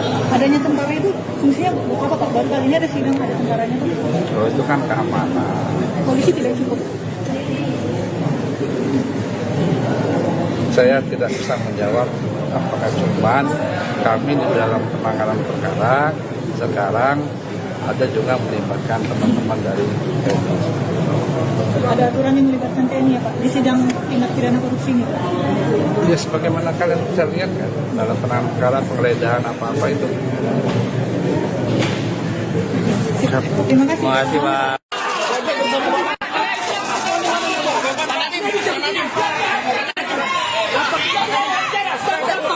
Dia bisa ngomong. Dia punya acara namanya hak asasi manusia. Stop. Dia punya acara. Jangan tahan. Dia punya acara. Sidang perdana kasus dugaan korupsi pengadaan Chromebook Kemendikbudristek periode 2019-2022 yang dihadiri mantan Mendikbudristek Nadiem Makarim tampak turut dijaga oleh prajurit TNI. Kehadiran prajurit TNI dalam ruang sidang juga sempat menghambat proses peliputan oleh awak media. Sidang dengan agenda pembacaan dakwaan terhadap Nadiem ini dimulai pukul 10.42 waktu Indonesia Barat di ruang sidang Hatta Ali.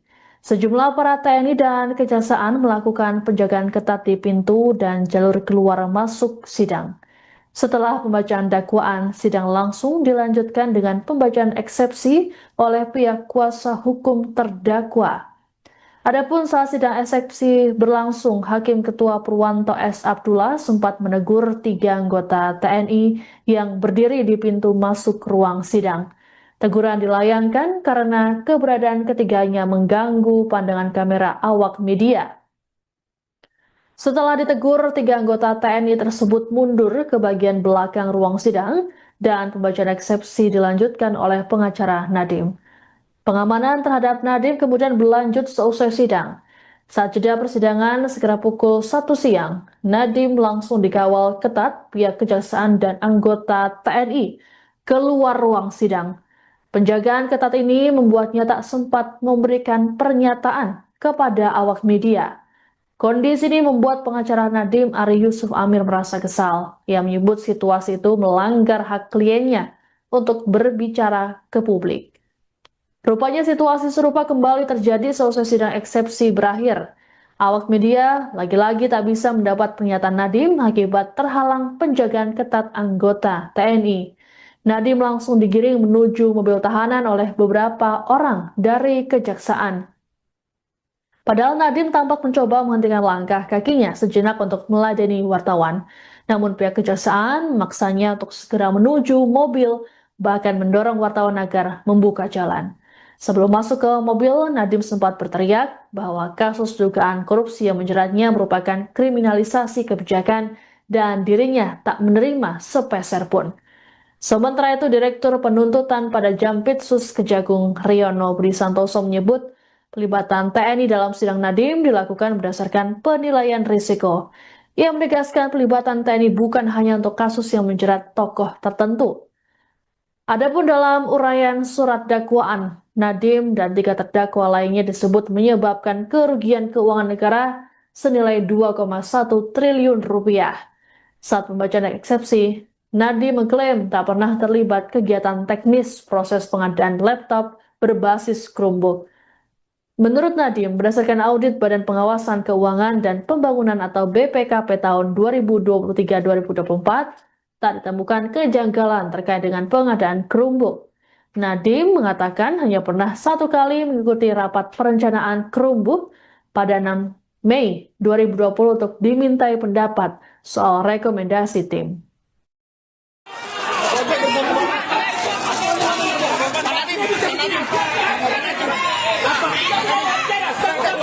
Dia bisa ngomong. Dia punya acara namanya hak asasi manusia. Stop. Dia punya acara. Dari tahan. Dia punya acara.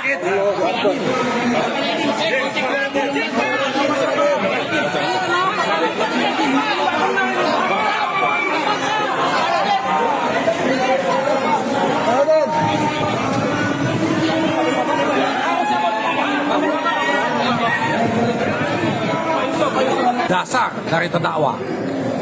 Selama tidak melanggar keamanan, tidak ada masalah. Jadi tolong lagi, kami sekali lagi tegaskan, tolong diberi hak Pak Nadiem untuk bicara ke publik.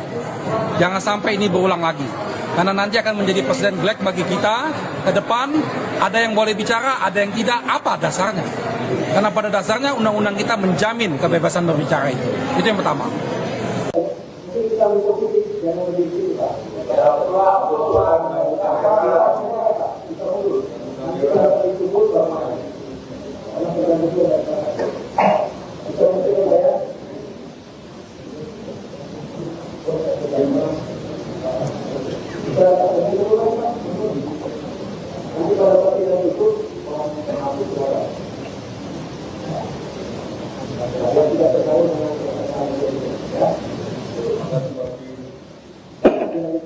Terima kasih. Majelis Hakim yang mulia, rekan jaksa penuntut umum yang terhormat dan peserta sidang yang mencintai keadilan, bahwa tidak pidana korupsi sebagaimana diatur dalam pasal 2 dan pasal 3 Undang-Undang Nomor 31 Tahun 99 Junto Undang-Undang Nomor 20 Tahun 2008 merupakan delik material, sehingga unsur yang harus dibuktikan terlebih dahulu adalah akibat dari perbuatan tersebut. Jadi ini timbulnya kerugian keuangan negara. Dengan demikian, dalam proses penegakan hukum, khususnya pada tahap penyidikan dan penuntutan, bukti adanya kerugian keuangan negara yang nyata dan pasti merupakan prasyarat mutlak sebelum seseorang dapat ditetapkan sebagai tersangka. Lebih lagi, penegakan tersebut antara lain menyatakan secara eksplisit dalam putusan Mahkamah Konstitusi nomor 25 PU 14 2016 yang menyatakan bahwa unsur dapat kerugian keuangan negara pada pasal 2 Undang-Undang Tipikor harus dimaknai sebagai kerugian keuangan negara yang nyata dan aktual, bukan sekedar potensi atau asumsi. Meskipun pasal 2 dan pasal 3 Undang-Undang Tipikor telah dicabut pengaturannya, dialihkan ke dalam pasal 603 dan pasal 604 KUHP 2023, hal tersebut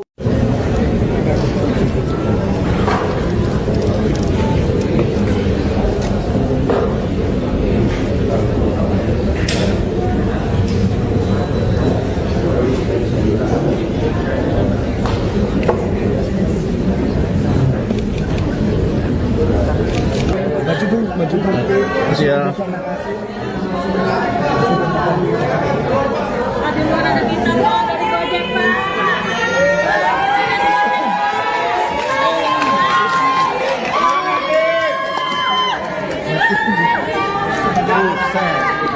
Terima kasih semua. Terima kasih.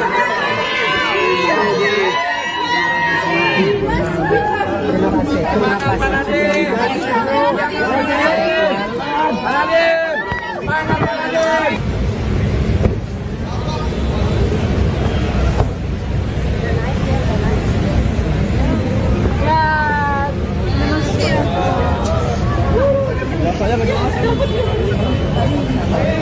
Tadi kan dari pengacaranya bilang sudah ada alat bukti yang sudah. Gimana lagi ditanya, guys? Jadi ini teman-teman ya, harus bisa kita pahami apa itu namanya keberatan terhadap surat dakwaan yang disebut sebagai eksepsi. Jadi keberatan terhadap surat dakwaan itu secara limitatif sudah diatur, yaitu di pasal 75 mengenai Undang-Undang Nomor 20 Tahun 2025 itu disebutkan surat dakwaan itu harus diberi tanggal. Yang kedua, harus ada identitas terdakwa, nama lengkap, tempat tinggal, pekerjaan, alamat, segala macam. Terus yang ketiga, harus cermat mengenai pasal sangkaan, waktu dan tempat kejadiannya. Terus yang terakhir harus ditandatangani oleh penuntut umum. Lalu kalau kita bicara mengenai apakah ada alat bukti atau tidak, itu sebenarnya sudah diuji. Diuji di mana? Diuji pada saat mengajukan keberatan pra-peradilan kemarin. Yang dimana putusan pra-peradilan mengatakan penyidikan terhadap perkara yang diajukan permohonan penetapan tersangka oleh Pak Nadiem Anwar Makarim itu telah sah penyidikannya, artinya sudah memperoleh 2 alat bukti yang cukup, bahkan 4 alat bukti sebagaimana saya sampaikan seperti itu. Pak, tadi kan sempat Pak Nadiem itu kan sempat akan memberikan statement lalu dibawa langsung oleh petugas kejaksaan, itu gimana itu? Kenapa tidak boleh? Apakah tidak boleh memberikan pernyataan atau gimana Pak Nadiem itu? Oh, ini kan mengingat waktu Pak Nadiem juga capek. Pak Nadiem kan habis operasi, lebih segala macam seperti itu. Tapi kan beliau berkenan tadi Pak untuk memberikan statement. Tadi kita udah janji sih sebenarnya sih. Nah, kan langsung dibawa. Ya kita lihat situasi kalau beliau mungkin ini ya, waktunya udah habis operasi, udah apa. Adanya tentara itu fungsinya apa Pak? Baru kali ini ada sidang ada tentaranya Pak. Oh, itu kan keamanan. Polisi tidak cukup.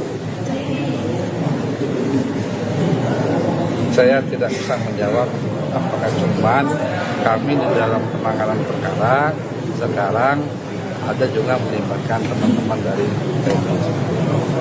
Ada aturan yang melibatkan TNI ya Pak di sidang tindak pidana korupsi ini? Ya sebagaimana kalian bisa lihat kan dalam penanganan perkara penggeledahan apa-apa itu. Terima kasih. Terima kasih Pak.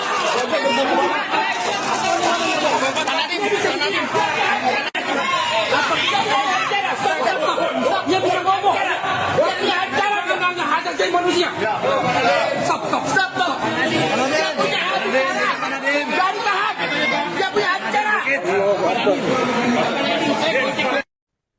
Sidang perdana kasus dugaan korupsi pengadaan Chromebook Kemendikbudristek periode 2019-2022 yang dihadiri mantan Mendikbudristek Nadiem Makarim tampak turut dijaga oleh prajurit TNI. Kehadiran prajurit TNI dalam ruang sidang juga sempat menghambat proses peliputan oleh awak media.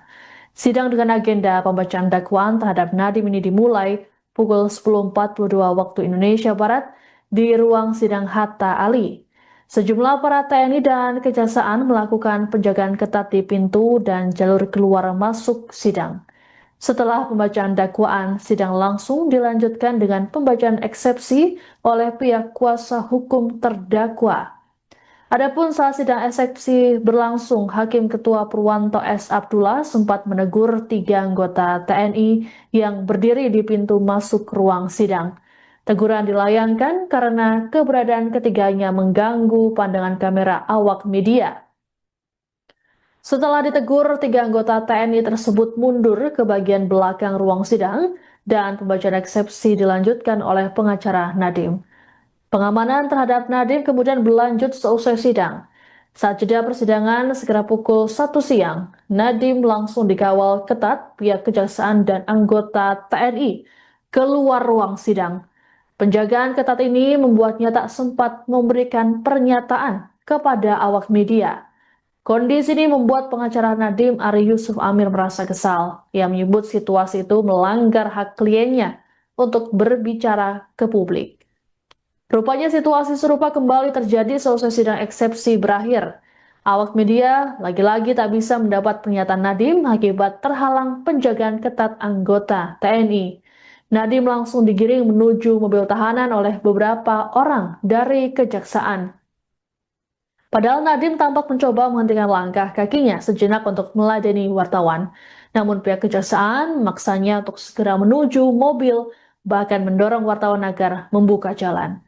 Sebelum masuk ke mobil, Nadiem sempat berteriak bahwa kasus dugaan korupsi yang menjeratnya merupakan kriminalisasi kebijakan dan dirinya tak menerima sepeser pun. Sementara itu, Direktur Penuntutan pada Jampitsus Kejagung Riono Budi Santoso menyebut pelibatan TNI dalam sidang Nadiem dilakukan berdasarkan penilaian risiko. Ia menegaskan pelibatan TNI bukan hanya untuk kasus yang menjerat tokoh tertentu. Adapun dalam uraian surat dakwaan, Nadiem dan 3 terdakwa lainnya disebut menyebabkan kerugian keuangan negara senilai 2,1 triliun rupiah. Saat pembacaan eksepsi, Nadiem mengklaim tak pernah terlibat kegiatan teknis proses pengadaan laptop berbasis Chromebook. Menurut Nadiem, berdasarkan audit Badan Pengawasan Keuangan dan Pembangunan atau BPKP tahun 2023-2024, tak ditemukan kejanggalan terkait dengan pengadaan Chromebook. Nadiem mengatakan hanya pernah 1 kali mengikuti rapat perencanaan Chromebook pada 6 Mei 2020 untuk dimintai pendapat soal rekomendasi tim.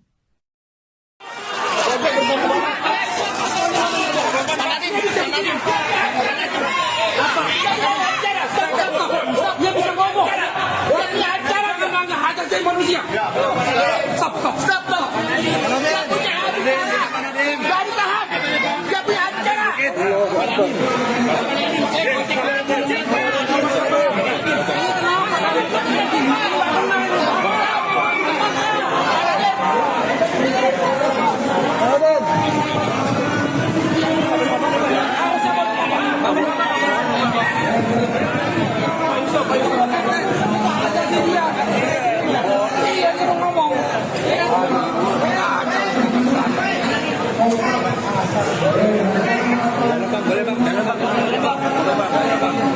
Bisa Bu, nanti basement dulu nanti.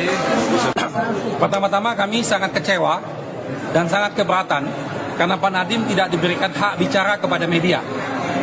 Itu melanggar hak asasi manusia karena dia mempunyai hak untuk ngomong ke publik.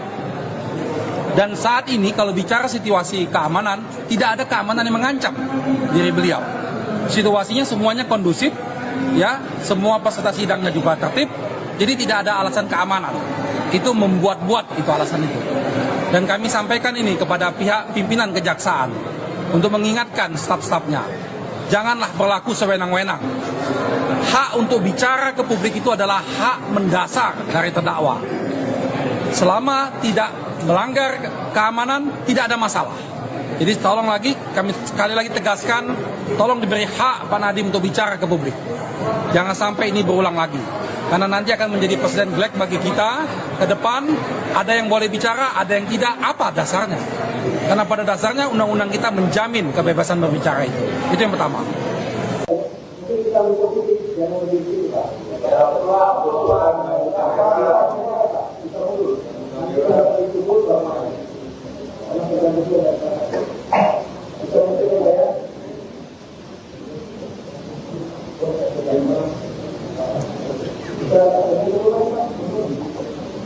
Kita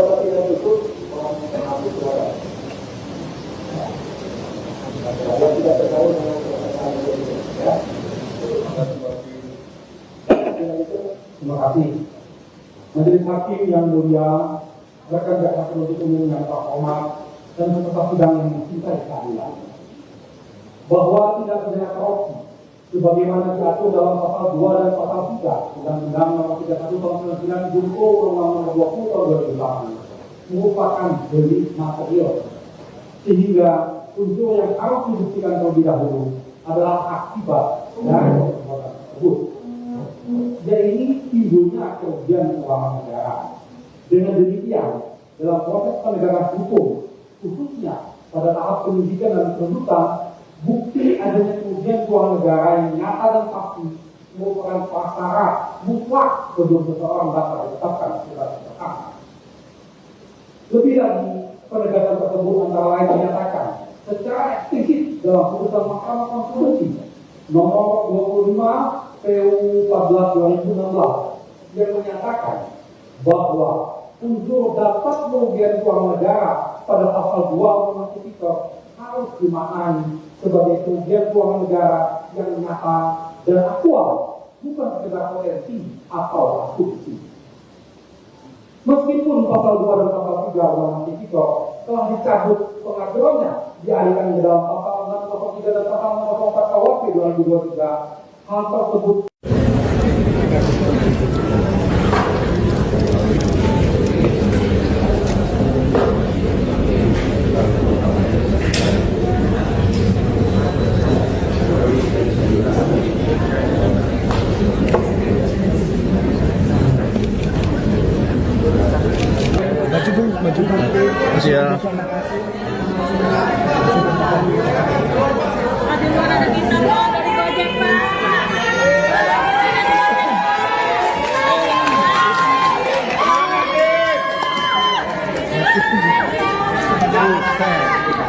Terima kasih semua. Terima kasih.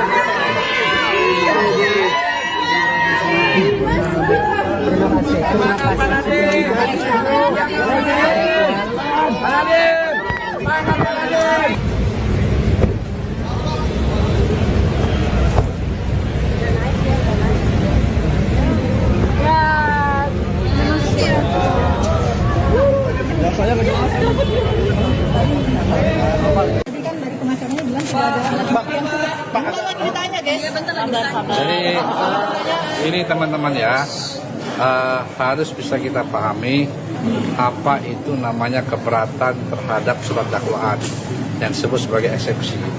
Jadi keberatan terhadap surat dakwaan itu secara limitatif sudah diatur, yaitu di pasal 75 mengenai Undang-Undang Nomor 20 Tahun 2025 itu disebutkan surat dakwaan itu harus diberi tanggal. Yang kedua, harus ada identitas terdakwa, nama lengkap, tempat tinggal, pekerjaan, alamat, segala macam. Terus yang ketiga, harus cermat mengenai pasal sangkaan, waktu dan tempat kejadiannya. Terus yang terakhir harus ditandatangani oleh penuntut umum. Lalu kalau kita bicara mengenai apakah ada alat bukti atau tidak, itu sebenarnya sudah diuji. Diuji di mana? Diuji pada saat mengajukan keberatan pra-peradilan kemarin. Yang dimana putusan pra-peradilan mengatakan penyidikan terhadap perkara yang diajukan permohonan penetapan tersangka oleh Pak Nadiem Anwar Makarim itu telah sah penyidikannya, artinya sudah memperoleh 2 alat bukti yang cukup, bahkan 4 alat bukti sebagaimana saya sampaikan seperti itu. Pak, tadi kan sempat Pak Nadiem itu kan sempat akan memberikan statement lalu dibawa langsung oleh petugas kejaksaan, itu gimana itu? Kenapa tidak boleh? Apakah tidak boleh memberikan pernyataan atau gimana Pak Nadiem itu? Oh, ini kan mengingat waktu Pak Nadiem juga capek. Padahal dengan habis operasi, lebih segala macam seperti itu. Tapi kan beliau berkenan tadi Pak untuk memberikan statement. Tadi kita udah janji sih sebenarnya sih. Nah, kan langsung dibawa ke ya kita lihat situasi kalau beliau mungkin ini ya, waktunya udah habis operasi, udah apa. Adanya tentara itu fungsinya apa Pak? Baru kali ini ada sidang ada tentaranya Pak. Oh, itu kan keamanan. Polisi tidak cukup. Saya tidak bisa menjawab apakah cuman kami di dalam penanganan perkara sekarang ada juga melibatkan teman-teman dari TNI. ada aturan yang melibatkan TNI ya Pak di sidang tindak pidana korupsi ini. Ya sebagaimana kalian bisa lihat kan dalam penangkapan penggeledahan apa-apa itu. Terima kasih. Terima kasih Pak.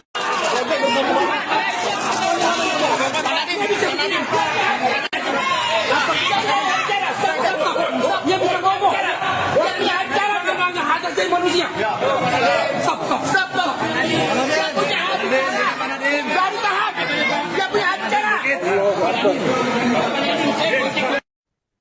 Sidang perdana kasus dugaan korupsi pengadaan Chromebook Kemendikbudristek periode 2019-2022 yang dihadiri mantan Mendikbudristek Nadiem Makarim tampak turut dijaga oleh prajurit TNI.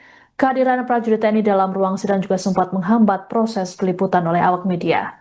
Sidang dengan agenda pembacaan dakwaan terhadap Nadiem ini dimulai pukul 10.42 waktu Indonesia Barat di ruang sidang Hatta Ali.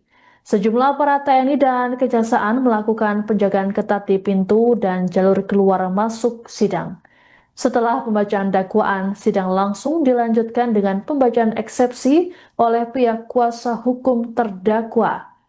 Adapun saat sidang eksepsi berlangsung, Hakim Ketua Purwanto S. Abdullah sempat menegur 3 anggota TNI yang berdiri di pintu masuk ruang sidang. Teguran dilayangkan karena keberadaan ketiganya mengganggu pandangan kamera awak media. Setelah ditegur, 3 anggota TNI tersebut mundur ke bagian belakang ruang sidang dan pembacaan eksepsi dilanjutkan oleh pengacara Nadiem. Pengamanan terhadap Nadiem kemudian berlanjut seusai sidang. Saat jeda persidangan sekitar pukul 1 siang, Nadiem langsung dikawal ketat pihak Kejaksaan dan anggota TNI keluar ruang sidang. Penjagaan ketat ini membuatnya tak sempat memberikan pernyataan kepada awak media. Kondisi ini membuat pengacara Nadiem Ari Yusuf Amir merasa kesal. Ia menyebut situasi itu melanggar hak kliennya untuk berbicara ke publik. Rupanya situasi serupa kembali terjadi seusai sidang eksepsi berakhir. Awak media lagi-lagi tak bisa mendapat pernyataan Nadiem akibat terhalang penjagaan ketat anggota TNI. Nadiem langsung digiring menuju mobil tahanan oleh beberapa orang dari Kejaksaan. Padahal Nadiem tampak mencoba menghentikan langkah kakinya sejenak untuk meladeni wartawan. Namun pihak Kejaksaan memaksanya untuk segera menuju mobil, bahkan mendorong wartawan agar membuka jalan. Sebelum masuk ke mobil, Nadiem sempat berteriak bahwa kasus dugaan korupsi yang menjeratnya merupakan kriminalisasi kebijakan dan dirinya tak menerima sepeser pun. Sementara itu, Direktur Penuntutan pada Jampitsus Kejagung Riono Budi Santoso menyebut pelibatan TNI dalam sidang Nadiem dilakukan berdasarkan penilaian risiko. Ia menegaskan pelibatan TNI bukan hanya untuk kasus yang menjerat tokoh tertentu. Adapun dalam uraian surat dakwaan, Nadiem dan 3 terdakwa lainnya disebut menyebabkan kerugian keuangan negara senilai 2,1 triliun rupiah. Saat pembacaan eksepsi, Nadiem mengklaim tak pernah terlibat kegiatan teknis proses pengadaan laptop berbasis Chromebook. Menurut Nadiem, berdasarkan audit Badan Pengawasan Keuangan dan Pembangunan atau BPKP tahun 2023-2024, tak ditemukan kejanggalan terkait dengan pengadaan Chromebook. Nadiem mengatakan hanya pernah 1 kali mengikuti rapat perencanaan Chromebook pada 6 Mei 2020 untuk dimintai pendapat soal rekomendasi tim.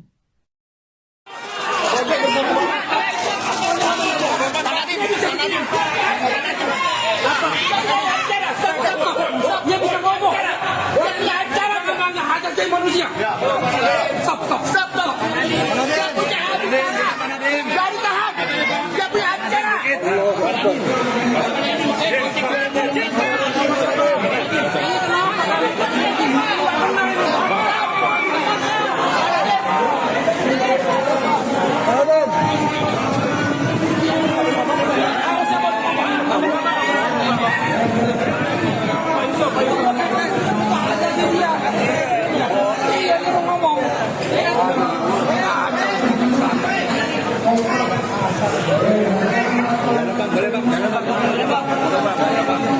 Bisa Bu, dilatih basement dulu nanti.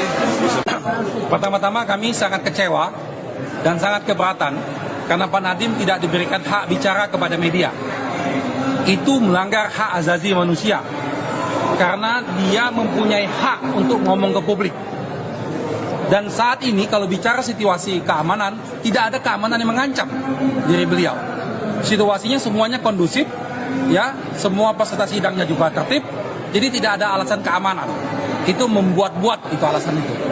Dan kami sampaikan ini kepada pihak pimpinan kejaksaan untuk mengingatkan staf-stafnya, janganlah berlaku sewenang-wenang. Hak untuk bicara ke publik itu adalah hak mendasar dari terdakwa. Selama tidak melanggar keamanan, tidak ada masalah. Jadi tolong lagi, kami sekali lagi tegaskan, tolong diberi hak Pak Nadiem untuk bicara ke publik. Jangan sampai ini berulang lagi. Karena nanti akan menjadi presiden black bagi kita ke depan. Ada yang boleh bicara, ada yang tidak. Apa dasarnya? Karena pada dasarnya undang-undang kita menjamin kebebasan berbicara itu. Itu yang pertama.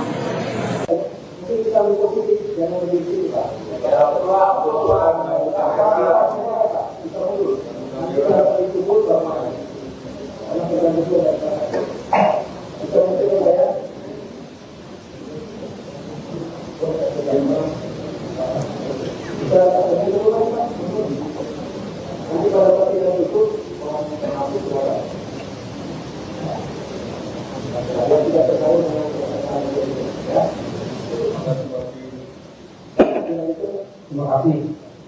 Majelis Hakim yang mulia, rekan jaksa penuntut umum yang terhormat dan peserta sidang yang mencintai keadilan, bahwa tidak pidana korupsi sebagaimana diatur dalam pasal 2 dan pasal 3 Undang-Undang Nomor 31 Tahun 99 Jungto Undang-Undang 20 Tahun 2008 merupakan delik material, sehingga unsur yang harus dibuktikan terlebih dahulu adalah akibat dari perbuatan tersebut. Jadi timbulnya kerugian keuangan negara. Dengan demikian, dalam proses penegakan hukum, khususnya pada tahap penyidikan dan penuntutan, bukti adanya kerugian keuangan negara yang nyata dan pasti merupakan prasyarat mutlak sebelum seseorang dapat ditetapkan sebagai tersangka. Lebih lagi, penegakan tersebut antara lain dinyatakan secara eksplisit dalam putusan Mahkamah Konstitusi nomor 25 PU 14 2016 yang menyatakan bahwa unsur dapat kerugian keuangan negara pada pasal 2 Undang-Undang Tipikor harus dimaknai sebagai kerugian keuangan negara yang nyata dan aktual, bukan sekedar potensi atau asumsi. Meskipun pasal 2 dan pasal 3 Undang-Undang Tipikor telah dicabut pengaturannya dialihkan ke dalam pasal 603 dan pasal 604 KUHP 2023, hal tersebut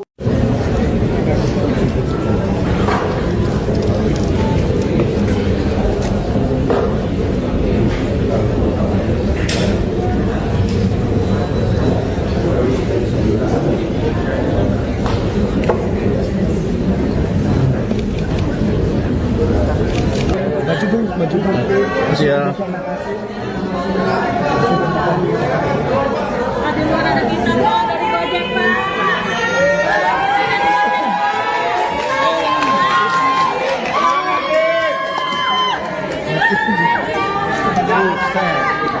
Terima kasih semua. Terima kasih.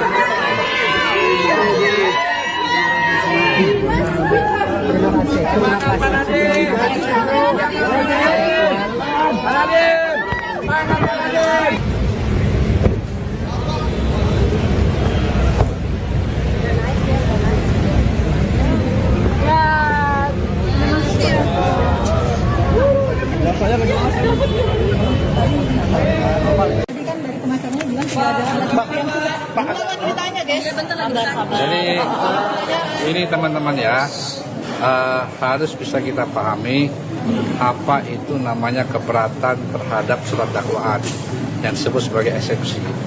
Jadi keberatan terhadap surat dakwaan itu secara limitatif sudah diatur, yaitu di pasal 75 mengenai Undang-Undang Nomor 20 Tahun 2025 itu disebutkan surat dakwaan itu harus diberi tanggal. Yang kedua, harus ada identitas terdakwa, nama lengkap, tempat tinggal, pekerjaan, alamat, segala macam. Terus yang ketiga, harus cermat mengenai pasal sangkaan, waktu dan tempat kejadiannya. Terus yang terakhir harus ditandatangani oleh penuntut umum. Lalu kalau kita bicara mengenai apakah ada alat bukti atau tidak, itu sebenarnya sudah diuji. Diuji di mana? Diuji pada saat mengajukan keberatan pra-peradilan kemarin. Yang dimana putusan pra-peradilan mengatakan penyidikan terhadap perkara yang diajukan permohonan penetapan tersangka oleh Pak Nadiem Anwar Makarim itu telah sah penyidikannya, artinya sudah memperoleh 2 alat bukti yang cukup, bahkan 4 alat bukti sebagaimana saya sampaikan seperti itu. Pak, tadi kan sempat Pak Nadiem itu kan sempat akan memberikan statement lalu dibawa langsung oleh petugas kejaksaan, itu gimana itu? Kenapa tidak boleh? Apakah tidak boleh memberikan pernyataan atau gimana Pak Nadiem itu? Oh, ini kan mengingat waktu. Mengingat waktu Pak Nadiem juga capek. Kalau dengan habis operasi, lebih segala macam seperti itu. Tapi kan beliau berkenan tadi Pak untuk memberikan statement. Tadi kita udah janji sih sebenarnya sih. Nah, tapi kan langsung dibawa keluar. Ya kita lihat situasi kalau beliau mungkin ini ya, waktunya udah habis operasi, udah apa. Adanya tentara itu fungsinya apa Pak? Baru kali ini ada sidang ada tentaranya Pak. Oh, itu kan keamanan. Polisi tidak cukup. Saya tidak bisa menjawab apakah cuman kami di dalam penanganan perkara sekarang ada juga melibatkan teman-teman dari TNI. Ada aturan yang melibatkan TNI ya Pak di sidang tindak pidana korupsi ini Pak? Ya sebagaimana kalian bisa lihat kan dalam penanganan perkara penggeledahan apa-apa itu. Terima kasih. Terima kasih Pak.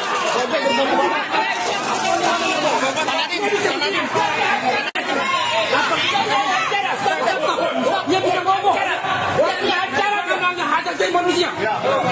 Stop. Dia punya acara. Dari tahap. Dia punya acara.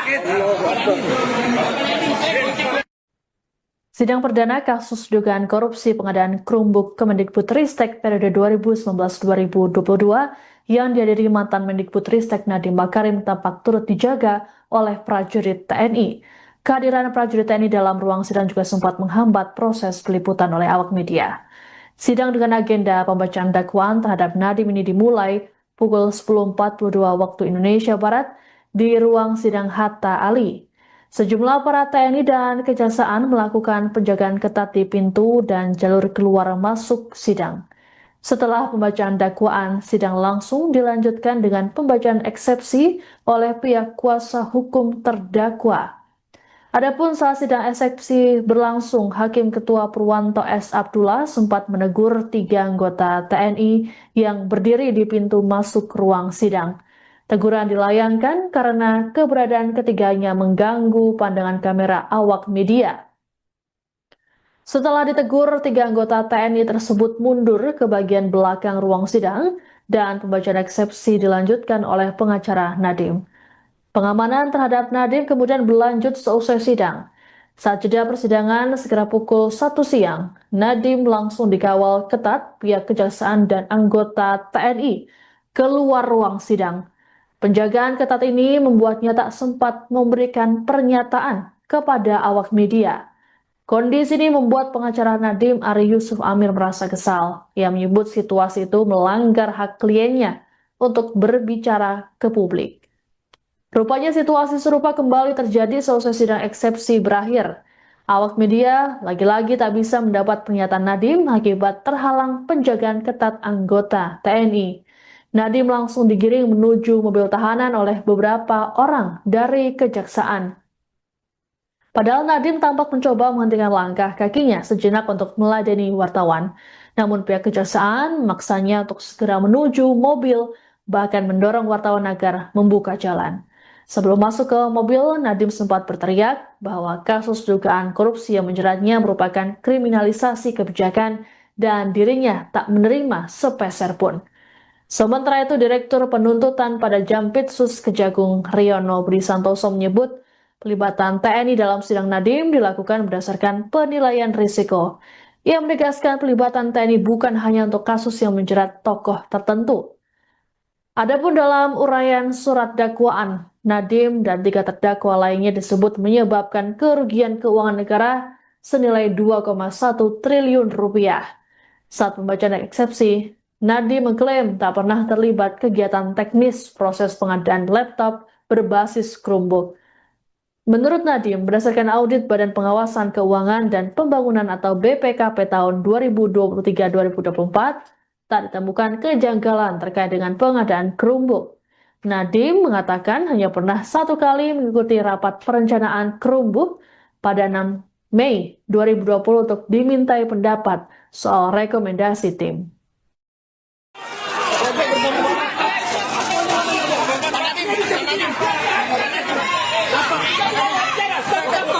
Dia bisa ngomong. Dia punya acara tentang hak asasi manusia. Stop. Dia punya acara. Dari tahap.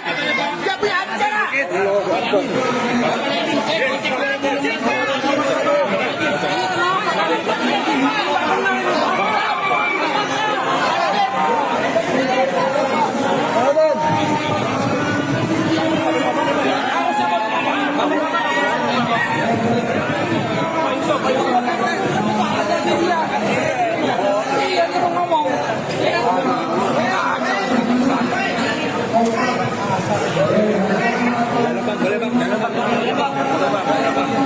Bisa Bu, nanti basement dulu nanti. Pertama-tama kami sangat kecewa dan sangat keberatan karena Pak Nadiem tidak diberikan hak bicara kepada media. Itu melanggar hak asasi manusia karena dia mempunyai hak untuk ngomong ke publik. Dan saat ini kalau bicara situasi keamanan, tidak ada keamanan yang mengancam diri beliau. Situasinya semuanya kondusif, ya, semua peserta sidangnya juga tertib, jadi tidak ada alasan keamanan. Itu membuat-buat itu alasan itu. Dan kami sampaikan ini kepada pihak pimpinan kejaksaan untuk mengingatkan staf-stafnya, janganlah berlaku sewenang-wenang. Hak untuk bicara ke publik itu adalah hak mendasar dari terdakwa. Selama tidak melanggar keamanan, tidak ada masalah. Jadi tolong lagi, kami sekali lagi tegaskan, tolong diberi hak Pak Nadiem untuk bicara ke publik. Jangan sampai ini berulang lagi. Karena nanti akan menjadi presiden black bagi kita ke depan. Ada yang boleh bicara, ada yang tidak. Apa dasarnya? Karena pada dasarnya undang-undang kita menjamin kebebasan berbicara itu. Itu yang pertama.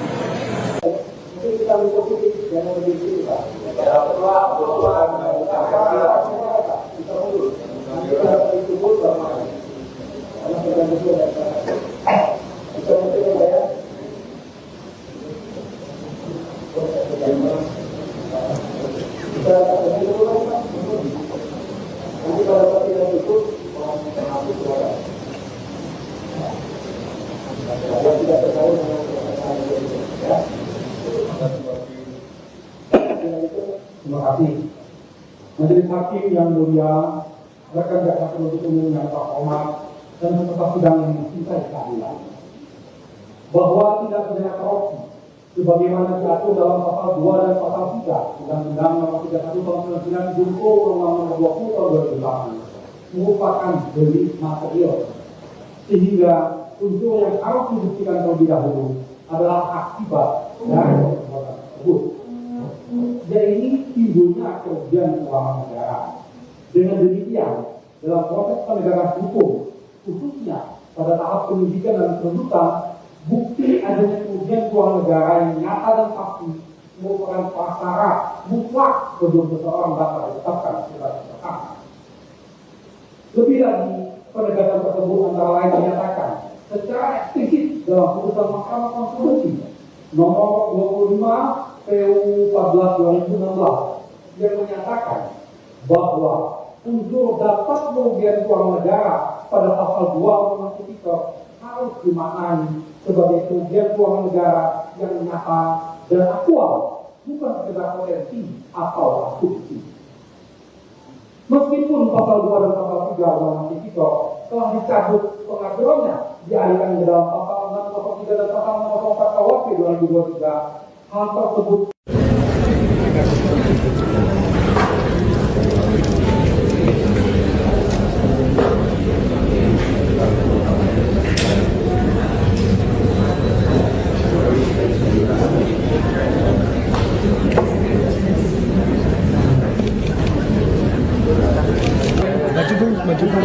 Siap.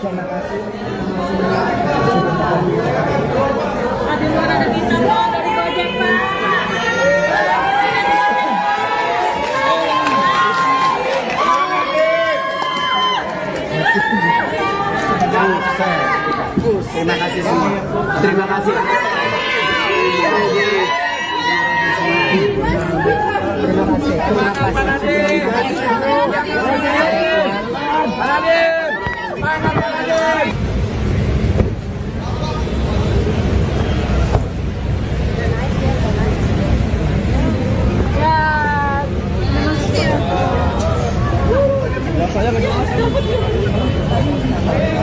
Tadi kan dari pengacaranya bilang tidak ada alat bukti yang cukup. Bentar lagi ditanya, guys. Bentar lagi ditanya. Jadi ini teman-teman ya, harus bisa kita pahami apa itu namanya keberatan terhadap surat dakwaan yang disebut sebagai eksepsi.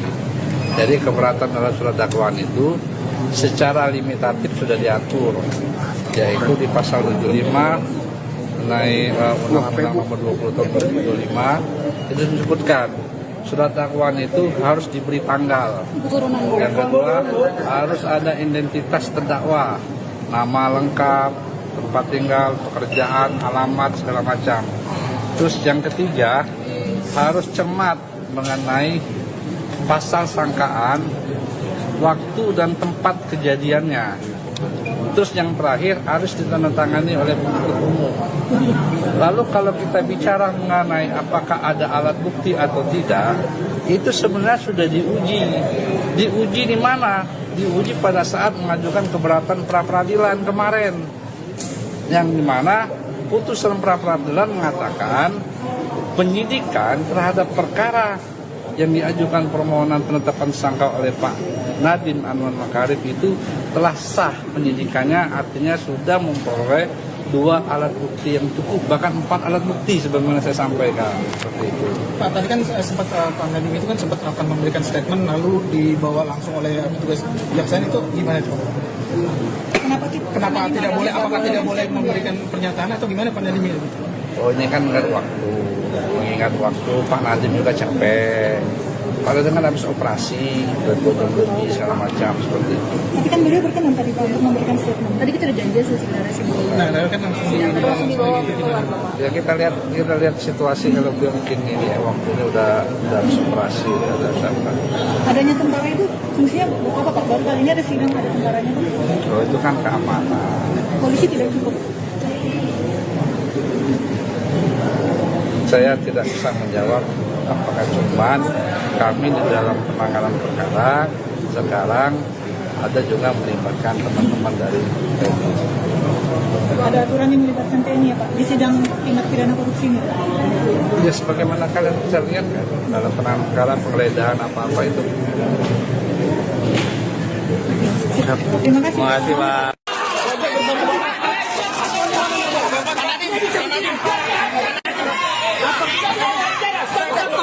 Dia bisa ngomong. Dia punya acara namanya hak asasi manusia.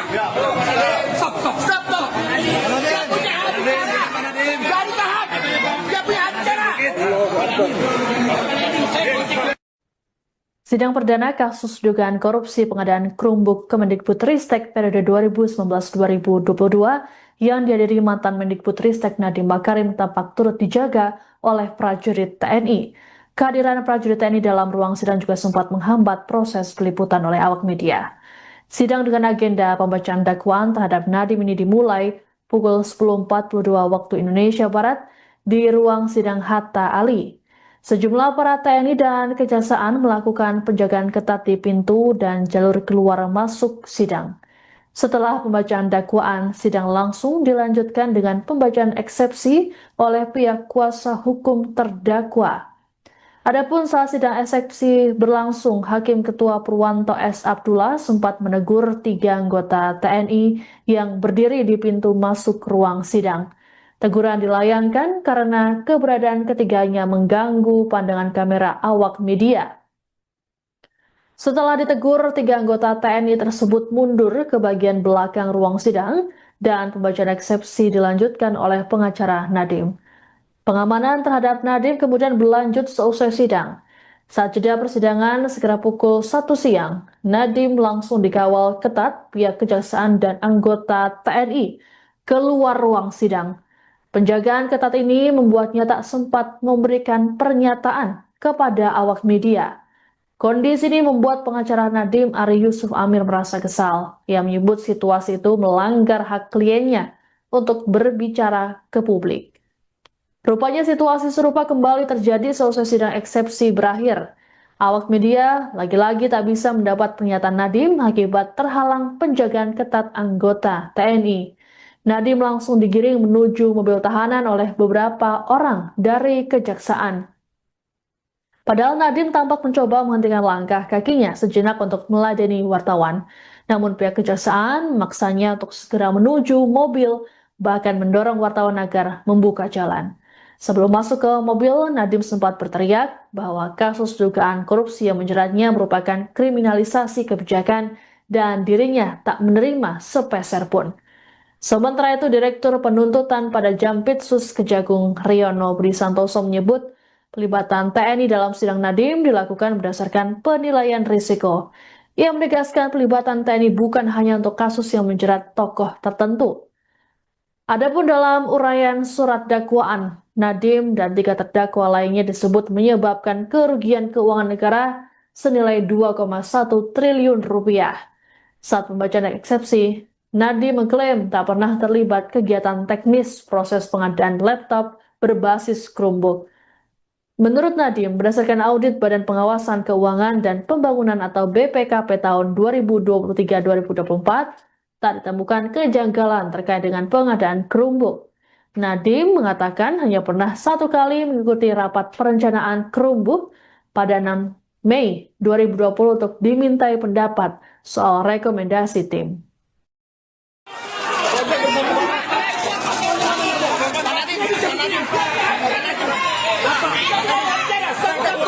Dia bisa ngomong. Dia punya acara tentang hak asasi manusia. Stop. Dia punya acara. Dari tahan. Dia punya acara.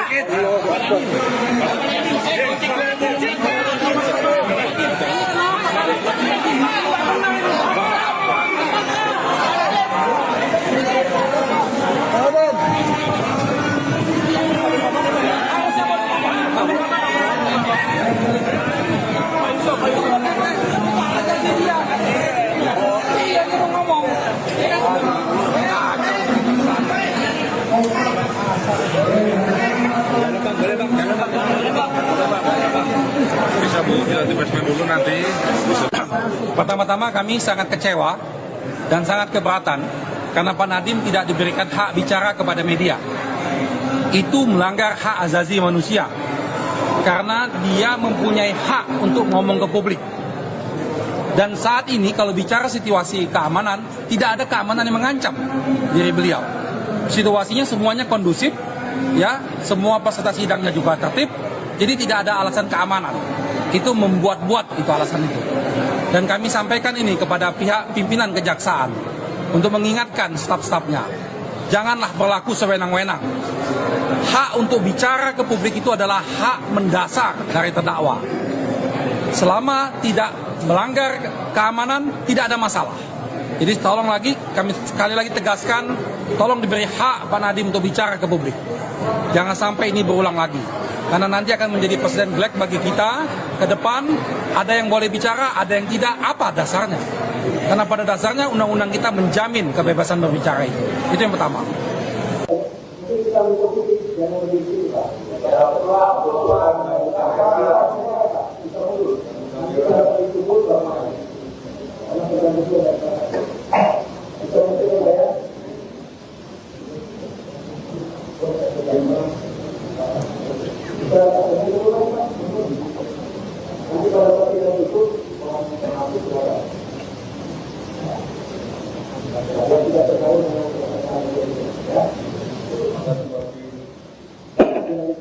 Terima kasih.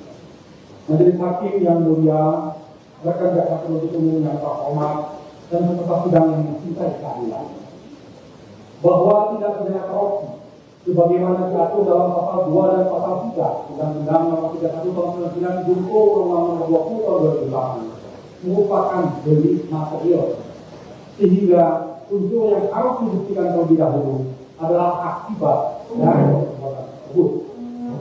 Jadi timbulnya kerugian keuangan negara. Dengan demikian, dalam proses penegakan hukum, khususnya pada tahap penyidikan dan penuntutan, bukti adanya kerugian keuangan negara yang nyata dan pasti merupakan prasyarat mutlak sebelum seseorang dapat ditetapkan sebagai tersangka. Lebih lagi, penegakan tersebut antara lain dinyatakan secara eksplisit dalam putusan Mahkamah Konstitusi nomor 25 PU 14/2016 yang menyatakan bahwa unsur dapat kerugian keuangan negara pada pasal 2 Undang-Undang Tipikor harus dimaknai sebagai kerugian keuangan negara yang nyata dan aktual, bukan sekedar potensi atau asumsi. Meskipun pasal 2 dan pasal 3 Undang-Undang Tipikor telah dicabut pengaturannya, dialihkan ke dalam pasal 603 dan pasal 604 KUHP 2023, hal tersebut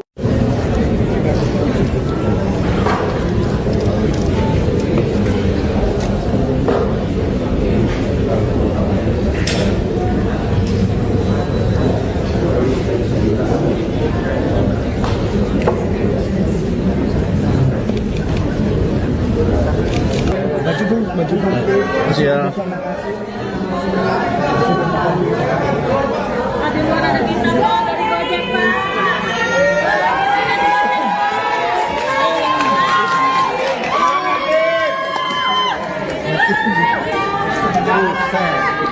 Terima kasih semua.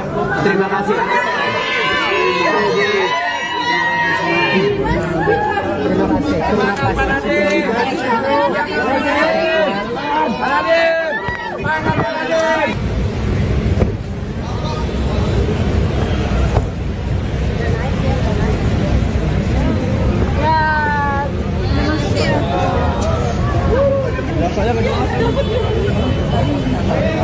Tadi kan dari pengacaranya bilang sudah ada alat bukti yang cukup. Bentar lagi ditanya guys. Bentar lagi ditanya.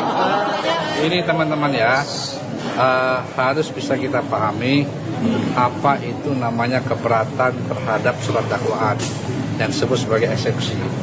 Jadi keberatan terhadap surat dakwaan itu secara limitatif sudah diatur, yaitu di pasal 75 mengenai Undang-Undang Nomor 20 Tahun 2025 itu disebutkan surat dakwaan itu harus diberi tanggal. Yang kedua, harus ada identitas terdakwa, nama lengkap, tempat tinggal, pekerjaan, alamat, segala macam. Terus yang ketiga, harus cermat mengenai pasal sangkaan, waktu dan tempat kejadiannya. Terus yang terakhir harus ditandatangani oleh penuntut umum. Lalu kalau kita bicara mengenai apakah ada alat bukti atau tidak, itu sebenarnya sudah diuji. Diuji di mana? Diuji pada saat mengajukan keberatan pra-peradilan kemarin. Yang dimana putusan pra-peradilan mengatakan penyidikan terhadap perkara yang diajukan permohonan penetapan tersangka oleh Pak Nadiem Anwar Makarim itu telah sah penyidikannya, artinya sudah memperoleh 2 alat bukti yang cukup, bahkan 4 alat bukti sebagaimana saya sampaikan seperti itu. Pak, tadi kan sempat Pak Nadiem itu kan sempat akan memberikan statement lalu dibawa langsung oleh petugas kejaksaan, itu gimana itu? Kenapa tidak boleh? Apakah tidak boleh memberikan pernyataan atau gimana Pak Nadiem itu? Oh, ini kan mengingat waktu Pak Nadiem juga capek.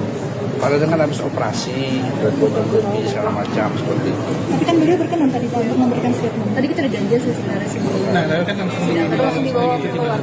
Ya kita lihat situasi kalau beliau mungkin ini ya, waktunya udah habis operasi, udah apa. Adanya tentara itu fungsinya apa Pak? Baru kali ini ada sidang ada tentaranya Pak. Oh, itu kan keamanan. Polisi tidak cukup. Saya tidak bisa menjawab apakah cuman kami di dalam penanganan perkara sekarang ada juga melibatkan teman-teman dari TNI. Ada aturan yang melibatkan TNI ya Pak di sidang tindak pidana korupsi ini? Ya sebagaimana kalian bisa lihat kan dalam penanganan perkara penggeledahan apa-apa itu. Terima kasih. Terima kasih Pak.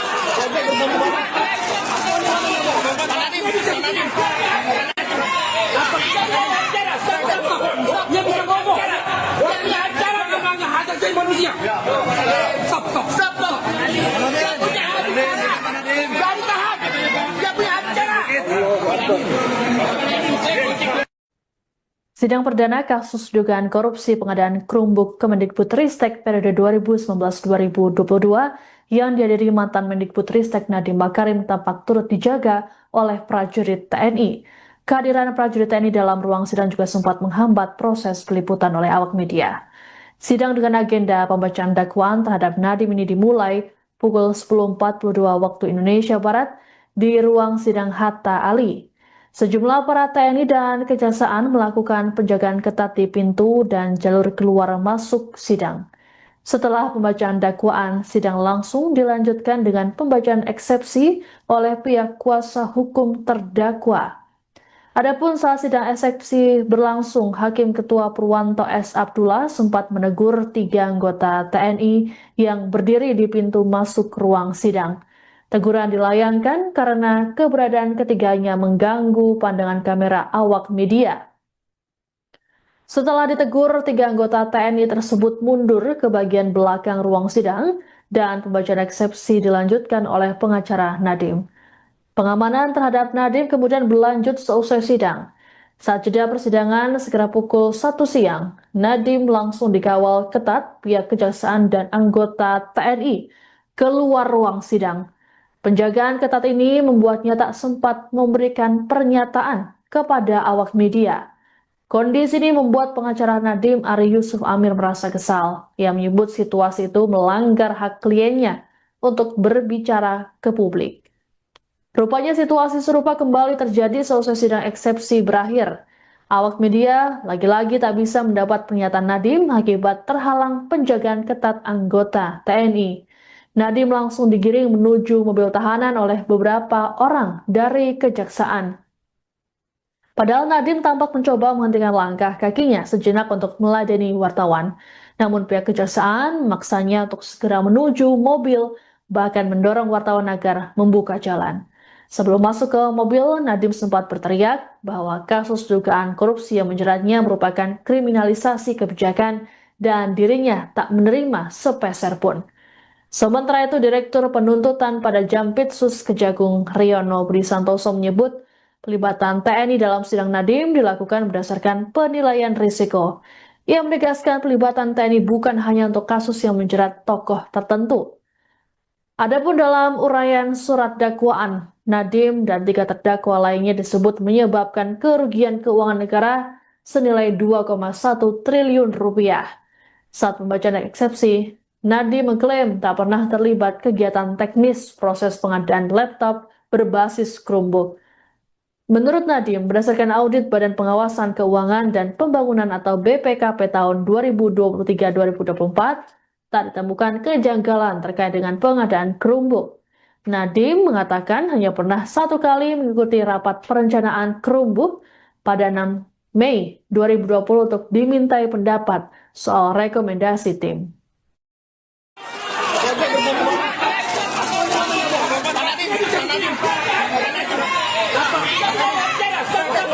Dia bisa ngomong. Dia punya acara tentang hak asasi manusia. Stop. Dia punya hak bicara. Jangan ditahan. Dia punya hak bicara.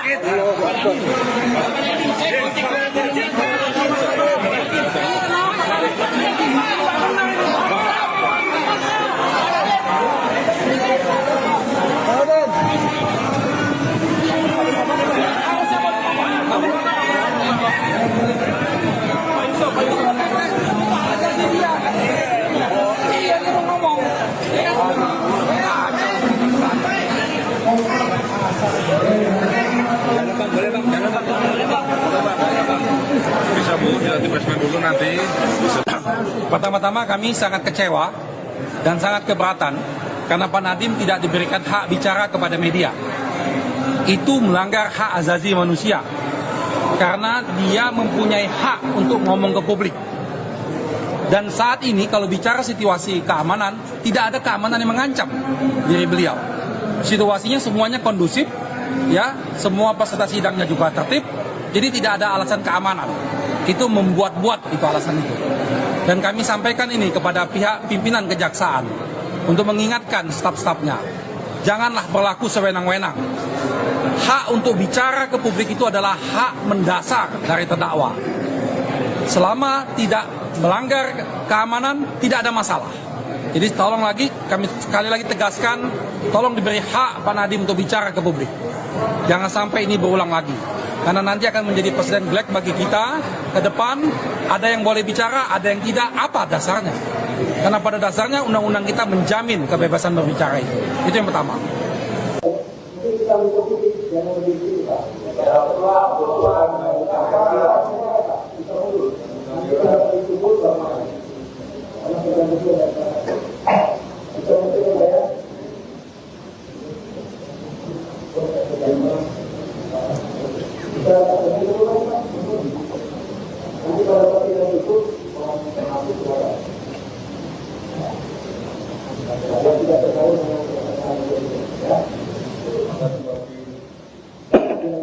Terima kasih. Majelis Hakim yang mulia, rekan jaksa penuntut umum yang terhormat dan peserta sidang yang mencintai keadilan, bahwa tindak pidana korupsi sebagaimana diatur dalam pasal 2 dan pasal 3 Undang-Undang Nomor 31 Tahun 99 junto Undang-Undang Nomor 20 Tahun 2008 merupakan delik material, sehingga unsur yang harus dibuktikan terlebih dahulu adalah akibat dari perbuatan tersebut.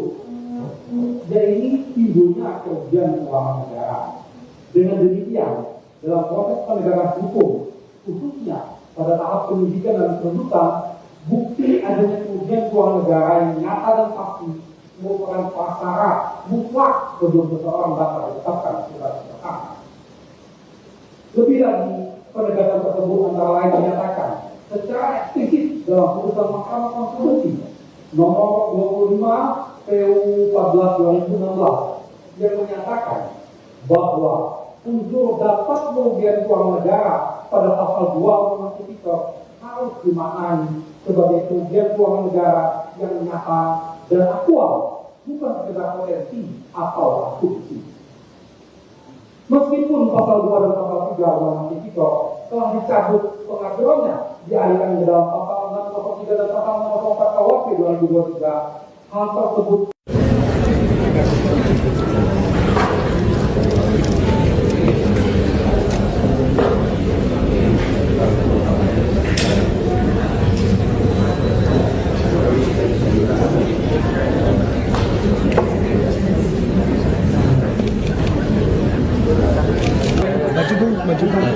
Ya.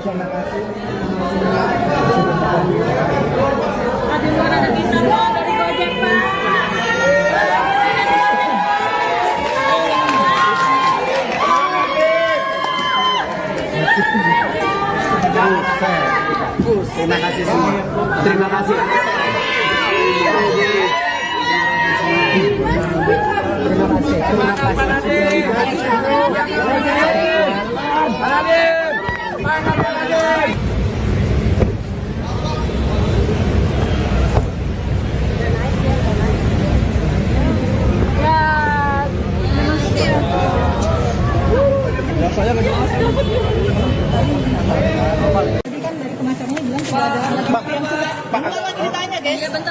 Jadi ini teman-teman ya, harus bisa kita pahami apa itu namanya keberatan terhadap surat dakwaan yang disebut sebagai eksekusi. Jadi keberatan terhadap surat dakwaan itu secara limitatif sudah diatur, yaitu di pasal 75 mengenai Undang-Undang Nomor 20 Tahun 2025 itu disebutkan surat dakwaan itu harus diberi tanggal. Yang kedua, harus ada identitas terdakwa, nama lengkap, tempat tinggal, pekerjaan, alamat, segala macam. Terus yang ketiga, harus cermat mengenai pasal sangkaan, waktu dan tempat kejadiannya. Terus yang terakhir harus ditandatangani oleh penuntut umum. Lalu kalau kita bicara mengenai apakah ada alat bukti atau tidak, itu sebenarnya sudah diuji. Diuji di mana? Diuji pada saat mengajukan keberatan pra-peradilan kemarin. Yang dimana putusan pra-peradilan mengatakan penyidikan terhadap perkara yang diajukan permohonan penetapan tersangka oleh Pak Nadiem Anwar Makarim itu telah sah penyidikannya, artinya sudah memperoleh 2 alat bukti yang cukup, bahkan 4 alat bukti sebagaimana saya sampaikan seperti itu. Pak, tadi kan sempat Pak Nadiem itu kan sempat akan memberikan statement lalu dibawa langsung oleh petugas kejaksaan, itu gimana itu? Kenapa tidak boleh? Apakah tidak boleh memberikan pernyataan atau gimana Pak Nadiem itu? Oh, ini kan mengingat waktu Pak Nadiem juga capek. Kalau dengan habis operasi, berjam lebih segala macam seperti itu. Tapi kan beliau berkenan tadi Pak untuk memberikan statement. Tadi kita ada janjian sih sebenarnya sih. Nah, kan langsung dibawa. Ya kita lihat situasi kalau beliau mungkin ini ya, waktunya udah habis operasi, udah siapa. Adanya tentara itu fungsinya apa Pak? Baru kali ini ada sidang ada tentaranya Pak. Oh, itu kan keamanan. Polisi tidak cukup. Saya tidak bisa menjawab apakah cuman kami di dalam penanganan perkara sekarang ada juga melibatkan teman-teman dari TNI. Ada aturan yang melibatkan TNI ya Pak di sidang tindak pidana korupsi ini? Ya sebagaimana kalian bisa lihat kan dalam penanganan perkara penggeledahan apa-apa itu. Terima kasih. Terima kasih Pak.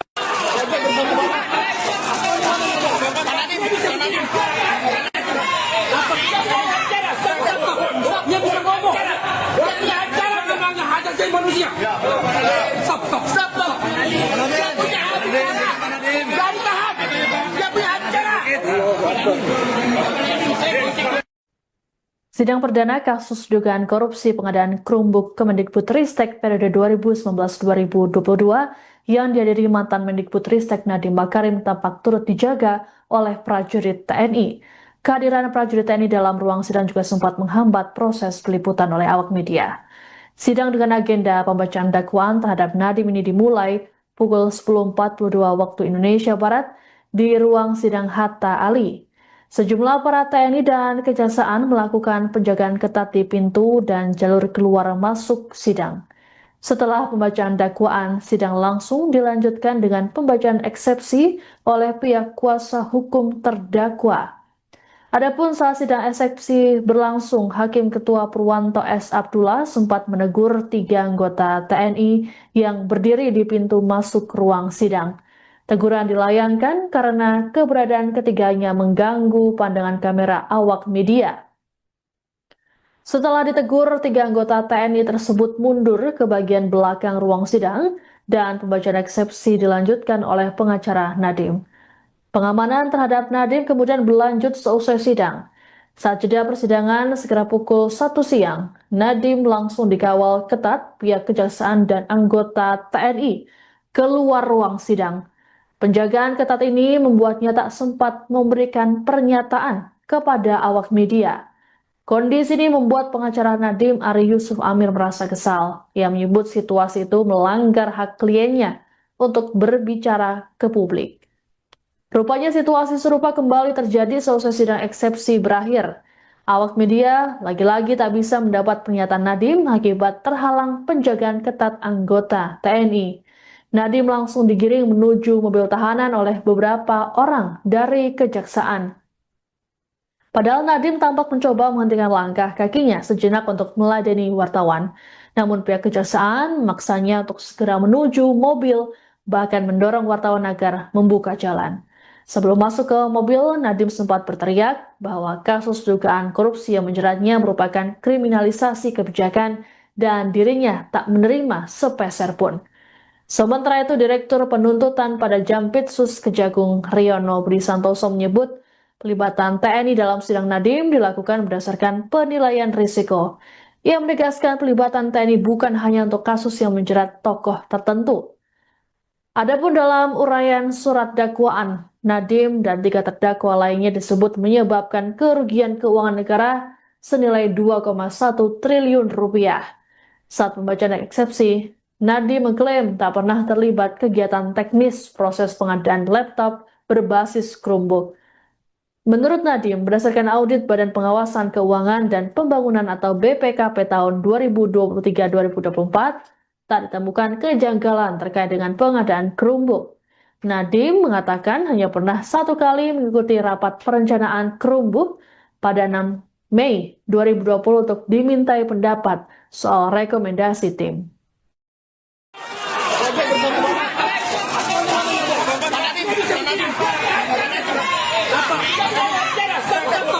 Dia bisa ngomong. Dia punya acara tentang hak asasi manusia. Stop. Dia punya acara. Dari tahap. Dia punya acara.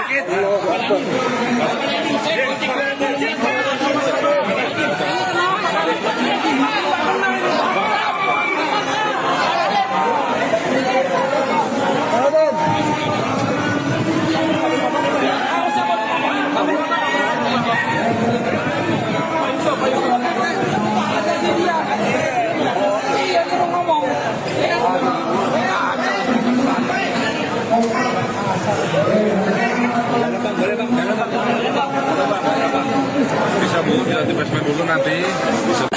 Pertama-tama kami sangat kecewa dan sangat keberatan karena Pak Nadiem tidak diberikan hak bicara kepada media.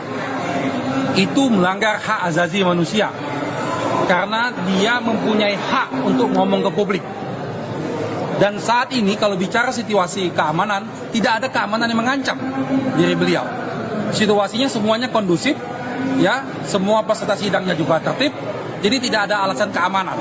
Itu membuat-buat itu alasan itu.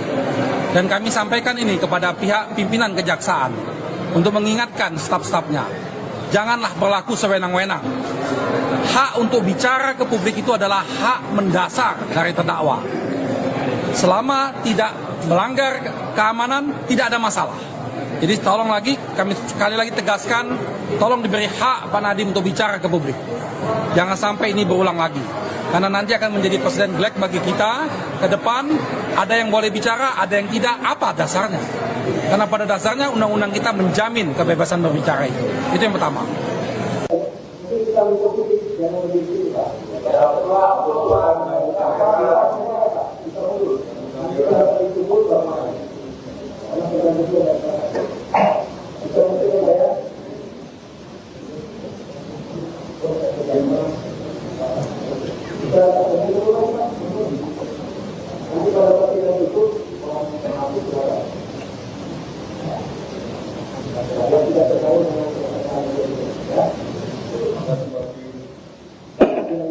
Terima kasih.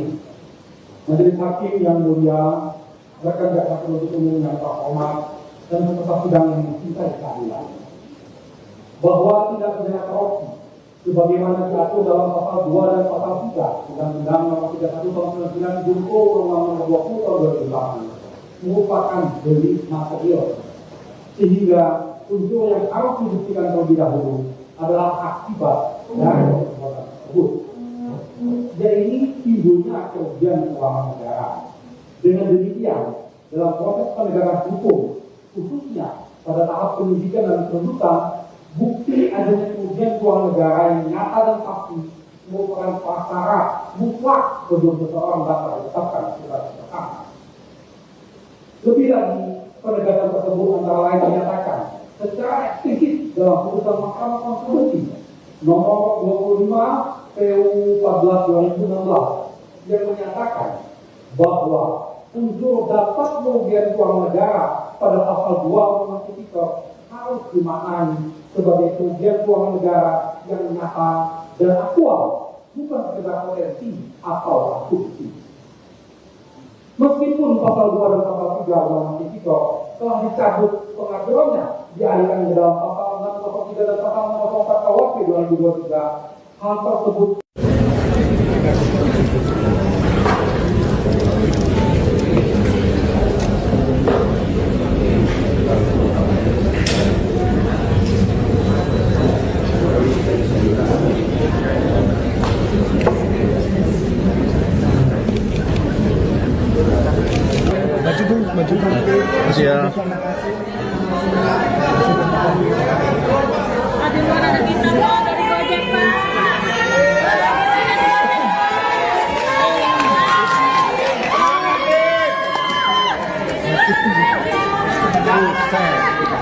Terima kasih semua.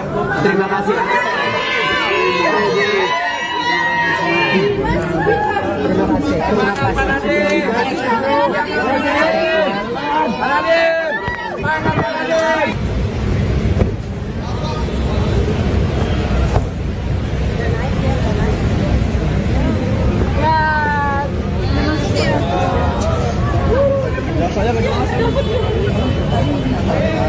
Tadi kan dari pengacaranya bilang sudah ada alat bukti yang sudah. Bentar lagi ditanya, guys. Bentar lagi ditanya. Jadi ini teman-teman ya, harus bisa kita pahami apa itu namanya keberatan terhadap surat dakwaan yang disebut sebagai eksepsi. Jadi keberatan terhadap surat dakwaan itu secara limitatif sudah diatur, yaitu di pasal 75 Undang-Undang Nomor 20 Tahun 2025 itu disebutkan surat dakwaan itu harus diberi tanggal. Yang kedua, harus ada identitas terdakwa, nama lengkap, tempat tinggal, pekerjaan, alamat, segala macam.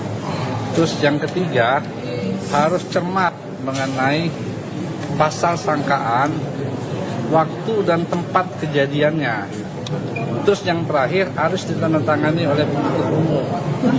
Lalu kalau kita bicara mengenai apakah ada alat bukti atau tidak, itu sebenarnya sudah diuji. Diuji di mana? Diuji pada saat mengajukan keberatan pra-peradilan kemarin.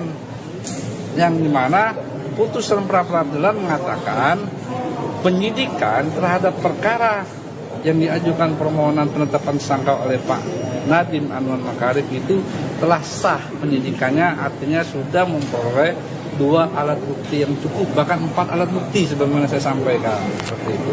Pak, tadi kan sempat Pak Nadiem itu kan sempat akan memberikan statement lalu dibawa langsung oleh petugas kejaksaan, itu gimana itu? Kenapa tidak boleh? Apakah tidak boleh memberikan pernyataan atau gimana Pak Nadiem itu? Oh, ini kan mengingat waktu. Mengingat waktu, Pak Nadiem juga capek. Kalau dengan habis operasi, lebih segala macam seperti itu. Tapi kan beliau berkenan tadi Pak untuk memberikan statement. Tadi kita udah janji sih sebenarnya sih. Nah, kan langsung dibawa gitu gimana?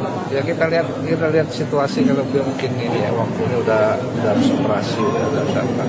Adanya tentara itu fungsinya apa Pak? Baru kali ini ada sidang ada tentaranya Pak. Oh, itu kan keamanan. Polisi tidak cukup. Saya tidak bisa menjawab apakah cuman kami di dalam penanganan perkara sekarang ada juga melibatkan teman-teman dari TNI. Ada aturan yang melibatkan TNI ya Pak di sidang tindak pidana korupsi ini Pak? Ya sebagaimana kalian bisa lihat kan dalam penanganan perkara penggeledahan apa-apa itu. Terima kasih. Terima kasih Pak.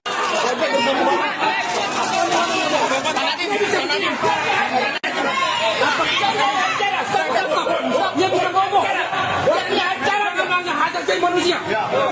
Stop. Dia punya acara. Dari tahan. Dia punya acara. Sidang perdana kasus dugaan korupsi pengadaan Chromebook Kemendikbudristek periode 2019-2022 yang dihadiri mantan Mendikbudristek Nadiem Makarim tampak turut dijaga oleh prajurit TNI. Kehadiran prajurit TNI dalam ruang sidang juga sempat menghambat proses peliputan oleh awak media. Sidang dengan agenda pembacaan dakwaan terhadap Nadiem ini dimulai pukul 10.42 waktu Indonesia Barat di ruang sidang Hatta Ali.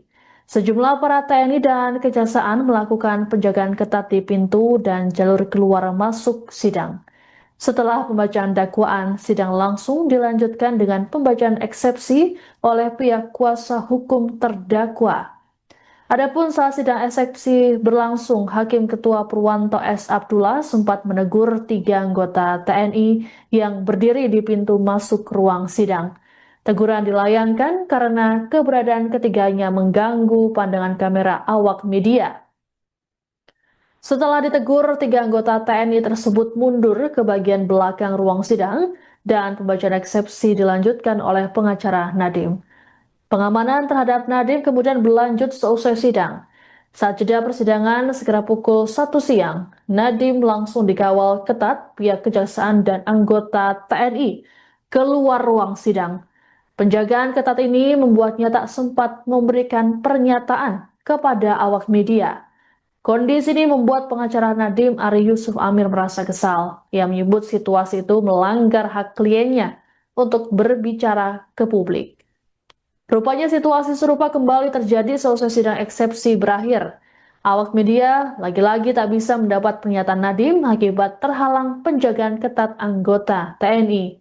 Nadiem langsung digiring menuju mobil tahanan oleh beberapa orang dari kejaksaan. Padahal Nadiem tampak mencoba menghentikan langkah kakinya sejenak untuk meladeni wartawan. Namun pihak kejaksaan memaksanya untuk segera menuju mobil, bahkan mendorong wartawan agar membuka jalan. Sebelum masuk ke mobil, Nadiem sempat berteriak bahwa kasus dugaan korupsi yang menjeratnya merupakan kriminalisasi kebijakan dan dirinya tak menerima sepeser pun. Sementara itu, Direktur Penuntutan pada Jampitsus Kejagung Riono Budi Santoso menyebut pelibatan TNI dalam sidang Nadiem dilakukan berdasarkan penilaian risiko. Ia menegaskan pelibatan TNI bukan hanya untuk kasus yang menjerat tokoh tertentu. Adapun dalam uraian surat dakwaan, Nadiem dan 3 terdakwa lainnya disebut menyebabkan kerugian keuangan negara senilai 2,1 triliun rupiah. Saat pembacaan eksepsi, Nadiem mengklaim tak pernah terlibat kegiatan teknis proses pengadaan laptop berbasis Chromebook.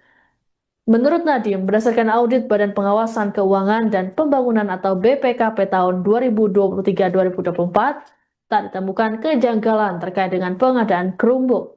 Nadiem mengatakan hanya pernah 1 kali mengikuti rapat perencanaan Chromebook pada 6 Mei 2020 untuk dimintai pendapat soal rekomendasi tim.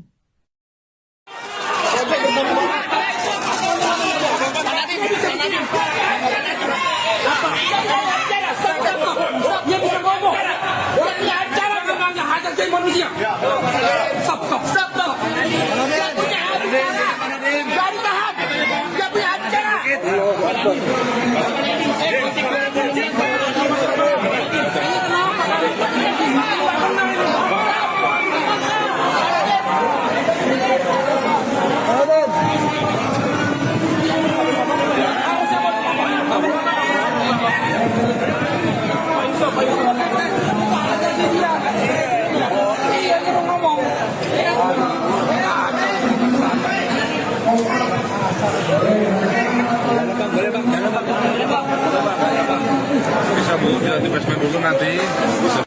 Pertama-tama kami sangat kecewa dan sangat keberatan karena Pak Nadiem tidak diberikan hak bicara kepada media. Itu melanggar hak asasi manusia karena dia mempunyai hak untuk ngomong ke publik. Dan saat ini kalau bicara situasi keamanan, tidak ada keamanan yang mengancam diri beliau. Situasinya semuanya kondusif, ya, semua peserta sidangnya juga tertib, jadi tidak ada alasan keamanan. Itu membuat-buat itu alasan itu. Dan kami sampaikan ini kepada pihak pimpinan kejaksaan untuk mengingatkan staf-stafnya, janganlah berlaku sewenang-wenang. Hak untuk bicara ke publik itu adalah hak mendasar dari terdakwa. Selama tidak melanggar keamanan, tidak ada masalah. Jadi tolong lagi, kami sekali lagi tegaskan, tolong diberi hak Pak Nadiem untuk bicara ke publik. Jangan sampai ini berulang lagi. Karena nanti akan menjadi presiden black bagi kita ke depan. Ada yang boleh bicara, ada yang tidak. Apa dasarnya? Karena pada dasarnya undang-undang kita menjamin kebebasan berbicara itu. Itu yang pertama.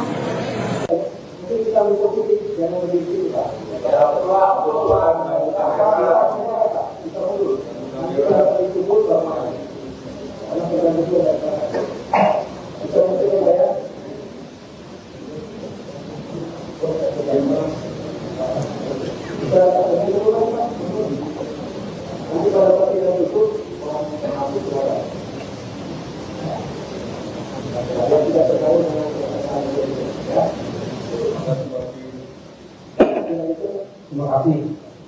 Majelis Hakim yang mulia, rekan jaksa penuntut umum yang terhormat dan peserta sidang yang mencintai keadilan, bahwa tindak pidana korupsi sebagaimana diatur dalam pasal 2 dan pasal 3 Undang-Undang Nomor 31 Tahun 99 Junto Undang-Undang Nomor 20 Tahun 2008 merupakan delik material, sehingga unsur yang harus dibuktikan terlebih dahulu adalah akibat dari perbuatan tersebut.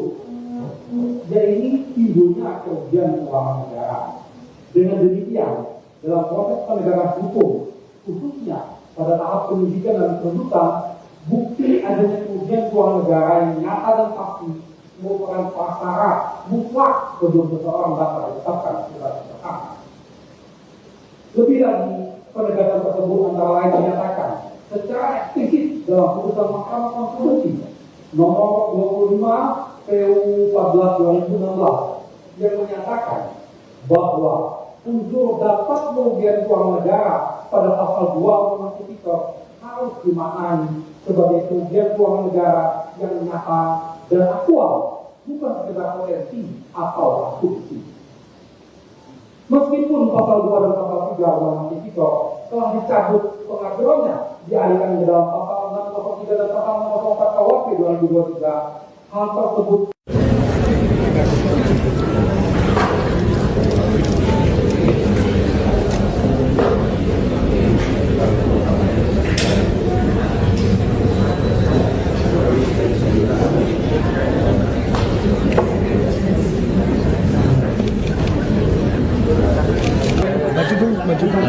Ya.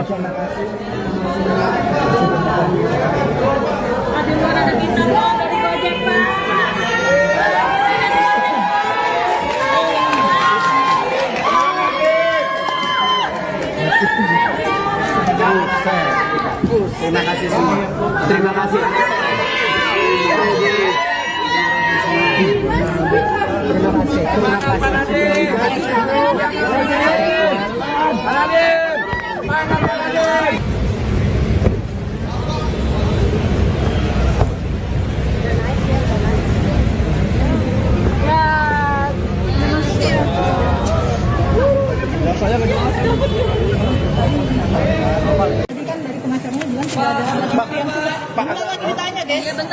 Jadi ini teman-teman ya, harus bisa kita pahami apa itu namanya keberatan terhadap surat dakwaan yang disebut sebagai eksepsi. Jadi keberatan terhadap surat dakwaan itu secara limitatif sudah diatur, yaitu di pasal 75 mengenai Undang-Undang Nomor 20 Tahun 2025 itu disebutkan surat dakwaan itu harus diberi tanggal. Yang kedua, harus ada identitas terdakwa, nama lengkap, tempat tinggal, pekerjaan, alamat, segala macam. Terus yang ketiga, harus cermat mengenai pasal sangkaan, waktu dan tempat kejadiannya. Terus yang terakhir harus ditandatangani oleh penuntut umum. Lalu kalau kita bicara mengenai apakah ada alat bukti atau tidak, itu sebenarnya sudah diuji. Diuji di mana? Diuji pada saat mengajukan keberatan pra-peradilan kemarin. Yang dimana putusan pra-peradilan mengatakan penyidikan terhadap perkara yang diajukan permohonan penetapan tersangka oleh Pak Nadiem Anwar Makarim itu telah sah penyidikannya, artinya sudah memperoleh 2 alat bukti yang cukup, bahkan 4 alat bukti sebagaimana saya sampaikan seperti itu. Pak, tadi kan sempat Pak Nadiem itu kan sempat akan memberikan statement lalu dibawa langsung oleh petugas kejaksaan, itu gimana itu? Kenapa tidak boleh? Apakah tidak boleh memberikan pernyataan atau gimana Pak Nadiem itu? Oh, ini kan mengingat waktu. Mengingat waktu Pak Nadiem juga capek. Kalau dengan habis operasi, lebih segala macam seperti itu. Tapi kan beliau berkenan tadi Pak untuk memberikan statement. Tadi kita udah janji sih sebenarnya sih. Nah, kan langsung dibawa keluar. Ya kita lihat situasi kalau beliau mungkin ini ya waktunya udah habis operasi, udah siapa. Adanya tentara itu fungsinya apa Pak? Baru kali ini ada sidang ada tentaranya Pak. Oh, itu kan keamanan. Polisi tidak cukup. Saya tidak bisa menjawab apakah cuman kami di dalam penanganan perkara sekarang ada juga melibatkan teman-teman dari TNI. Ada aturan yang melibatkan TNI ya Pak di sidang tindak pidana korupsi ini? Ya sebagaimana kalian bisa lihat kan dalam penanganan perkara penggeledahan apa-apa itu. Terima kasih. Terima kasih Pak.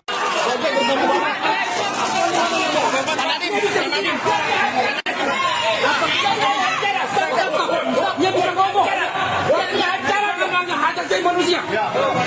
Stop. Dia punya acara. Dari tahap. Dia punya acara. Sidang perdana kasus dugaan korupsi pengadaan Chromebook Kemendikbudristek periode 2019-2022 yang dihadiri mantan Mendikbudristek Nadiem Makarim tampak turut dijaga oleh prajurit TNI. Kehadiran prajurit TNI dalam ruang sidang juga sempat menghambat proses peliputan oleh awak media. Sidang dengan agenda pembacaan dakwaan terhadap Nadiem ini dimulai pukul 10.42 waktu Indonesia Barat di ruang sidang Hatta Ali. Sejumlah aparat TNI dan Kejaksaan melakukan penjagaan ketat di pintu dan jalur keluar masuk sidang. Setelah pembacaan dakwaan, sidang langsung dilanjutkan dengan pembacaan eksepsi oleh pihak kuasa hukum terdakwa. Adapun saat sidang eksepsi berlangsung, Hakim Ketua Purwanto S. Abdullah sempat menegur 3 anggota TNI yang berdiri di pintu masuk ruang sidang. Teguran dilayangkan karena keberadaan ketiganya mengganggu pandangan kamera awak media. Setelah ditegur, 3 anggota TNI tersebut mundur ke bagian belakang ruang sidang dan pembacaan eksepsi dilanjutkan oleh pengacara Nadiem. Pengamanan terhadap Nadiem kemudian berlanjut seusai sidang. Saat jeda persidangan sekitar pukul 1 siang, Nadiem langsung dikawal ketat pihak Kejaksaan dan anggota TNI keluar ruang sidang. Penjagaan ketat ini membuatnya tak sempat memberikan pernyataan kepada awak media. Kondisi ini membuat pengacara Nadiem Ari Yusuf Amir merasa kesal. Ia menyebut situasi itu melanggar hak kliennya untuk berbicara ke publik. Rupanya situasi serupa kembali terjadi seusai sidang eksepsi berakhir. Awak media lagi-lagi tak bisa mendapat pernyataan Nadiem akibat terhalang penjagaan ketat anggota TNI. Nadiem langsung digiring menuju mobil tahanan oleh beberapa orang dari Kejaksaan. Padahal Nadiem tampak mencoba menghentikan langkah kakinya sejenak untuk meladeni wartawan. Namun pihak Kejaksaan memaksanya untuk segera menuju mobil, bahkan mendorong wartawan agar membuka jalan. Sebelum masuk ke mobil, Nadiem sempat berteriak bahwa kasus dugaan korupsi yang menjeratnya merupakan kriminalisasi kebijakan dan dirinya tak menerima sepeser pun. Sementara itu, Direktur Penuntutan pada Jampitsus Kejagung Riono Budi Santoso menyebut pelibatan TNI dalam sidang Nadiem dilakukan berdasarkan penilaian risiko. Ia menegaskan pelibatan TNI bukan hanya untuk kasus yang Menurut Nadiem, berdasarkan audit Badan Pengawasan Keuangan dan Pembangunan atau BPKP tahun 2023-2024, tak ditemukan kejanggalan terkait dengan pengadaan Chromebook. Nadiem mengatakan hanya pernah 1 kali mengikuti rapat perencanaan Chromebook pada 6 Mei 2020 untuk dimintai pendapat soal rekomendasi tim.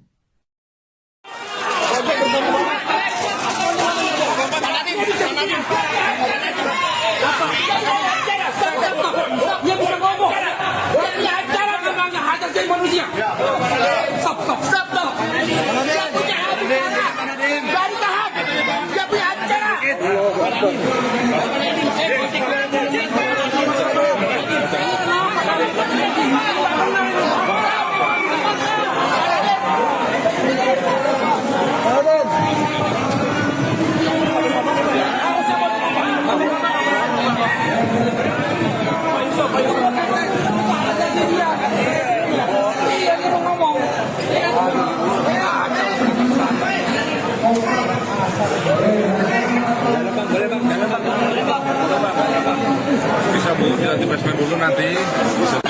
Pertama-tama kami sangat kecewa dan sangat keberatan karena Pak Nadiem tidak diberikan hak bicara kepada media. Itu melanggar hak asasi manusia karena dia mempunyai hak untuk ngomong ke publik. Dan saat ini kalau bicara situasi keamanan, tidak ada keamanan yang mengancam diri beliau. Situasinya semuanya kondusif, ya, semua peserta sidangnya juga tertib, jadi tidak ada alasan keamanan. Itu membuat-buat itu alasan itu. Dan kami sampaikan ini kepada pihak pimpinan Kejaksaan untuk mengingatkan staf-stafnya, janganlah berlaku sewenang-wenang. Hak untuk bicara ke publik itu adalah hak mendasar dari terdakwa. Selama tidak melanggar keamanan, tidak ada masalah. Jadi tolong lagi, kami sekali lagi tegaskan, tolong diberi hak Pak Nadiem untuk bicara ke publik. Jangan sampai ini berulang lagi. Karena nanti akan menjadi presiden black bagi kita ke depan. Ada yang boleh bicara, ada yang tidak. Apa dasarnya? Karena pada dasarnya undang-undang kita menjamin kebebasan berbicara itu. Itu yang pertama.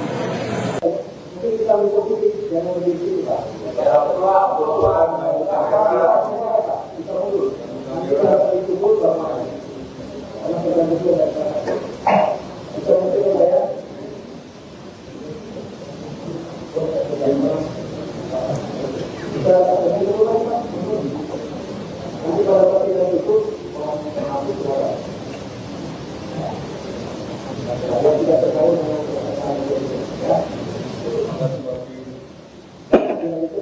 kasih. Majelis Hakim yang mulia, rekan jaksa penuntut umum yang terhormat, dan peserta sidang yang mencintai keadilan, bahwa tidak pidana korupsi sebagaimana diatur dalam pasal 2 dan pasal 3 Undang-Undang Nomor 31 Tahun 99 Junto Undang-Undang Nomor 20 Tahun 2008 merupakan delik material, sehingga unsur yang harus dibuktikan terlebih dahulu adalah akibat dari perbuatan tersebut. Yaitu timbulnya kerugian keuangan negara. Dengan demikian, dalam proses penegakan hukum, khususnya pada tahap penyidikan dan penuntutan, bukti adanya kerugian keuangan negara yang nyata dan pasti merupakan prasyarat mutlak sebelum seseorang dapat ditetapkan sebagai tersangka. Lebih lagi, penegakan tersebut antara lain menyatakan secara eksplisit dalam putusan Mahkamah Konstitusi nomor 25 PU 14 2016 yang menyatakan bahwa unsur dapat kerugian keuangan negara pada pasal 2 Undang-Undang Tipikor harus dimaknai sebagai kerugian keuangan negara yang nyata dan aktual, bukan sekedar potensi atau asumsi. Meskipun pasal 2 dan pasal 3 Undang-Undang Tipikor telah dicabut pengaturannya dialihkan ke dalam pasal 603 dan pasal 604 KUHP 2023, hal tersebut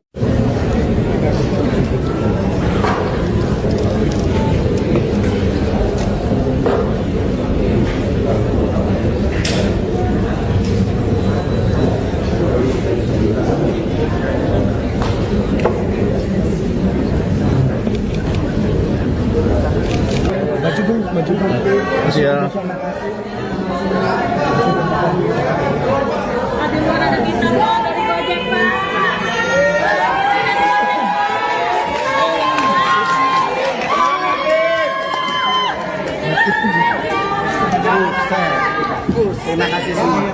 Terima kasih.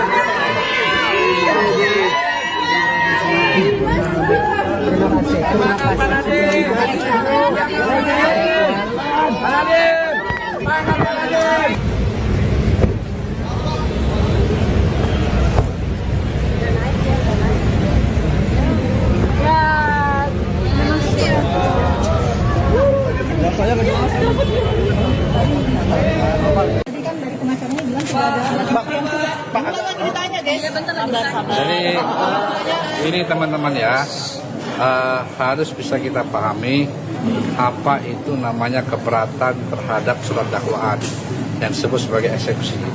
Jadi keberatan terhadap surat dakwaan itu secara limitatif sudah diatur, yaitu di pasal 75 mengenai Undang-Undang Nomor 20 Tahun 2025 itu disebutkan surat dakwaan itu harus diberi tanggal. Yang kedua, harus ada identitas terdakwa, nama lengkap, tempat tinggal, pekerjaan, alamat, segala macam. Terus yang ketiga, harus cermat mengenai pasal sangkaan, waktu dan tempat kejadiannya. Terus yang terakhir harus ditandatangani oleh penuntut umum. Lalu kalau kita bicara mengenai apakah ada alat bukti atau tidak, itu sebenarnya sudah diuji. Diuji di mana? Diuji pada saat mengajukan keberatan pra-peradilan kemarin. Yang dimana putusan pra-peradilan mengatakan penyidikan terhadap perkara yang diajukan permohonan penetapan tersangka oleh Pak Nadiem Anwar Makarim itu telah sah penyidikannya, artinya sudah memperoleh 2 alat bukti yang cukup, bahkan 4 alat bukti sebagaimana saya sampaikan seperti itu. Pak, tadi kan sempat Pak Nadiem itu kan sempat akan memberikan statement lalu dibawa langsung oleh petugas kejaksaan, itu gimana itu?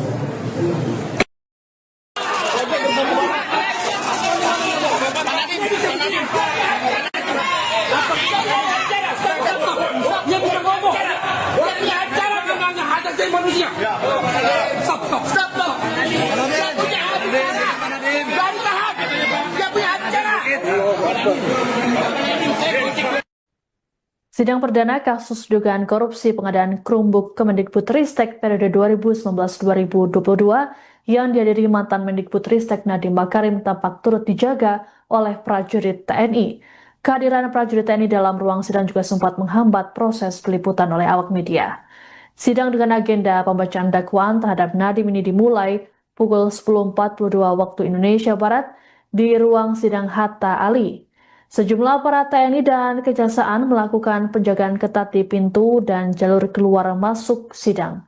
Setelah pembacaan dakwaan, sidang langsung dilanjutkan dengan pembacaan eksepsi oleh pihak kuasa hukum terdakwa. Adapun saat sidang eksepsi berlangsung, Hakim Ketua Purwanto S. Abdullah sempat menegur 3 anggota TNI yang berdiri di pintu masuk ruang sidang. Teguran dilayangkan karena keberadaan ketiganya mengganggu pandangan kamera awak media. Setelah ditegur, 3 anggota TNI tersebut mundur ke bagian belakang ruang sidang dan pembacaan eksepsi dilanjutkan oleh pengacara Nadiem. Pengamanan terhadap Nadiem kemudian berlanjut seusai sidang. Saat jeda persidangan sekitar pukul 1 siang, Nadiem langsung dikawal ketat pihak Kejaksaan dan anggota TNI keluar ruang sidang. Penjagaan ketat ini membuatnya tak sempat memberikan pernyataan kepada awak media.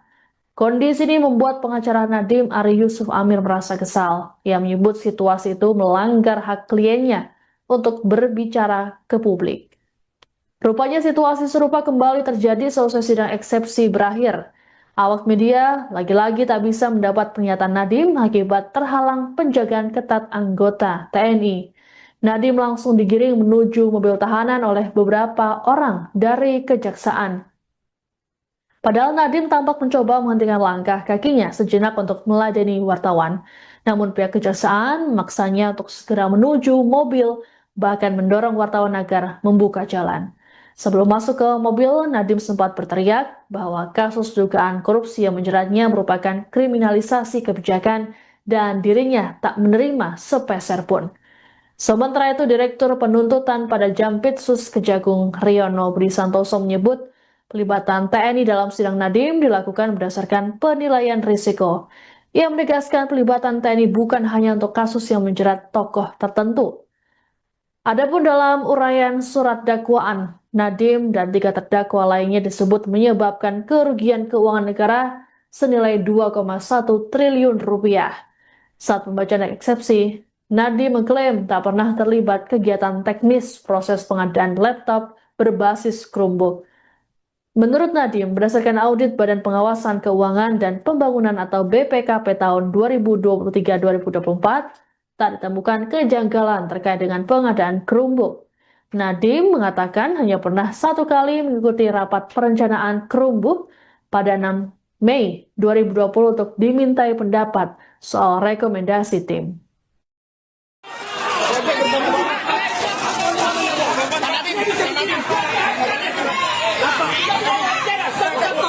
Dia bisa ngomong. Dia punya acara tentang hak asasi manusia. Stop. Dia punya acara. Baru tahan. Dia punya acara.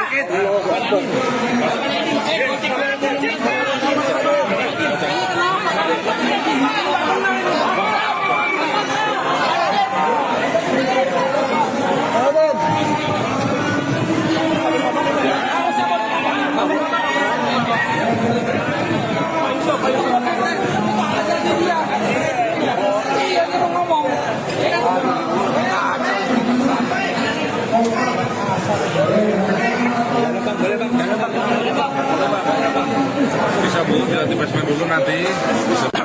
Pertama-tama kami sangat kecewa dan sangat keberatan karena Pak Nadiem tidak diberikan hak bicara kepada media. Itu melanggar hak asasi manusia karena dia mempunyai hak untuk ngomong ke publik.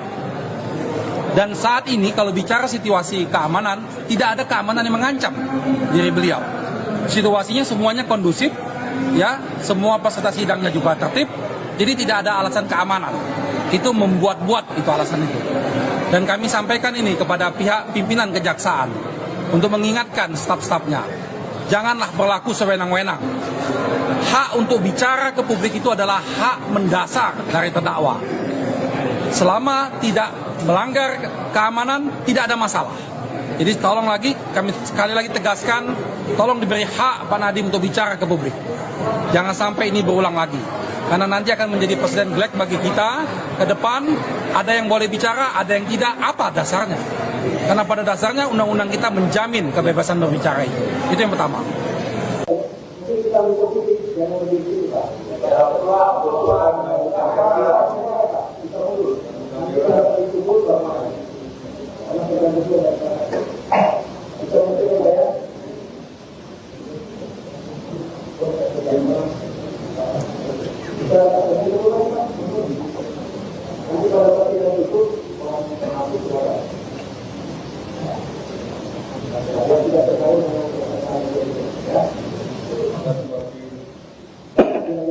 Terima kasih. Majelis Hakim yang mulia, rekan jaksa penuntut umum yang terhormat dan peserta sidang yang mencintai keadilan, bahwa tidak pidana korupsi sebagaimana diatur dalam pasal 2 dan pasal 3 Undang-Undang Nomor 31 Tahun 99 Junto Undang-Undang Nomor 20 Tahun 2008 merupakan delik material, sehingga unsur yang harus dibuktikan terlebih dahulu adalah akibat dari perbuatan tersebut. Jadi timbulnya kerugian keuangan negara. Dengan demikian, dalam proses penegakan hukum, khususnya pada tahap penyidikan dan penuntutan, bukti adanya kerugian keuangan negara yang nyata dan pasti merupakan prasyarat mutlak sebelum seseorang dapat ditetapkan sebagai tersangka. Lebih lagi, penegakan tersebut antara lain dinyatakan secara eksplisit dalam putusan Mahkamah Konstitusi nomor 25 PU 14/2016 yang menyatakan bahwa unsur dapat kerugian keuangan negara pada pasal 2 Undang-Undang Tipikor harus dimaknai sebagai kerugian keuangan negara yang nyata dan aktual, bukan sekedar potensi atau asumsi. Meskipun pasal 2 dan pasal 3 Undang-Undang Tipikor telah dicabut pengaturannya, dialihkan ke dalam pasal 603 dan pasal 604 KUHP 2023, hal tersebut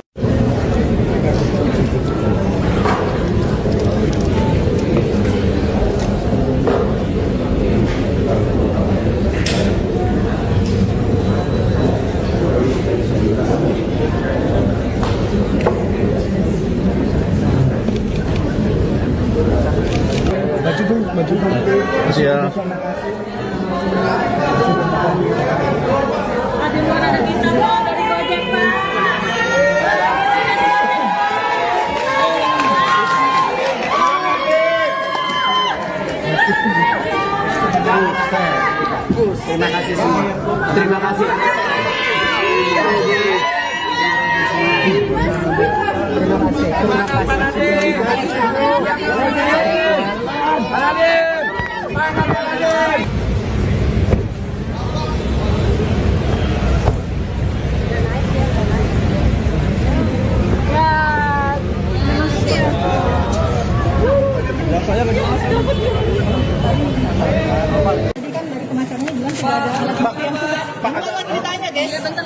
Jadi ini teman-teman ya, harus bisa kita pahami apa itu namanya keberatan terhadap surat dakwaan yang disebut sebagai eksepsi. Jadi keberatan terhadap surat dakwaan itu secara limitatif sudah diatur, yaitu di pasal 75 mengenai Undang-Undang Nomor 20 Tahun 2025 itu disebutkan surat dakwaan itu harus diberi tanggal. Yang kedua, harus ada identitas terdakwa, nama lengkap, tempat tinggal, pekerjaan, alamat, segala macam. Terus yang ketiga, harus cermat mengenai pasal sangkaan, waktu dan tempat kejadiannya. Terus yang terakhir harus ditandatangani oleh penuntut umum. Lalu kalau kita bicara mengenai apakah ada alat bukti atau tidak, itu sebenarnya sudah diuji. Diuji di mana?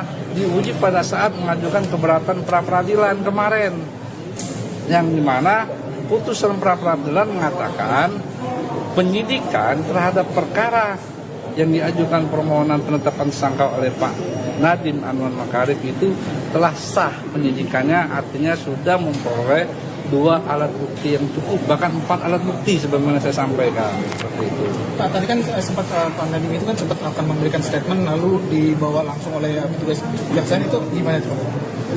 Kenapa Kenapa tidak boleh? Apakah tidak boleh memberikan pernyataan atau gimana Pak Nadiem ini? Oh ini kan mengingat waktu Pak Nadiem juga capek. Pak Nadiem kan habis operasi, bertujuh segala macam seperti itu. Tapi kan beliau berkenan tadi Pak untuk memberikan statement. Tadi kita udah janji sih sebenarnya sih. Nah, kan langsung dibawa. Ya kita lihat situasi kalau beliau mungkin ini ya, waktunya udah habis operasi, udah apa. Adanya tentara itu fungsinya apa Pak? Baru kali ini ada sidang ada tentaranya Pak. Oh itu kan keamanan. Polisi tidak cukup. Saya tidak bisa menjawab apakah cuman kami di dalam penanganan perkara sekarang ada juga melibatkan teman-teman dari TNI. Ada aturan yang melibatkan TNI ya Pak di sidang tindak pidana korupsi ini Pak? Ya sebagaimana kalian bisa lihat kan dalam penanganan perkara penggeledahan apa-apa itu. Terima kasih. Terima kasih Pak.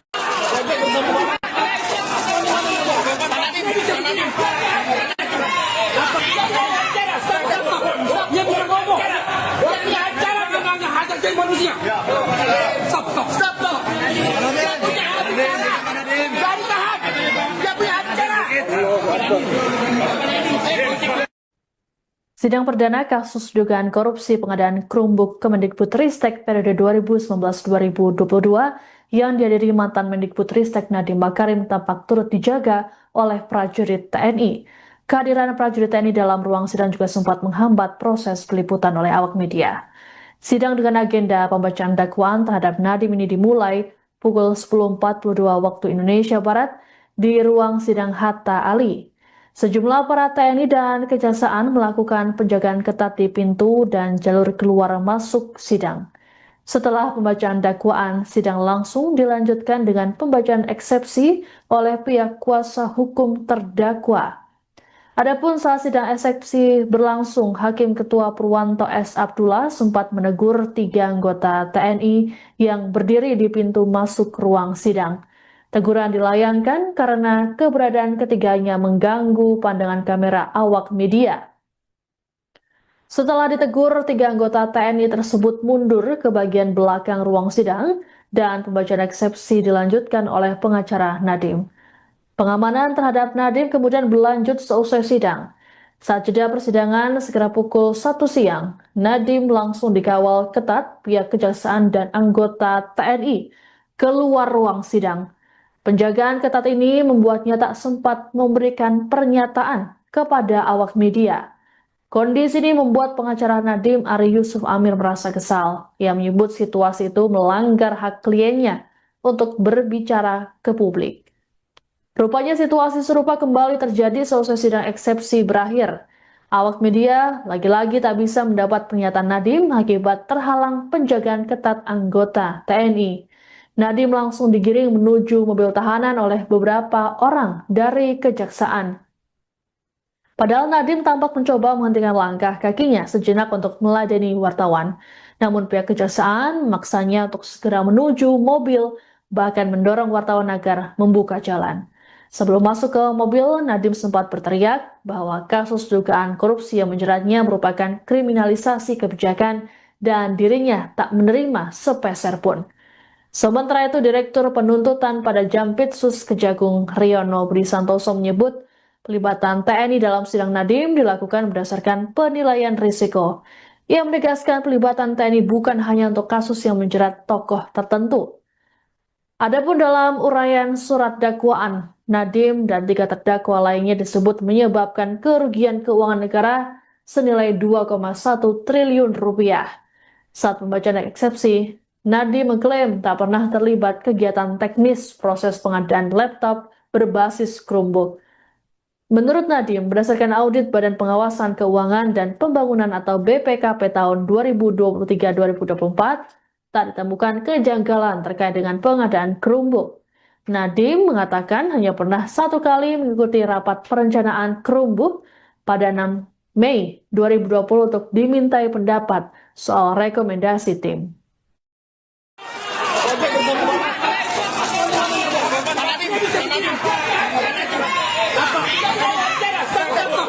Dia bisa ngomong. Dia punya acara tentang hak asasi manusia. Stop. Dia punya acara. Dari tahan. Dia punya acara.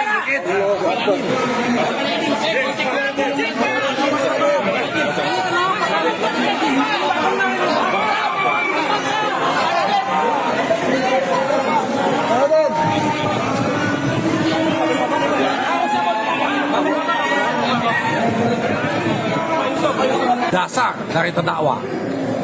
Selama tidak melanggar keamanan, tidak ada masalah. Jadi tolong lagi, kami sekali lagi tegaskan, tolong diberi hak Pak Nadiem untuk bicara ke publik. Jangan sampai ini berulang lagi. Karena nanti akan menjadi presiden jelek bagi kita ke depan. Ada yang boleh bicara, ada yang tidak. Apa dasarnya? Karena pada dasarnya undang-undang kita menjamin kebebasan berbicara itu. Itu yang pertama.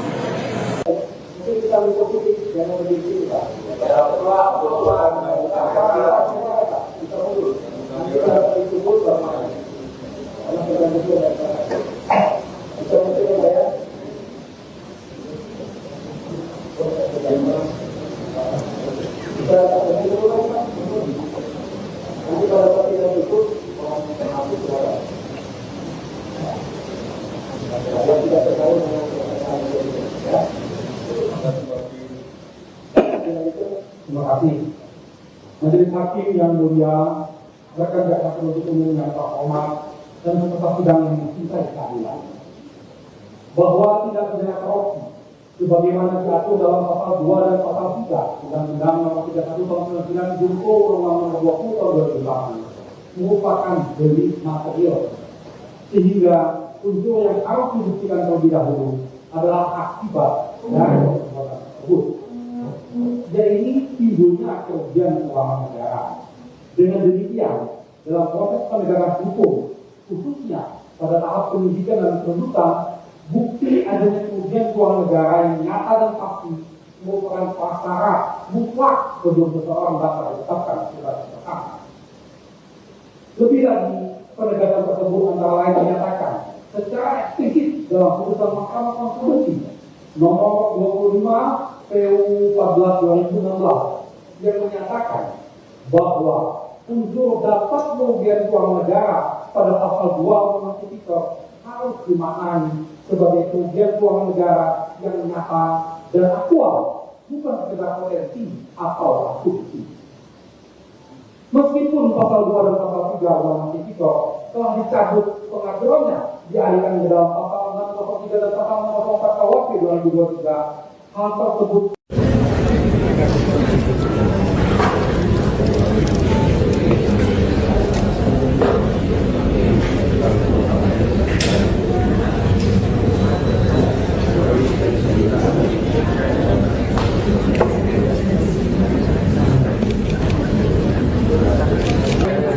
maju. Makasih ya.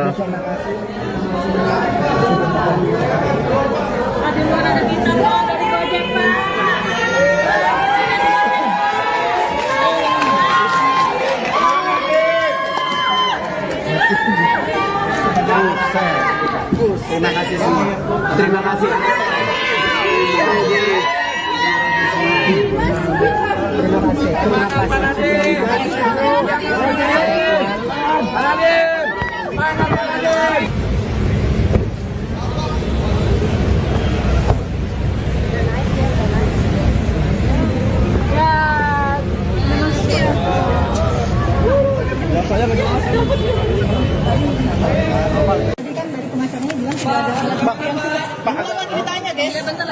Jadi ini teman-teman ya, harus bisa kita pahami apa itu namanya keberatan terhadap surat dakwaan yang disebut sebagai eksepsi.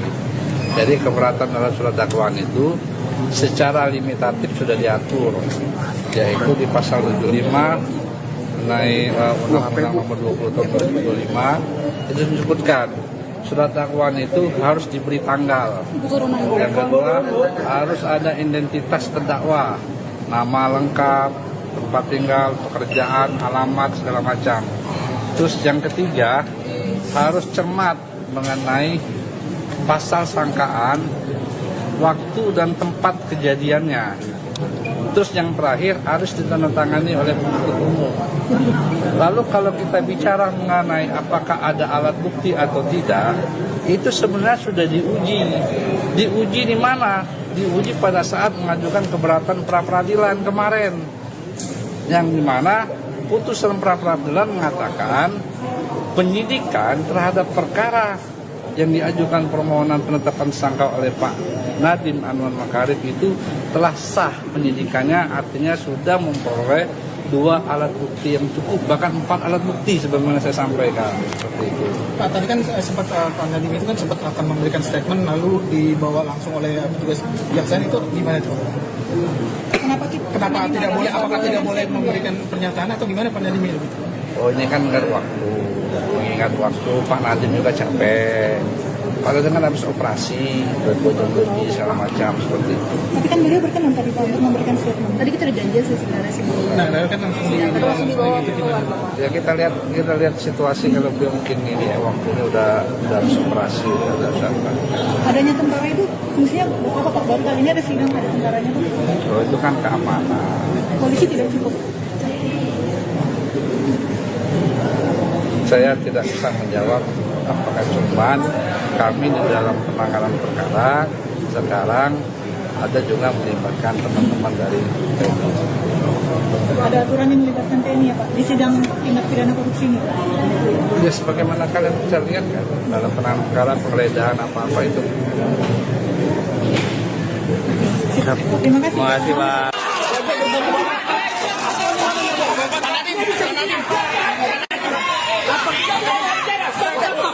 Dia bisa ngomong. Dia punya acara tentang hak asasi manusia.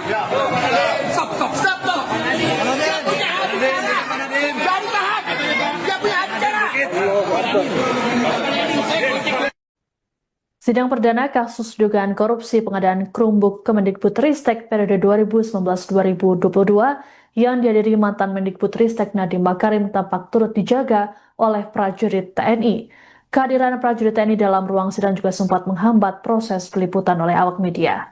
Sidang dengan agenda pembacaan dakwaan terhadap Nadiem ini dimulai pukul 10.42 waktu Indonesia Barat di ruang sidang Hatta Ali. Sejumlah aparat TNI dan Kejaksaan melakukan penjagaan ketat di pintu dan jalur keluar masuk sidang. Setelah pembacaan dakwaan, sidang langsung dilanjutkan dengan pembacaan eksepsi oleh pihak kuasa hukum terdakwa.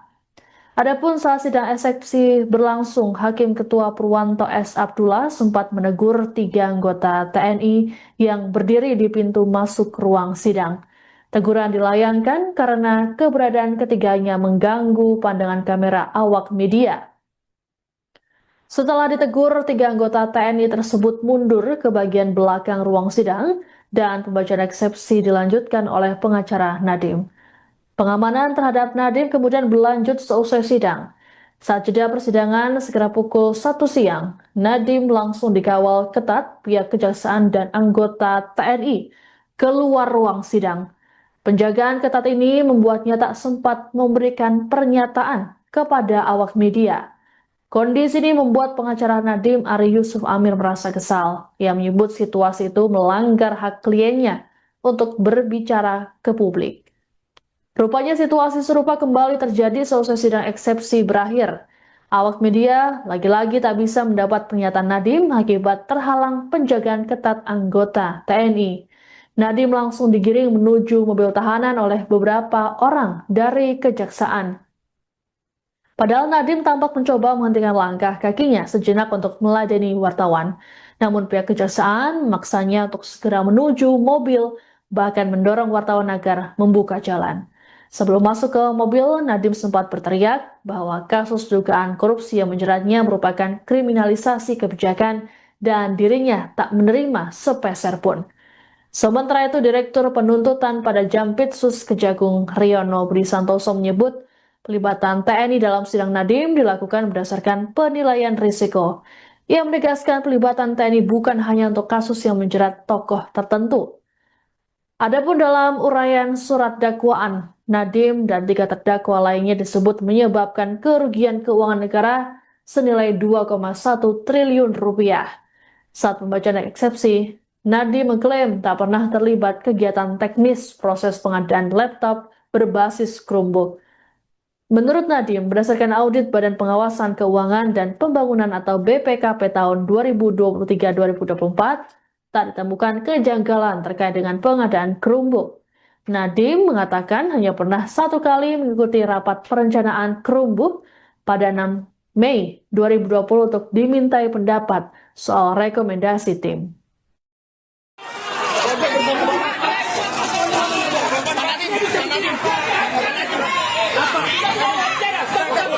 Dia bisa ngomong. Dia punya acara tentang hak asasi manusia. Stop. Dia punya acara. Gak ditahan. Dia punya acara.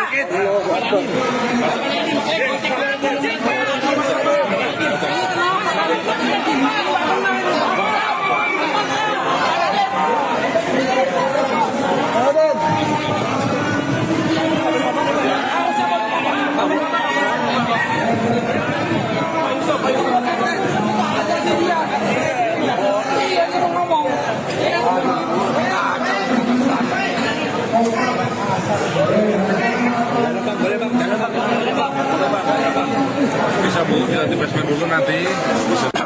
Pertama-tama kami sangat kecewa dan sangat keberatan karena Pak Nadiem tidak diberikan hak bicara kepada media. Itu melanggar hak asasi manusia karena dia mempunyai hak untuk ngomong ke publik. Dan saat ini kalau bicara situasi keamanan, tidak ada keamanan yang mengancam diri beliau. Situasinya semuanya kondusif, ya, semua peserta sidangnya juga tertib, jadi tidak ada alasan keamanan. Itu membuat-buat itu alasan itu.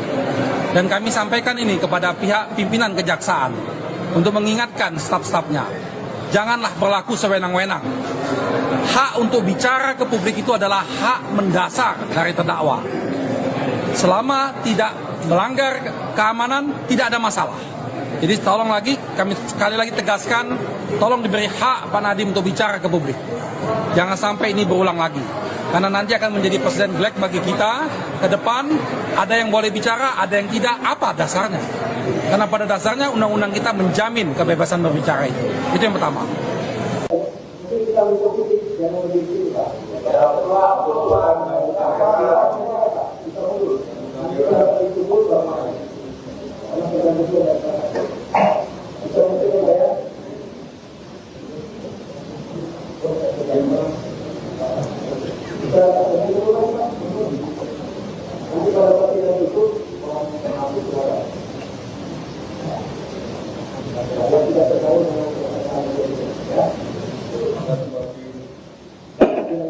Terima kasih.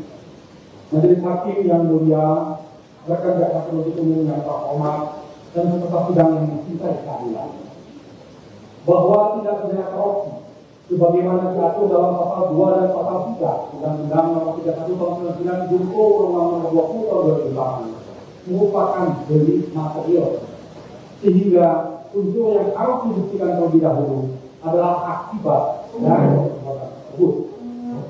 Jadi timbulnya kerugian keuangan negara. Dengan demikian, dalam proses penegakan hukum, khususnya pada tahap penyidikan dan penuntutan, bukti adanya kerugian keuangan negara yang nyata dan pasti merupakan prasyarat mutlak sebelum seseorang dapat ditetapkan sebagai tersangka. Lebih lagi, penegakan tersebut antara lain menyatakan secara eksplisit dalam putusan Mahkamah Konstitusi nomor 25 PU 14/2016 yang menyatakan bahwa unsur dapat kerugian keuangan negara pada pasal 2 Undang-Undang Tipikor harus dimaknai sebagai kerugian keuangan negara yang nyata dan aktual, bukan sekedar potensi atau asumsi.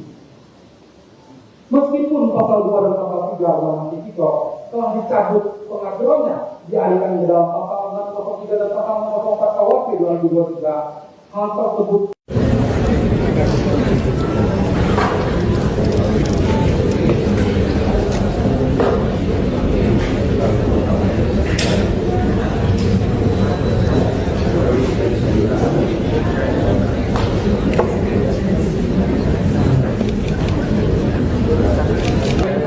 maju. Ya.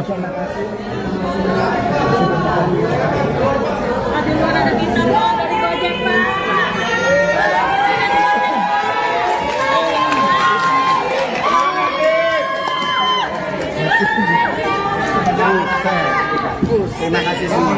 Terima kasih.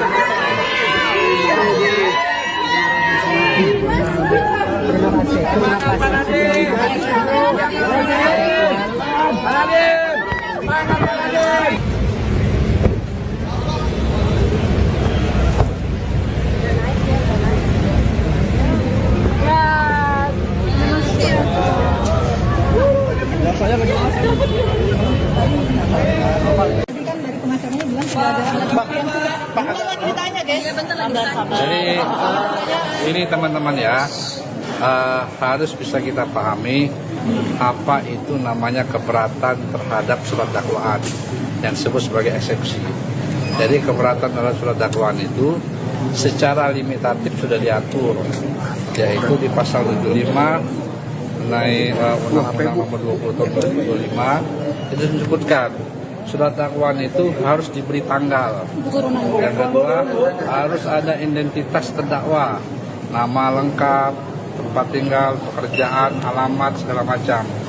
Terus yang ketiga, harus cermat mengenai pasal sangkaan, waktu dan tempat kejadiannya. Terus yang terakhir harus ditandatangani oleh penuntut umum. Lalu kalau kita bicara mengenai apakah ada alat bukti atau tidak, itu sebenarnya sudah diuji.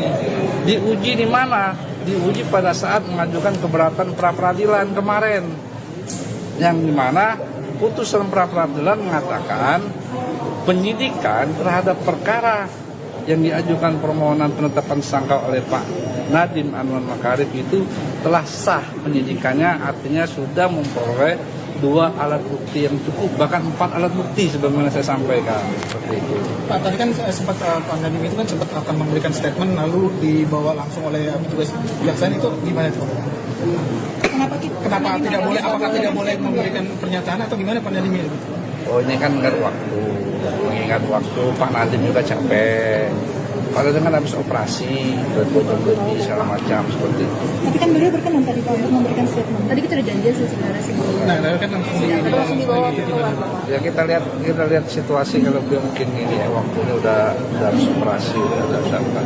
Adanya tentara itu fungsinya apa Pak? Baru kali ini ada sidang ada tentaranya Pak. Oh, itu kan keamanan. Polisi tidak cukup. Saya tidak bisa menjawab apakah cuman kami di dalam penanganan perkara sekarang ada juga melibatkan teman-teman dari TNI. Ada aturan yang melibatkan TNI ya Pak di sidang tindak pidana korupsi ini?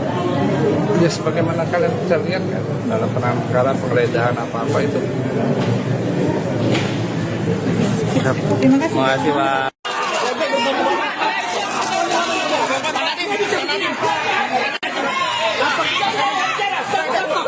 Dia bisa ngomong. Dia punya acara namanya hak asasi manusia. Stop. Dia punya acara. Baru tahap. Dia punya acara.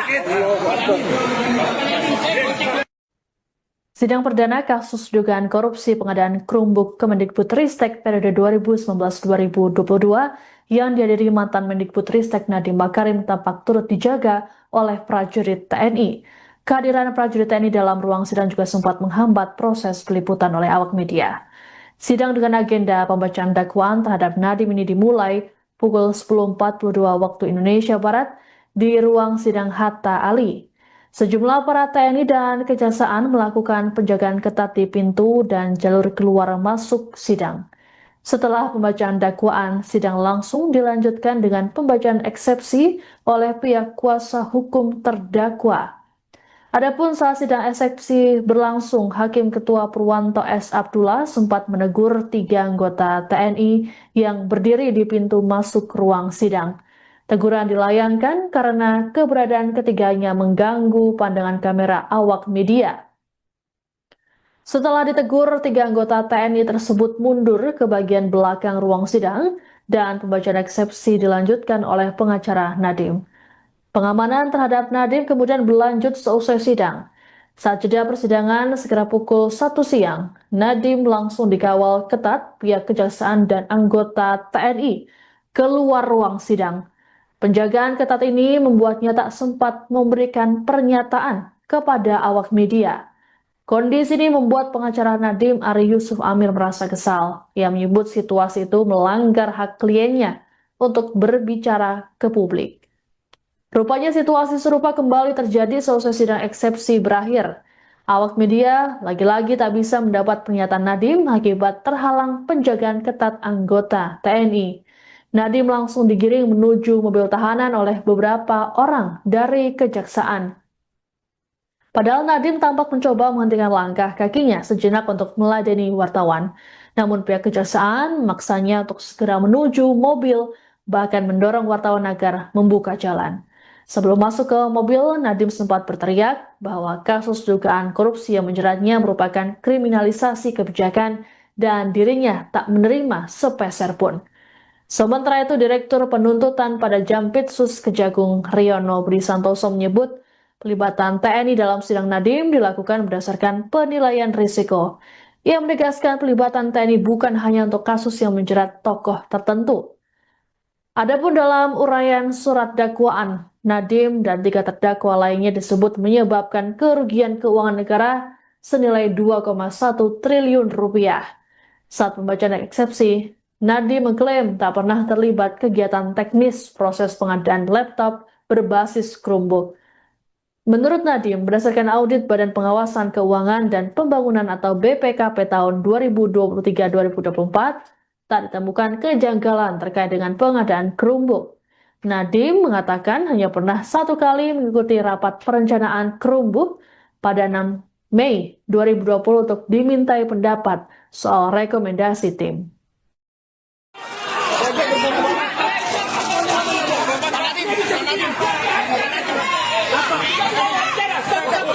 Dia bisa ngomong. Dia punya acara namanya hak asasi manusia. Stop. Dia punya acara. Dari tahap. Dia punya acara.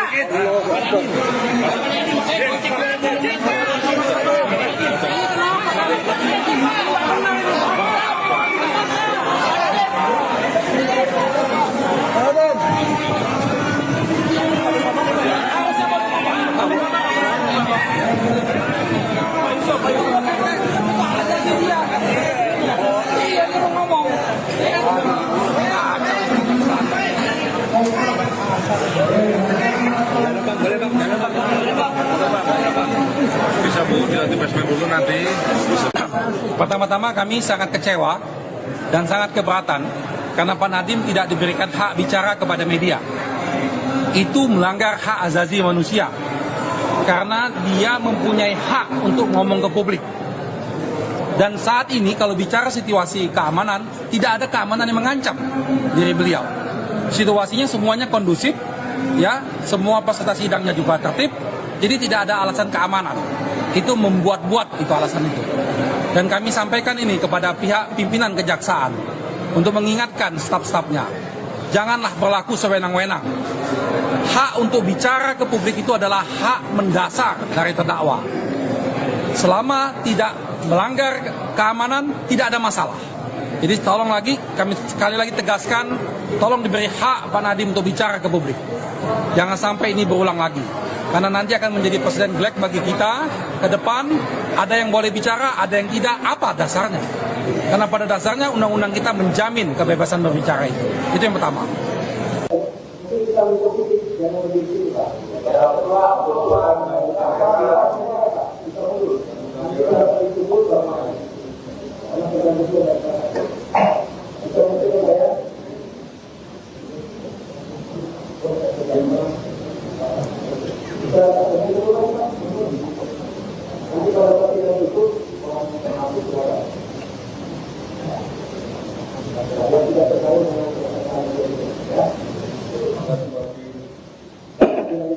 Terima kasih.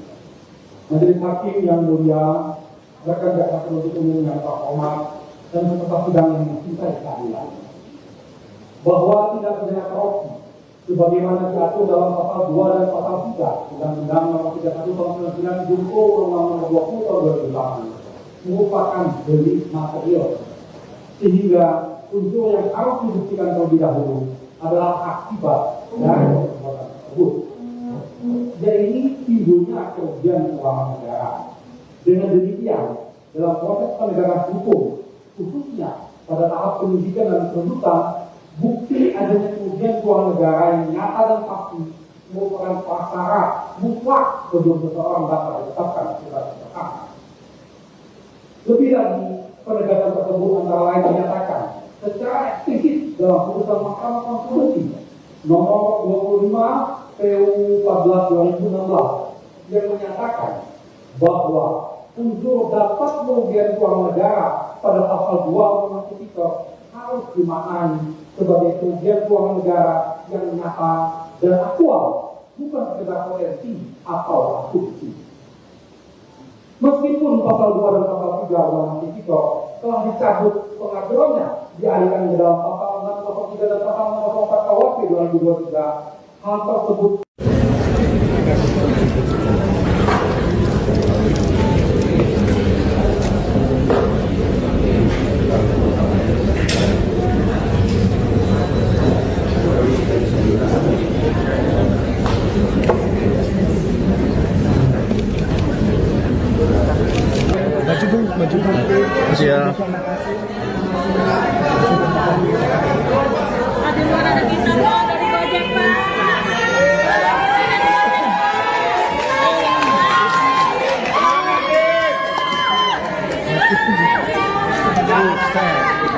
Terima kasih semua. Terima kasih.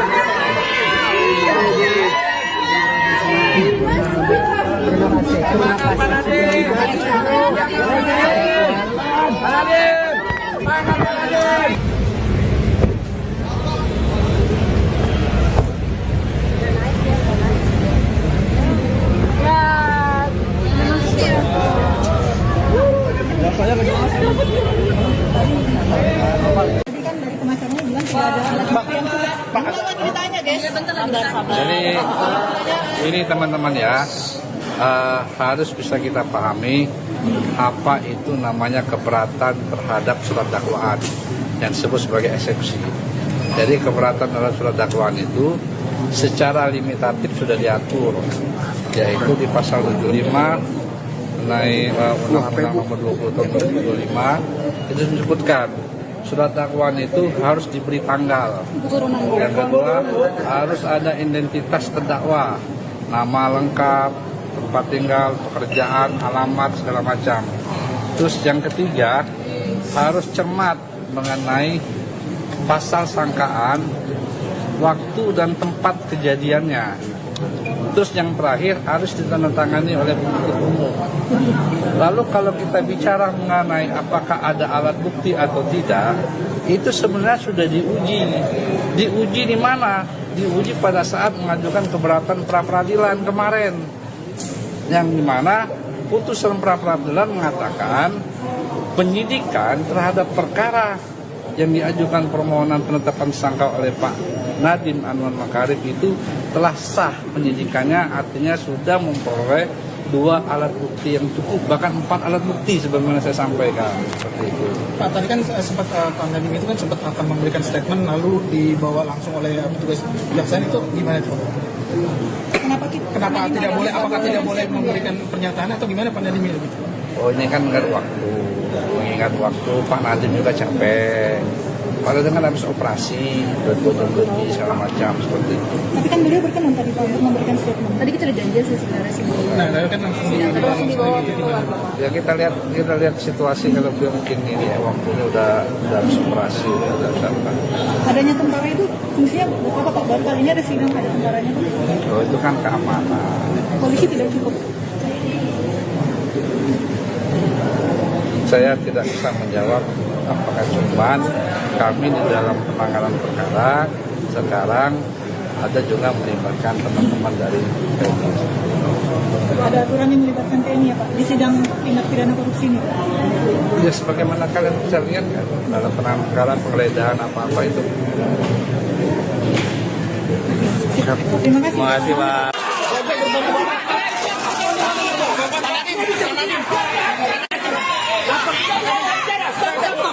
Dia bisa ngomong. Dia punya acara namanya hajat jadi manusia.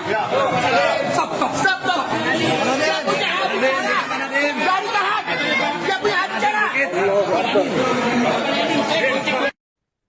Sidang perdana kasus dugaan korupsi pengadaan Chromebook Kemendikbudristek periode 2019-2022 yang dihadiri mantan Mendikbudristek Nadiem Makarim tampak turut dijaga oleh prajurit TNI. Kehadiran prajurit TNI dalam ruang sidang juga sempat menghambat proses peliputan oleh awak media. Sidang dengan agenda pembacaan dakwaan terhadap Nadiem ini dimulai pukul 10.42 waktu Indonesia Barat di ruang sidang Hatta Ali. Sejumlah aparat TNI dan Kejaksaan melakukan penjagaan ketat di pintu dan jalur keluar masuk sidang. Setelah pembacaan dakwaan, sidang langsung dilanjutkan dengan pembacaan eksepsi oleh pihak kuasa hukum terdakwa. Adapun saat sidang eksepsi berlangsung, Hakim Ketua Purwanto S. Abdullah sempat menegur 3 anggota TNI yang berdiri di pintu masuk ruang sidang.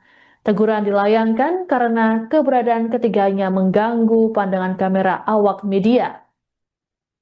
Setelah ditegur, 3 anggota TNI tersebut mundur ke bagian belakang ruang sidang dan pembacaan eksepsi dilanjutkan oleh pengacara Nadiem. Pengamanan terhadap Nadiem kemudian berlanjut seusai sidang. Saat jeda persidangan sekitar pukul 1 siang, Nadiem langsung dikawal ketat pihak Kejaksaan dan anggota TNI keluar ruang sidang. Penjagaan ketat ini membuatnya tak sempat memberikan pernyataan kepada awak media. Kondisi ini membuat pengacara Nadiem Ari Yusuf Amir merasa kesal. Ia menyebut situasi itu melanggar hak kliennya untuk berbicara ke publik. Rupanya situasi serupa kembali terjadi seusai sidang eksepsi berakhir. Awak media lagi-lagi tak bisa mendapat pernyataan Nadiem akibat terhalang penjagaan ketat anggota TNI. Nadiem langsung digiring menuju mobil tahanan oleh beberapa orang dari Kejaksaan. Padahal Nadiem tampak mencoba menghentikan langkah kakinya sejenak untuk meladeni wartawan. Namun pihak Kejaksaan memaksanya untuk segera menuju mobil, bahkan mendorong wartawan agar membuka jalan. Sebelum masuk ke mobil, Nadiem sempat berteriak bahwa kasus dugaan korupsi yang menjeratnya merupakan kriminalisasi kebijakan dan dirinya tak menerima sepeser pun. Sementara itu, Direktur Penuntutan pada Jampitsus Kejagung Riono Budi Santoso menyebut pelibatan TNI dalam sidang Nadiem dilakukan berdasarkan penilaian risiko. Ia menegaskan pelibatan TNI bukan hanya untuk kasus yang menjerat tokoh tertentu. Adapun dalam uraian surat dakwaan, Nadiem dan 3 terdakwa lainnya disebut menyebabkan kerugian keuangan negara senilai 2,1 triliun rupiah. Saat pembacaan eksepsi, Nadiem mengklaim tak pernah terlibat kegiatan teknis proses pengadaan laptop berbasis Chromebook. Menurut Nadiem, berdasarkan audit Badan Pengawasan Keuangan dan Pembangunan atau BPKP tahun 2023-2024, tak ditemukan kejanggalan terkait dengan pengadaan Chromebook. Nadiem mengatakan hanya pernah 1 kali mengikuti rapat perencanaan Chromebook pada 6 Mei 2020 untuk dimintai pendapat soal rekomendasi tim.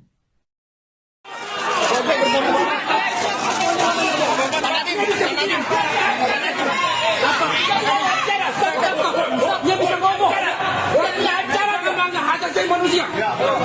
Stop. Dia punya acara. Dari tahap. Dia punya acara.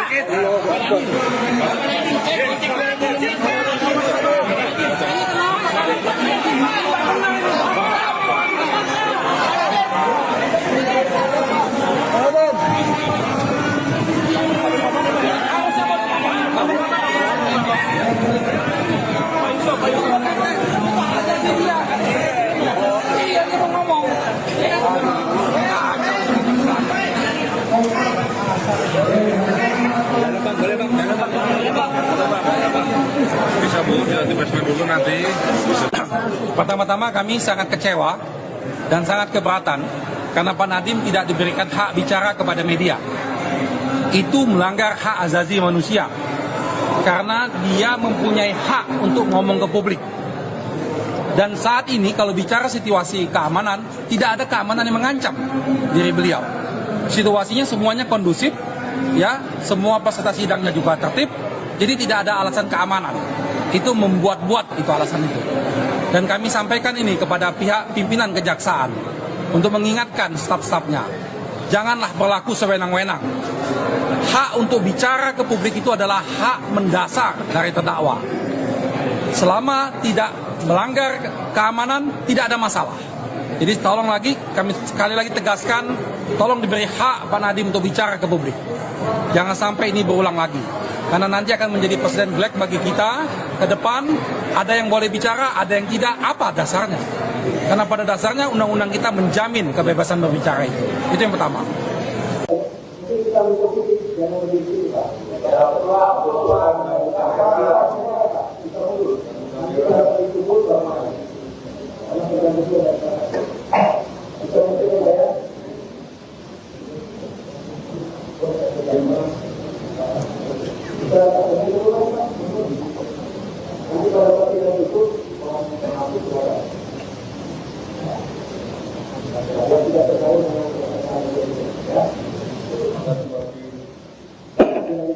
Terima kasih.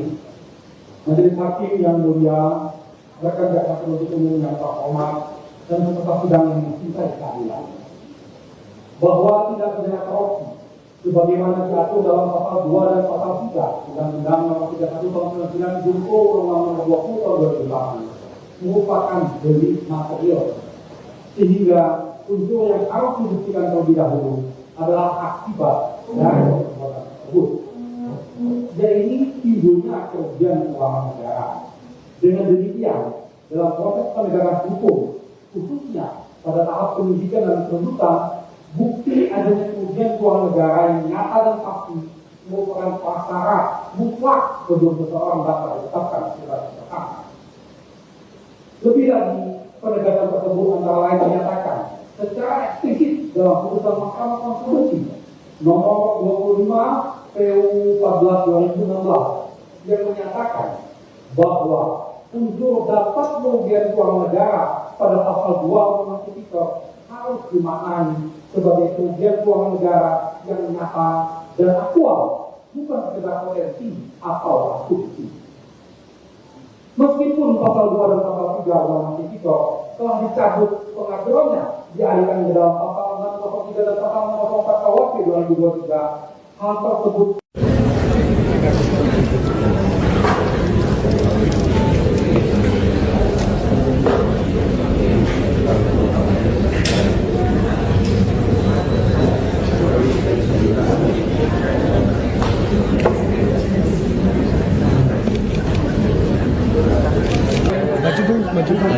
Siap.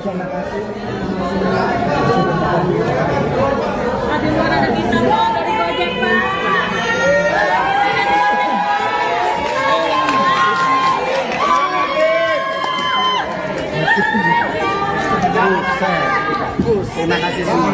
Terima kasih.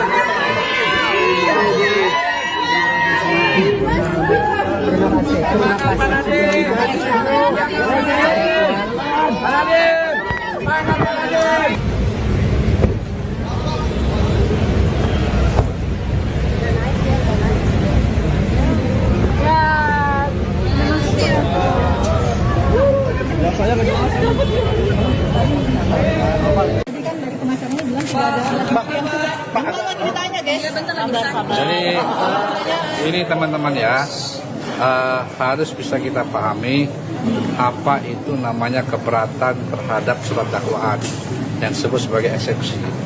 Jadi keberatan terhadap surat dakwaan itu secara limitatif sudah diatur, yaitu di pasal 75 mengenai Undang-Undang Nomor 20 Tahun 2025 itu disebutkan surat dakwaan itu harus diberi tanggal.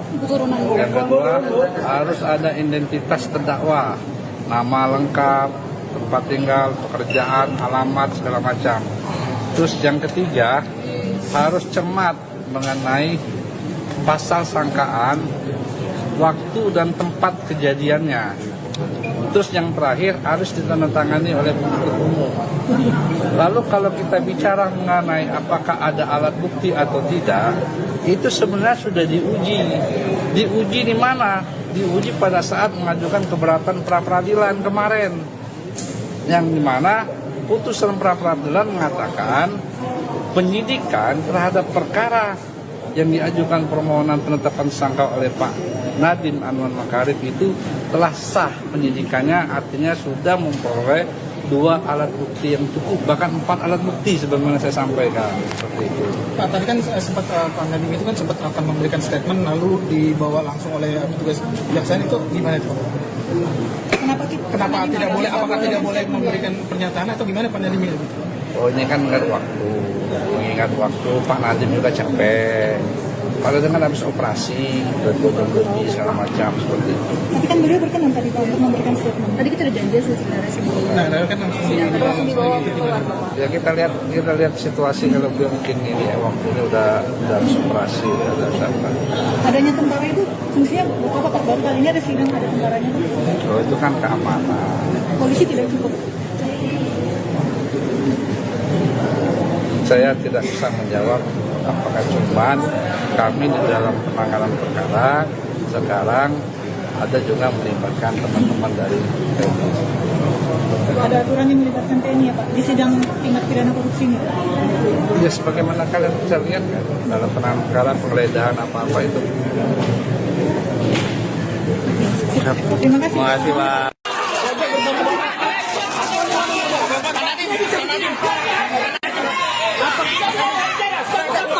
Dia bisa ngomong. Dia punya acara namanya hak asasi manusia. Stop. Dia punya acara. Gak ditahan. Dia punya acara. Sidang perdana kasus dugaan korupsi pengadaan Chromebook Kemendikbudristek periode 2019-2022 yang dihadiri mantan Mendikbudristek Nadiem Makarim tampak turut dijaga oleh prajurit TNI. Kehadiran prajurit TNI dalam ruang sidang juga sempat menghambat proses peliputan oleh awak media. Sidang dengan agenda pembacaan dakwaan terhadap Nadiem ini dimulai pukul 10.42 waktu Indonesia Barat di ruang sidang Hatta Ali. Sejumlah aparat TNI dan Kejaksaan melakukan penjagaan ketat di pintu dan jalur keluar masuk sidang. Setelah pembacaan dakwaan, sidang langsung dilanjutkan dengan pembacaan eksepsi oleh pihak kuasa hukum terdakwa. Adapun saat sidang eksepsi berlangsung, Hakim Ketua Purwanto S. Abdullah sempat menegur 3 anggota TNI yang berdiri di pintu masuk ruang sidang. Teguran dilayangkan karena keberadaan ketiganya mengganggu pandangan kamera awak media. Setelah ditegur, 3 anggota TNI tersebut mundur ke bagian belakang ruang sidang dan pembacaan eksepsi dilanjutkan oleh pengacara Nadiem. Pengamanan terhadap Nadiem kemudian berlanjut seusai sidang. Saat jeda persidangan sekitar pukul 1 siang, Nadiem langsung dikawal ketat pihak Kejaksaan dan anggota TNI keluar ruang sidang. Penjagaan ketat ini membuatnya tak sempat memberikan pernyataan kepada awak media. Kondisi ini membuat pengacara Nadiem Ari Yusuf Amir merasa kesal. Ia menyebut situasi itu melanggar hak kliennya untuk berbicara ke publik. Rupanya situasi serupa kembali terjadi selesai sidang eksepsi berakhir. Awak media lagi-lagi tak bisa mendapat pernyataan Nadiem akibat terhalang penjagaan ketat anggota TNI. Nadiem langsung digiring menuju mobil tahanan oleh beberapa orang dari Kejaksaan. Padahal Nadiem tampak mencoba menghentikan langkah kakinya sejenak untuk meladeni wartawan. Namun pihak Kejaksaan memaksanya untuk segera menuju mobil, bahkan mendorong wartawan agar membuka jalan. Sebelum masuk ke mobil, Nadiem sempat berteriak bahwa kasus dugaan korupsi yang menjeratnya merupakan kriminalisasi kebijakan dan dirinya tak menerima sepeser pun. Sementara itu, Direktur Penuntutan pada Jampitsus Kejagung Riono Budi Santoso menyebut pelibatan TNI dalam sidang Nadiem dilakukan berdasarkan penilaian risiko. Ia menegaskan pelibatan TNI bukan hanya untuk kasus yang menjerat tokoh tertentu. Adapun dalam uraian surat dakwaan, Nadiem dan 3 terdakwa lainnya disebut menyebabkan kerugian keuangan negara senilai 2,1 triliun rupiah. Saat pembacaan eksepsi, Nadiem mengklaim tak pernah terlibat kegiatan teknis proses pengadaan laptop berbasis Chromebook. Menurut Nadiem, berdasarkan audit Badan Pengawasan Keuangan dan Pembangunan atau BPKP tahun 2023-2024, tak ditemukan kejanggalan terkait dengan pengadaan Chromebook. Nadiem mengatakan hanya pernah 1 kali mengikuti rapat perencanaan Chromebook pada 6 Mei 2020 untuk dimintai pendapat soal rekomendasi tim. Pak Nadiem.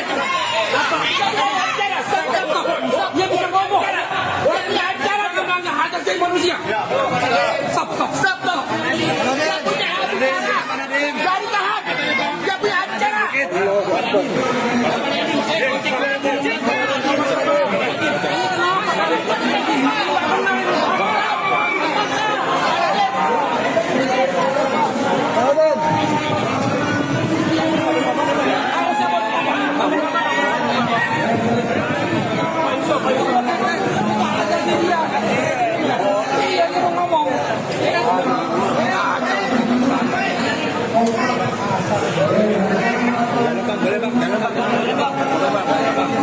Bisa Bu, dilatih basement dulu nanti.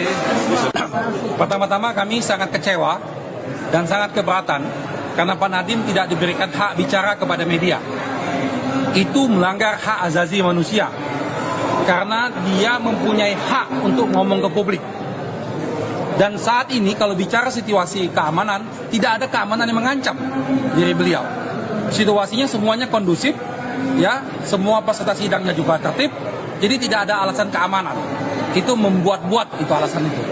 Dan kami sampaikan ini kepada pihak pimpinan kejaksaan untuk mengingatkan staf-stafnya, janganlah berlaku sewenang-wenang. Hak untuk bicara ke publik itu adalah hak mendasar dari terdakwa. Selama tidak melanggar keamanan, tidak ada masalah. Jadi tolong lagi, kami sekali lagi tegaskan, tolong diberi hak Pak Nadiem untuk bicara ke publik. Jangan sampai ini berulang lagi. Karena nanti akan menjadi presiden black bagi kita ke depan.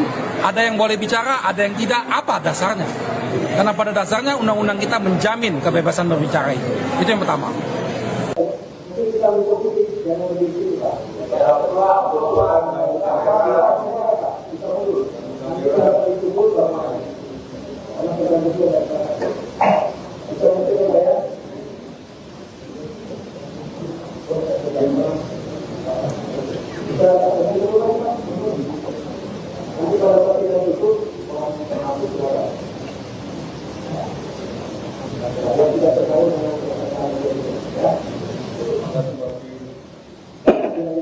Terima kasih. Majelis Hakim yang mulia, rekan jaksa penuntut umum yang terhormat dan peserta sidang yang mencintai keadilan, bahwa tidak pidana korupsi sebagaimana diatur dalam pasal 2 dan pasal 3 Undang-Undang Nomor 31 Tahun 99 junto Undang-Undang Nomor 20 Tahun 2008 merupakan delik material, sehingga unsur yang harus dibuktikan terlebih dahulu adalah akibat dari perbuatan tersebut. Jadi timbulnya kerugian keuangan negara. Dengan demikian, dalam proses penegakan hukum, khususnya pada tahap penyidikan dan penuntutan, bukti adanya kerugian keuangan negara yang nyata dan pasti merupakan prasyarat mutlak sebelum seseorang dapat ditetapkan sebagai tersangka. Lebih lagi, penegakan tersebut antara lain dinyatakan secara eksplisit dalam putusan Mahkamah Konstitusi nomor 25 PU 14/2016 yang menyatakan bahwa unsur dapat kerugian keuangan negara pada pasal 2 Undang-Undang Tipikor harus dimaknai sebagai kerugian keuangan negara yang nyata dan aktual, bukan sekedar potensi atau asumsi. Meskipun pasal 2 dan pasal 3 Undang-Undang Tipikor telah dicabut pengaturannya, dialihkan ke dalam pasal 603 dan pasal 604 KUHP 2023, hal tersebut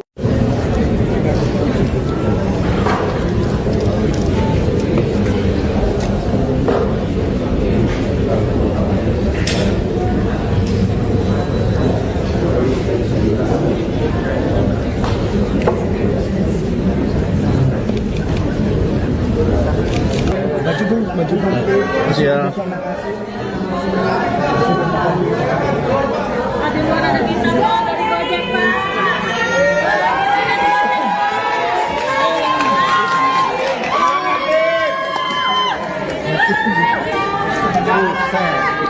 Terima kasih semua. Terima kasih.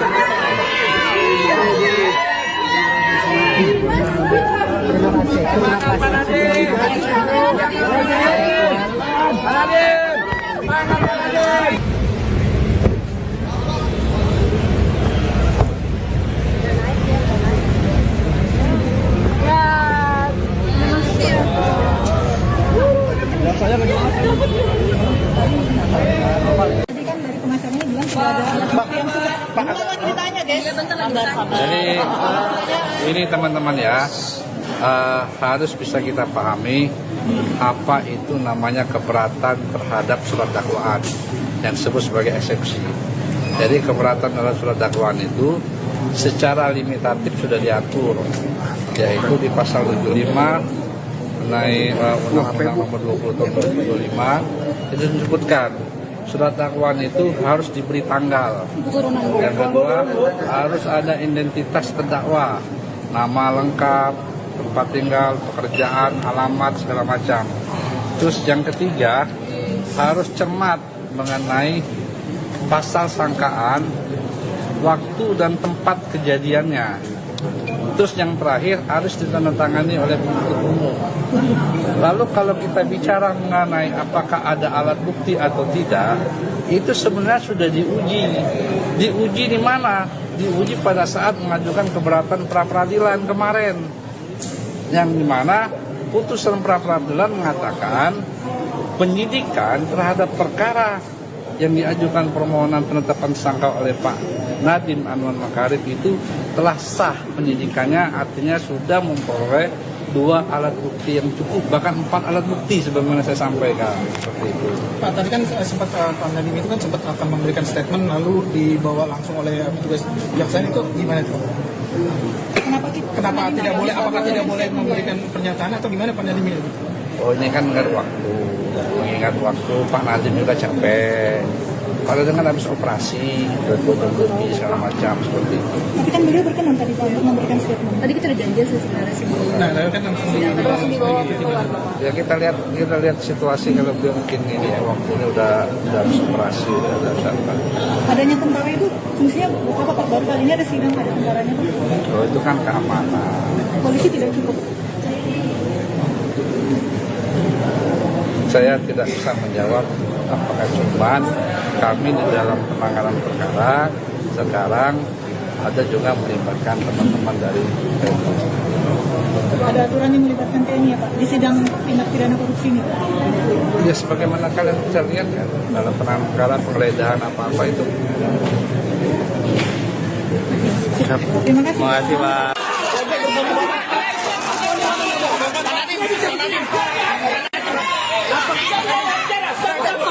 Dia bisa ngomong. Dia punya acara namanya hak asasi manusia. Stop. Dia punya acara. Jangan tahan. Dia punya acara. Sidang perdana kasus dugaan korupsi pengadaan Chromebook Kemendikbudristek periode 2019-2022 yang dihadiri mantan Mendikbudristek Nadiem Makarim tampak turut dijaga oleh prajurit TNI.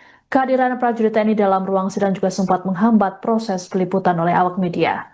Sidang dengan agenda pembacaan dakwaan terhadap Nadiem ini dimulai pukul 10.42 waktu Indonesia Barat di ruang sidang Hatta Ali.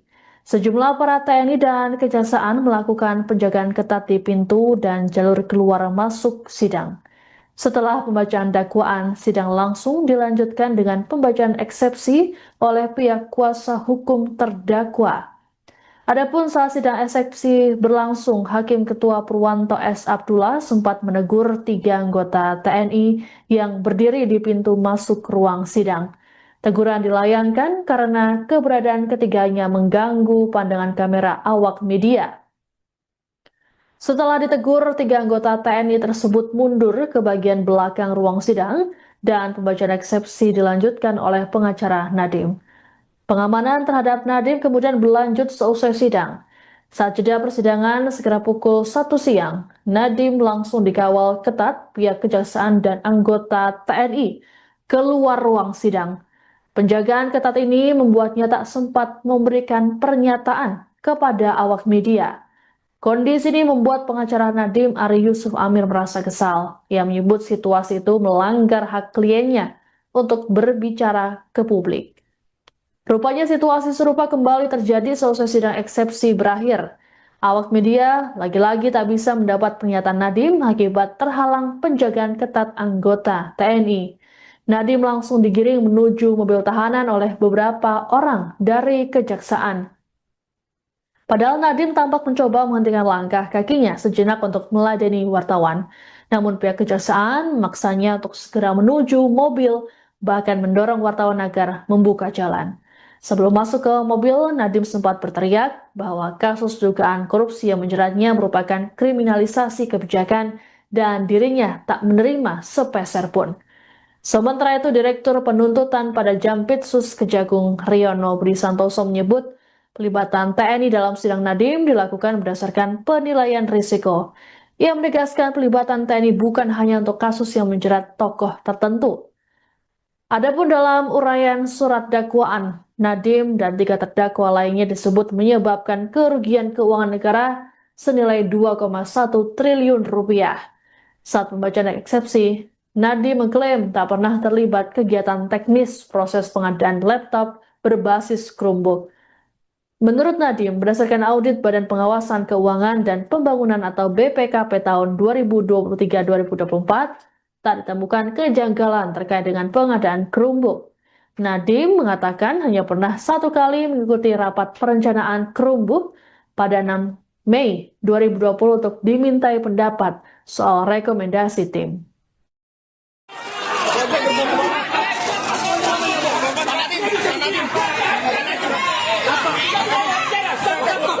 Dia bisa ngomong. Dia punya acara namanya hak asasi manusia. Stop. Dia punya acara. Baru tahan. Dia punya acara.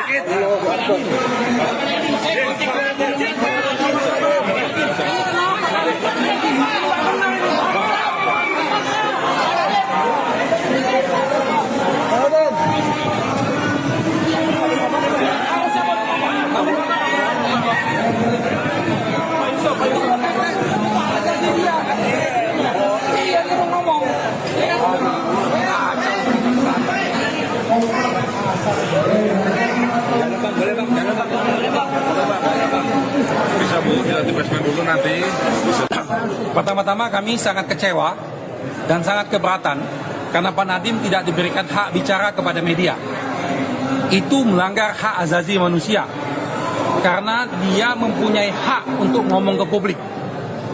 Dan saat ini kalau bicara situasi keamanan, tidak ada keamanan yang mengancam diri beliau.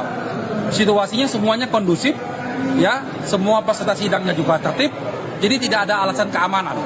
Itu membuat-buat itu alasan itu. Dan kami sampaikan ini kepada pihak pimpinan kejaksaan untuk mengingatkan staf-stafnya, janganlah berlaku sewenang-wenang. Hak untuk bicara ke publik itu adalah hak mendasar dari terdakwa. Selama tidak melanggar keamanan, tidak ada masalah. Jadi tolong lagi, kami sekali lagi tegaskan, tolong diberi hak Pak Nadiem untuk bicara ke publik.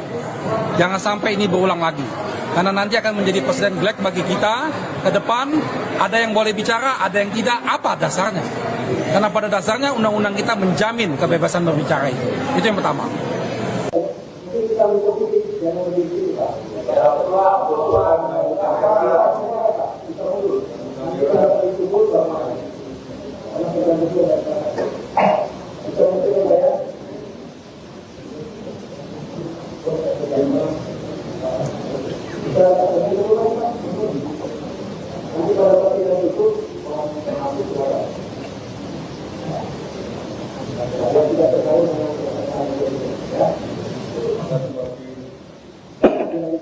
Terima kasih. Majelis Hakim yang mulia, rekan jaksa penuntut umum yang terhormat dan peserta sidang yang mencintai keadilan, bahwa tindak pidana korupsi sebagaimana diatur dalam pasal 2 dan pasal 3 Undang-Undang Nomor 31 Tahun 99 junto Undang-Undang Nomor 20 Tahun 2008 merupakan delik material, sehingga unsur yang harus dibuktikan terlebih dahulu adalah akibat dari perbuatan tersebut. Jadi timbulnya kerugian keuangan negara.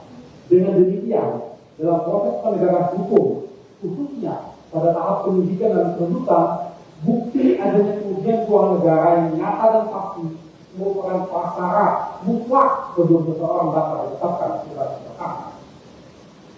Lebih lagi, penegakan tersebut antara lain menyatakan secara eksplisit dalam putusan Mahkamah Konstitusi nomor 25 PU 14 2016 yang menyatakan bahwa unsur dapat kerugian keuangan negara pada pasal 2 Undang-Undang Tipikor harus dimaknai sebagai kerugian keuangan negara yang nyata dan aktual, bukan sekedar potensi atau asumsi.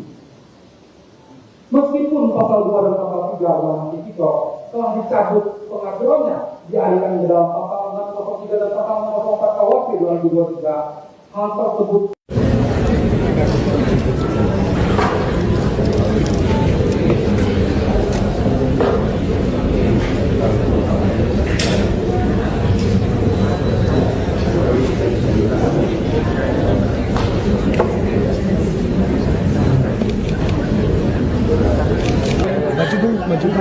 Siap.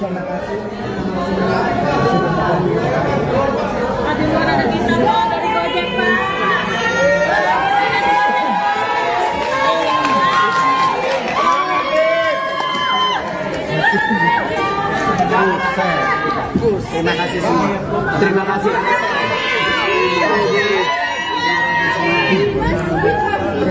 Terima kasih.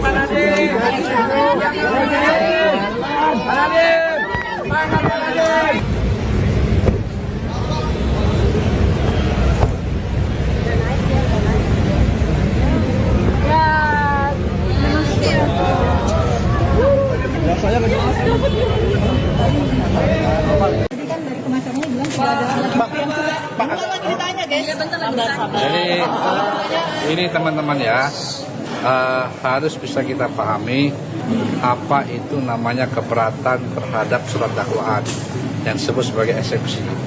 Jadi keberatan terhadap surat dakwaan itu secara limitatif sudah diatur, yaitu di pasal 75 mengenai Undang-Undang Nomor 20 Tahun 2025 itu disebutkan surat dakwaan itu harus diberi tanggal. Yang kedua, harus ada identitas terdakwa, nama lengkap, tempat tinggal, pekerjaan, alamat, segala macam. Terus yang ketiga, harus cermat mengenai pasal sangkaan, waktu dan tempat kejadiannya. Terus yang terakhir, harus ditandatangani oleh penuntut umum. Lalu kalau kita bicara mengenai apakah ada alat bukti atau tidak, itu sebenarnya sudah diuji. Diuji di mana? Diuji pada saat mengajukan keberatan pra-peradilan kemarin. Yang dimana putusan pra-peradilan mengatakan penyidikan terhadap perkara yang diajukan permohonan penetapan tersangka oleh Pak Nadiem Anwar Makarim itu telah sah penyidikannya, artinya sudah memperoleh 2 alat bukti yang cukup, bahkan 4 alat bukti sebagaimana saya sampaikan seperti itu. Pak, tadi kan sempat Pak Nadiem itu kan sempat akan memberikan statement lalu dibawa langsung oleh petugas kejaksaan, itu gimana itu? Kenapa tidak boleh? Apakah tidak boleh memberikan pernyataan atau gimana Pak Nadiem itu? Oh, ini kan mengingat waktu Pak Nadiem juga capek. Kalau dengan habis operasi, berkojong-kojong segala macam seperti itu. Tapi kan beliau berkenan tadi Pak untuk memberikan statement. Tadi kita udah janji sih sebenarnya sebelum. Nah, kan langsung dibawa keluar. Ya kita lihat situasi kalau beliau mungkin ini waktunya udah habis operasi, udah apa.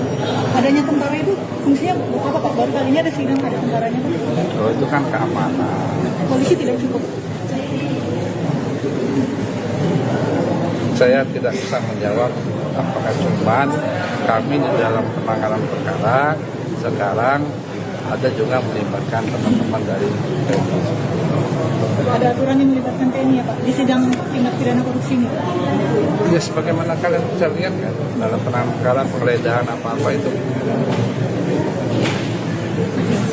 Terima kasih. Terima kasih Pak.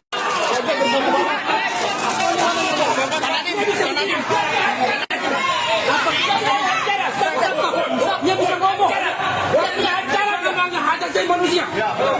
Stop. Dia punya acara. Dari tahap. Dia punya acara. Pada 2019-2022 yang dihadiri mantan Mendikbudristek Nadiem Makarim tampak turut dijaga oleh prajurit TNI. Kehadiran prajurit TNI dalam ruang sidang juga sempat menghambat proses peliputan oleh awak media. Sidang dengan agenda pembacaan dakwaan terhadap Nadiem ini dimulai pukul 10.42 waktu Indonesia Barat di ruang sidang Hatta Ali. Sejumlah aparat TNI dan Kejaksaan melakukan penjagaan ketat di pintu dan jalur keluar masuk sidang. Setelah pembacaan dakwaan, sidang langsung dilanjutkan dengan pembacaan eksepsi oleh pihak kuasa hukum terdakwa. Adapun saat sidang eksepsi berlangsung, Hakim Ketua Purwanto S. Abdullah sempat menegur 3 anggota TNI yang berdiri di pintu masuk ruang sidang. Teguran dilayangkan karena keberadaan ketiganya mengganggu pandangan kamera awak media. Setelah ditegur, 3 anggota TNI tersebut mundur ke bagian belakang ruang sidang dan pembacaan eksepsi dilanjutkan oleh pengacara Nadiem. Pengamanan terhadap Nadiem kemudian berlanjut seusai sidang. Saat jeda persidangan sekitar pukul 1 siang, Nadiem langsung dikawal ketat pihak kejaksaan dan anggota TNI keluar ruang sidang. Penjagaan ketat ini membuatnya tak sempat memberikan pernyataan kepada awak media.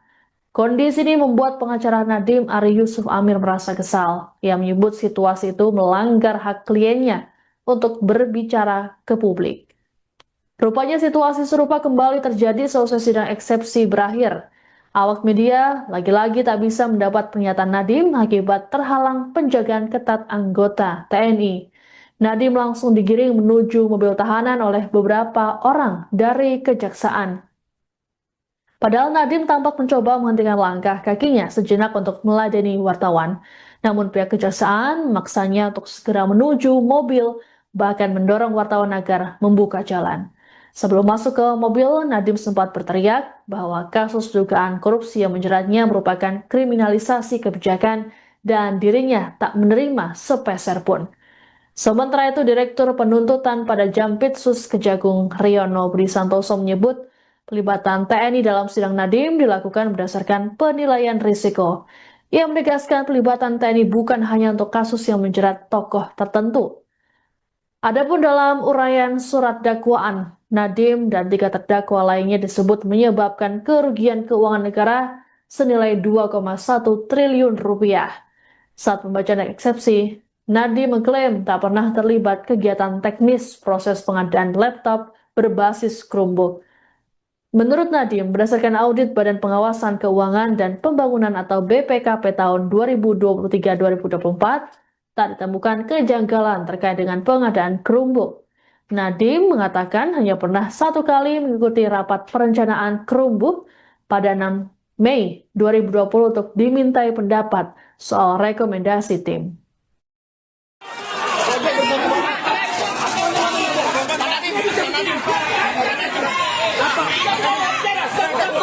Dia bisa ngomong. Dia punya acara memangnya hak asasi manusia. Stop. Dia punya acara. Dari tahap. Dia punya acara.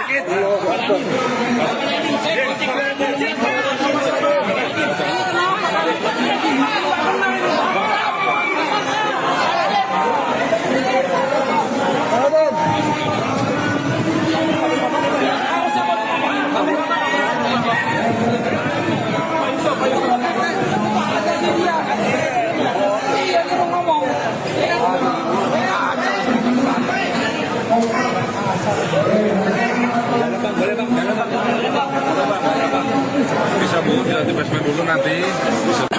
Pertama-tama kami sangat kecewa dan sangat keberatan karena Pak Nadiem tidak diberikan hak bicara kepada media. Itu melanggar hak asasi manusia karena dia mempunyai hak untuk ngomong ke publik. Dan saat ini kalau bicara situasi keamanan, tidak ada keamanan yang mengancam diri beliau. Situasinya semuanya kondusif, ya, semua peserta sidangnya juga tertib, jadi tidak ada alasan keamanan. Itu membuat-buat itu alasan itu. Dan kami sampaikan ini kepada pihak pimpinan kejaksaan untuk mengingatkan staf-stafnya, janganlah berlaku sewenang-wenang. Hak untuk bicara ke publik itu adalah hak mendasar dari terdakwa. Selama tidak melanggar keamanan, tidak ada masalah. Jadi tolong lagi, kami sekali lagi tegaskan, tolong diberi hak Pak Nadiem untuk bicara ke publik. Jangan sampai ini berulang lagi. Karena nanti akan menjadi presiden black bagi kita ke depan. Ada yang boleh bicara, ada yang tidak. Apa dasarnya? Karena pada dasarnya undang-undang kita menjamin kebebasan berbicara itu. Itu yang pertama.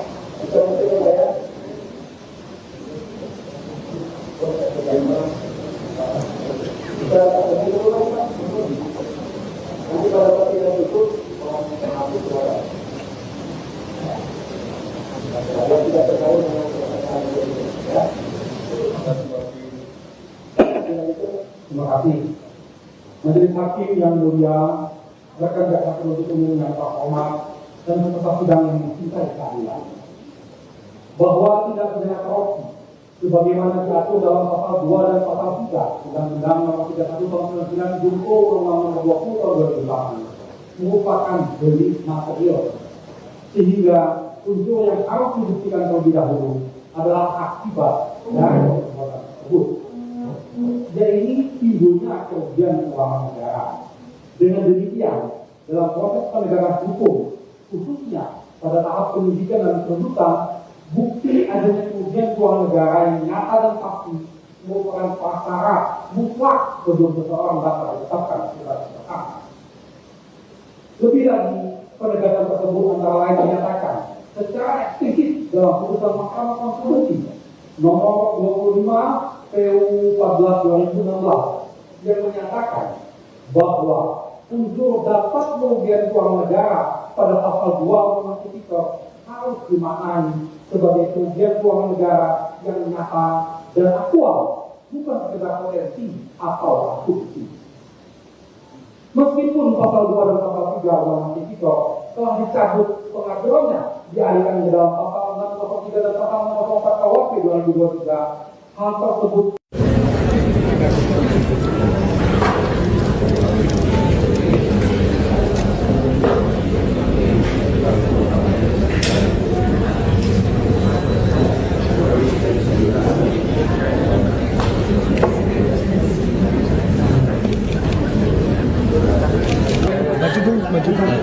Siap.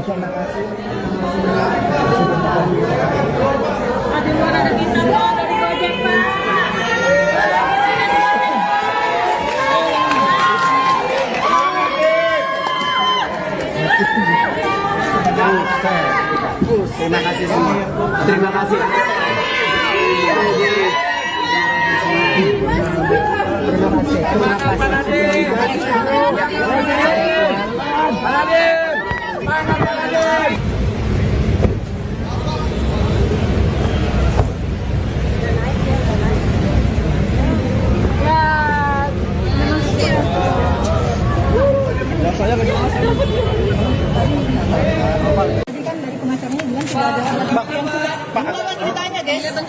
Jadi ini teman-teman ya, harus bisa kita pahami apa itu namanya keberatan terhadap surat dakwaan yang disebut sebagai eksepsi. Jadi keberatan terhadap surat dakwaan itu secara limitatif sudah diatur, yaitu di pasal 75 mengenai Undang-Undang Nomor 20 Tahun 2025 itu disebutkan surat dakwaan itu harus diberi tanggal. Yang kedua, harus ada identitas terdakwa, nama lengkap, tempat tinggal, pekerjaan, alamat, segala macam. Terus yang ketiga, harus cermat mengenai pasal sangkaan, waktu dan tempat kejadiannya. Terus yang terakhir harus ditandatangani oleh penuntut umum. Lalu kalau kita bicara mengenai apakah ada alat bukti atau tidak, itu sebenarnya sudah diuji. Diuji di mana? Diuji pada saat mengajukan keberatan pra-peradilan kemarin. Yang dimana putusan pra-peradilan mengatakan penyidikan terhadap perkara yang diajukan permohonan penetapan tersangka oleh Pak Nadiem Anwar Makarim itu telah sah penyidikannya, artinya sudah memperoleh 2 alat bukti yang cukup, bahkan 4 alat bukti sebagaimana saya sampaikan seperti itu. Pak, tadi kan sempat Pak Nadiem itu kan sempat akan memberikan statement lalu dibawa langsung oleh petugas kejaksaan, itu gimana itu? Kenapa tidak boleh? Apakah tidak boleh memberikan pernyataan atau gimana Pak Nadiem itu? Oh, ini kan mengingat waktu Pak Nadiem juga capek. Pak Nadiem kan habis operasi, bertubi segala macam seperti itu. Tapi kan beliau berkenan tadi Pak untuk memberikan statement. Tadi kita udah janji sih sebenarnya sebelum. Nah, kan langsung dibawa keluar. Ya kita lihat situasi kalau beliau mungkin ini ya, waktunya udah habis operasi, udah siapa. Adanya tentara itu fungsinya apa Pak? Baru kali ini ada sidang ada tentaranya Pak. Oh, itu kan keamanan. Polisi tidak cukup.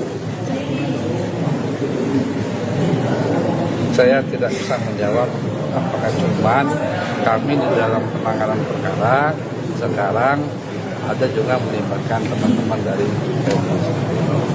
Ada aturan yang melibatkan TNI ya Pak di sidang tindak pidana korupsi ini? Ya sebagaimana kalian bisa lihat kan, dalam penanganan perkara penggeledahan apa-apa itu. Terima kasih. Terima kasih Pak.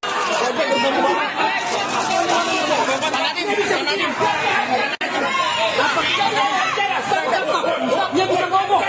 Dia punya acara namanya hajat jadi manusia. Stop. Dia punya acara. Baru tahan. Dia punya acara.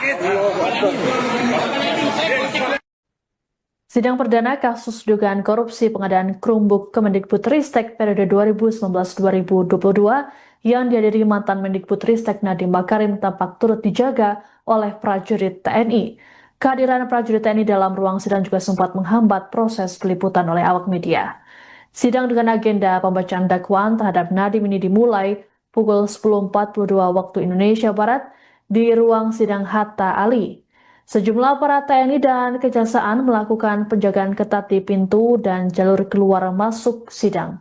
Setelah pembacaan dakwaan, sidang langsung dilanjutkan dengan pembacaan eksepsi oleh pihak kuasa hukum terdakwa.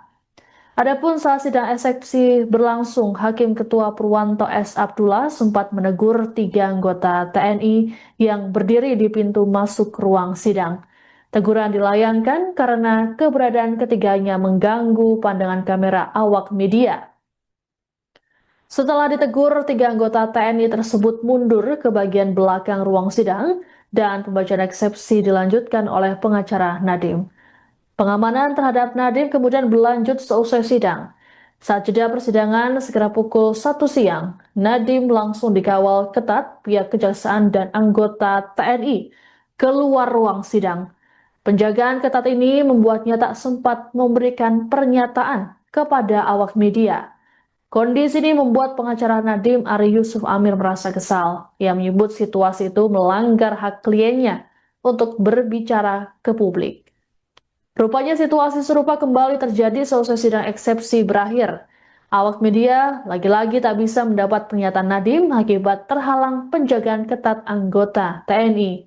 Nadiem langsung digiring menuju mobil tahanan oleh beberapa orang dari Kejaksaan. Padahal Nadiem tampak mencoba menghentikan langkah kakinya sejenak untuk meladeni wartawan. Namun pihak Kejaksaan memaksanya untuk segera menuju mobil, bahkan mendorong wartawan agar membuka jalan. Sebelum masuk ke mobil, Nadiem sempat berteriak bahwa kasus dugaan korupsi yang menjeratnya merupakan kriminalisasi kebijakan dan dirinya tak menerima sepeser pun. Sementara itu, Direktur Penuntutan pada Jampitsus Kejagung Riono Budi Santoso menyebut pelibatan TNI dalam sidang Nadiem dilakukan berdasarkan penilaian risiko. Ia menegaskan pelibatan TNI bukan hanya untuk kasus yang menjerat tokoh tertentu. Adapun dalam uraian surat dakwaan, Nadiem dan 3 terdakwa lainnya disebut menyebabkan kerugian keuangan negara senilai 2,1 triliun rupiah.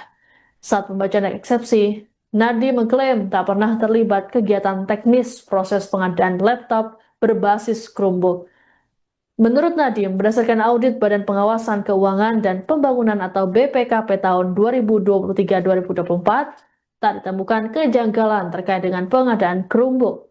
Nadiem mengatakan hanya pernah 1 kali mengikuti rapat perencanaan Chromebook pada 6 Mei 2020 untuk dimintai pendapat soal rekomendasi tim.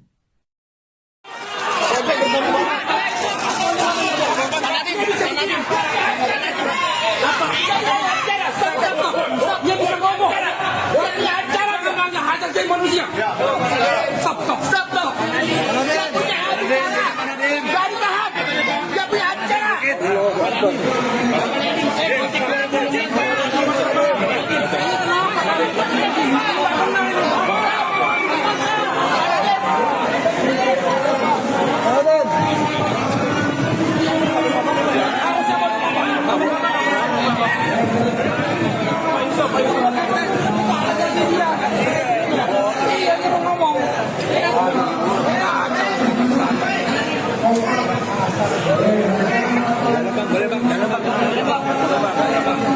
Bisa Bu, dilantik basement dulu nanti. Pertama-tama kami sangat kecewa dan sangat keberatan karena Pak Nadiem tidak diberikan hak bicara kepada media. Itu melanggar hak asasi manusia, karena dia mempunyai hak untuk ngomong ke publik. Dan saat ini kalau bicara situasi keamanan, tidak ada keamanan yang mengancam diri beliau. Situasinya semuanya kondusif, ya, semua peserta sidangnya juga tertib, jadi tidak ada alasan keamanan. Itu membuat-buat itu alasan itu. Dan kami sampaikan ini kepada pihak pimpinan kejaksaan untuk mengingatkan staf-stafnya, janganlah berlaku sewenang-wenang. Hak untuk bicara ke publik itu adalah hak mendasar dari terdakwa. Selama tidak melanggar keamanan, tidak ada masalah. Jadi tolong lagi, kami sekali lagi tegaskan, tolong diberi hak Pak Nadiem untuk bicara ke publik. Jangan sampai ini berulang lagi. Karena nanti akan menjadi presiden black bagi kita ke depan. Ada yang boleh bicara, ada yang tidak. Apa dasarnya? Karena pada dasarnya undang-undang kita menjamin kebebasan berbicara itu. Itu yang pertama.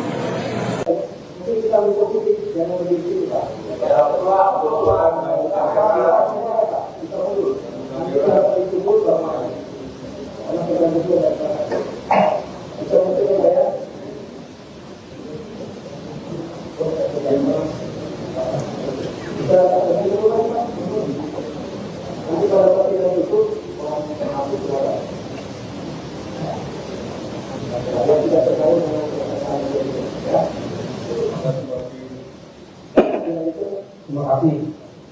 Majelis Hakim yang mulia, rekan jaksa penuntut umum yang terhormat, dan peserta sidang yang mencintai keadilan, bahwa tidak pidana korupsi sebagaimana diatur dalam pasal 2 dan pasal 3 Undang-Undang Nomor 31 Tahun 99 junto Undang-Undang Nomor 20 Tahun 2008 merupakan delik material, sehingga unsur yang harus dibuktikan terlebih dahulu adalah akibat dari perbuatan tersebut. Jadi timbulnya kerugian keuangan negara. Dengan demikian, dalam proses penegakan hukum, khususnya pada tahap penyidikan dan penuntutan, bukti adanya kerugian keuangan negara yang nyata dan pasti merupakan prasyarat mutlak sebelum seseorang dapat ditetapkan sebagai tersangka. Lebih lagi, penegakan tersebut antara lain dinyatakan secara eksplisit dalam putusan Mahkamah Konstitusi nomor 25 PU 14/2016 yang menyatakan bahwa unsur dapat merugikan keuangan negara pada pasal 2 Undang-Undang Tipikor harus dimaknai sebagai kerugian keuangan negara yang nyata dan aktual, bukan sekedar potensi atau asumsi. Meskipun pasal 2 dan pasal 3 Undang-Undang Tipikor telah dicabut pengaturannya dialihkan ke dalam pasal 603 dan pasal 604 KUHP 2023, hal tersebut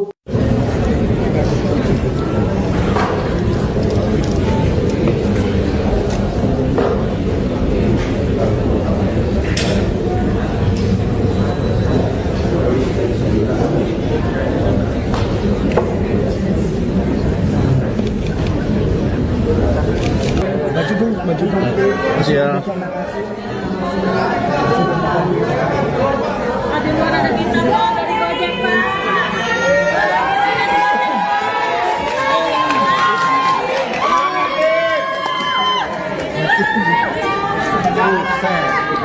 Terima kasih semua.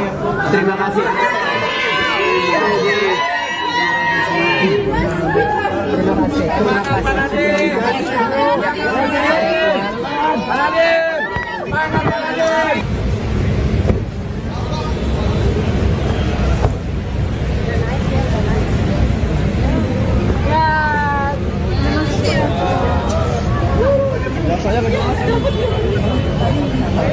Tadi kan dari pengacaranya bilang tidak ada bukti yang sudah. Bentar lagi ditanya, guys. Bentar lagi ditanya.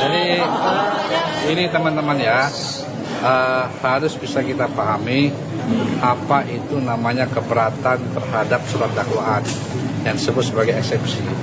Jadi keberatan terhadap surat dakwaan itu secara limitatif sudah diatur, yaitu di pasal 75 Undang-Undang Nomor 20 Tahun 2025 itu disebutkan surat dakwaan itu harus diberi tanggal.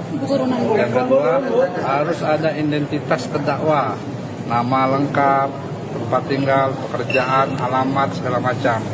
Terus yang ketiga, harus cermat mengenai pasal sangkaan waktu dan tempat kejadiannya. Terus yang terakhir harus ditandatangani oleh penuntut umum. Lalu kalau kita bicara mengenai apakah ada alat bukti atau tidak, itu sebenarnya sudah diuji. Diuji di mana? Diuji pada saat mengajukan keberatan pra-peradilan kemarin. Yang dimana putusan pra-peradilan mengatakan penyidikan terhadap perkara yang diajukan permohonan penetapan tersangka oleh Pak Nadiem Anwar Makarim itu telah sah penyidikannya, artinya sudah memperoleh 2 alat bukti yang cukup, bahkan 4 alat bukti sebagaimana saya sampaikan seperti itu. Pak, tadi kan sempat Pak Nadiem itu kan sempat akan memberikan statement lalu dibawa langsung oleh petugas kejaksaan, itu gimana itu? Kenapa tidak boleh? Apakah tidak boleh memberikan pernyataan atau gimana Pak Nadiem itu? Oh, ini kan mengingat waktu. Mengingat waktu Pak Nadiem juga capek. Kalau dengan habis operasi, lebih segala macam seperti itu. Tapi kan beliau berkenan tadi Pak untuk memberikan statement. Tadi kita udah janji sih sebenarnya sih. Nah, kan langsung dibawa. Ya kita lihat situasi kalau beliau mungkin ini ya, waktunya udah habis operasi, udah siapkan. Adanya tentara itu fungsinya buat apa Pak? Baru kali ini ada sidang ada tentaranya Pak. Oh, itu kan keamanan. Polisi tidak cukup. Saya tidak bisa menjawab apakah cuman kami di dalam penanganan perkara sekarang ada juga melibatkan teman-teman dari TNI. Ada aturan yang melibatkan TNI ya Pak di sidang tindak pidana korupsi ini? Ya sebagaimana kalian bisa lihat kan dalam penanganan perkara penggeledahan apa-apa itu. Terima kasih. Terima kasih Pak.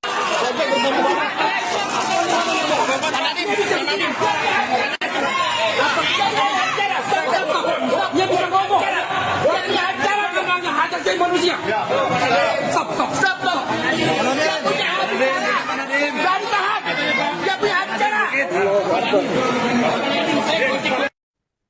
Sidang perdana kasus dugaan korupsi pengadaan Chromebook Kemendikbudristek periode 2019-2022 yang dihadiri mantan Mendikbudristek Nadiem Makarim tampak turut dijaga oleh prajurit TNI. Kehadiran prajurit TNI dalam ruang sidang juga sempat menghambat proses peliputan oleh awak media. Sidang dengan agenda pembacaan dakwaan terhadap Nadiem ini dimulai pukul 10.42 waktu Indonesia Barat di ruang sidang Hatta Ali. Sejumlah aparat TNI dan Kejaksaan melakukan penjagaan ketat di pintu dan jalur keluar masuk sidang. Setelah pembacaan dakwaan, sidang langsung dilanjutkan dengan pembacaan eksepsi oleh pihak kuasa hukum terdakwa. Adapun saat sidang eksepsi berlangsung, Hakim Ketua Purwanto S. Abdullah sempat menegur 3 anggota TNI yang berdiri di pintu masuk ruang sidang. Teguran dilayangkan karena keberadaan ketiganya mengganggu pandangan kamera awak media. Setelah ditegur, 3 anggota TNI tersebut mundur ke bagian belakang ruang sidang dan pembacaan eksepsi dilanjutkan oleh pengacara Nadiem. Pengamanan terhadap Nadiem kemudian berlanjut seusai sidang. Saat jeda persidangan segera pukul 1 siang, Nadiem langsung dikawal ketat pihak Kejaksaan dan anggota TNI keluar ruang sidang. Penjagaan ketat ini membuatnya tak sempat memberikan pernyataan kepada awak media. Kondisi ini membuat pengacara Nadiem Ari Yusuf Amir merasa kesal. Ia menyebut situasi itu melanggar hak kliennya untuk berbicara ke publik. Rupanya situasi serupa kembali terjadi seusai sidang eksepsi berakhir. Awak media lagi-lagi tak bisa mendapat pernyataan Nadiem akibat terhalang penjagaan ketat anggota TNI.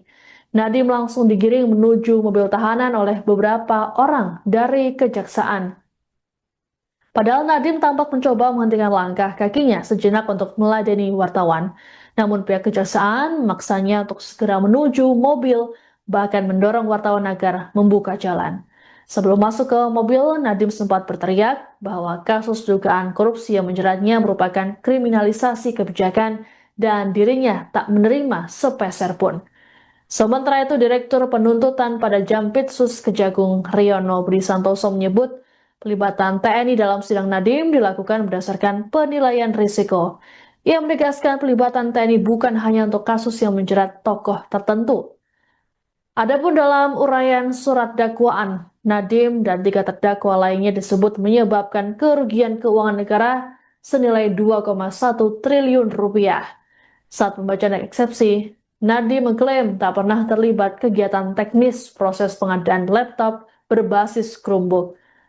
Menurut Nadiem, berdasarkan audit Badan Pengawasan Keuangan dan Pembangunan atau BPKP tahun 2023-2024, tak ditemukan kejanggalan terkait dengan pengadaan Chromebook. Nadiem mengatakan hanya pernah 1 kali mengikuti rapat perencanaan Chromebook pada 6 Mei 2020 untuk dimintai pendapat soal rekomendasi tim.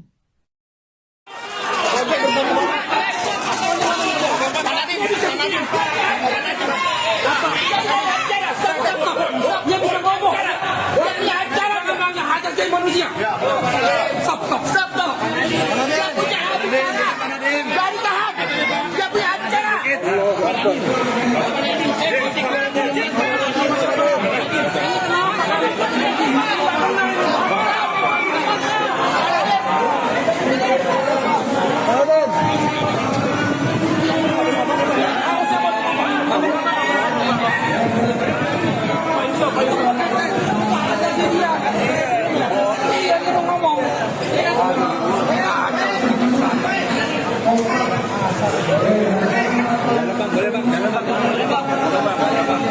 Bisa Bu, kita dibasmi dulu nanti.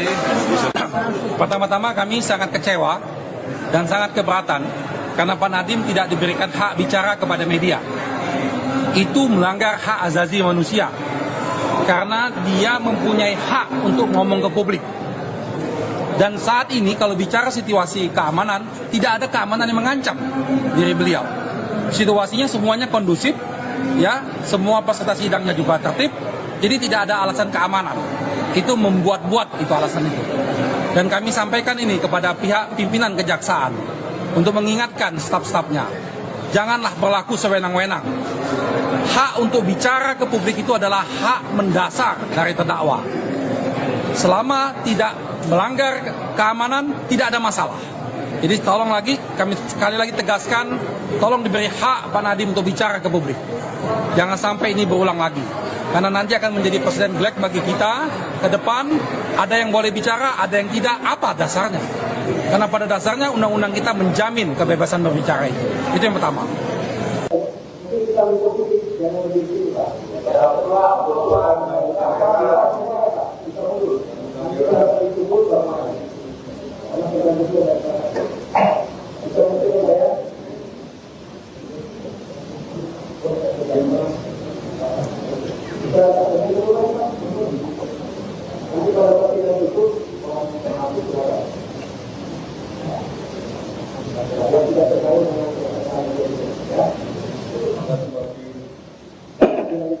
Terima kasih.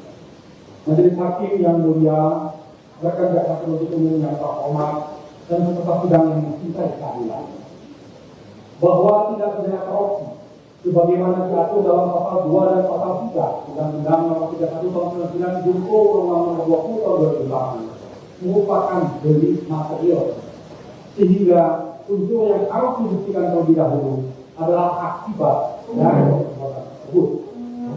Jadi timbulnya kerugian keuangan negara.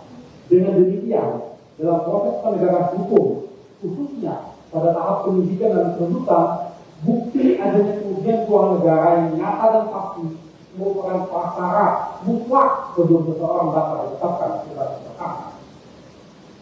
Lebih lagi, penegakan tersebut antara lain menyatakan secara eksplisit dalam putusan Mahkamah Konstitusi nomor 25 PU 14 2016 yang menyatakan bahwa unsur dapat kerugian keuangan negara pada pasal 2 Undang-Undang Tipikor harus dimaknai sebagai kerugian keuangan negara yang nyata dan aktual, bukan sekedar potensi atau asumsi.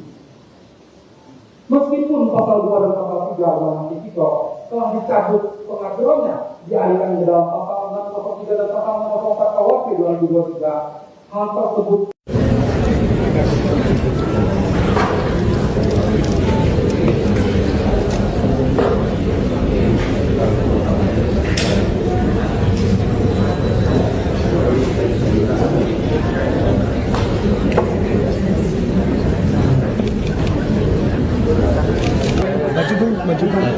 Siap. Ada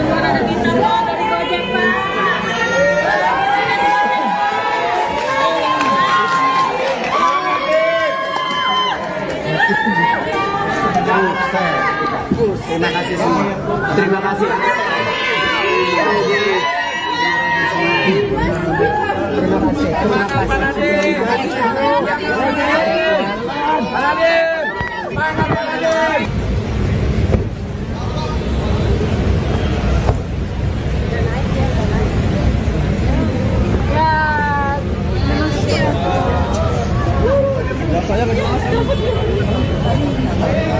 Tadi kan dari pengacaranya bilang sudah ada alat bukti yang cukup. Bentar lagi ditanya, guys. Jadi ini teman-teman ya, harus bisa kita pahami apa itu namanya keberatan terhadap surat dakwaan yang disebut sebagai eksepsi. Jadi keberatan terhadap surat dakwaan itu secara limitatif sudah diatur, yaitu di pasal 75 mengenai Undang-Undang Nomor 20 Tahun 2025 itu disebutkan surat dakwaan itu harus diberi tanggal. Yang kedua, harus ada identitas terdakwa, nama lengkap, tempat tinggal, pekerjaan, alamat, segala macam. Terus yang ketiga, harus cermat mengenai pasal sangkaan, waktu dan tempat kejadiannya. Terus yang terakhir, harus ditandatangani oleh penuntut umum. Lalu kalau kita bicara mengenai apakah ada alat bukti atau tidak, itu sebenarnya sudah diuji. Diuji di mana? Diuji pada saat mengajukan keberatan pra-peradilan kemarin. Yang dimana putusan pra-peradilan mengatakan penyidikan terhadap perkara yang diajukan permohonan penetapan tersangka oleh Pak Nadiem Anwar Makarim itu telah sah penyidikannya, artinya sudah memperoleh 2 alat bukti yang cukup, bahkan 4 alat bukti sebagaimana saya sampaikan seperti itu. Pak, tadi kan sempat Pak Nadiem itu kan sempat akan memberikan statement lalu dibawa langsung oleh petugas kejaksaan, itu gimana itu?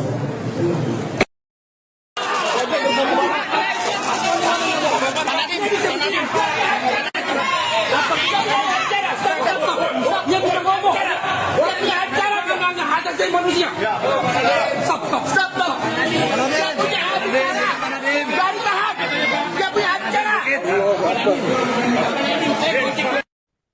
Sidang perdana kasus dugaan korupsi pengadaan Chromebook Kemendikbudristek periode 2019-2022 yang dihadiri mantan Mendikbudristek Nadiem Makarim tampak turut dijaga oleh prajurit TNI. Kehadiran prajurit TNI dalam ruang sidang juga sempat menghambat proses peliputan oleh awak media. Sidang dengan agenda pembacaan dakwaan terhadap Nadiem ini dimulai pukul 10.42 waktu Indonesia Barat di ruang sidang Hatta Ali.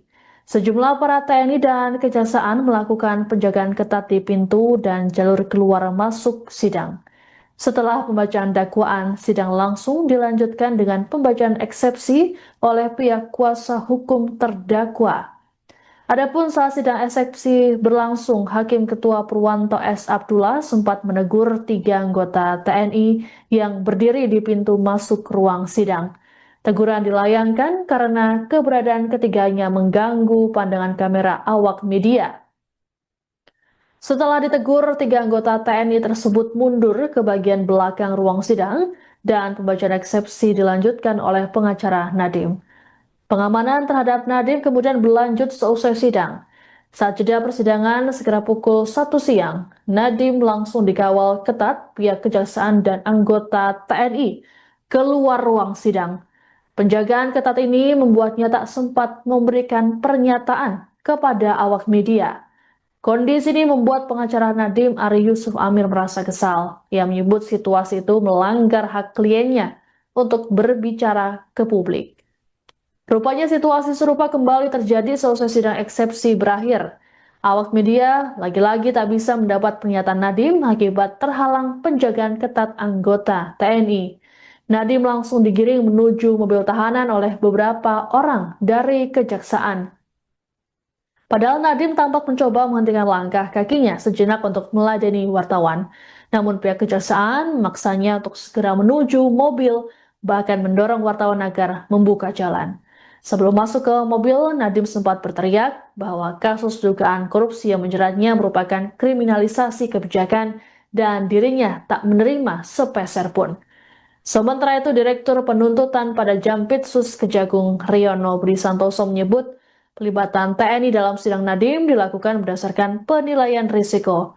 Ia menegaskan pelibatan TNI bukan hanya untuk kasus yang menjerat tokoh tertentu.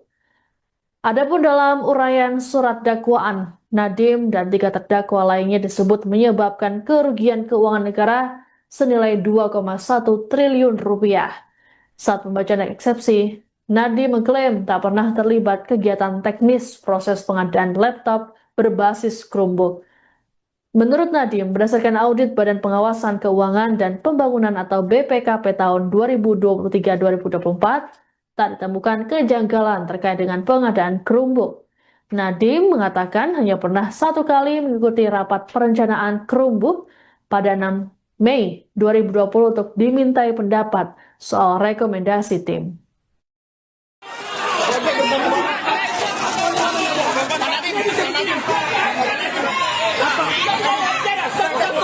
Dia bisa ngomong. Dia punya acara namanya hak asasi manusia. Stop. Dia punya acara. Dari tahap. Dia punya acara.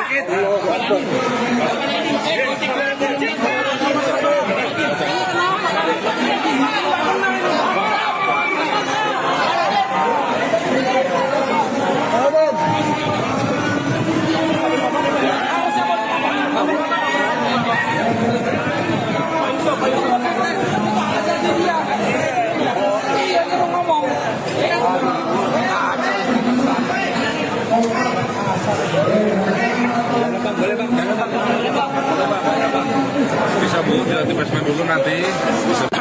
Pertama-tama kami sangat kecewa dan sangat keberatan karena Pak Nadiem tidak diberikan hak bicara kepada media.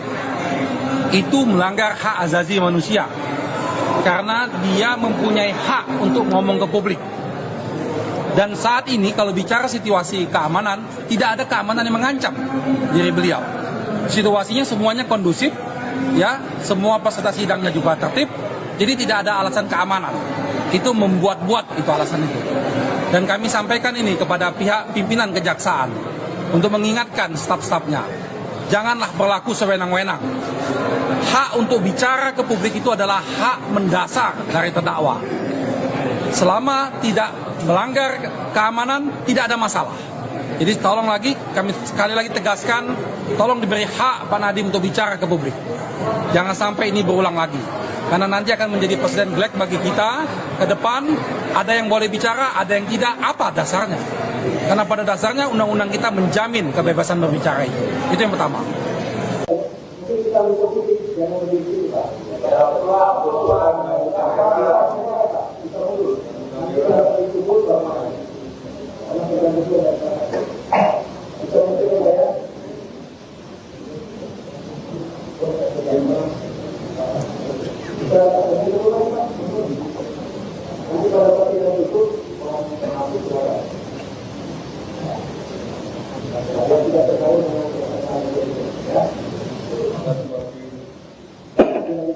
Terima kasih.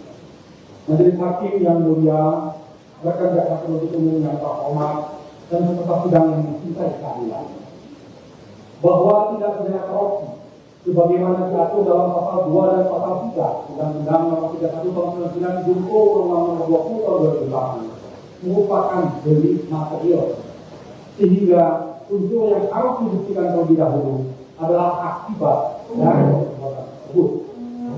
Jadi ini timbulnya kerugian keuangan negara. Dengan demikian, dalam proses penegakan hukum, khususnya pada tahap penyidikan dan penuntutan, bukti adanya kerugian keuangan negara yang nyata dan pasti merupakan prasyarat mutlak sebelum seseorang dapat ditetapkan sebagai tersangka.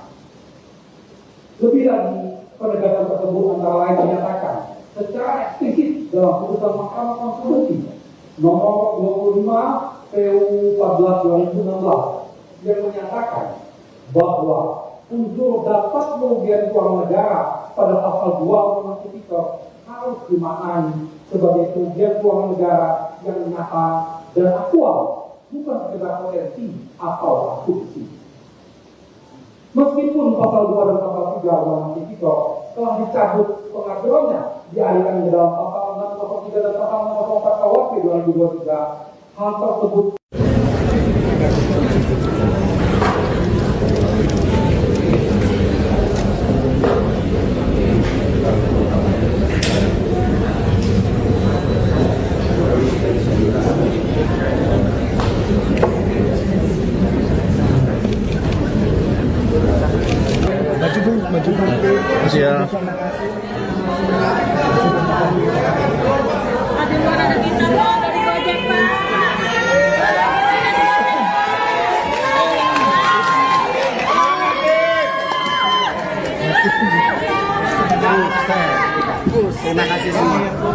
kasih.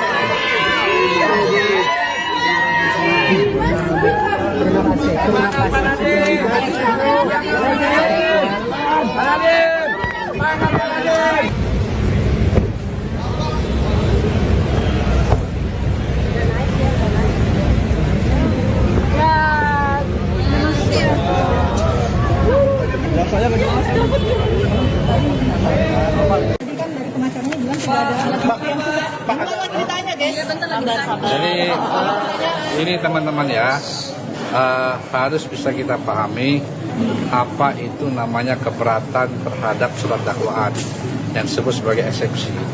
Jadi keberatan terhadap surat dakwaan itu secara limitatif sudah diatur, yaitu di pasal 75 Undang-Undang Nomor 20 Tahun 2025 itu disebutkan surat dakwaan itu harus diberi tanggal. Yang kedua, harus ada identitas terdakwa, nama lengkap, tempat tinggal, pekerjaan, alamat, segala macam. Terus yang ketiga, harus cermat mengenai pasal sangkaan, waktu dan tempat kejadiannya. Terus yang terakhir harus ditandatangani oleh penuntut umum.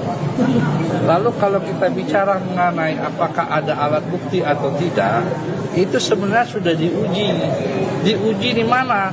Diuji pada saat mengajukan keberatan pra-peradilan kemarin.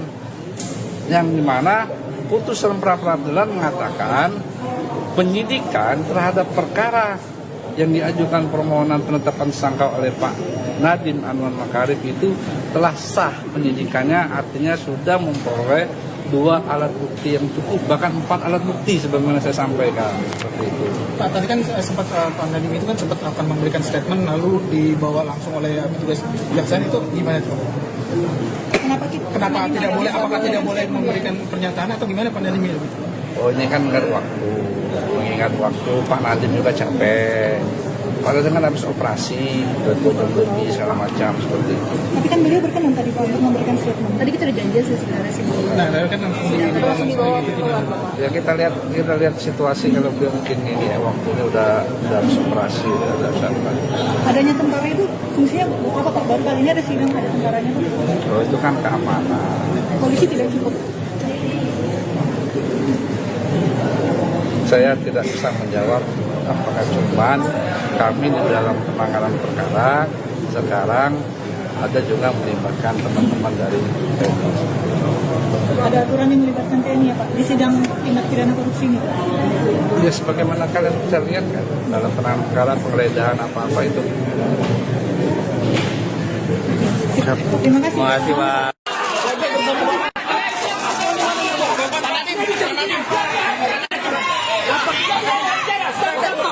Dia bisa ngomong. Dia punya acara memangnya hak asasi manusia.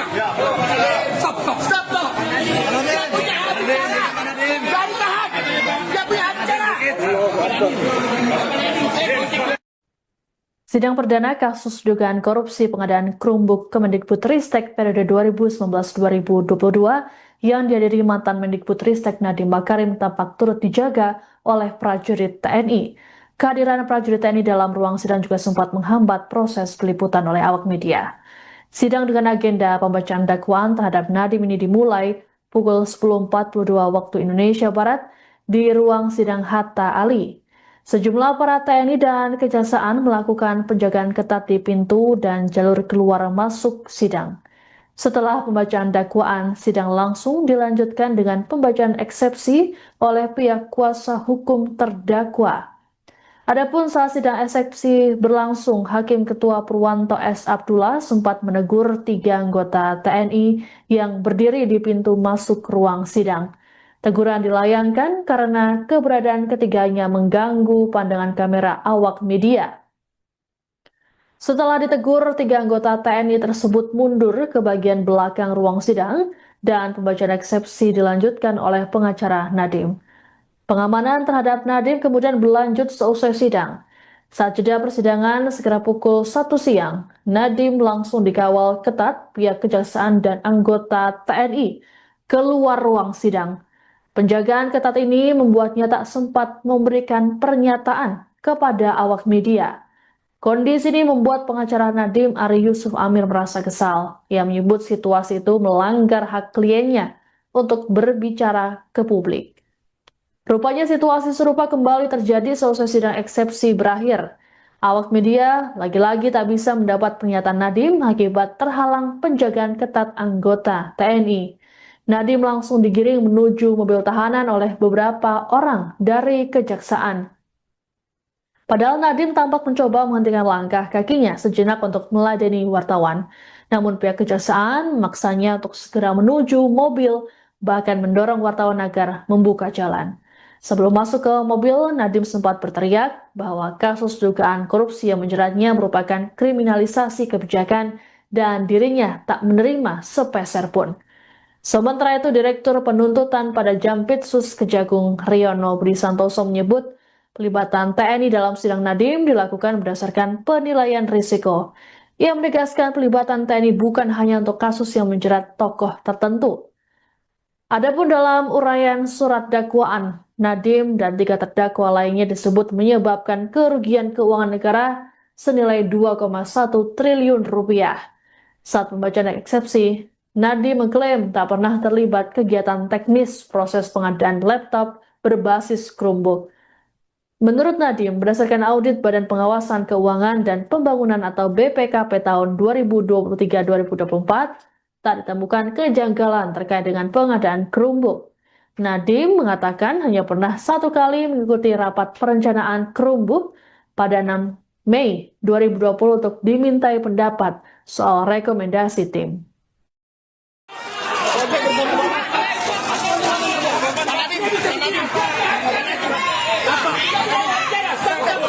Dia bisa ngomong. Dia acara memang hajat jadi manusia. Stop. Dia punya acara. Dari tahan. Dia punya acara.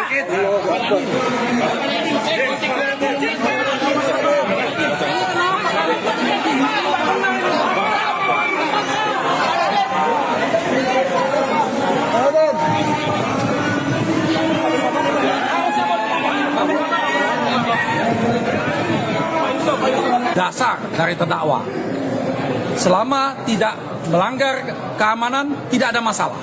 Jadi tolong lagi, kami sekali lagi tegaskan, tolong diberi hak Pak Nadiem untuk bicara ke publik. Jangan sampai ini berulang lagi. Karena nanti akan menjadi presiden black bagi kita ke depan, ada yang boleh bicara, ada yang tidak, apa dasarnya? Karena pada dasarnya undang-undang kita menjamin kebebasan berbicara itu. Itu yang pertama.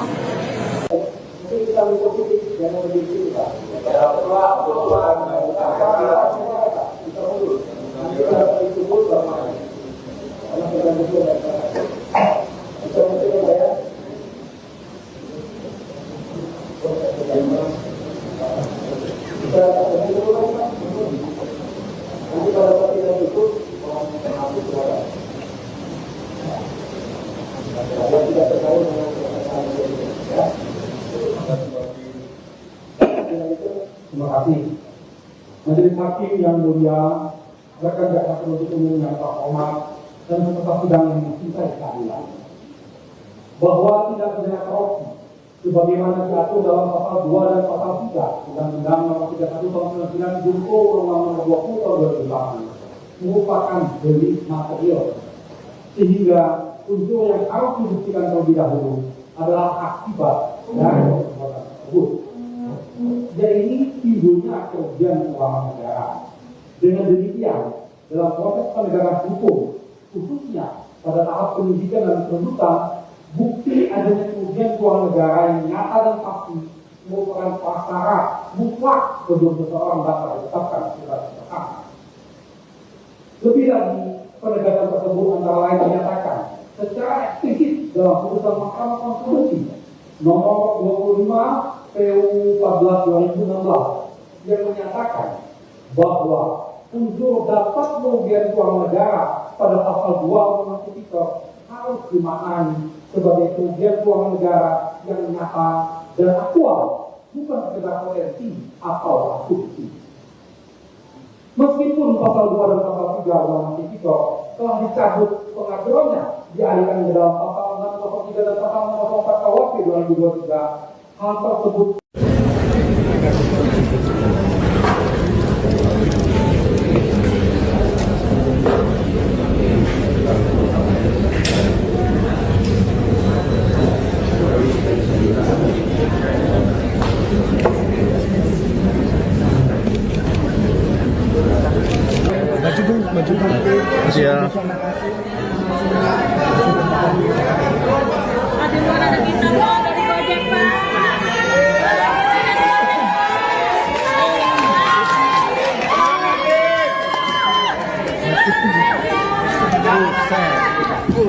kasih semua. Terima kasih.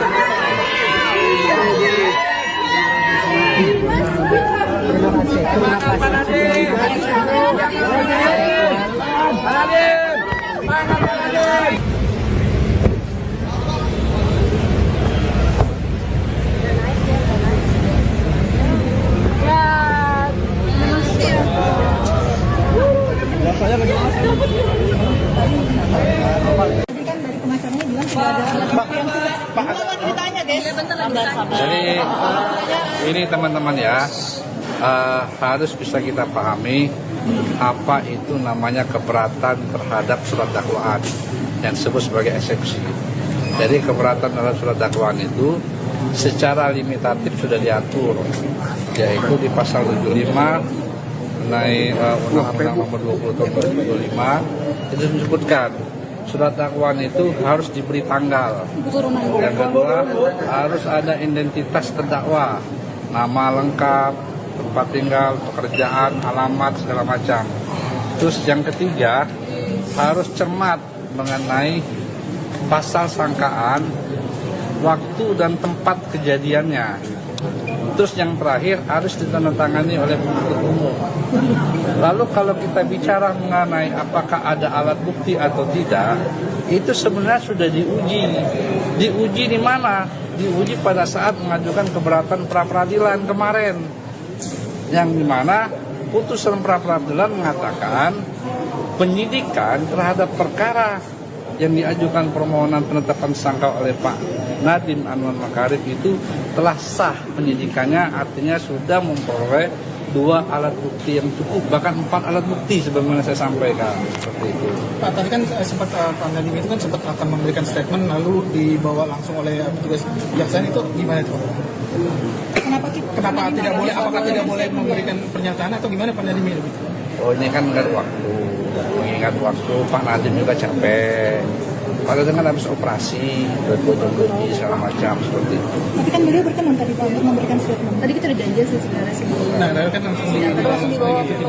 Ya kita lihat situasi kalau beliau mungkin ini ya, waktunya udah habis operasi, udah siapkan. Adanya tentara itu fungsinya apa Pak? Baru kali ini ada sidang ada tentaranya Pak. Oh, itu kan keamanan. Polisi tidak cukup. Saya tidak bisa menjawab apakah cuman kami di dalam penanganan perkara sekarang ada juga melibatkan teman-teman dari TNI. Ada aturan yang melibatkan TNI ya Pak di sidang tindak pidana korupsi ini. Ya sebagaimana kalian bisa lihat kan dalam penanganan perkara penggeledahan apa-apa itu. Terima kasih. Terima kasih Pak.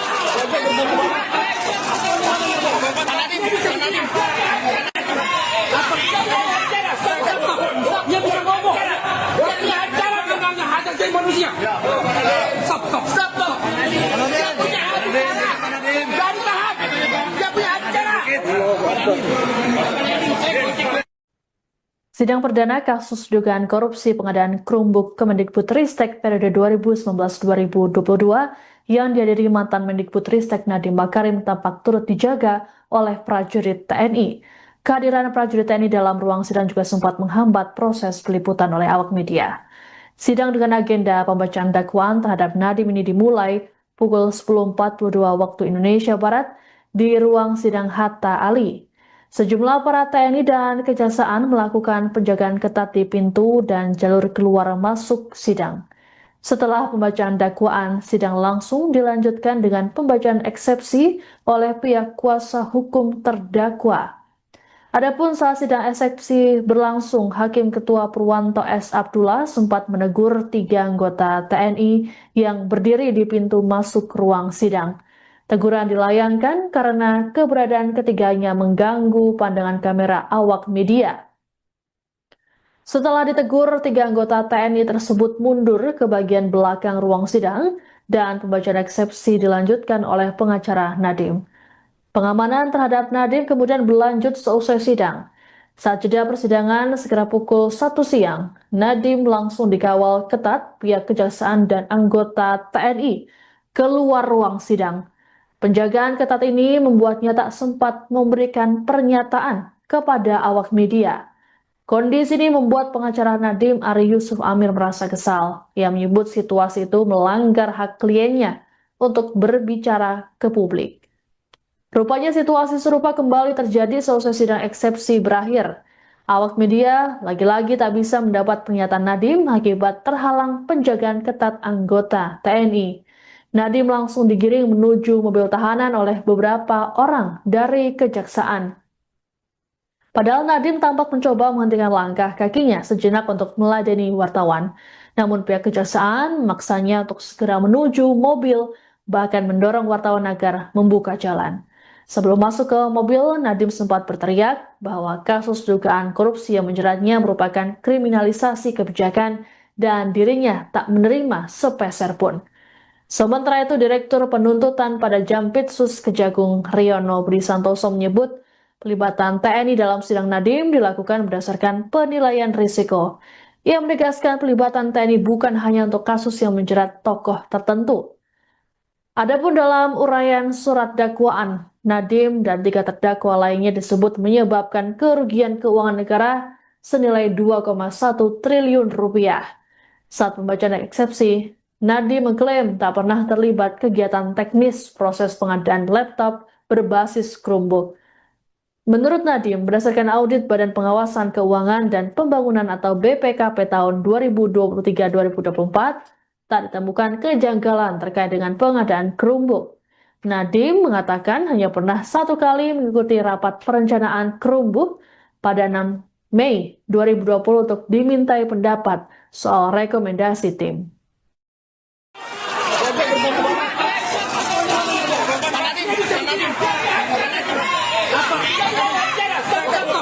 Dia bisa ngomong. Dia punya acara namanya hak asasi manusia.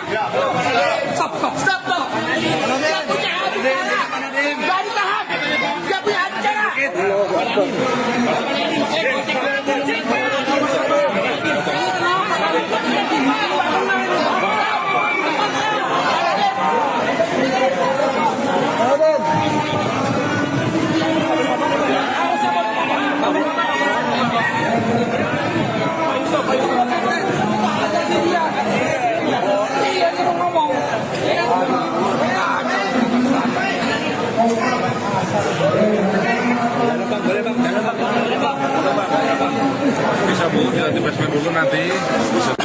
Pertama-tama kami sangat kecewa dan sangat keberatan karena Pak Nadiem tidak diberikan hak bicara kepada media. Itu melanggar hak asasi manusia karena dia mempunyai hak untuk ngomong ke publik. Dan saat ini kalau bicara situasi keamanan, tidak ada keamanan yang mengancam diri beliau. Situasinya semuanya kondusif, ya, semua peserta sidangnya juga tertib, jadi tidak ada alasan keamanan. Itu membuat-buat itu alasan itu. Dan kami sampaikan ini kepada pihak pimpinan kejaksaan untuk mengingatkan staf-stafnya, janganlah berlaku sewenang-wenang. Hak untuk bicara ke publik itu adalah hak mendasar dari terdakwa. Selama tidak melanggar keamanan, tidak ada masalah. Jadi tolong lagi, kami sekali lagi tegaskan, tolong diberi hak Pak Nadiem untuk bicara ke publik. Jangan sampai ini berulang lagi. Karena nanti akan menjadi presiden black bagi kita ke depan. Ada yang boleh bicara, ada yang tidak. Apa dasarnya? Karena pada dasarnya undang-undang kita menjamin kebebasan berbicara itu. Itu yang pertama.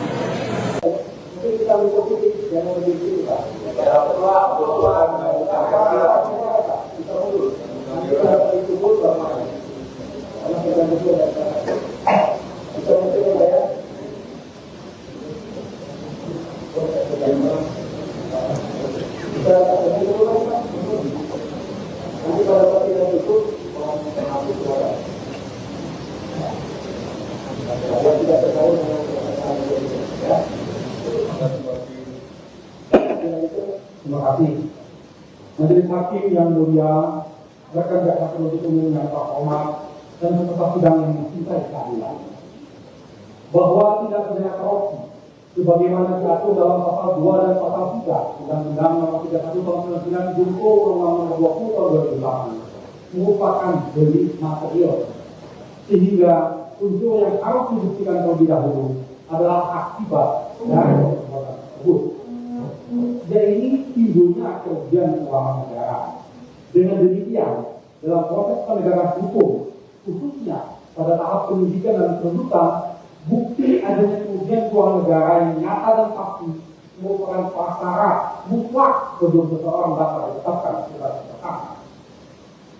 Lebih lagi, penegakan tersebut antara lain dinyatakan secara eksplisit dalam putusan Mahkamah Konstitusi nomor 25 PU 14 2016 yang menyatakan bahwa unsur dapat kerugian keuangan negara pada pasal 2 Undang-Undang Tipikor harus dimaknai sebagai kerugian keuangan negara yang nyata dan aktual, bukan sekedar potensi atau asumsi. Meskipun pasal 2 dan pasal 3 Undang-Undang Tipikor telah dicabut pengaturannya, dialihkan ke dalam pasal 603 dan pasal 604 KUHP 2023, hal tersebut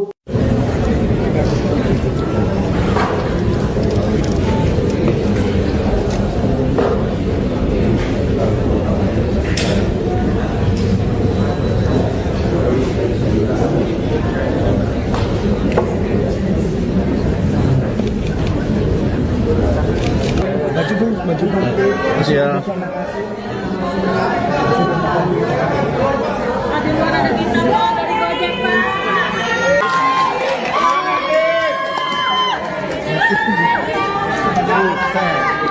Terima kasih semua. Terima kasih.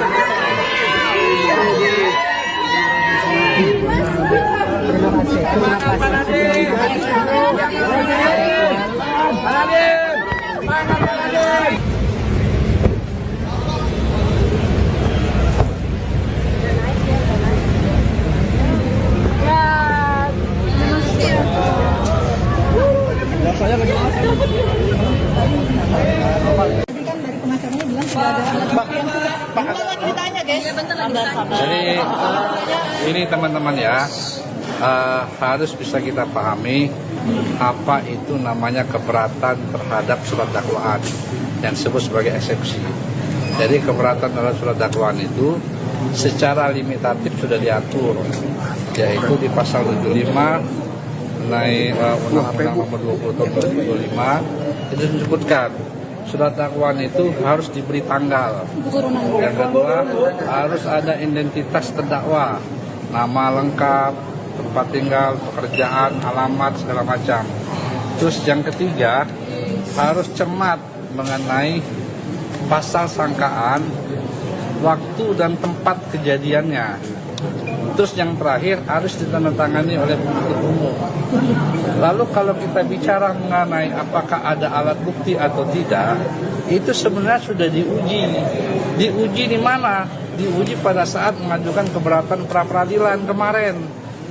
Yang dimana putusan pra-peradilan mengatakan penyidikan terhadap perkara yang diajukan permohonan penetapan tersangka oleh Pak Nadiem Anwar Makarim itu telah sah penyidikannya, artinya sudah memperoleh 2 alat bukti yang cukup, bahkan 4 alat bukti sebagaimana saya sampaikan seperti itu.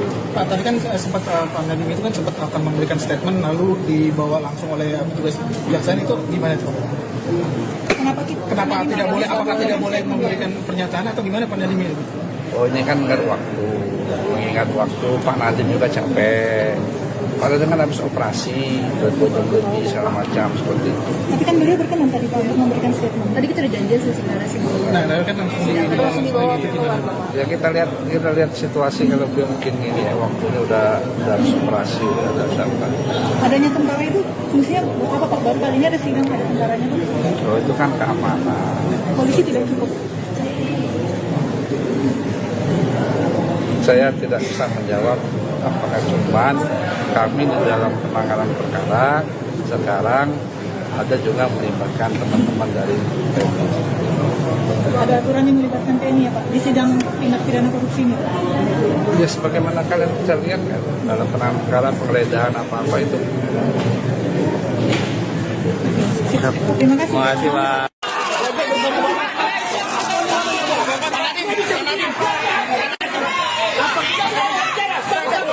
Dia bisa ngomong. Dia punya acara melanggar hak asasi manusia. Stop. Dia punya acara. Baru tahap. Dia punya acara. Sidang perdana kasus dugaan korupsi pengadaan Chromebook Kemendikbudristek periode 2019-2022 yang dihadiri mantan Mendikbudristek Nadiem Makarim tampak turut dijaga oleh prajurit TNI.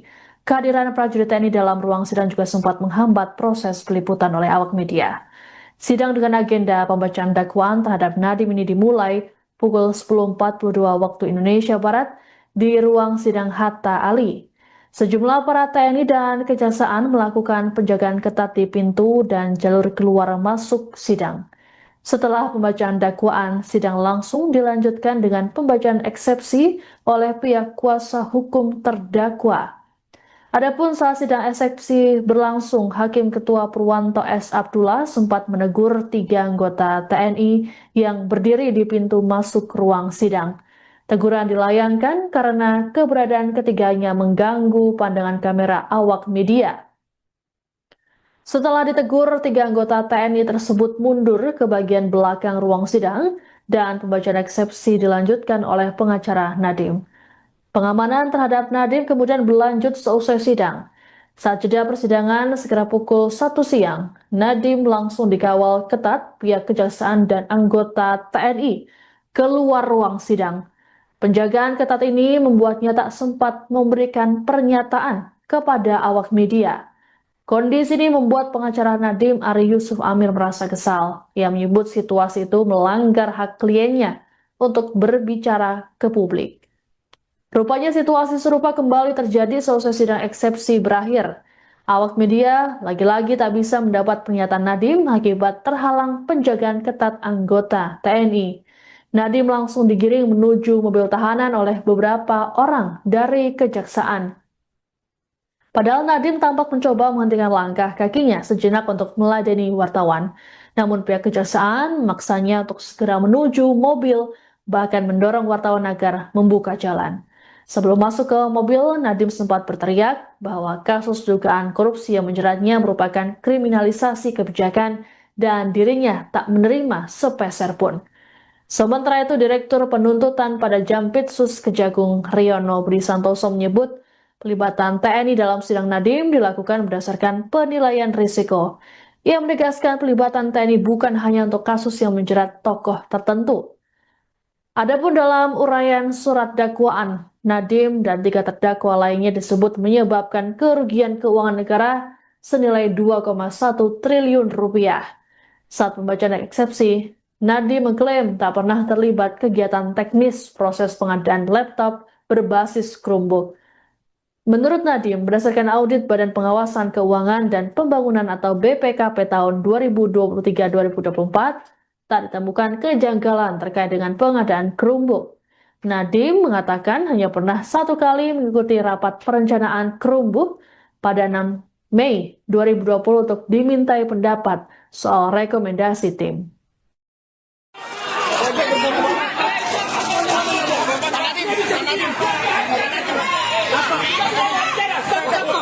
Dia bisa ngomong. Dia punya acara memangnya hak asasi manusia. Stop. Dia punya acara. Dari tahap. Dia punya acara.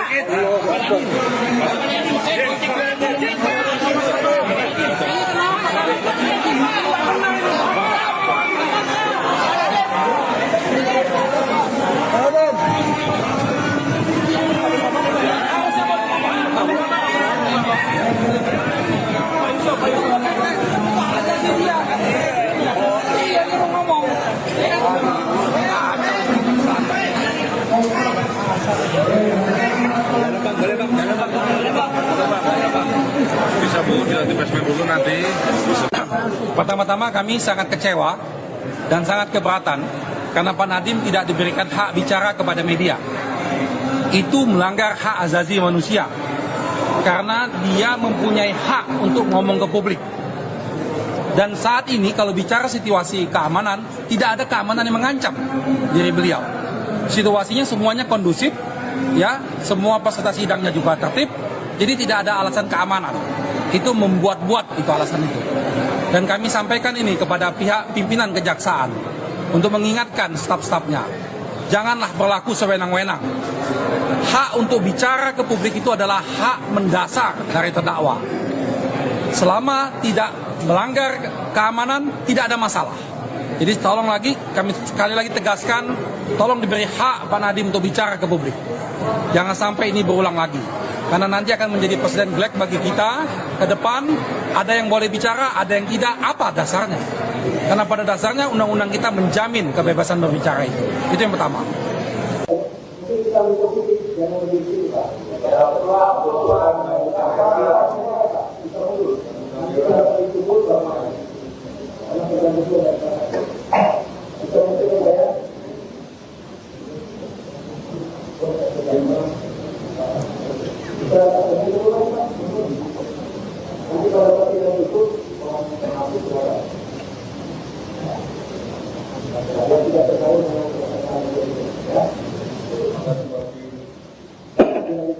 Terima kasih.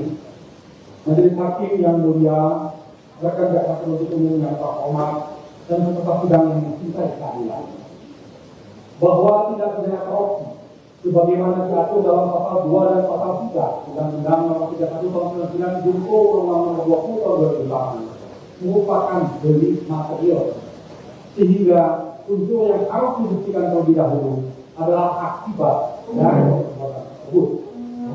Jadi ini timbulnya kerugian keuangan negara. Dengan demikian, dalam proses penegakan hukum, khususnya pada tahap penyidikan dan penuntutan, bukti adanya kerugian keuangan negara yang nyata dan pasti merupakan prasyarat mutlak sebelum seseorang dapat ditetapkan sebagai tersangka. Lebih lagi, penegakan tersebut antara lain dinyatakan secara eksplisit dalam putusan Mahkamah Konstitusi nomor 25 PU 14 2016 yang menyatakan bahwa unsur dapat kerugian keuangan negara pada pasal 2 Undang-Undang Tipikor harus dimaknai sebagai kerugian keuangan negara yang nyata dan aktual, bukan sekedar potensi atau asumsi. Meskipun pasal 2 dan pasal 3 Undang-Undang Tipikor telah dicabut pengaturannya, dialihkan ke dalam pasal 603 dan pasal 604 KUHP 2023, hal tersebut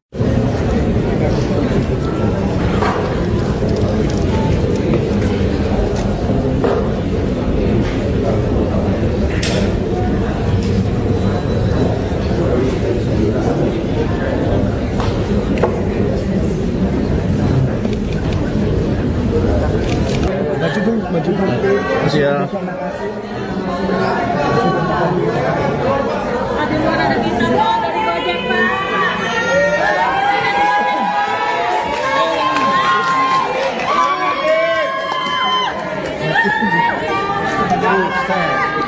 Terima kasih semua. Terima kasih.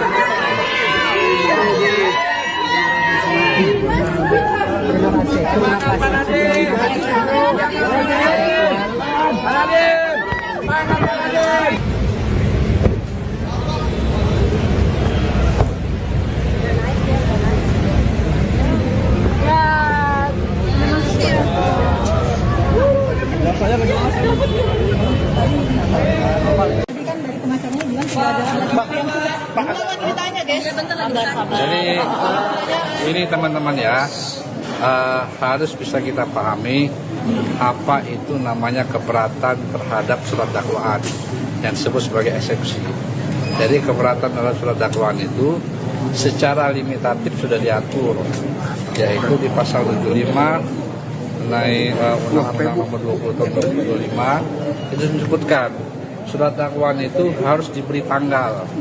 Yang kedua, harus ada identitas terdakwa, nama lengkap, tempat tinggal, pekerjaan, alamat, segala macam. Terus yang ketiga, harus cermat mengenai pasal sangkaan, waktu dan tempat kejadiannya. Terus yang terakhir harus ditandatangani oleh penuntut umum. Lalu kalau kita bicara mengenai apakah ada alat bukti atau tidak, itu sebenarnya sudah diuji. Diuji di mana? Diuji pada saat mengajukan keberatan pra-peradilan kemarin. Yang dimana putusan pra-peradilan mengatakan penyidikan terhadap perkara yang diajukan permohonan penetapan tersangka oleh Pak Nadiem Anwar Makarim itu telah sah penyidikannya, artinya sudah memperoleh 2 alat bukti yang cukup, bahkan 4 alat bukti sebagaimana saya sampaikan seperti itu. Pak, tadi kan sempat Pak Nadiem itu kan sempat akan memberikan statement lalu dibawa langsung oleh petugas kejaksaan, itu gimana itu? Kenapa tidak boleh? Apakah tidak boleh memberikan pernyataan atau gimana Pak Nadiem itu? Oh, ini kan mengingat waktu. Mengingat waktu, Pak Nadiem juga capek. Kalau dengan habis operasi, lebih segala macam seperti itu. Tapi kan beliau berkenan tadi Pak untuk memberikan statement. Tadi kita udah janji sih sebenarnya sebelum. Nah, lalu kan langsung dibawa Ya kita lihat situasi kalau beliau mungkin ini ya, waktunya udah habis operasi, udah apa. Adanya tentara itu fungsinya apa Pak? Baru kali ini ada sidang ada tentaranya Pak. Oh, itu kan keamanan. Polisi tidak cukup.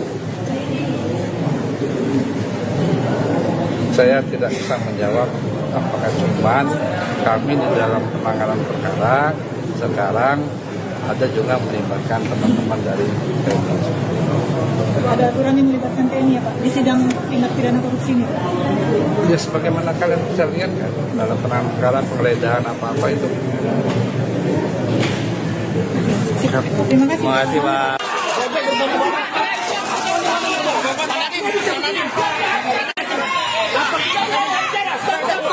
Dia bisa ngomong. Dia punya acara namanya hak asasi manusia.